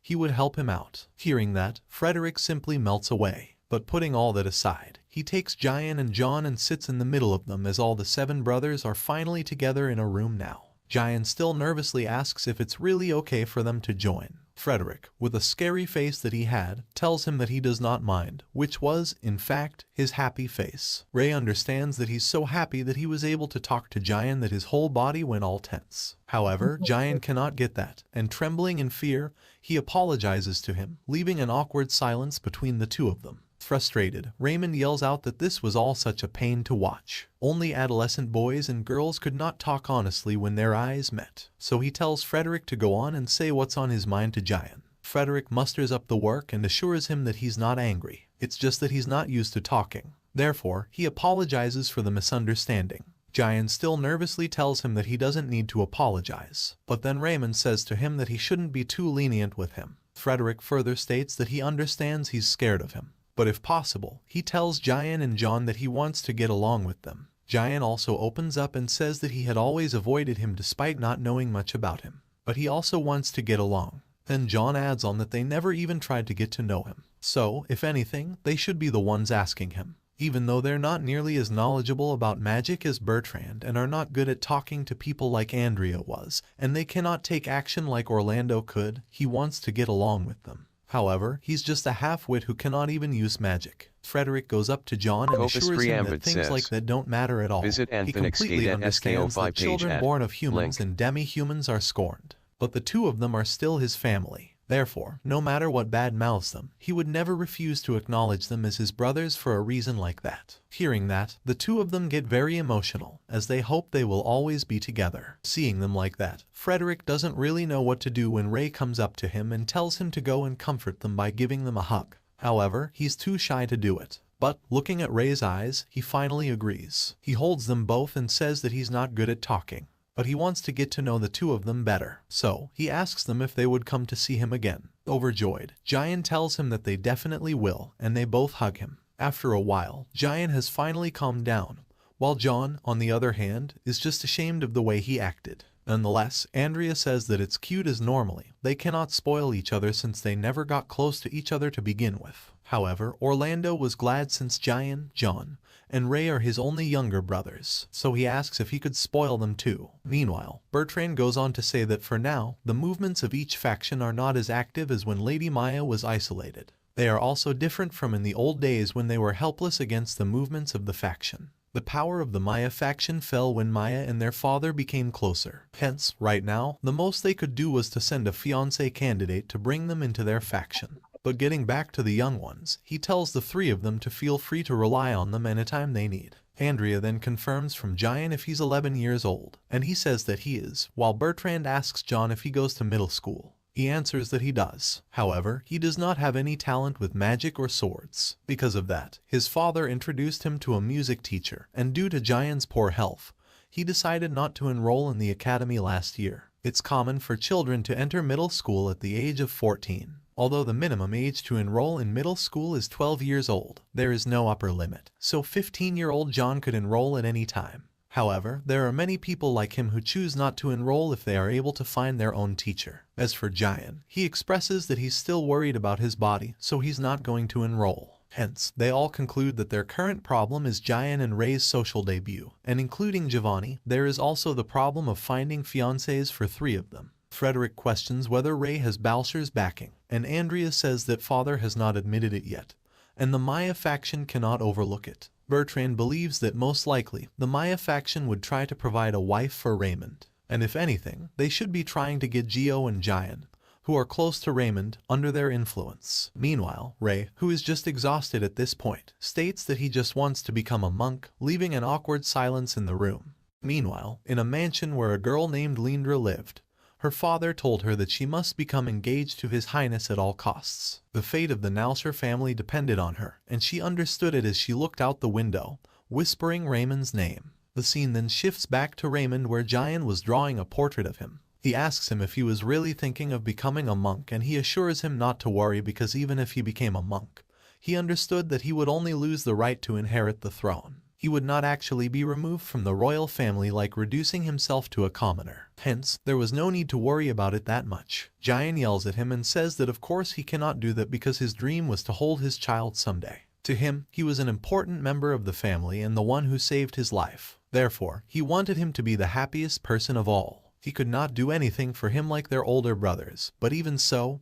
he did not want to give up on him. This was his selfish desire, but someday, he wanted to paint a portrait of him, his wife, and his children, just like he had drawn a portrait of him right now. Raymond thinks to himself that if it would make Jian that sad, then he should only become a monk or reduce himself to a commoner as a last resort. So in other words, he no longer had the option to escape from the royal palace's faction conflict. Frankly, he believed that it was a huge hassle and he knew that he could not do anything about it by himself because aside from his memories of his past life, everything about him was completely normal. Still, he decides to do his best. Having said that, he reminds Jian that aside from that, the Maya faction was trying to win him over too. Since his social debut was in 2 months, he asked him to be careful as he did not want him to endure something unpleasant because of him. Jian simply smiles and states that he understands he likes him. He knew that if he was unhappy, it would make him sad too. Plus, if he himself was not happy, then there was no point, otherwise, Gio and his mother would definitely blame themselves. He looks at Ray and says that he really seems to love his family. However, he was not the only one, as he also loved his family a lot too. Hearing that, Ray immediately bows to him and yells that his older brother was the best in the world. Jian returns the compliment, and just then, Gio also arrives there. Hearing them say that, he adds on that in that case, his little brothers were the best in the world. Both of them were glad to see him there. He briefs them that their father was very excited about preparing Jian's outfit for his debutante in 2 months. Andrea was also eager to decide the outfit's design. For that, they were calling a seamstress to the drawing room, and hence, he asks him if now was a good time. Jian agrees to go to them and bids farewell to Ray. Just then, Gio comes up to Ray and questions him if he was really thinking about becoming a monk. He tells him too that he was not going to become a monk, so Gio then further states that the main problem was what to do with him until he turns 14 because once he reached that age, he would be able to go to the academy where it would be safer than staying in the royal palace. However, Raymond expresses that the problem was his hairs and eyes. He had the black hair of the Ost Empire and the green eyes of the Chentro Kingdom, and he did not want to stand out too much. With hair that black, Gio also doubted that dyes would do anything.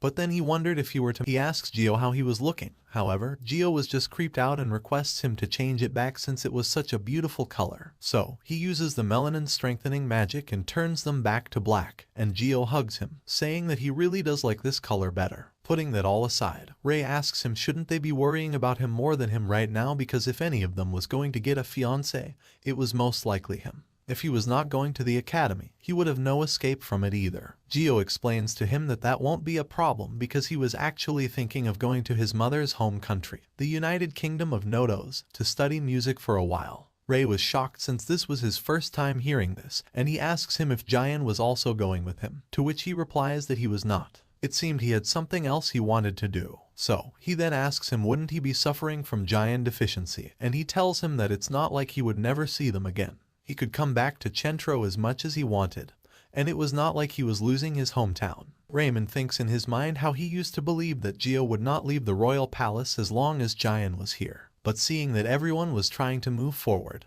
he could not help but think that his brothers were very cool. Gio further says to him that when he goes to the academy, he could also study abroad. If that happened, he wanted him to come and see him then, and Ray immediately states that he would surely come and see him. Having said that, he tells him that he would be waiting for him so that he could listen to him play the shan at the elf village. Later, Jian was finally ready for his social debut, and all his brothers complimented him, saying that he truly looked just like an angel. Bertrand also admits that Andrea was indeed talented in terms of fashion sense. Therefore, they counted on him for Raymond's social debut as well, and he happily agreed. Meanwhile, Ray was in his room since he was not old enough to enter high society. Therefore, he was alone tonight as well. Maria asks him if he would like to have some drink, and he says yes, so she heads out to grab one while he wonders if Jian was having fun. Just then, someone knocks on his door, leaving him quite surprised because if it was a family member or a servant, they usually ask permission to enter the room. However, considering that they did not, he knew that the one who knocked on the door just now was an outsider who was not familiar with the inside of the royal palace. He walks up to the door but could not sense anything from the other side of it. So, he nervously opens the door and outside, he sees a girl crying and looking for her father. The girl was none other than Lindra. He was quite confused, so he asks her if she was lost or something,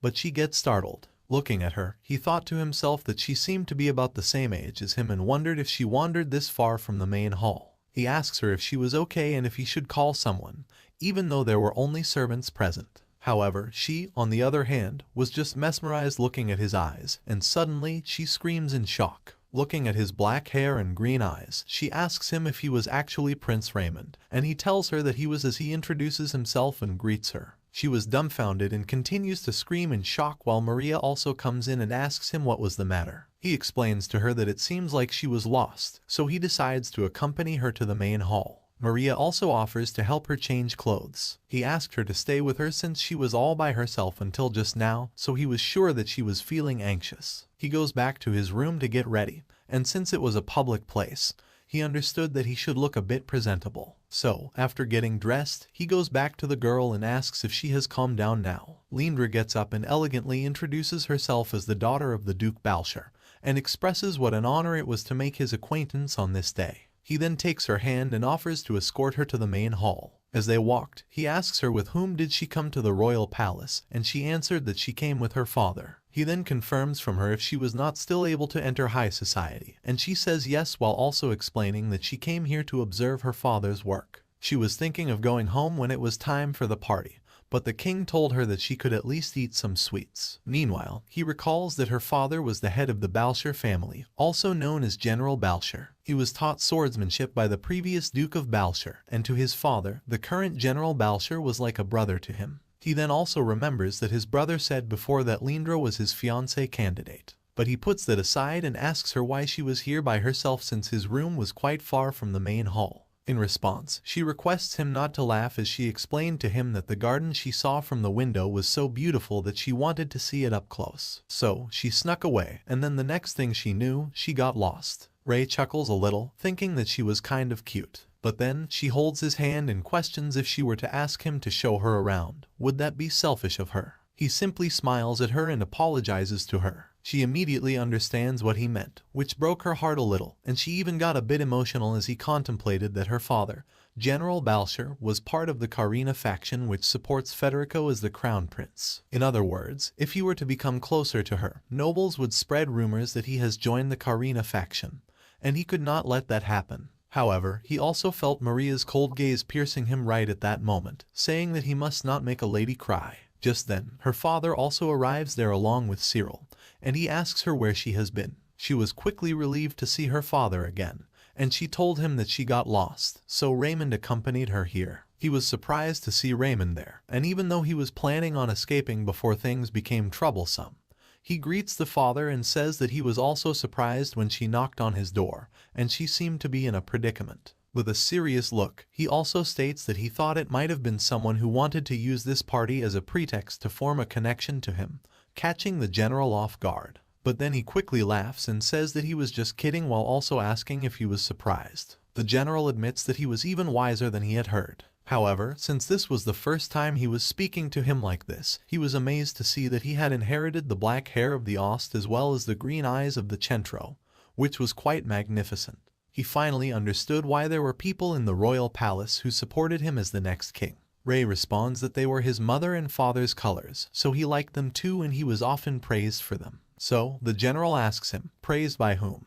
And he simply teases him and replies that it's a secret as he had no intention to be so careless as to speak to a person who he was not close with. The general was grateful for the warning while he wondered if he's close with the Maya faction and if they were plotting something behind the scenes. Ray, on the other hand, wanted him to bicker with him more. Meanwhile, Maria could not understand why he was instigating him, and then he further says that he would prefer if he does not pry into it since he promised he would keep it a secret. While thinking that if he says that, the Karina faction and the Maya faction will focus on investigating those around him. However, even if they tried to dig something up, they would not find anything. Just then, Lindra calls him out, and she asks him if he would get engaged with him, leaving everyone in the room stunned except Ray himself. The father's face suddenly lights up, and he questions her if she really likes him, to which she replies that earlier, she did not know that the place she wandered into was his room and it was pretty rude of her. However, he did not criticize her for it even once and just like a gentleman, he escorted her here. Therefore, she wanted Raymond to be the person she marries, while the father, on the other hand, was happy to see how convenient all of this turned out. So, he uses this opportunity and asks him for his opinion while boasting that his daughter was quite intelligent. He also suggests they could start off as fiancés for the time being since marriage was far in the future. Raymond, on the other hand, started getting annoyed since they intended to make him her fiancé from the start and to bring him into the Karina faction from the start, which he could not accept at all. However, he could feel that Maria's gaze was actually terrifying, so he could not be tactless with his refusal. Hence, he takes Lindra's hand and apologizes to her, telling her that he cannot be her fiancé. He used all his acting skills and said to her that the problem is not with her, it's just that if he was with her, it would cause trouble for her. Lindra replies that if she could be with him, then she would not mind a bit of trouble at all. But he tells her he does not want to drag anyone else into it, and she starts crying. He further says that if she still likes him when she becomes an adult, she could tell him that again then. But right now, he wanted to give her his answer from today. And since he was a man after all, he wanted to be the one to say these things. Having said that, he promises to her that until they become adults, he would become strong enough to protect her. Lindra gets all shy and states that she will be waiting for him. She also promises that she would improve herself too so that she could protect him, while Ray thought that she's a very strong-willed girl and would be too good for him. He then takes his leave, and they both say goodbye to each other while Cyril also decides to escort Maria and Raymond. As they walked back to his room, Maria asks him if that was really all right what he just said. Duke Balshar was one of the leading nobles of the Karina faction, and she believed that it would be preferable to seek the protection of the Karina faction. But he answers that he cannot do that. He needed to become the bait in order to arrange things so that the Karina faction and the Maya faction would focus on him. She and Cyril both question him why would he want to do such a thing, and he simply replies that it's to protect Giant. Meanwhile, Gia was still in the party, and Gio walks up to him and asks if he was tired, and he says that he was not. Ray had given him a healthy body, and he needed to do his best as the sixth prince. He wondered what Ray was doing right now as he looked forward to the day when they could enter high society together. The scene then shifts back to him, and he explains to Maria and Cyril that right now, he was the only one who was meant to force Federico down from his position as crown prince. However, if he were to join the Karina faction and leave the royal palace, then the nobles of the Maya faction would search for a replacement for him. If that happened, then their next target was most likely the one with the most magical power out of all his brothers, Giant. He also thinks that since he used to be frail, they had left him alone all this time. But now that he was healthy, he was sure that he would definitely be targeted. Compared to him, who had memories of his past life, Giant, who was just a normal kid, would just end up having the adults use him however they pleased. Therefore, he just needed to be the bait until Giant finds a way to escape on his own. After that, he had decided to enter the academy, change his appearance, and go into hiding. He was sure that he would learn a lot of things and meet a lot of people at the academy, friends who were equal to him, which he could not have here. There was a whole new world out there that he knew he wouldn't find in the royal palace. But until then, he had decided to protect Giant. Hearing all that, Maria was worried for him while Cyril goes up to him and asks if he could become the shield that protects him.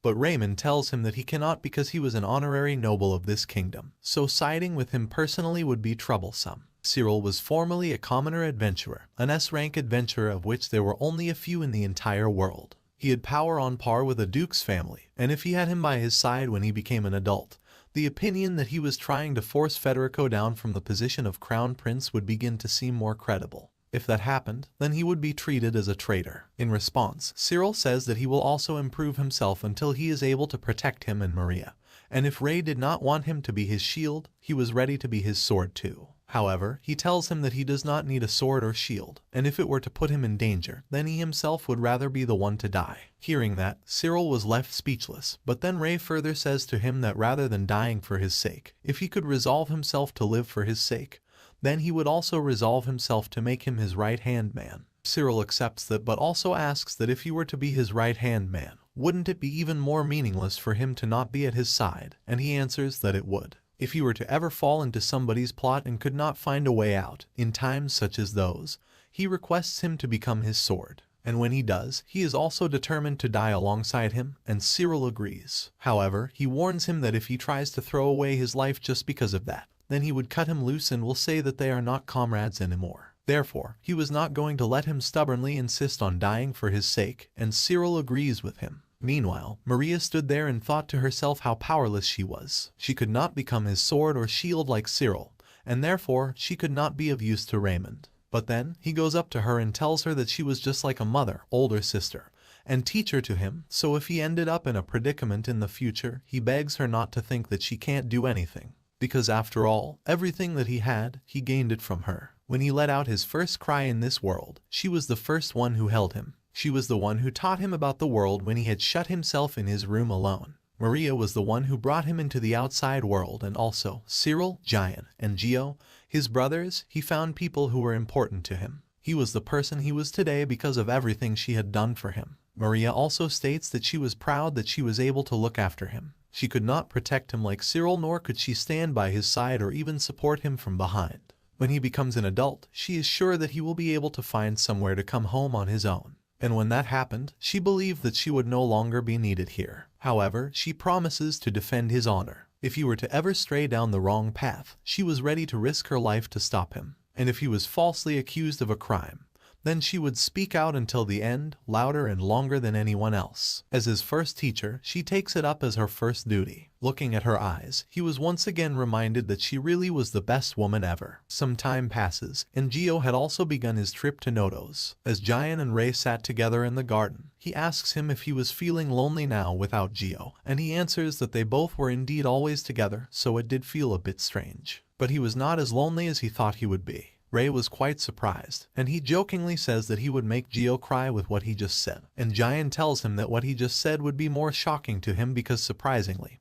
Gio tends to make himself look cool, especially whenever he was in front of him. They continue to joke around, saying that he was certainly cool, but he was more cute than anything. And if he were to hear that, he would probably be super depressed. But putting that all aside, he then asks him where was he going. He tells him not to hide since he already knew that he was planning to leave the palace too. And Gio questions him if he was really that easy to understand, to which he replies that he had watched him the most out of all their brothers, so of course, he understood him well. So, getting back to the point, he once again asks him where he was going, and he simply says anywhere. Since Ray had been talking about whether or not to become a commoner, he thought that he would pretend to be one too. And Raymond was just shocked, and he questioned him if he was going to do so without even going to the academy. Jian tells him that, of course, he was planning to wait until his social debut. And even though he would only be 17, he could not wait any longer than that. Ray also understood that well. Jian was not an idiot, and he had also realized that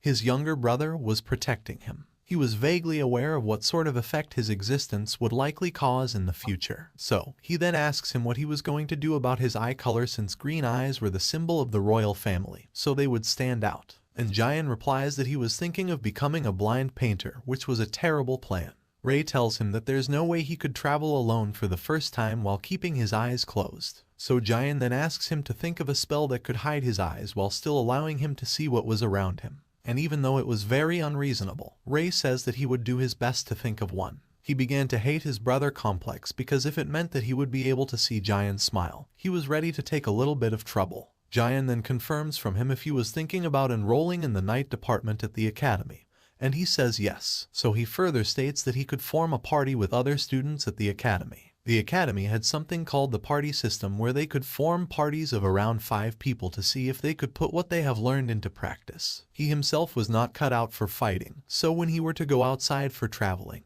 he was planning on making a request for bodyguards at an academy branch office. So if Ray joined a party, he asks him if he could accept his bodyguard mission, and he responds that of course he could, but he could not understand why. So, Jian explains to him that if he made him his bodyguard and go visit Gio in Nodos, he wanted to see the surprise on Gio's face. And Ray also agreed that that would be the best. Some time has passed, and one day, Maria comes up to him and informs him that he has received some tea party invitations, and he gets all annoyed. Ever since the day he provoked General Balsher, people from every faction had begun investigating him even more. The nobles who heard their conversation had grown desperate, and they have been trying to make contact with him. He started ripping the invitations, murmuring that adults sure were troublesome. Just then, Cyril knocks on his door and informs him that the number of people passing through this eastern corridor has increased a lot lately, and even if he was inside his room, he was never alone. So he asks him to be careful, and he understands that. He then inquires if he was going on a mission, and Cyril answers that he was. It seemed there were some fellows in the military who wanted to keep him far away from this, so he would return after he had settled this matter. Ray tells him not to push himself too hard and get hurt, and he responds that he won't. However, since he required a bodyguard to protect him from the people who were trying to use him, he was ready to create an excuse to take care of it. He leaves the room, and then Raymond asks Maria if he has made a mistake, calling Cyril his right-hand man and his last line of defense. He wondered if it would have been better if he had not said that. All he wanted was to just live a normal life, spending time with his family. But all this stuff about political battles and power struggles really was outside his realm of expertise. Maria says to him that she does not understand difficult things. However, at the very least, she believes that it was good to have such conversations beforehand. If he had not told her this, she was sure that when such a time arrived, she would only lament her powerlessness. She also knew that Cyril would feel the same way too, because after all, they had no idea how fearsome this power struggle was. Ray responds that if they had known, they probably would have come up with a better plan than he did. And she says that perhaps they would have, but in reality, she had not even begun considering such things. Right now, she was the only one who could understand Cyril's feeling the most, and it was extremely aggravating for her. She, who knew nothing, allowed him to make such a decision, and Cyril, who allowed him, the one who he serves, to hear the brunt of it. They hated themselves more than anything and were frustrated with themselves. Therefore, she requests him to allow them some time and wait, as both Cyril and she needed some time to sort through this anger that had nowhere to go. Ray also thinks that he probably needed some time to sort through his own emotions too. And so, he says thanks to Maria. Just then, someone barges into his room, and the man introduces himself as Cosimo Bassa, the one who would be taking Cyril's place as his bodyguard. Raymond, on the other hand, just stood there all confused. So Cosimo once again explains that he was assigned to be his bodyguard while Cyril was gone. But then Maria steps in between and starts staring at him. He recognizes her and states that he looked forward to working with her, as they both would be protecting him. However, she questions him if he was Count Bossa's son, while saying to him that even if he does not serve the Grimaldi family, he was the daughter of a duke, and his rudeness had gone a bit too far. Cosimo asks for forgiveness as he gets down on one knee and kisses her hand in an attempt to impress her. But Maria, beyond pissed, tries to control her urge to kill. He then asks her if he could greet Raymond too, and she tells him to leave at once, since he, who did not know even the most basic etiquette, could not even wish to exchange words with the prince of this country. He again apologizes to her and says that it was such an honor to be a bodyguard for a member of the royal family that he let his excitement get the better of him. However, he needed to stay in this room in order to protect him as his bodyguard. Therefore, he requests from her to at least let him greet him. Raymond, on the other hand, tells Maria that they should contact General Balsher at once, since he was in charge of the military, and they could have him take responsibility for this. He brings out a blade, and with pure killing intent, he says to her that if his hand was bothering her, he could chop it off for her. Cosimo freaks out, and he quickly lets go of her hand. As the bothersome constraint had been removed, they both still decide to go and inform General Balsher, but he stops them and tells them that it was his responsibility, so he would be the one to leave the room. He believed that if Raymond were to leave his room right now, he would be an easy target for the nobles, and Cyril had told him that he should never leave the room, so he left the room instead. The moment he left, they both finally got to relax a bit, and he expresses how he could not stand seeing him touch her like that, as he did not want her to become the wife of a guy like that. And she also says that she does not want to entrust him to a man like that. But putting that all aside, he suddenly asks her to promise him one thing, and that is, if he ever tried to force her to give up on something for whatever reason, she should abandon him without hesitation, because after all, her happiness was his happiness. Later at night, the scene shifts to Lindra's household, where her father had just put her to sleep, and just as he left her room, a man Jerzan reports back to him. Balsher asks him how Raymond was, and Jerzan briefs that from what he could see, he was very cautious of his surroundings, and he sent away nobles from the Maya faction today as well. The girl from the Grimaldi family who was in charge of looking after Raymond, he guessed that it might be her who was influencing him, since her handling of the situation was thorough, and it did not seem like Ray would speak to other nobles himself. Hearing the name of the Grimaldi family, Balsher recalls that it was the ducal family that had been declaring their neutrality since Ray was born. And depending on which side they fell to, it was no exaggeration to say that it could determine the outcome of this faction dispute. The authority of the Grimaldi family, the lineage of Austin Centro, and the strength of Master Swordsman Cyril. Combining all their power, Balshur wondered what exactly they were planning, and if Ray actually intended to kill all of his brothers to obtain power for himself. He then looks at Jerzan and instructs him to take caution from now on whenever he observes them. He then asks him if he should call him by his alias for now, and Jerzan, who actually turns out to be Cosimo, says that he will perfectly play the role of the prodigal son of Bossa, Cosimo. Later at night, when Maria was all by herself, someone came up behind her, covering her mouth, and he tells her how he had longed to meet her and then makes her fall unconscious. Meanwhile, in the middle of the night, when Raymond called for Maria, she did not answer, and right then, he immediately understood that something had happened to her. The next day, Cosimo barges into his room like he always does and greets him in the morning. However, today there was complete silence in the room, which he found very odd since normally Raymond and Maria would be up by now. Just then, he hears some noise from the bed, so he takes out his sword and removes the blanket to see what was under it. But it was actually Ray in there, and seeing him, he immediately apologizes to him and puts his sword back. He asks him if something has happened today and also where Maria was. Ray tells him that she did not come today. For 7 years, ever since he was born, nothing like this had happened even once, and Maria had never abandoned her job as his caretaker. She was of marriageable age, and she could have been going out and having fun with her friends or starting a family.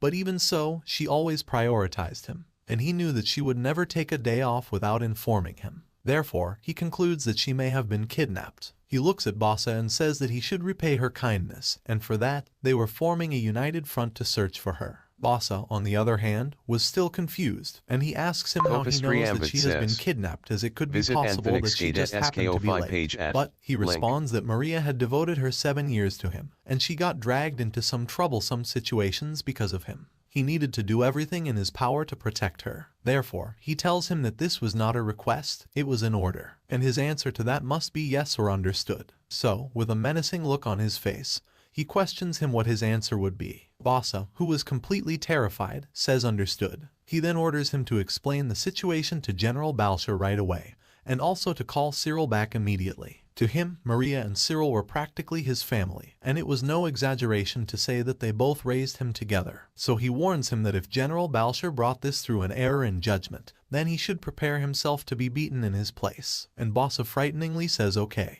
But then he realizes what he just said, and judging from that phrasing, he wondered if he had already discovered that he was General Balshur's spy. After getting ready, the first thing Ray wanted to do was to investigate how long it has been since Maria went missing. So he prepares to head out, but then Bossa asks him why he was in such a hurry. She was Duke Grimald's daughter, and if she was harmed, he was sure that the Grimaldi house would take action. So even if she was kidnapped, there was no panic, he believed. In response, he questions him if he was really suggesting that kidnappers would be such reasonable people. And if so, then in that case, the knights must only go up against the well-mannered people. The survival rate of kidnapping cases was dependent on time. If their goal was murder or sexual assault, the survival rate was even lower. So he hoped that it was only a misunderstanding. However, if a group of people who don't think highly of him has kidnapped Maria to threaten him into subordination, then he believes that they have been one step behind their opponent from the moment this incident occurred, and therefore they should clearly hurry. Bossa understood his point, but he requested him to stay in his room for today, where Cyril could come back to be his bodyguard while he could go and find Maria. Ray agrees to postpone it for today alone, but reminds him that if he cannot find her within a day,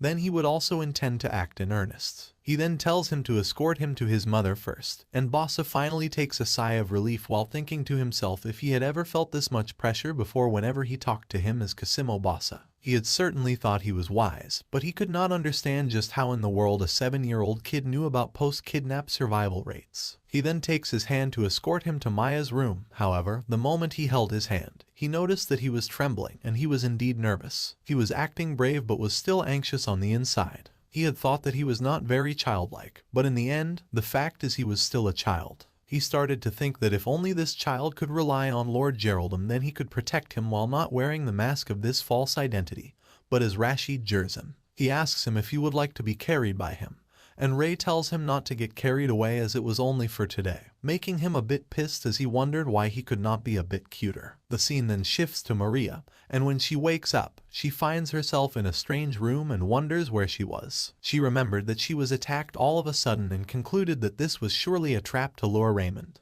She started to think that in the end, she has become his weakness. However, she also believed that he would never abandon her. Even if he were to lose his freedom, as long as she was safe, he would be satisfied. And she was sure that he would also say something like that. That is exactly. She decides that she must escape from here by herself. As she walked around the room, she finds a window from where she might be able to escape but could not reach since it was high above. All of a sudden, a man comes up behind her and questions her what she was doing. He pushes her back on the bed, and when she looks at him, she recognizes that the man was Lord Joffrey. Joffrey Casanelli was the current head of the Casanelli ducal family and the leading noble of the Maya faction. She asks him for what purpose did he bring her here, and he simply replies that she would surely know that better than anyone. He tells her that there's no need to be so guarded since they were already close enough that there was talk of marriage between them, and she says that it should have been broken off. She questions him if he intends to get married to her in order to get close to Raymond, and if he would really use such underhanded methods to gain his trust. He answers that indeed, it also has its appeal. However, he gets on top of her and states that what it is that he really wanted from her was for her to bring him pleasure. Back to Raymond. When he reaches his mother's room, he quickly hugs her and thinks that ever since that day when the friction between her and his father was cleared up, she has become especially beautiful. And although she seemed scary until now, she could now show her genuine emotions. Also, the servants who were scared of her before had now grown to like her as well. Cosimo, on the other hand, seeing Ray sitting on her lap, yells that this was a very rare sight that it made him want to call an artist to paint it. He simply reminds him that he was still a 7-year-old child and he should be doing his own job. After all, going to call for Cyril was the one thing that he could do to make the first step in restoring his trust in him, making Bassa very annoyed. But, seeing the look on his face, he backs away and takes his leave while Maya comments that Cyril's replacement was quite free-spirited. However, putting that all aside, she asks Ray if Maria was not with him today. Even though, in his mind, he was sure that she had been kidnapped, he tells her mother that she was taking a day off. Maya also found it quite strange, so she asks her handmaidens if they know anything about it. But they say that they have not heard anything about it and wondered if she was simply sick. Ray contemplates that he was cautious, thinking that there may be hidden assassins. But from the looks of it, the handmaidens did not seem to have anything to do with it. She did not contact Meyer either, so he says to his mother that nothing like this has ever happened. And although he thought her attendants might know something about it, but that was not the case. However, she simply pats him and tells him that she would talk to King Abramo as well because perhaps Maria had a family emergency. He thinks that it would be nice if that were true, but if Maria got hurt because of him, he was not sure if he could endure it. Just then, Meyer asks him if she was really that unreliable. She was unable to be honest about her feelings, to the point that she succumbed to jealousy, and was even admonished by her own son. Because of his eyes and hair, she always said he would be the crown prince. Ray answers that even if she had not said it, somebody else would have eventually suggested it. Hearing that, Maya says that he was very kind, just like Abramo, and also assures him that she would protect Maria to the best of her ability to because after all, she sowed the seeds of this conflict. However, Ray tells her she should not push herself since he wanted her to be happy too, which put a nice smile on her face. She then asks him if he wants to be the king, and he quickly replies that he does not want to, not in the least as he knew that he was not cut out to be the king and Federico would be a better choice. But then she asks him what would he really like to be, and he realizes that he has not decided on anything specific. His brothers each had their own realm of expertise, but none of them had tried one thing. So, he wanted to do something in a different field. He explains to her that although it's not like he has his heart set on it, however, he wanted to be an adventurer and wanted to see the world. In the past, Maria told him about the outside world, and that's what sparked his interest in the outside.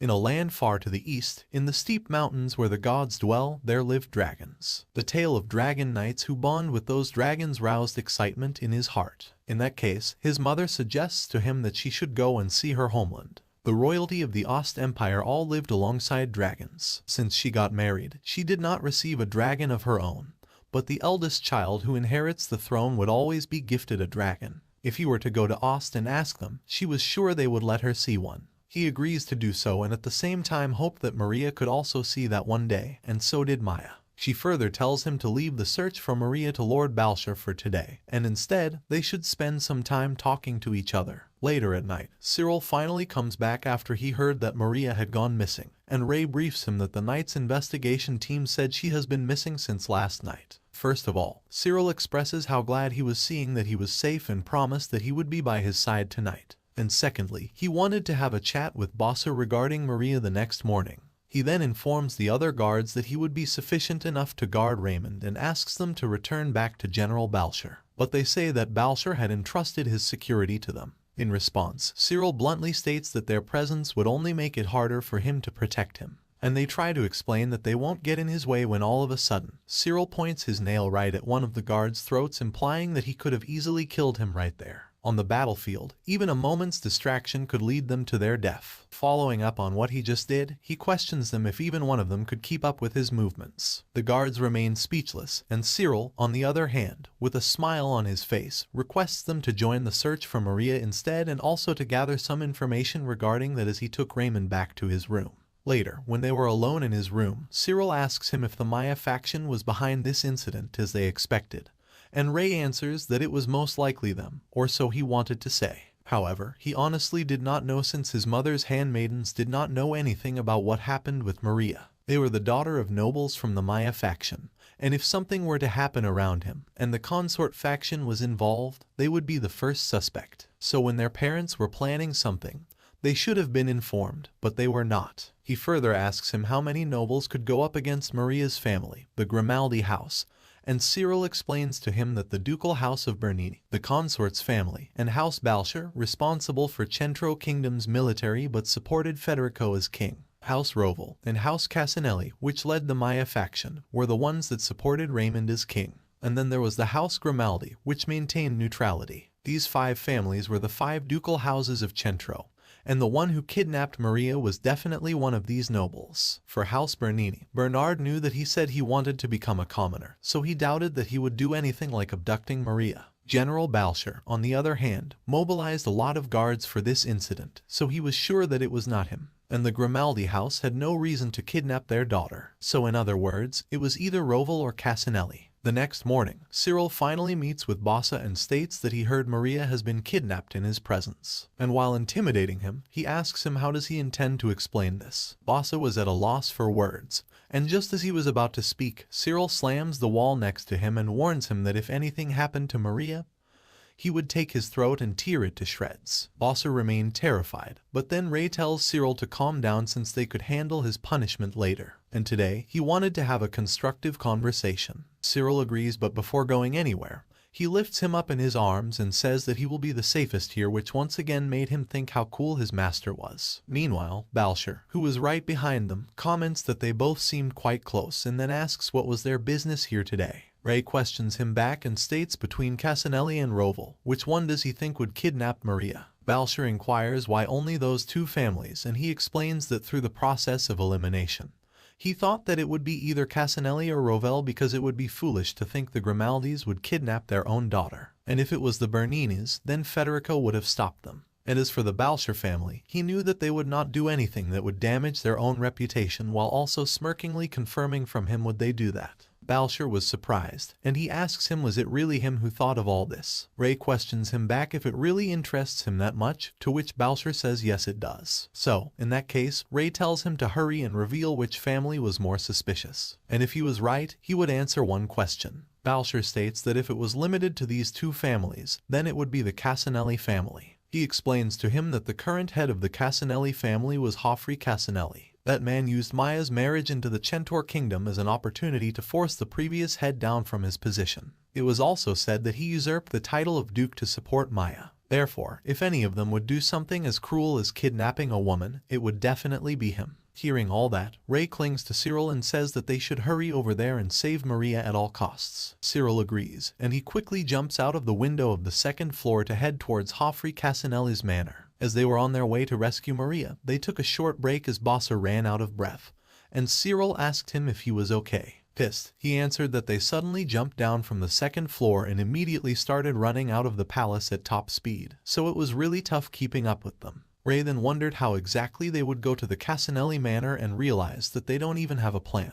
Bossa told them that it was a long way to the Casanelli manor, so they should either take a carriage or use teleportation magic. However, magic was not really his forte, and Cyril also stated that he did not have much magic either. If they had gone through the standard procedure at the palace, they might have been able to borrow a carriage, so Bossa questioned why they just jumped out of the window. Ray said that it just kind of happened because he felt that they needed to leave immediately. They then asked him where they were right now, and he explained that they were outside of the palace and gardens where Raymond normally stays. There was the personnel building, and inside the personnel building, there were the military quarters and training grounds. Right now, they were outside of the front gate, which was past the personnel building. Raymond was surprised that Cyril carried him out of such a heavily guarded place such as the military quarters, and he responded that he had done nothing that would alert them, so he could rest assured. Also, if he ever wanted to escape the palace, he told him that he can get him out anytime he wants, while Bossa reminded him that that would cause a lot of trouble for them to deal with the consequences, so he requested him to refrain from that. He decided to go and speak to the guards to borrow some horses and beg them not to move from this spot under any circumstances. While they waited for him, Cyril brought out a cloak and gave that to him, saying that he prepared this some time ago since his black hair and green eyes stood out as a symbol of royalty. Ray also noticed that Cyril was not wearing his usual plate armor today, so he asked him why, and he answered that it would be cold if he were to carry him with his armor on, leaving Raymond once again completely amazed. Meanwhile, Bossa returned with the horses and asked if they could go now if the two of them were done dallying. They finally headed out, and since the Centro Kingdom was located at the center of the world, the royal palace was in the center of the noble district, outside of which was the commoners district, forming a circular city. Right now, they were heading towards the eastern nobles district, and Ray understood that this was the place he had always seen outside his window, the world outside the palace. After a while, Cyril decided to leave the horses because the mansion they were going to was only a bit farther now, and they would stand out on horses, so they would be walking from there. Bossa decided to stay there and take care of the horses. He looked at Ray, and even though it went without saying, he asked if he was going to get Maria back, and in response, he nodded. Cyril, on the other hand, told him that if anything happened, he would entrust him to him, so he should be prepared to run at any moment. If it came to that, he was determined to guard the rear. Having said that, they wondered how shall they enter Casanelli Manor since they originally thought they could simply force their way in. But Bossa, who remained shocked, questioned them if they were really thinking of making a frontal assault against someone who might have kidnapped Maria, and Ray laughingly replied that it would be fine. Even though it may not seem like it, he also understood his own value as he thought to himself that Maria's kidnapping was almost definitely related to him. And if that was the case, they would not kill her if they were using her as a hostage to lure him in. If refusing to listen to them would cause Maria to get hurt, then he was prepared to obey, no matter how humiliating it was. In any case, if they could just determine that Maria was indeed inside Casanelli Manor, then he believed that they could leave the rest to General Balcher. So just as he was about to say something to Cyril, he simply responded, "I refuse." Even though he did not say anything, he could more or less infer it since he had been watching over him since he was born after all. Ray says to him that it would be a problem if he does not agree, and he also knows that he won't be killed. If Cyril was on his own, he was sure that he would be able to bring her back no matter how many guards there were. So he requested him to give Maria priority because he won't be able to act freely while she was held hostage. Cyril agrees to follow his plan, however.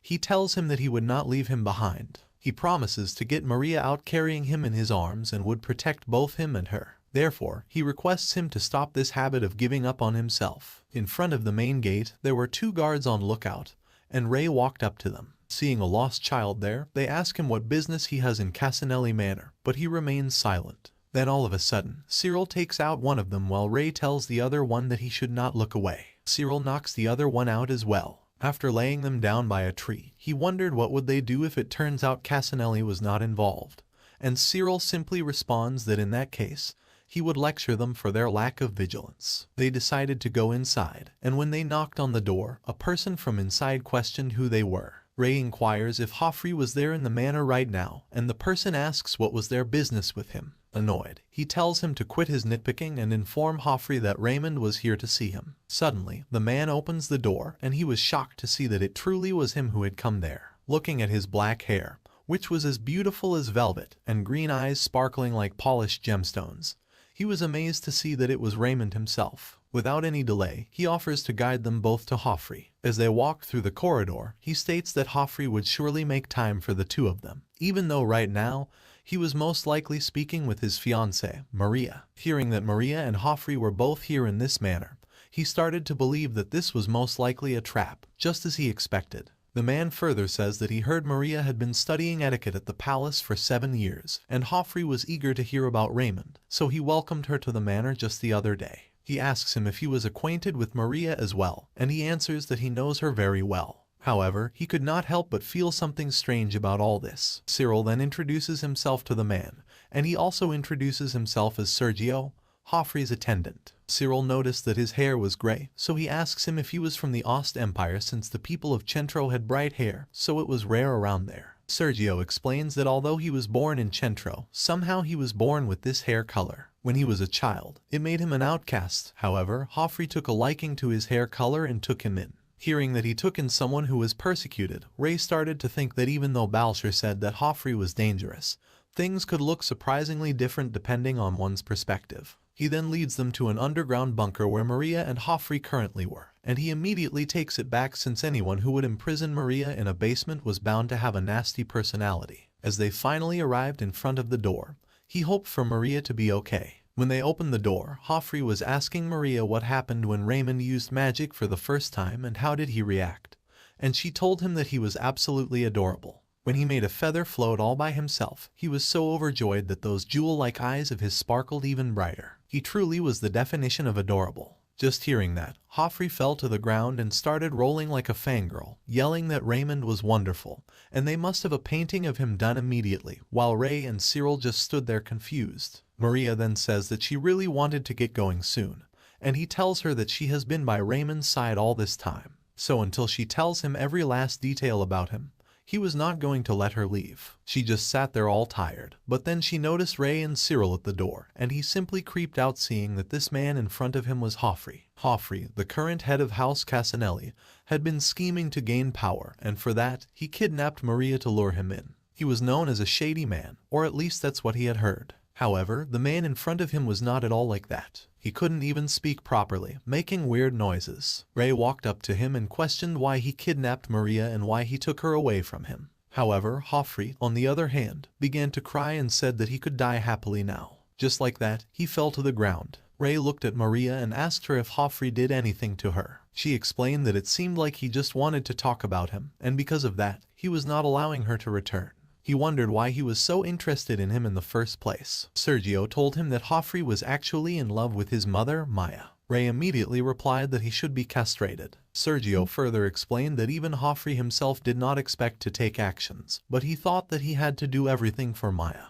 If it was for her, he had devoted his power, wealth, and everything else to her. Cyril commented that it sounded like an insane stalker, and Sergio completely agreed. However, he was devoted to Joffrey, who was devoted to him and Maya. In other words, every servant in House Casanelli would serve him and Maya the same as Joffrey. Their flesh, blood, and even their hair belonged to both of them. Ray, on the other hand, thought to himself that he had seen crazy people like these before, known as obsessed Audacious. After understanding the situation, he woke Joffrey up and asked him if he liked him and his mom, to which he passionately answered that he did. So Ray then asked him if he would listen to everything that he said from now on, and Joffrey got a bit scared. He explained that he would have to come the moment he calls for him, stand there, and wait for his signal. If he were to tell him to bring anything, he would have to bring that to him and not do anything unnecessary, only obeying his instructions. If he could do that, as his reward, he was ready to make time for him. So, he asked him if he was ready to become his dog, without skipping a beat. Joffrey yelled yes. If it was for him, he was ready to do anything and everything. And Ray thought to himself that he was indeed scary. However, considering the future, he needed more people like Cyril and Maria on his side, people that would follow him unconditionally. Having said that, he told him that he would have to be of use to him right away. Later, when they returned to Bossa, he questioned them about why Joffrey was with them and tied up with a collar too. Ray asked him if he had a greeting for Bossa, and Joffrey introduced himself as Joffrey Casanelli, or they may also call him Raymond's loyal dog. Ray explained that he was actually someone he knew, it's just that his dog was a bit disobedient this time, and nothing really happened to Maria. Bossa stated that he had never heard about that, and he replied that he would explain everything when they meet General Balsher, while thinking to himself that he lied about knowing him because Joffrey would be used in the power struggle later on between Maya and Karina. Bossa could not understand why a loyal dog would kidnap his subordinate, and in fact, calling an adult a dog did not seem right. Joffrey said that he wanted some attention, so it just happened. He then further inquired if Maria was okay with this, and she also stated that she was since Raymond himself allowed it. but he remained doubtful. So he then asked if that means she was going to marry Joffrey, because if she were to let this pass, not only her reputation but that of Grimaldi ducal house would suffer. Whatever the reason, she was kidnapped and forced to stay in the Casanelli mansion for a night.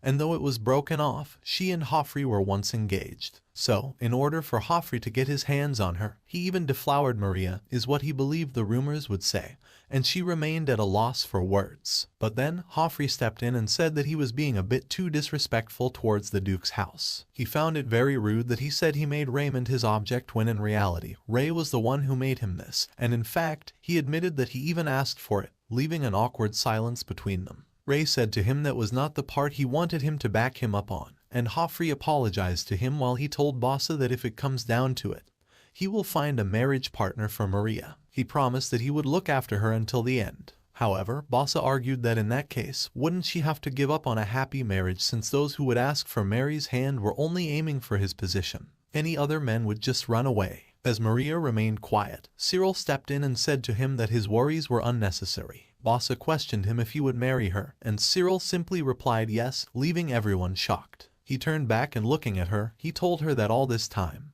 he has been filled with regrets, and then he heard she was kidnapped. While they have been working for the prince, he always thought that even if they could not be together, he could at least guard her until she found a partner. That he was wrong. It was not empathy nor sympathy, and as he went down on his knee, he confessed that he was in love with her. Since he was formerly a commoner, he understood that she might consider him to be of low-born origins. However, as long as there was a possibility, no matter how small, he asked her if she could give him some thought. She started to cry, and with that said, he turned back to Bossa and said that if he still had questions regarding this matter, he could freely talk to him because he was not the type of gentleman who stays quiet when someone speaks ill of the woman he loves. Bossa admitted that he could not really say much more about this, and he questioned Ray if he was fine with this.